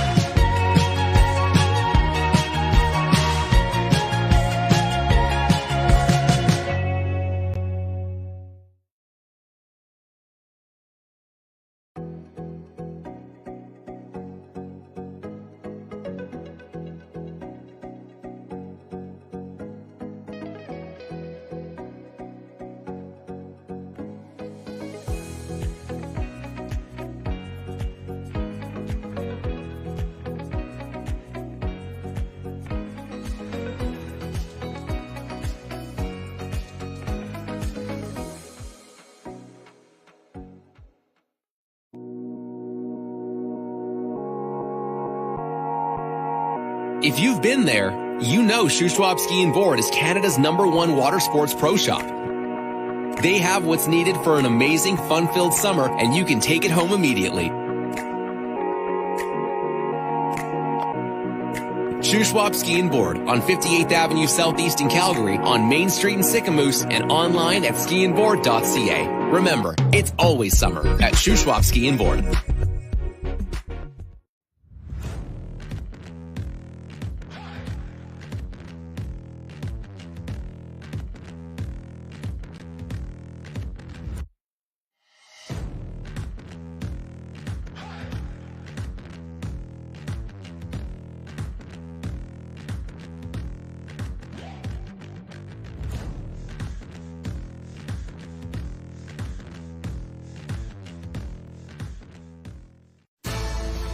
At Dillinger Insurance, we have over 50 different carriers to shop your home, auto, and recreational vehicle insurance needs.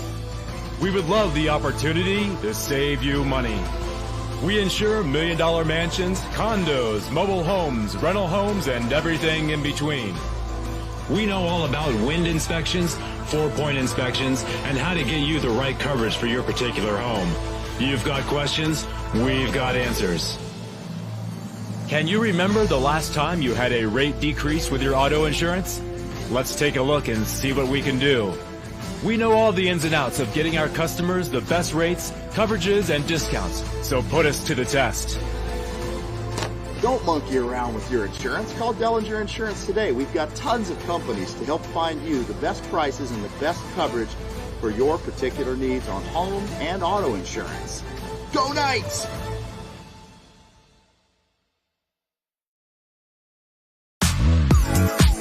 Where do competition standards meet the highest culinary standards? Where do the old masters meet the new masters? Where do first-class conditions meet first-class hotels? Where does the purest joie de vivre meet the purest drinking water quality? Only 30 minutes from the airport and Vienna city center.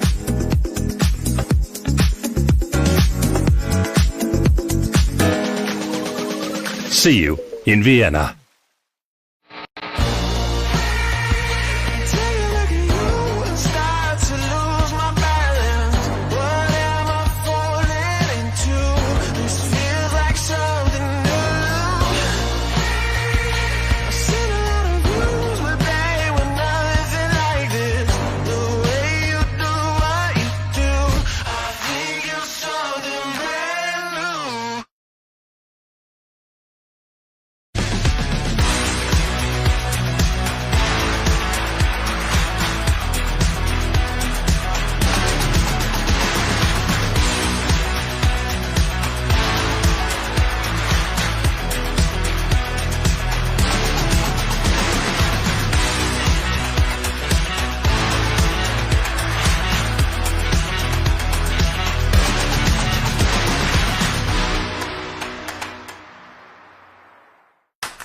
What if I told you there was a place where the sounds of nature are only broken by the roar of a boat, a place where that summer feeling lasts all year long, a place where the Florida sun is only outshined by the smiles of the skiers, a place where first-time skiers can ski alongside world champions and the world-class coaches work with all levels of skiers.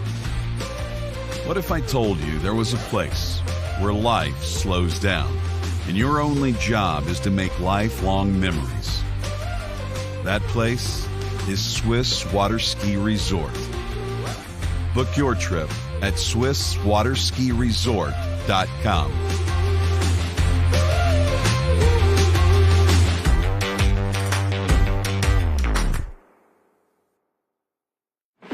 So excited to introduce to you guys the NR1. Over the past season, we've been working on developing the ski shape that is now the NR1, and I truly do love this shape. I'm so excited to ski on it this season, and I hope you guys love it as much as I do. I'm really excited to get on the Reflex NR1 this season and see what it can do for my skiing. Every time I get on it, it just feels better and better. So I can't wait for the 2024 season to get some new PBs on the Reflex NR1.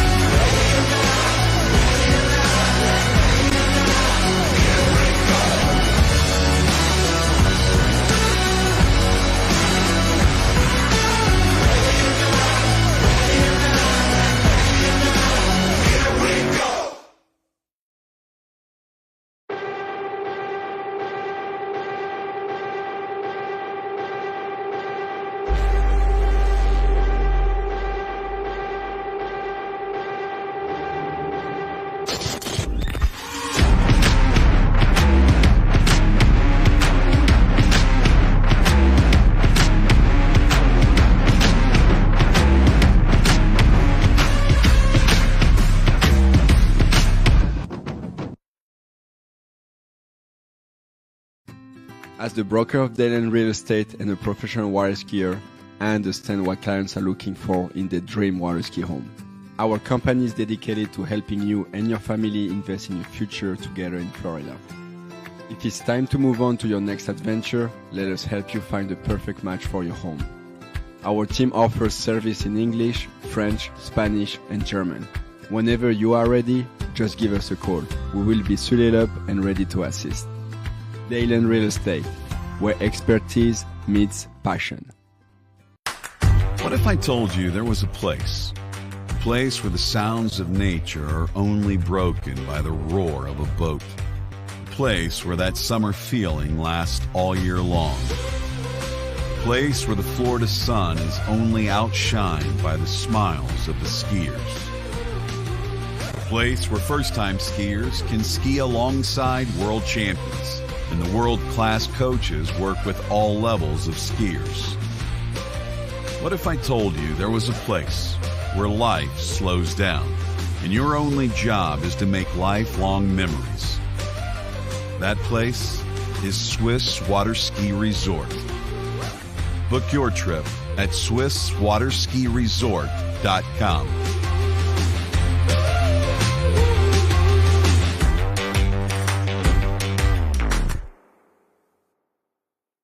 For over 20 years, Houston has been setting the standard of automotive excellence. Hi, I'm Dave Houston. I'd like to welcome you to the Houston family. We are committed to offering exceptional Cadillac models like the all-new electric Lyriq, redesigned XT4, and the legendary Escalade. At Houston, our personalized service and friendly staff will exceed your expectations. Feel the thrill of buying a new Cadillac from Houston Cadillac.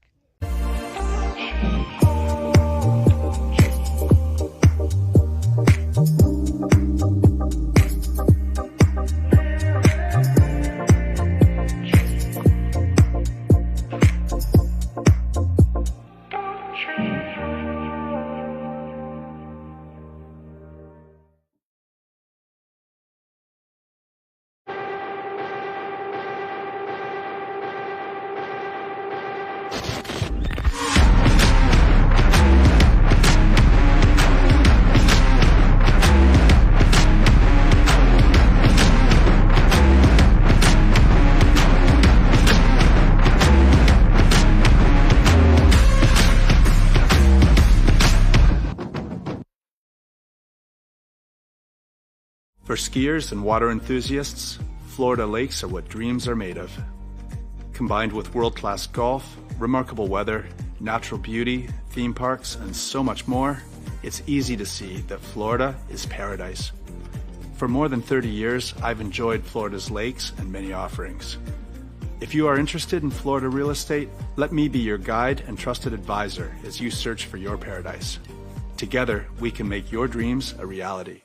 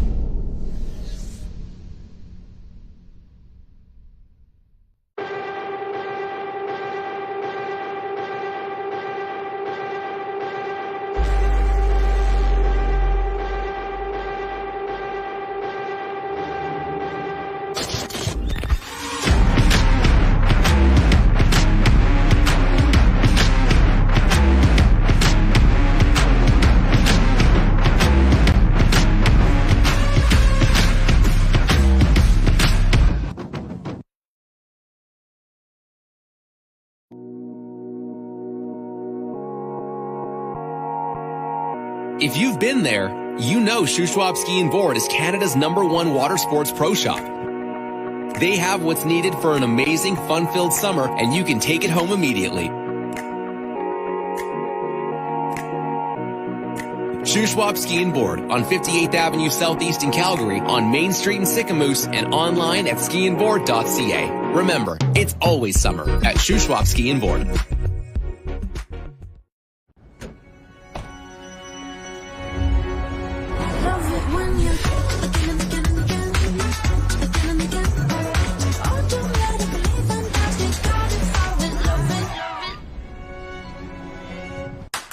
What if I told you there was a place where the sounds of nature are only broken by the roar of a boat, a place where that summer feeling lasts all year long, a place where the Florida sun is only outshined by the smiles of the skiers, a place where first-time skiers can ski alongside world champions and the world-class coaches work with all levels of skiers.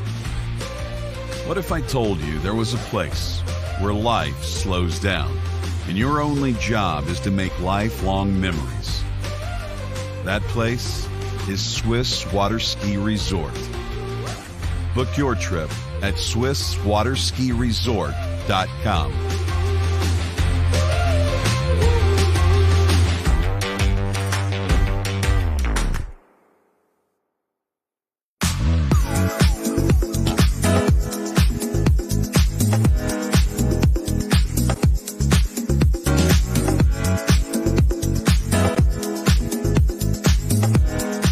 See you in Vienna.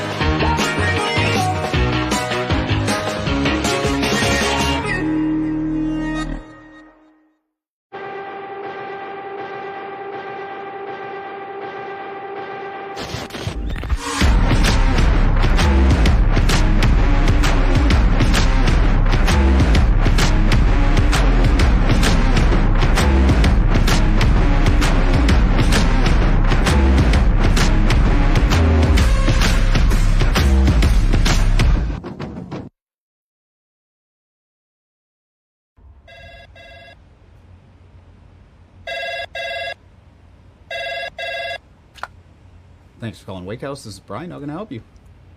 Yeah, Will. Can I let him know who's calling? All right, just a second. Will, I got a fill for you. Perfect. Give me just 1 second. All right, hit it. Thanks for holding. This is Will. Hey, how's it going? Good.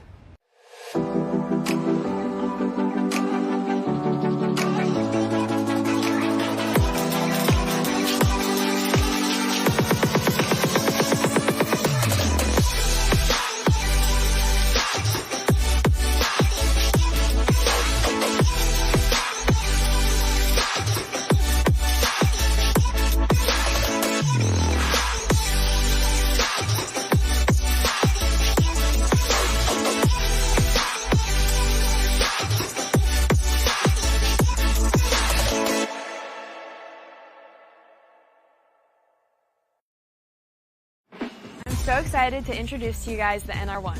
Over the past season, we've been working on developing the ski shape that is now the NR1, and I truly do love this shape. I'm so excited to ski on it this season, and I hope you guys love it as much as I do. I'm really excited to get on the Reflex NR1 this season and see what it can do for my skiing. Every time I get on it, it just feels better and better.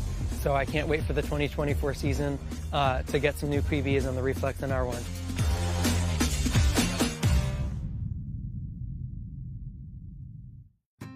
As the broker of Dayland Real Estate and a professional water skier, I understand what clients are looking for in their dream water ski home. Our company is dedicated to helping you and your family invest in your future together in Florida. If it's time to move on to your next adventure, let us help you find the perfect match for your home. Our team offers service in English, French, Spanish, and German. Whenever you are ready, just give us a call. We will be suited up and ready to assist. Dayland Real Estate, where expertise meets passion.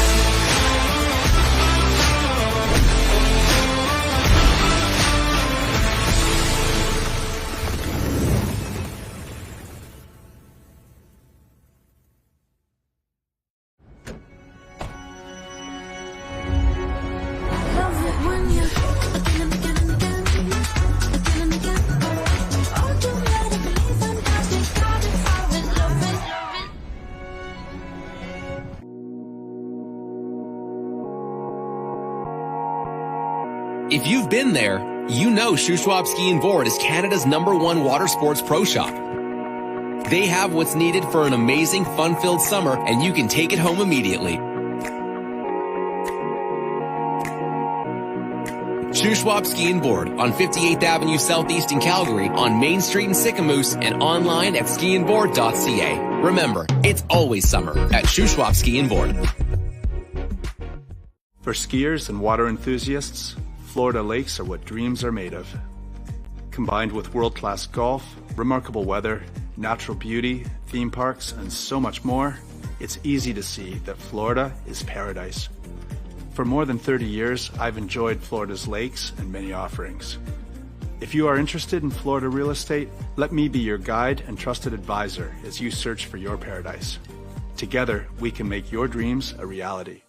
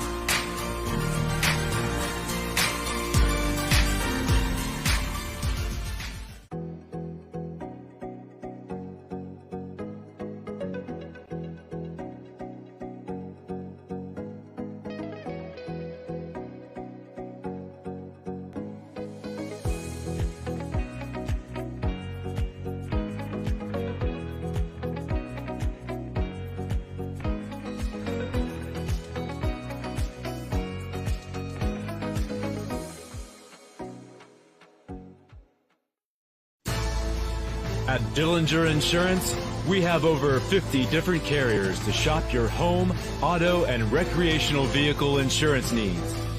We would love the opportunity to save you money. We insure $1 million mansions, condos, mobile homes, rental homes, and everything in between. We know all about wind inspections, 4-point inspections, and how to get you the right coverage for your particular home. You've got questions, we've got answers.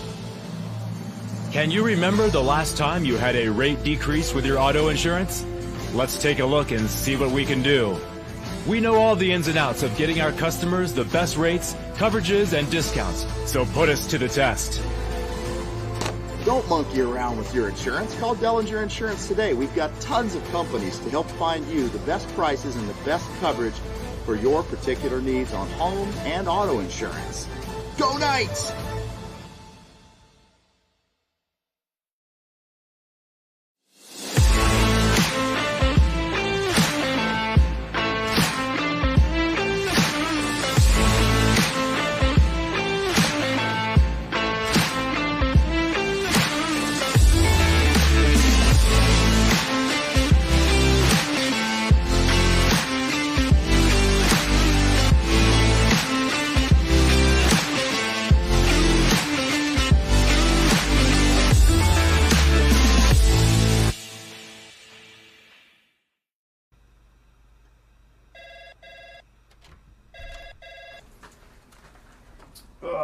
Morning, Ryan. Hey, morning. You have a good weekend? Yeah, got out on the water a couple times. How about you? Yeah, I got to set in. Just gonna make a quick phone call here. Oh, of course. Can you get that, Will? Yeah, man, I got it. Thanks for calling Wake House. This is Will. Yeah, looks like we've got those in stock.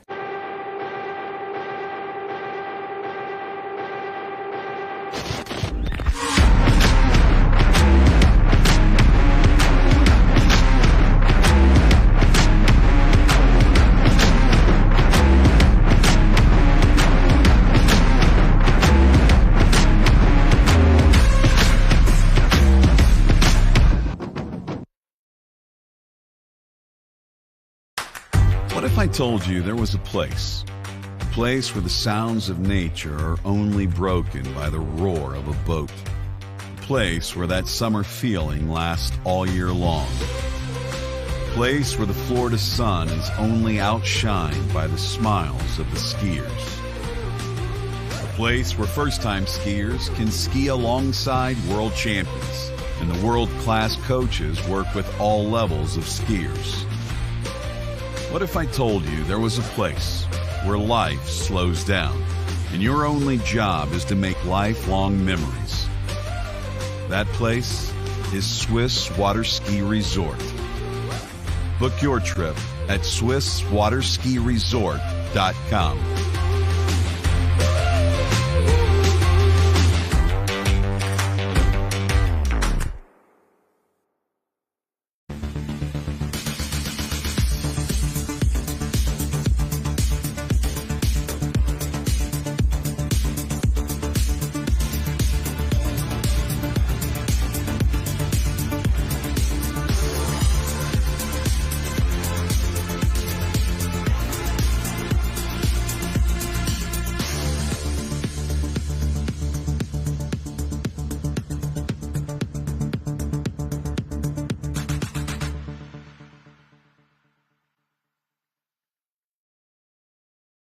For over 20 years, Houston has been setting the standard of automotive excellence. Hi, I'm Dave Houston. I'd like to welcome you to the Houston family. We are committed to offering exceptional Cadillac models like the all-new electric Lyriq, redesigned XT4, and the legendary Escalade. At Houston, our personalized service and friendly staff will exceed your expectations. Feel the thrill of buying a new Cadillac from Houston Cadillac.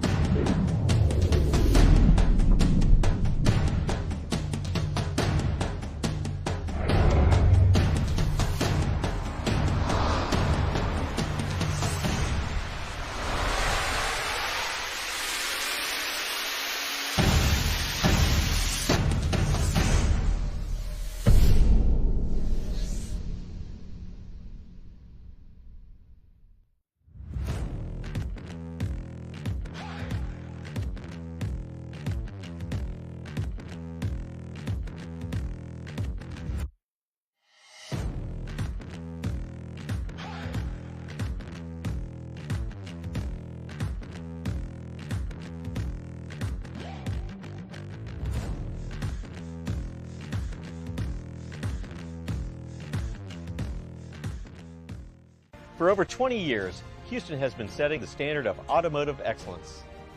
Hi, I'm Dave Houston. I'd like to welcome you to the Houston family.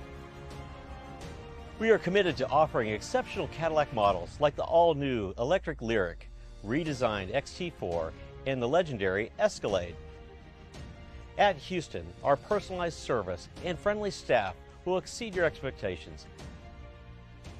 Feel the thrill of buying a new Cadillac from Houston Cadillac. For skiers and water enthusiasts, Florida lakes are what dreams are made of. Combined with world-class golf, remarkable weather, natural beauty, theme parks, and so much more, it's easy to see that Florida is paradise. For more than 30 years, I've enjoyed Florida's lakes and many offerings. If you are interested in Florida real estate, let me be your guide and trusted advisor as you search for your paradise. Together, we can make your dreams a reality.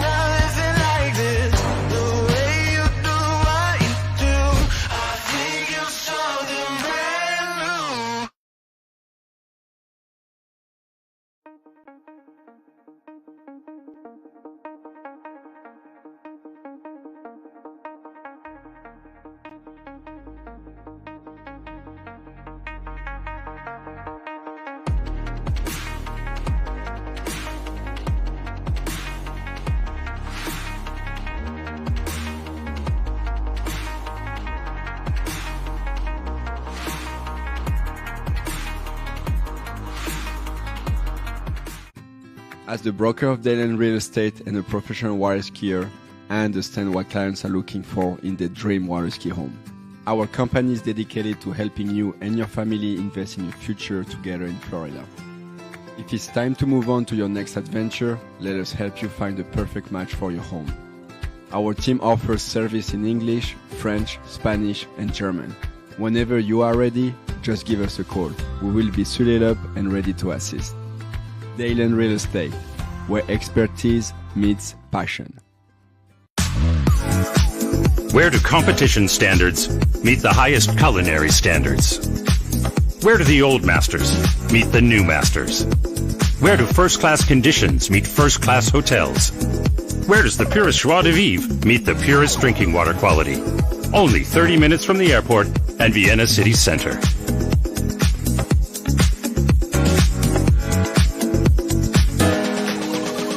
See you in Vienna.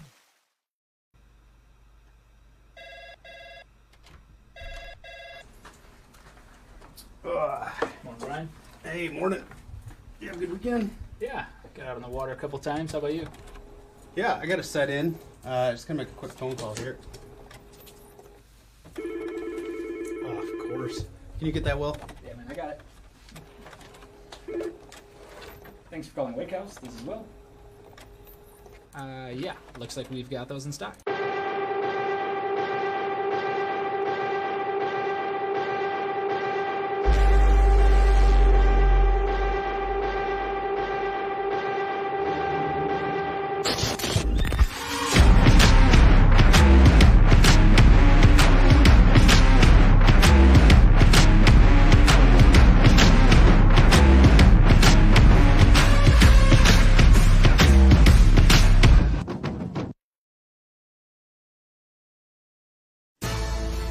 At Dillinger Insurance, we have over 50 different carriers to shop your home, auto, and recreational vehicle insurance needs. We would love the opportunity to save you money. We insure million-dollar mansions, condos, mobile homes, rental homes, and everything in between. We know all about wind inspections, 4-point inspections, and how to get you the right coverage for your particular home. You've got questions, we've got answers. Can you remember the last time you had a rate decrease with your auto insurance? Let's take a look and see what we can do. We know all the ins and outs of getting our customers the best rates, coverages, and discounts, so put us to the test. Don't monkey around with your insurance. Call Dellinger Insurance today. We've got tons of companies to help find you the best prices and the best coverage for your particular needs on home and auto insurance. Go Knights!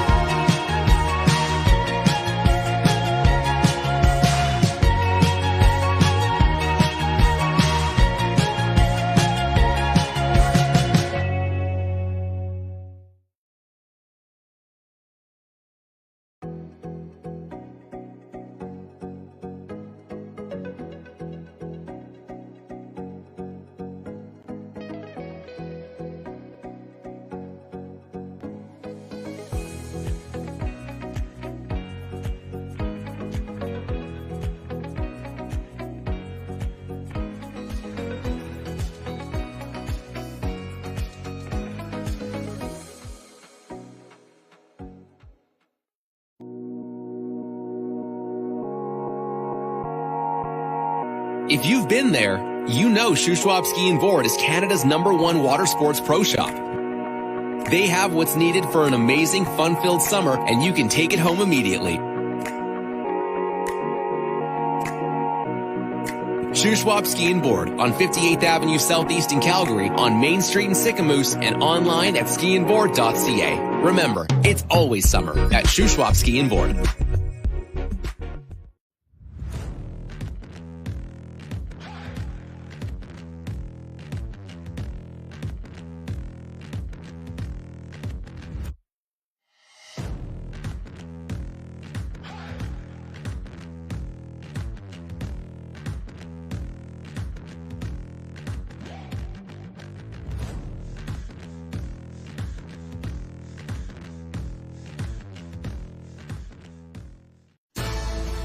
At Dillinger Insurance, we have over 50 different carriers to shop your home, auto, and recreational vehicle insurance needs.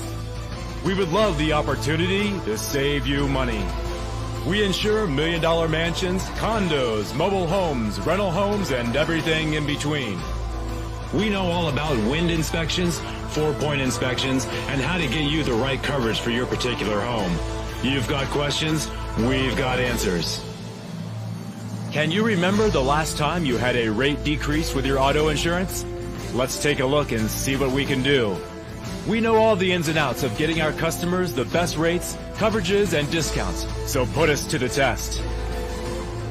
Don't monkey around with your insurance. Call Dellinger Insurance today. We've got tons of companies to help find you the best prices and the best coverage for your particular needs on home and auto insurance.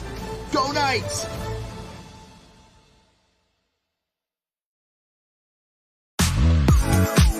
Where do competition standards meet the highest culinary standards? Where do the old masters meet the new masters? Where do first-class conditions meet first-class hotels? Where does the purest joie de vivre meet the purest drinking water quality? Only 30 minutes from the airport and Vienna city center.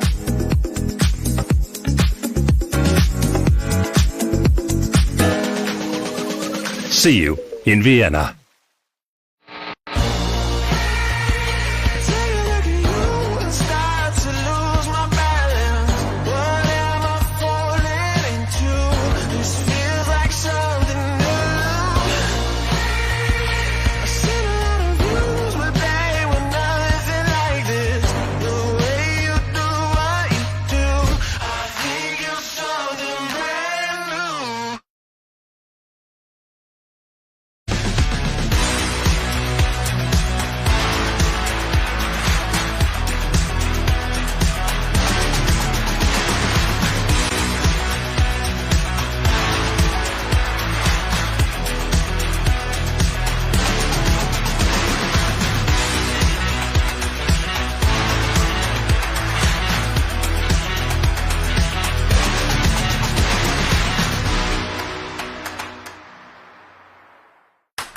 What if I told you there was a place where the sounds of nature are only broken by the roar of a boat, a place where that summer feeling lasts all year long, a place where the Florida sun is only outshined by the smiles of the skiers, a place where first-time skiers can ski alongside world champions and the world-class coaches work with all levels of skiers.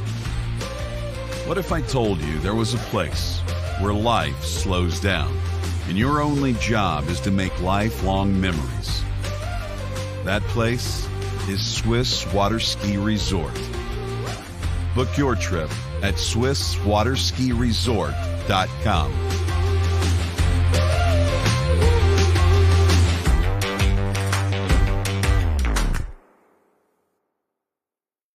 I'm so excited to introduce to you guys the NR1.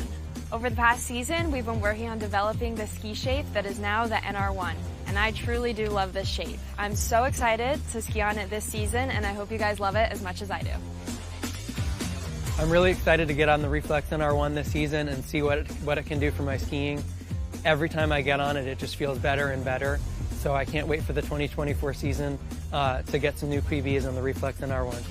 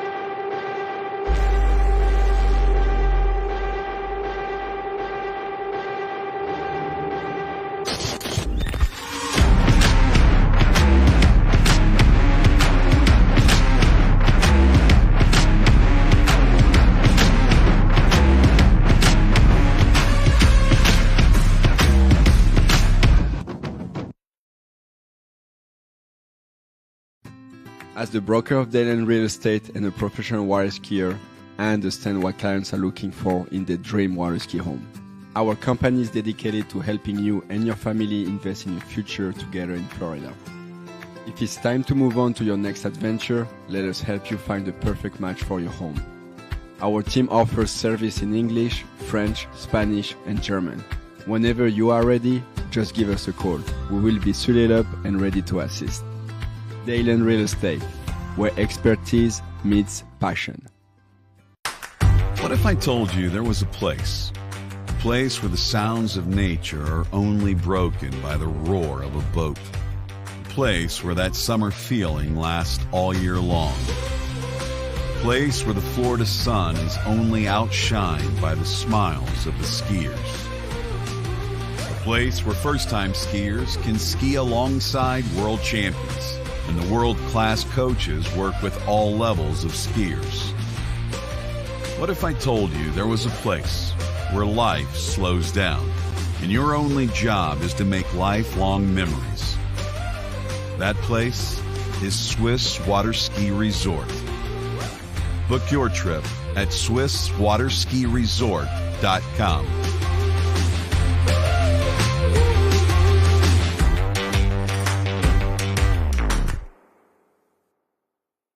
For over 20 years, Houston has been setting the standard of automotive excellence. Hi, I'm Dave Houston. I'd like to welcome you to the Houston family. We are committed to offering exceptional Cadillac models like the all-new electric Lyriq, redesigned XT4, and the legendary Escalade. At Houston, our personalized service and friendly staff will exceed your expectations.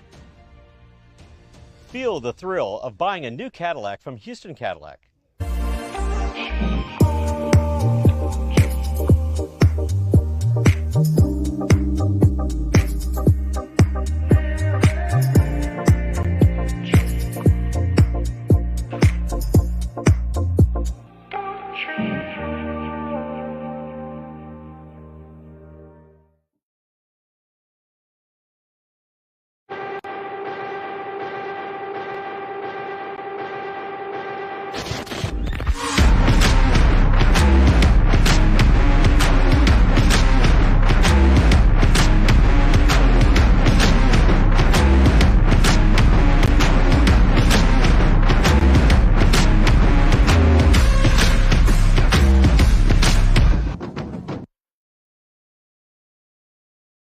For skiers and water enthusiasts, Florida lakes are what dreams are made of. Combined with world-class golf, remarkable weather, natural beauty, theme parks, and so much more, it's easy to see that Florida is paradise. For more than 30 years, I've enjoyed Florida's lakes and many offerings. If you are interested in Florida real estate, let me be your guide and trusted advisor as you search for your paradise. Together, we can make your dreams a reality.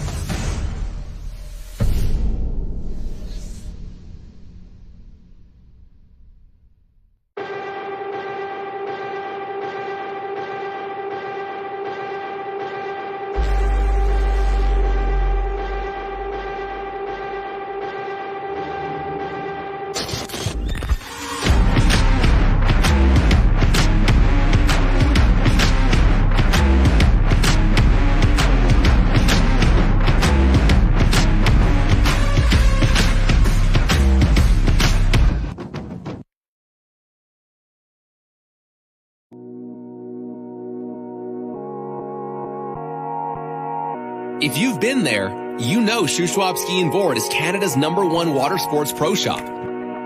They have what's needed for an amazing, fun-filled summer, and you can take it home immediately. Shuswap Ski and Board on 58th Avenue Southeast in Calgary, on Main Street in Sicamous, and online at skiandboard.ca. Remember, it's always summer at Shuswap Ski and Board.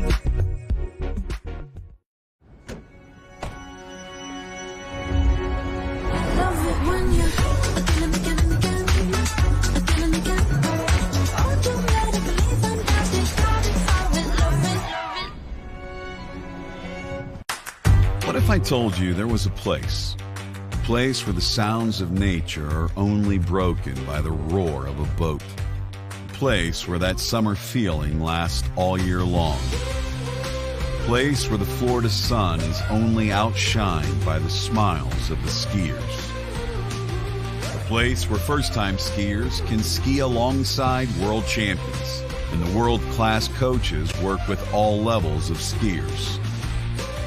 What if I told you there was a place where life slows down and your only job is to make lifelong memories? That place is Swiss Water Ski Resort. Book your trip at SwissWaterSkiResort.com.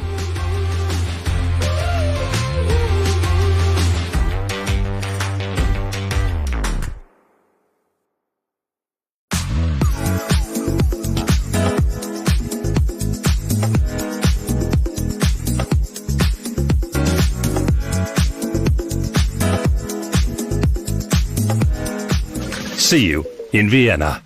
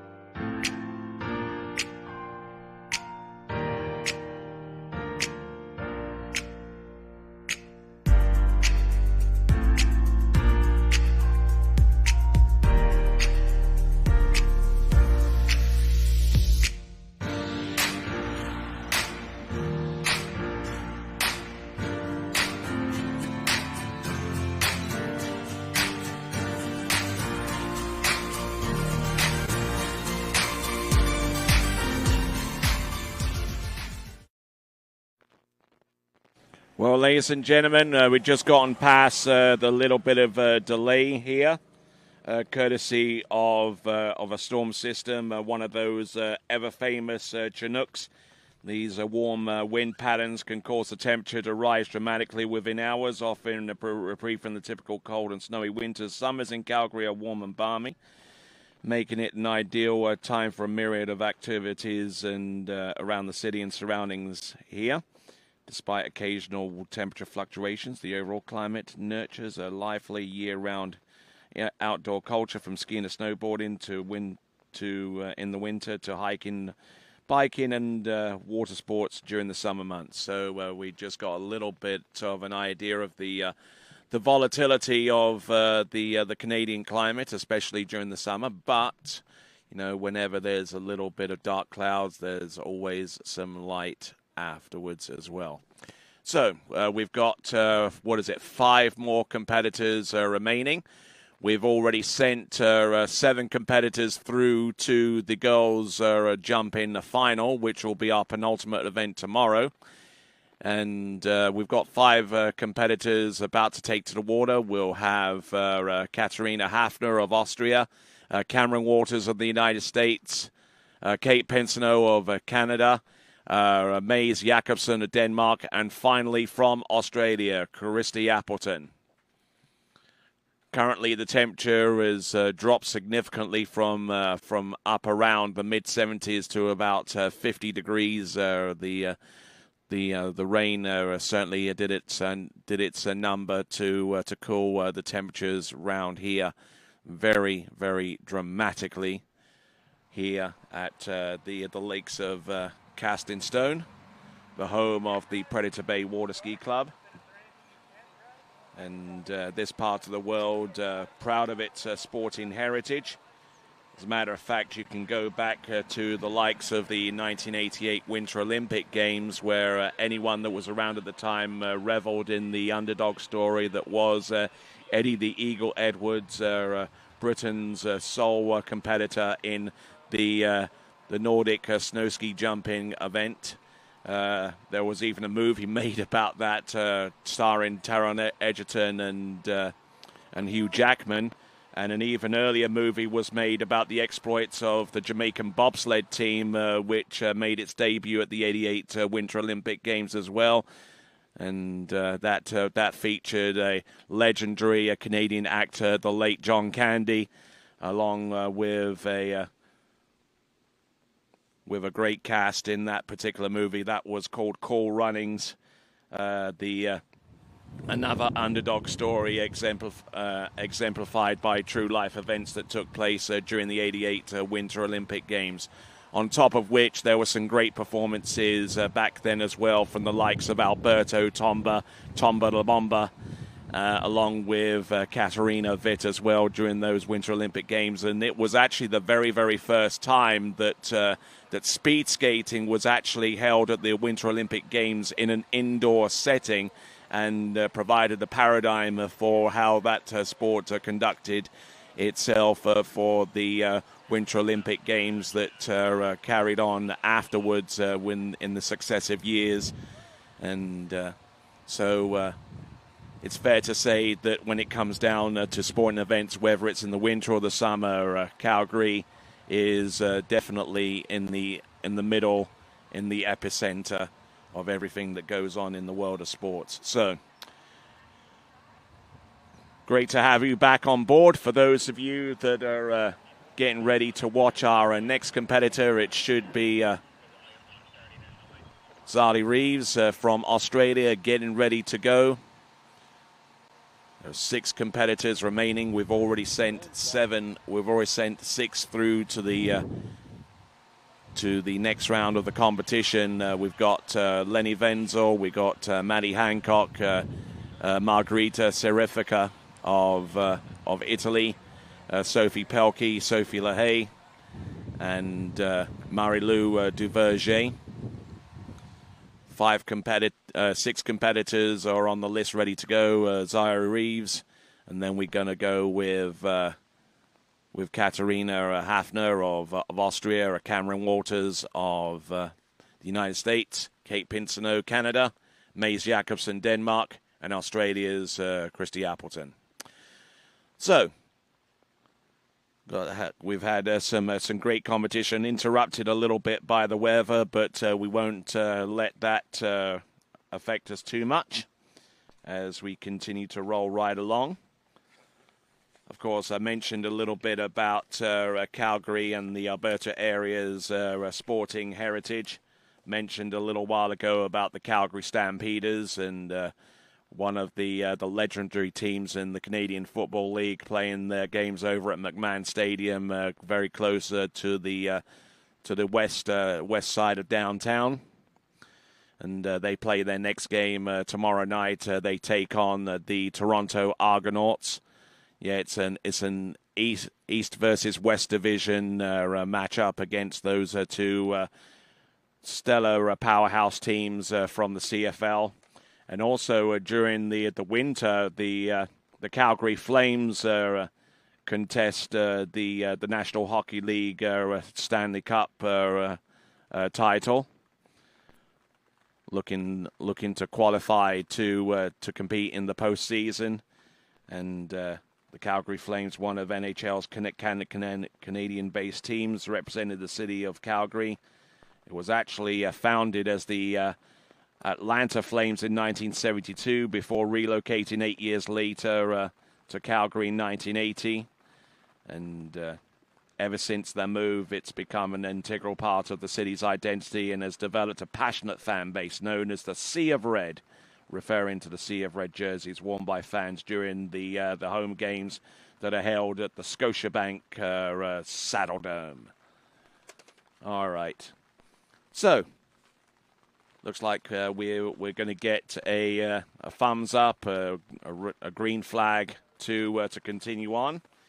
In just a few moments, we will continue on. Looks like we got a small smattering of rain, but hopefully, fingers crossed, touch wood, all of that kind of stuff, that rain should move out of here and allow us to continue on with the five or six remaining girls jumpers to determine those final placements in the girls jumping final, which will take place tomorrow.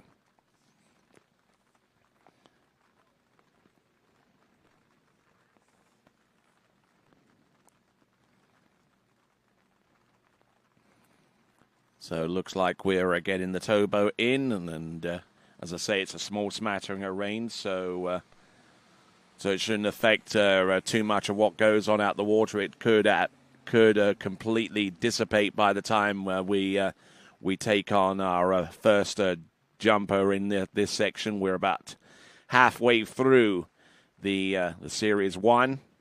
And Zari Reeves is about ready to go. I see the legendary skier that is Bruce Coburn, former world men's tricking champion from way back in the day. And certainly an inspiration to a lot of competitors that have come into this sport with high aspirations of achieving greatness, world titles, all that kind of stuff.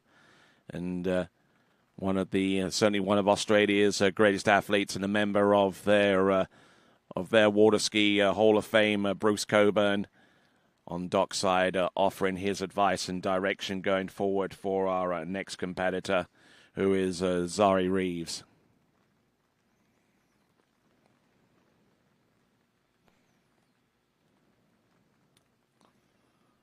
All right, let's see if we can continue right along. Do we have the green light? Do we have the signal from our officials to continue on?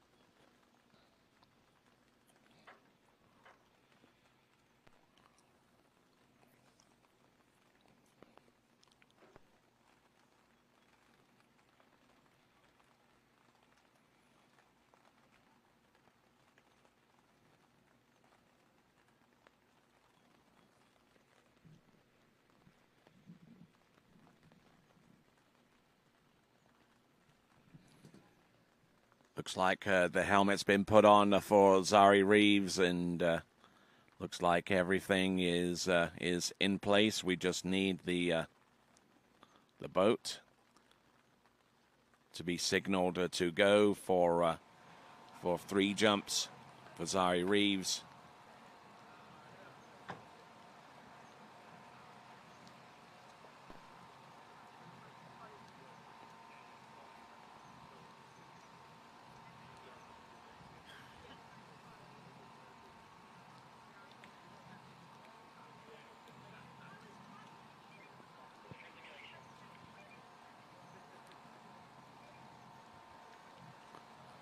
Looks like I'm hearing some official radio chatter and alluding to the instruction given to the boat to go up and down and to create the simulation pass.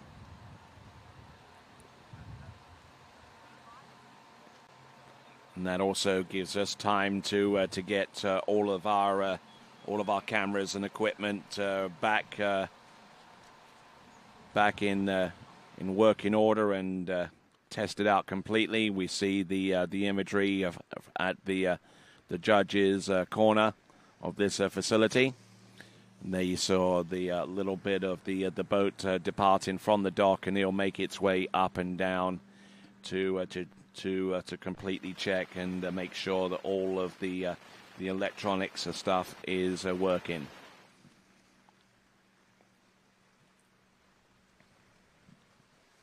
There's a view of the ramp cam. And as we continue right along, let me tell you a little bit about our sponsors. We've got Masterline, a leading name in the production of superior quality water sports ropes and equipment, with a long-standing tradition of supporting the water ski community through innovative, high-performance products. Masterline Ropes seeks to extend its commitment to the sport's future by supporting this prestigious event that celebrates the dedication, skill, and potential of young water ski athletes worldwide. That is Masterline.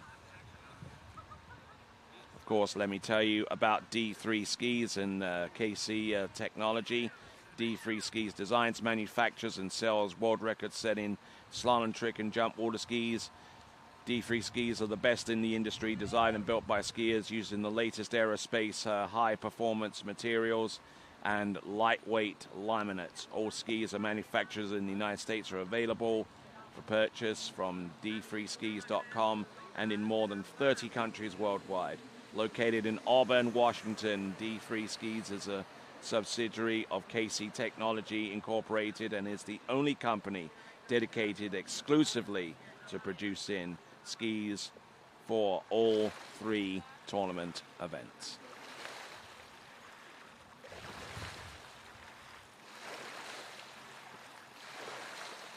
And continuing right along, and let me tell you and mention to you briefly the TWBC season-long sponsors: Houston Cadillac, 6 at 41 wetsuits, Drew Ross Realtor, 2 new nutritional bars, My Family for Pets, Dayon Real Estate, Vasserski Veen, Dillinger Insurance, D3 Skis, Conley Skis, Pro Gear Gloves, Swiss Water Ski Resort, Francois Brenet, HO Syndicate, Wake House, Water Ski Hall of Fame, and Hope Sound Ski Club. We thank those entities very much indeed for helping us with their sponsorship support during the course of the entirety of the TWBC's season-long adventure. We got other sponsors, including HO Water Sports. HO Sports, a trailblazer in water sports innovation and equipment, is pleased to sponsor the prestigious U17 World Water Ski Championships. This partnership underscores HO Sports' commitment to nurturing young talent and promoting water skiing as a thrilling and accessible sport worldwide. Through this collaboration, HO Sports aims to connect with the water ski community, support emerging athletes, and showcase the latest in high-performance water sports equipment.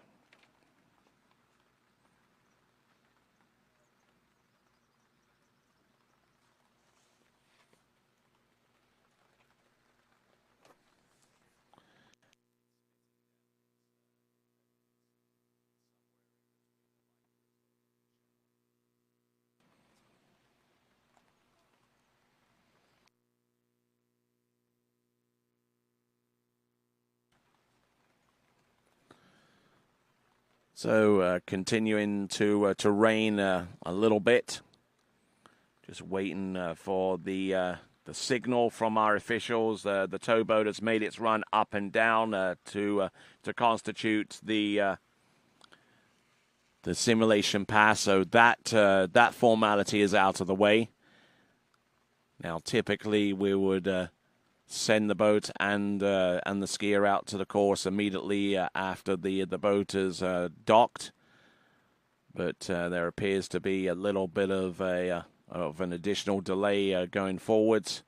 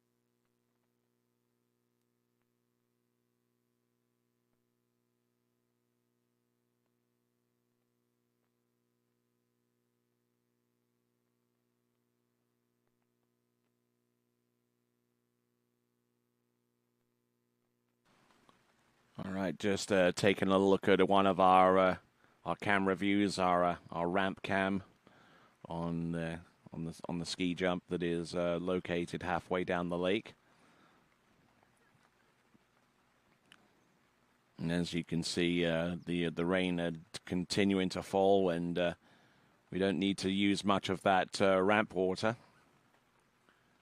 The ramp's pretty slick enough on its own.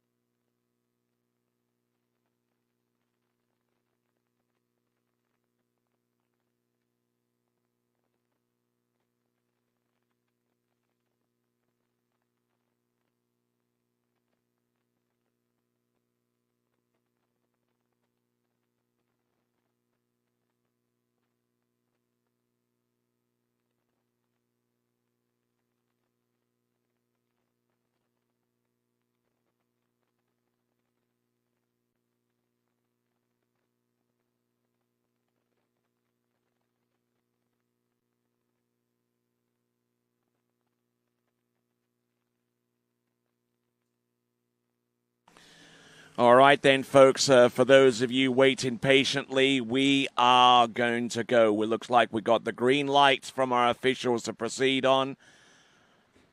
Even though it's still continuing to rain, there is a little bit of a bright spot appearing up through the clouds, and hopefully timed right. The skier should be hitting the water around about the same time that the last of the raindrops are dissipating.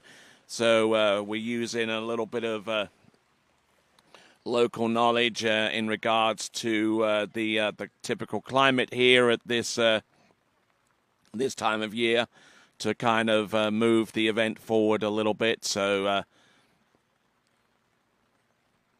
our next competitor coming to us out of Australia is Zali Reeves, followed by Katarina Hafner, then Cameron Waters, Kate Pinsino, Maze Jakobsen, and finally Christy Appleton.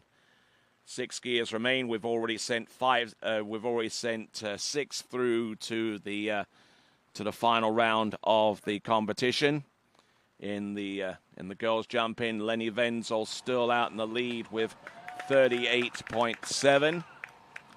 Then we got Maddie Hancock on 33.2 for second. Margherita Serefica of Italia with 32.6. Sofia Pelkey with 31 meters dead, and Sophie Lahaye also from Canada with 30.8 meters, and Marie-Lou Duverger with her best jump of 30.2 meters.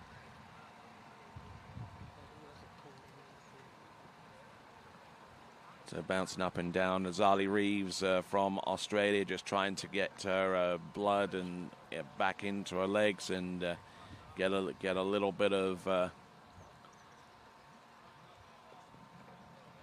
tempo, a little bit of an increased heart rate going. Ensure that she's been waiting a while in that suit, and it probably hasn't been the most pleasant of experiences to be in when the rain starts coming down and you're about ready to go, and then you receive the dreaded call from our officials that the event is going to be delayed based upon weather. So it looks like that boat is being launched. Now, I'm not sure whether that boat is going to go up and down once again, but I do suspect, and this is turning out to be true. As the weather starts to brighten up, the rain clouds disappear, and we see the towboat, the official towboat of this competition, the Ski Nautique by Nautique Boats, and the Nautique brand offers a wide variety of superior quality inboards. To see the complete 2024 Nautique product line, visit nautique.com today.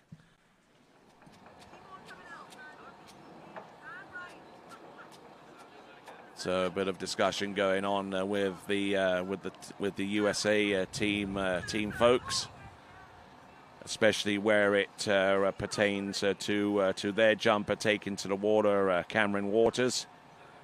She will be third out off the dock when we resume this girls' jumping competition.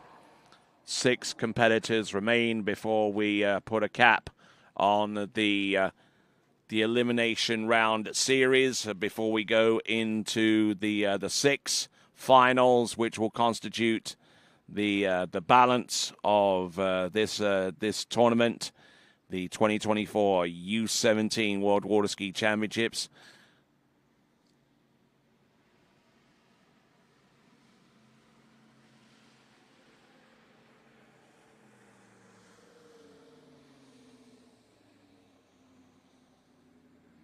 So just to let you know what our timetable is, and obviously this is subject to change. An 8 a.m. start.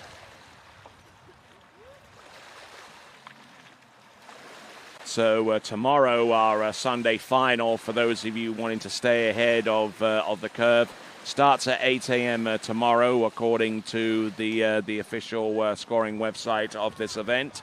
8 a.m. start tomorrow with the girls' slalom final, then boys' slalom final, Then we go with the tricks final with the same gender alternation.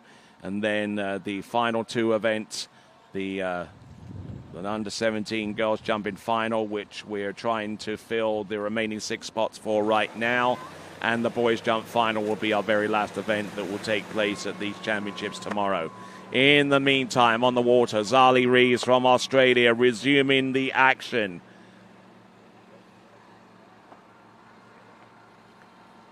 Now looking at the score that is needed for her to advance through to the next round. She needs a score above the currently the 7th place skier, who is Cameron Davis, on 30.1 meters. Anything more, and Zali Reeves takes a place through to the girls jump final. Anything less, and Cameron Davis has a golden ticket to the girls jumping final. So let's see how things transpire. The boat making its way around the turn, and Zali Reeves from Australia. Let's see what she has in store for us. She's made the turn now. She's going to go for the full double cut. Has 3 attempts to get over 30.1 meters.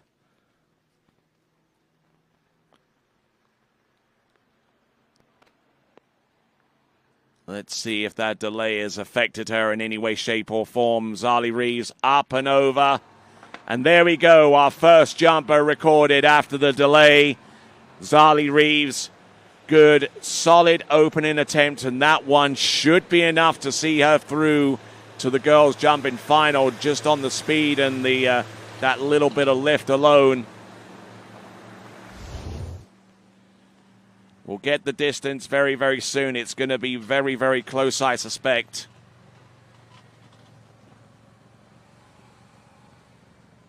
So great skiing there. Okay, so the jump distance coming through, and actually it is good enough to see her take up second spot at the moment, 36.5 meters.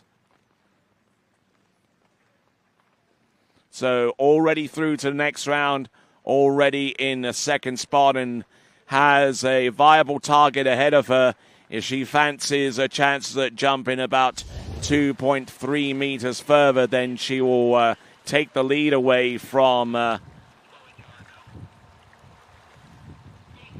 Lenny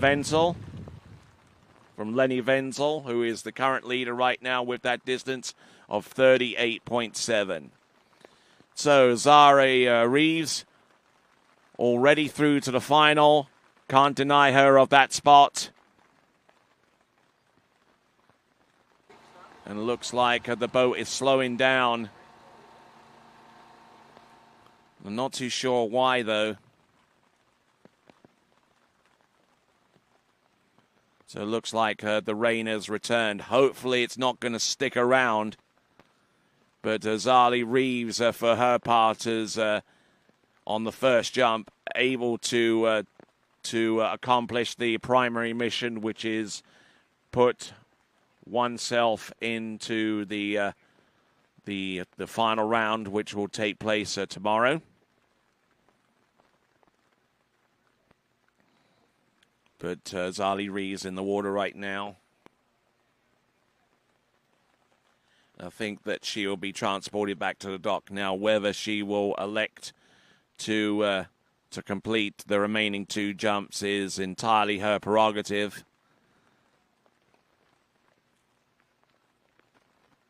Of course, given the opportunity to take another few jumps, it would a lot of skiers would jump at the chance, quite literally. But given how this day has ended off with the delay in the girls' jump event, it may be worth a while to say I value some sleep. I need to get back to my hotel and rest up for the girls' jumping final, which she will be front and center in. at least barring one competitor, because Lenny Venzel is still out in the lead with 38.7, and Zari Reeves with 36.5, currently 7 feet further back in second place.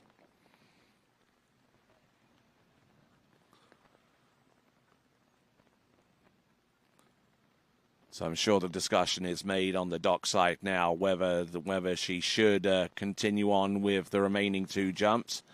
She was certainly enthusiastic to at least pull out to the right-hand side and attempt the second jump. And looks like the rain is completely disappeared.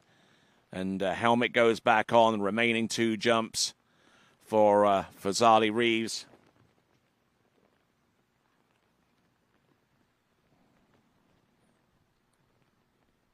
Yeah, things can happen that quickly, almost as soon as she was transported back to the dock. The rain had stopped, and now she has the opportunity to complete her set with the remaining 2 attempts. Zali Reeves with 36.5 on jump number 1, which is the equivalent of 120 feet. For those of you just rejoining us, apologies for the delay. It was weather related and cost us a bit of time for a number of different reasons, but Zali Reeves getting ready to take to the water. 2 jumps remaining.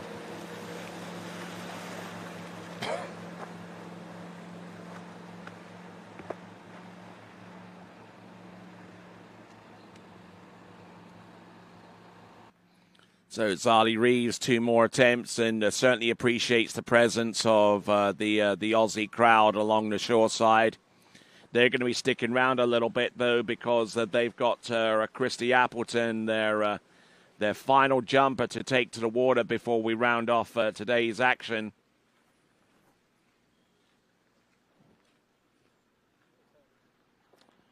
All right, so Zali Reeves got 2 jumps remaining. She's been transported around the bottom end turn and is now getting set for the first of her remaining 2 jumps, already into the next round of the competition in second place with a 36.5 meter leap, or 120 feet. However, if she wants to guarantee herself a more favorable position, like starting off last off the dock, then she really needs to pummel this jump on the second attempt, turning around the 180 meter buoy, and is now nice and wide. And a little bit later here, a little bit chattery from the skis coming off the second wake into the ramp there, but she was able to control it enough speed into the bottom. So Zali Reeves already with 36.5. Now I suspect that jump is going to be around the same range. Kind of hard to get back into the river of things, even with the smallest of delays. But I tell you what, the jump distance coming up. Yep, she gets back into the swing of things in a hurry. 37.8, 37.8. That solidifies her second spot, but is about a meter away from taking the lead away from Lenny Venzel of Germany.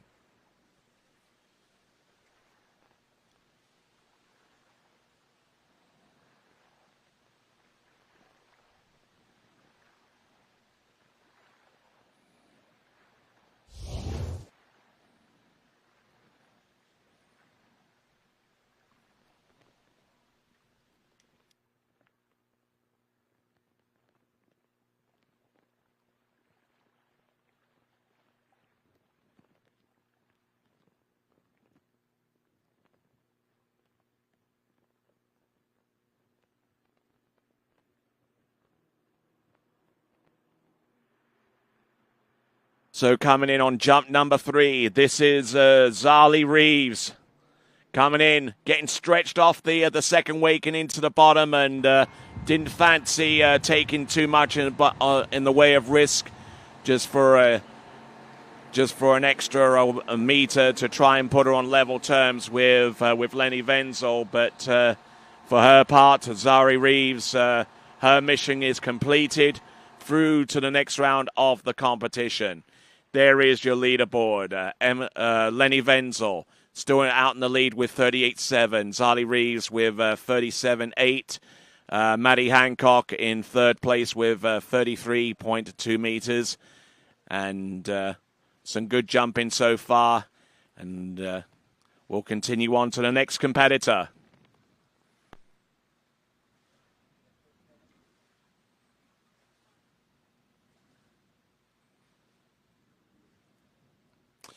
All right, then, continuing right along, our next competitor is going to be Katharina Hafner of Austria.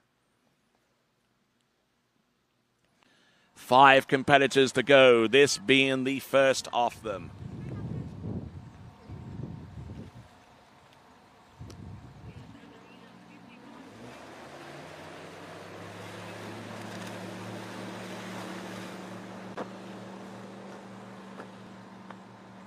Okay, so working our way through each of the remaining skiers as we try to place these competitors into the girls' jump final. Let's have a look at the opposite end of the spectrum here. Obviously, anyone that is in 12th spot right now is hanging on by their fingernails to determine whether their jump is good enough for the finals. We know that anything below 12 eliminates that competitor from contention in the girls' jump final. The first of which, Lexi Abelson, with her jump of 22 meters or 72 feet for 13th spot. Unlucky for some, not be part of the girls' jumping final. Also, Melatina Morel in 14th spot with 21.7. for 71 feet. So, and Paulina Torres, another example there with 20.5 or 67 feet, eliminated from future contention in the girls' jump final. Let's have a look and see. Katharina Hafner turning in. Nicely done there on jump number 1. Good steady approach there, and I'm sure that she's been well coached as to what to do in this kind of situation. I'm sure that she's been keeping warm for the last hour or so that we've had the delay for. And anything over a distance of 30.1 will see her go through to the next round of the competition. The distance on the opener is 36.1. That vaults her into third and definitely confirms that she is our latest girls' jump finalist.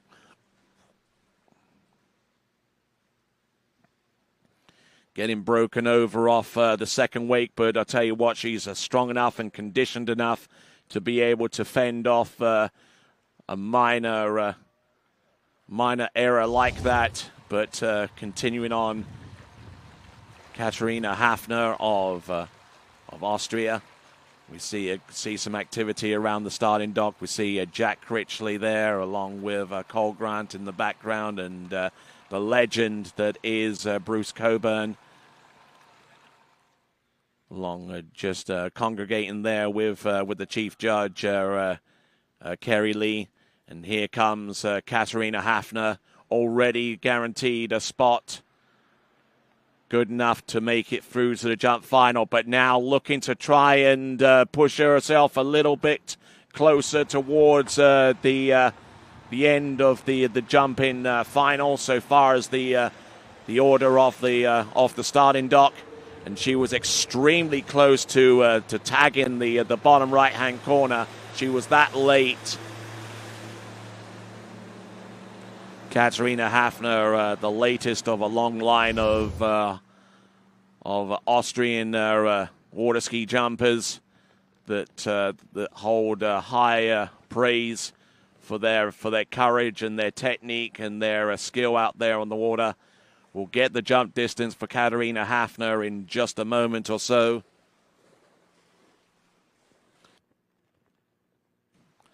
So 35.2 meters, 115 feet, which on its own it would have been enough to send her through to the next round, but not quite as good as the first jump that she opened up with, 36.1. As Cameron Waters from the United States getting nice and warm and getting ready to go. Looking over at the TV monitor, but you're better off looking at the actual camera. But there you go. Cameron Waters getting ready for her 3 jumps, but in the meantime, third and last jump for Katarina Hafner.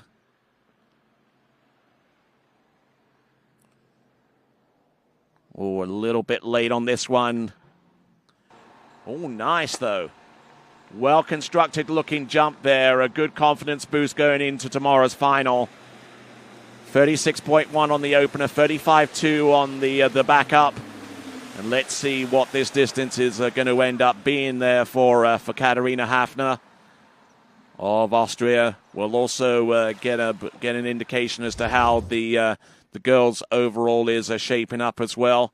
And whoa, look at that, 38 meters. 38 meters, just 2 feet shy of the current lead distance that was produced by Leni Wenzel of Germany.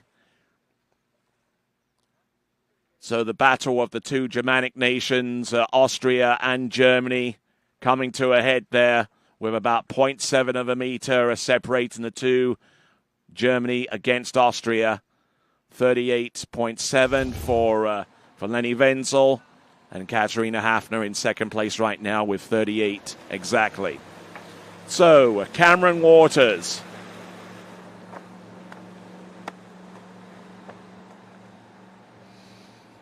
So, 4 jumpers remaining, including Cameron Waters.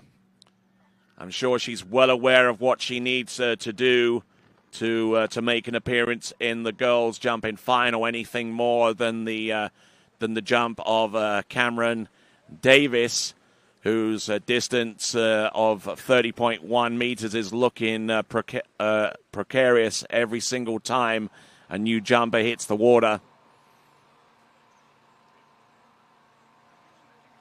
On the starting dock, Kate Pinsonneau from Canada getting ready to attack the ramp for her 3 attempts, but not until we see Cameron Waters expend the 3 jumps that are at her disposal.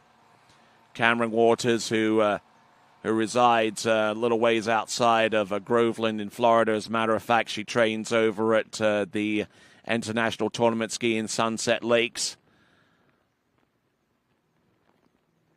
And I'm sure that they're watching her right now as she takes a long glide on this one. Jump number 1, keeping the line tight. And that should be enough to send her through to the next round. Probably not one of her better jumps, mind you, but it doesn't have to be one of her best to send her through. Right now, she's just looking for a jump in excess of 30.1 meters.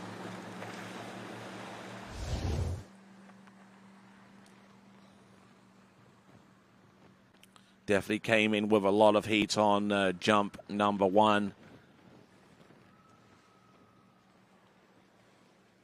Listening to the cheers, and it's 35.5 meters. She's accomplished goal number 1, making it through to the girls' jump final. And that jump there from Cameron Waters actually puts her in 4th spot with 2 attempts remaining.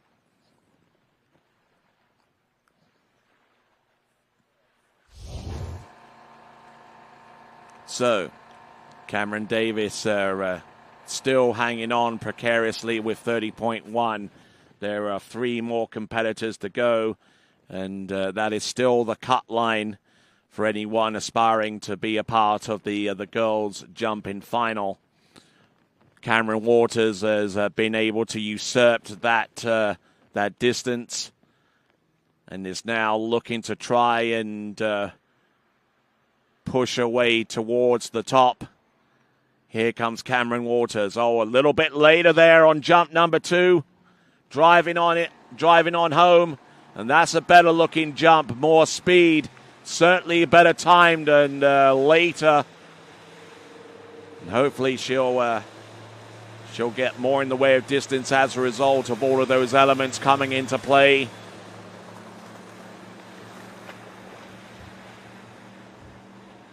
So the distance coming through any moment now, and it's going to be an absolutely thunderous attempt there if what I'm hearing is correct for Cameron Waters.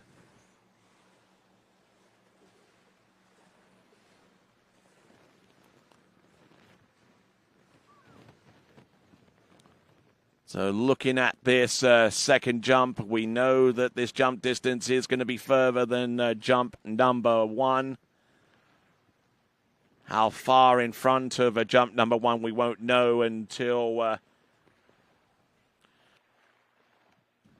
all right, 40.2 meters, 40.2 meters.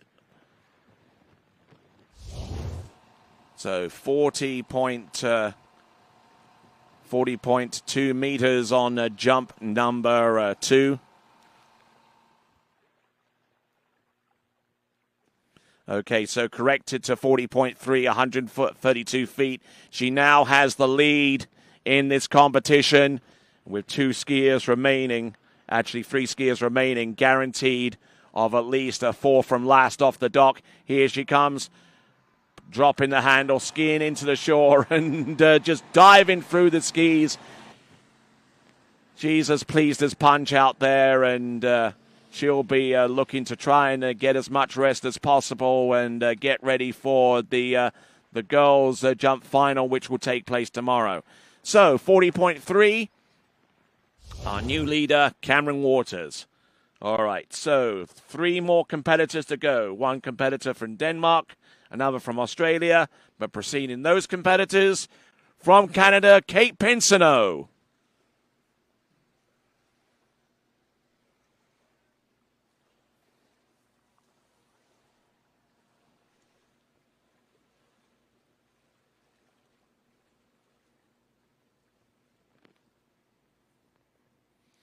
Just looking at Cameron Waters' last attempt.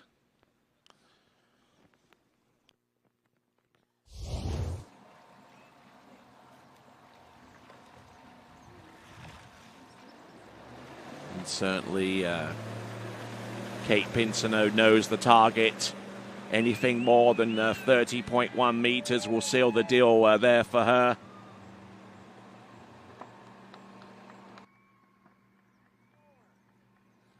Kate Pinsonneau from Canada getting the cheers from the large throng of supporters from Canada that are still here even after the rain delay.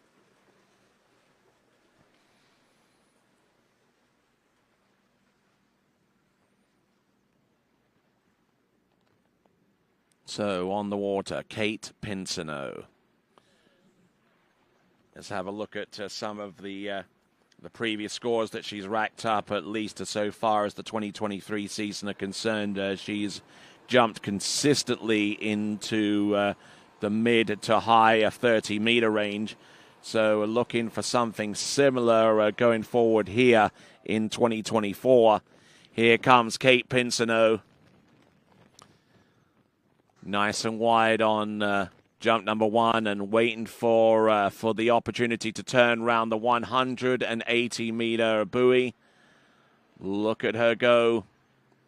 This is Kate Pinsonneau. Handle up high off the turn. Let's drive it on home. Up and over the ramp and rides that one on.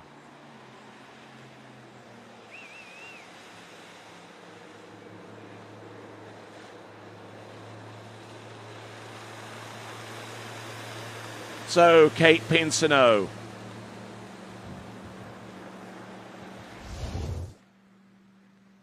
Looking good on jump number 1. We'll get the distance momentarily.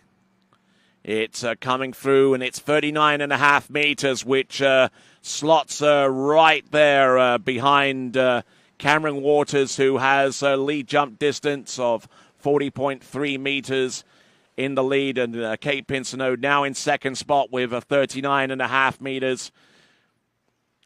So we'll see if she will continue on to complete the remaining two jumps. That is Kate Pinsonneau. So Kate Pinsonneau, as far as my information serves me, is with skiing in her last Junior World Championships of eligibility, and actually could be someone who could attend, could be one of those competitors that will be selected for next year's U21 World Water Ski Championships. And guess where the U21 Worlds are going to be? Yes, right here. The lakes are cast in stone. And we'll certainly look forward to that event as we see Kate Pinsonneau coming in on jump number 2. Whoa, riding on the back of the skis. Just couldn't get her skis underneath her enough to gain some lift. She had the speed, but the control kind of deserted her at the wrong time.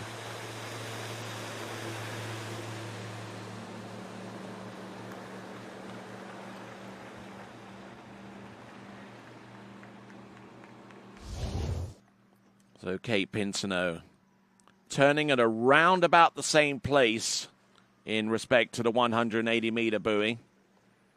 That second jump was 32.5 meters, which on its own would have been enough to send her through.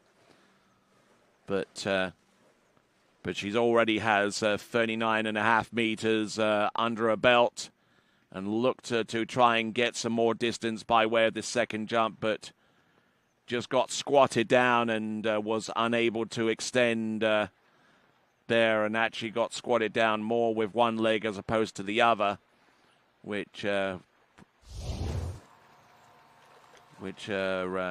presented a bit of a little bit of a conundrum there for her in terms of which side does she extend out of first if it was indeed possible. But that jump is about as far removed from the back of her mind as can be. Here we go, Kate Pinsonneau, jump number 3. Her best jump is 39.5. Now, can she push this one over 40 meters? This is late. She's going to have to drive on this one. Oh, nice! Good dose of speed there. Good connection. Is it going to be good enough to exceed her own best jump distance of 39.5? Or even better, take the lead by going more than 40.3?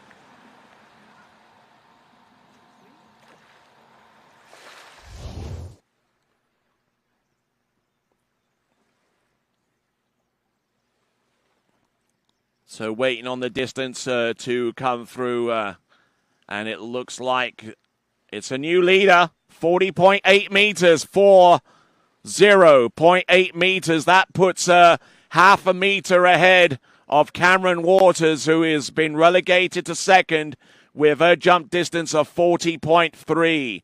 So Kate Pinsonneau, even though she was a little bit heavy on the left ski as she came off the top of the jump, was still able to carry enough speed off the turn and fly to a distance which guarantees her not only a spot through to the girls' jump final.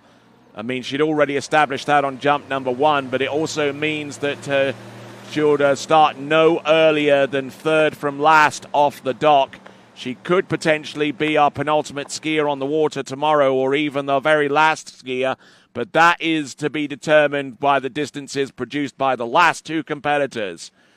Firstly, by Mads Jakobsen of Denmark, and secondly by Christy Appleton of Australia.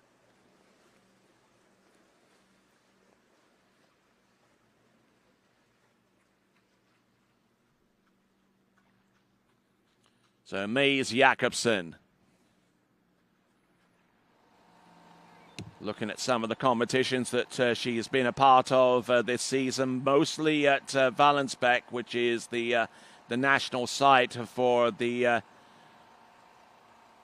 the Danish Water Ski Federation.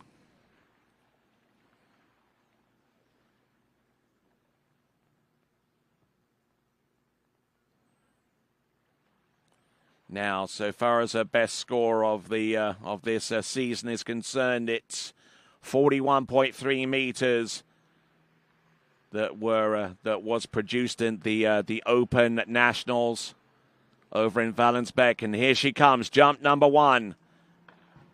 Mays Jakobsen, a little untidy in the air, and unfortunately unable to get the full distance that she really wanted or expected off jump number 1. But I think it's safe to say that she's done enough at the very least to advance through to the girls' jumping final. She only needed a distance in excess of that distance of 30.1 meters from Cameron Davis, who's still hanging on. A new leader with 42.4 meters, Mays Jakobsen.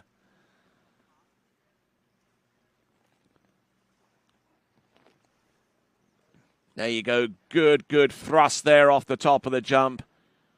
A little bit back in the air, but nothing that she should be overly concerned about, not at this stage. Mays Jakobsen with first jump, 42.4 meters, 42.4.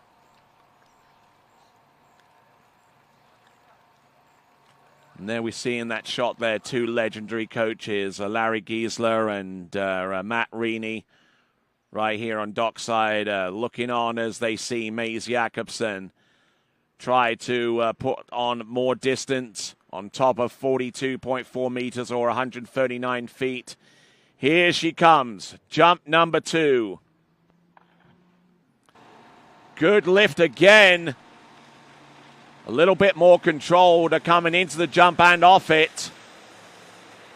But I don't think she carried as much speed this time around, and that afforded her a greater amount of room and opportunity for her to connect with that jump.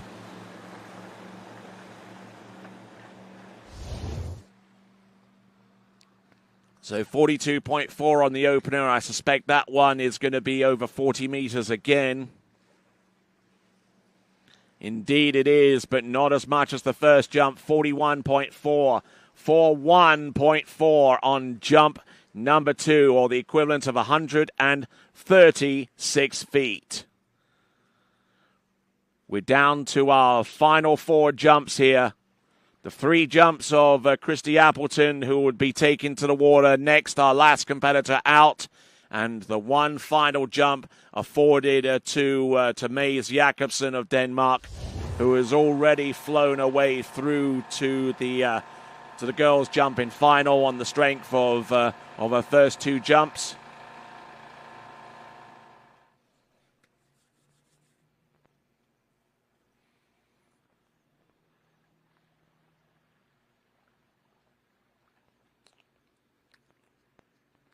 Here we go, coming in, jump number 3. What does she have left?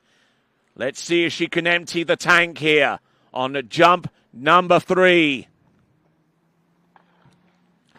Better looking lift there. Taking a little bit more height off the top, and she is absolutely stoked about that one. As she skis away into the dock. Could that be more than 42.4? Could it even be as close as 45 meters? Now, that's a target that she's hoping to eclipse at some stage, and I wonder if she's done it there with that last jump. Huge jump there, and the distance is 44.5 meters, 44.5 meters. Yep, she's nods there as she approves of that jump distance, 44.5, courtesy of Mays Jakobsen. She's currently in the top spot right now, and will be no worse than second to last off the dock in the girls' jumping final, our penultimate event taking place in the the final event of tomorrow for this, the 2024 U17 World Water Ski Championships. All right, the final 3 jumps of the Elimination Round Series belong to Christy Appleton from Australia.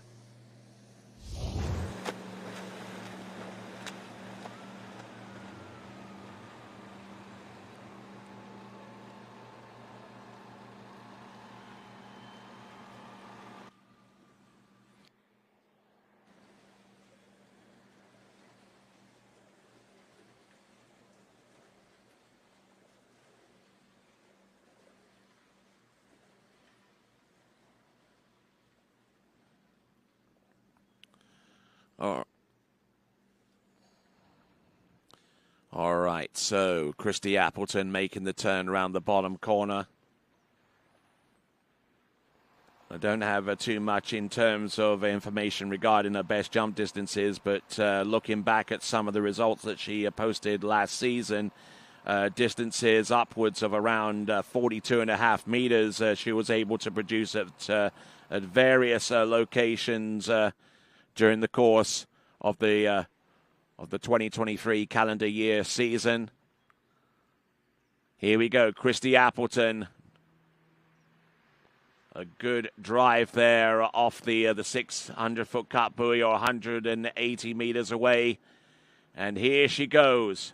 Jump number 1, deciding to pass up on that attempt. And as Christy Appleton gets ready for her remaining 2 jumps, let me tell you about Precision Drilling, a leader in the oil and gas drilling industry known for its advanced technological solutions and commitment to safety and environmental responsibility. By supporting this prestigious global event, the U17 World Water Ski Championships, Precision Drilling aims to demonstrate its commitment to youth development, showcase its dedication to supporting local and international communities, and reinforce its position as a responsible corporate citizen. So on the water, back on top, right here, right now, Christy Appleton. Still looking for a jump that's in excess of 30.1 meters. Right here, the lakes are cast in stone, the 2 man-made lakes which were constructed starting in 1996. The second lake was completed in 2006. A decade later, it sits on 80 acres, and much of the rocks and the debris that was dug up from here was used to construct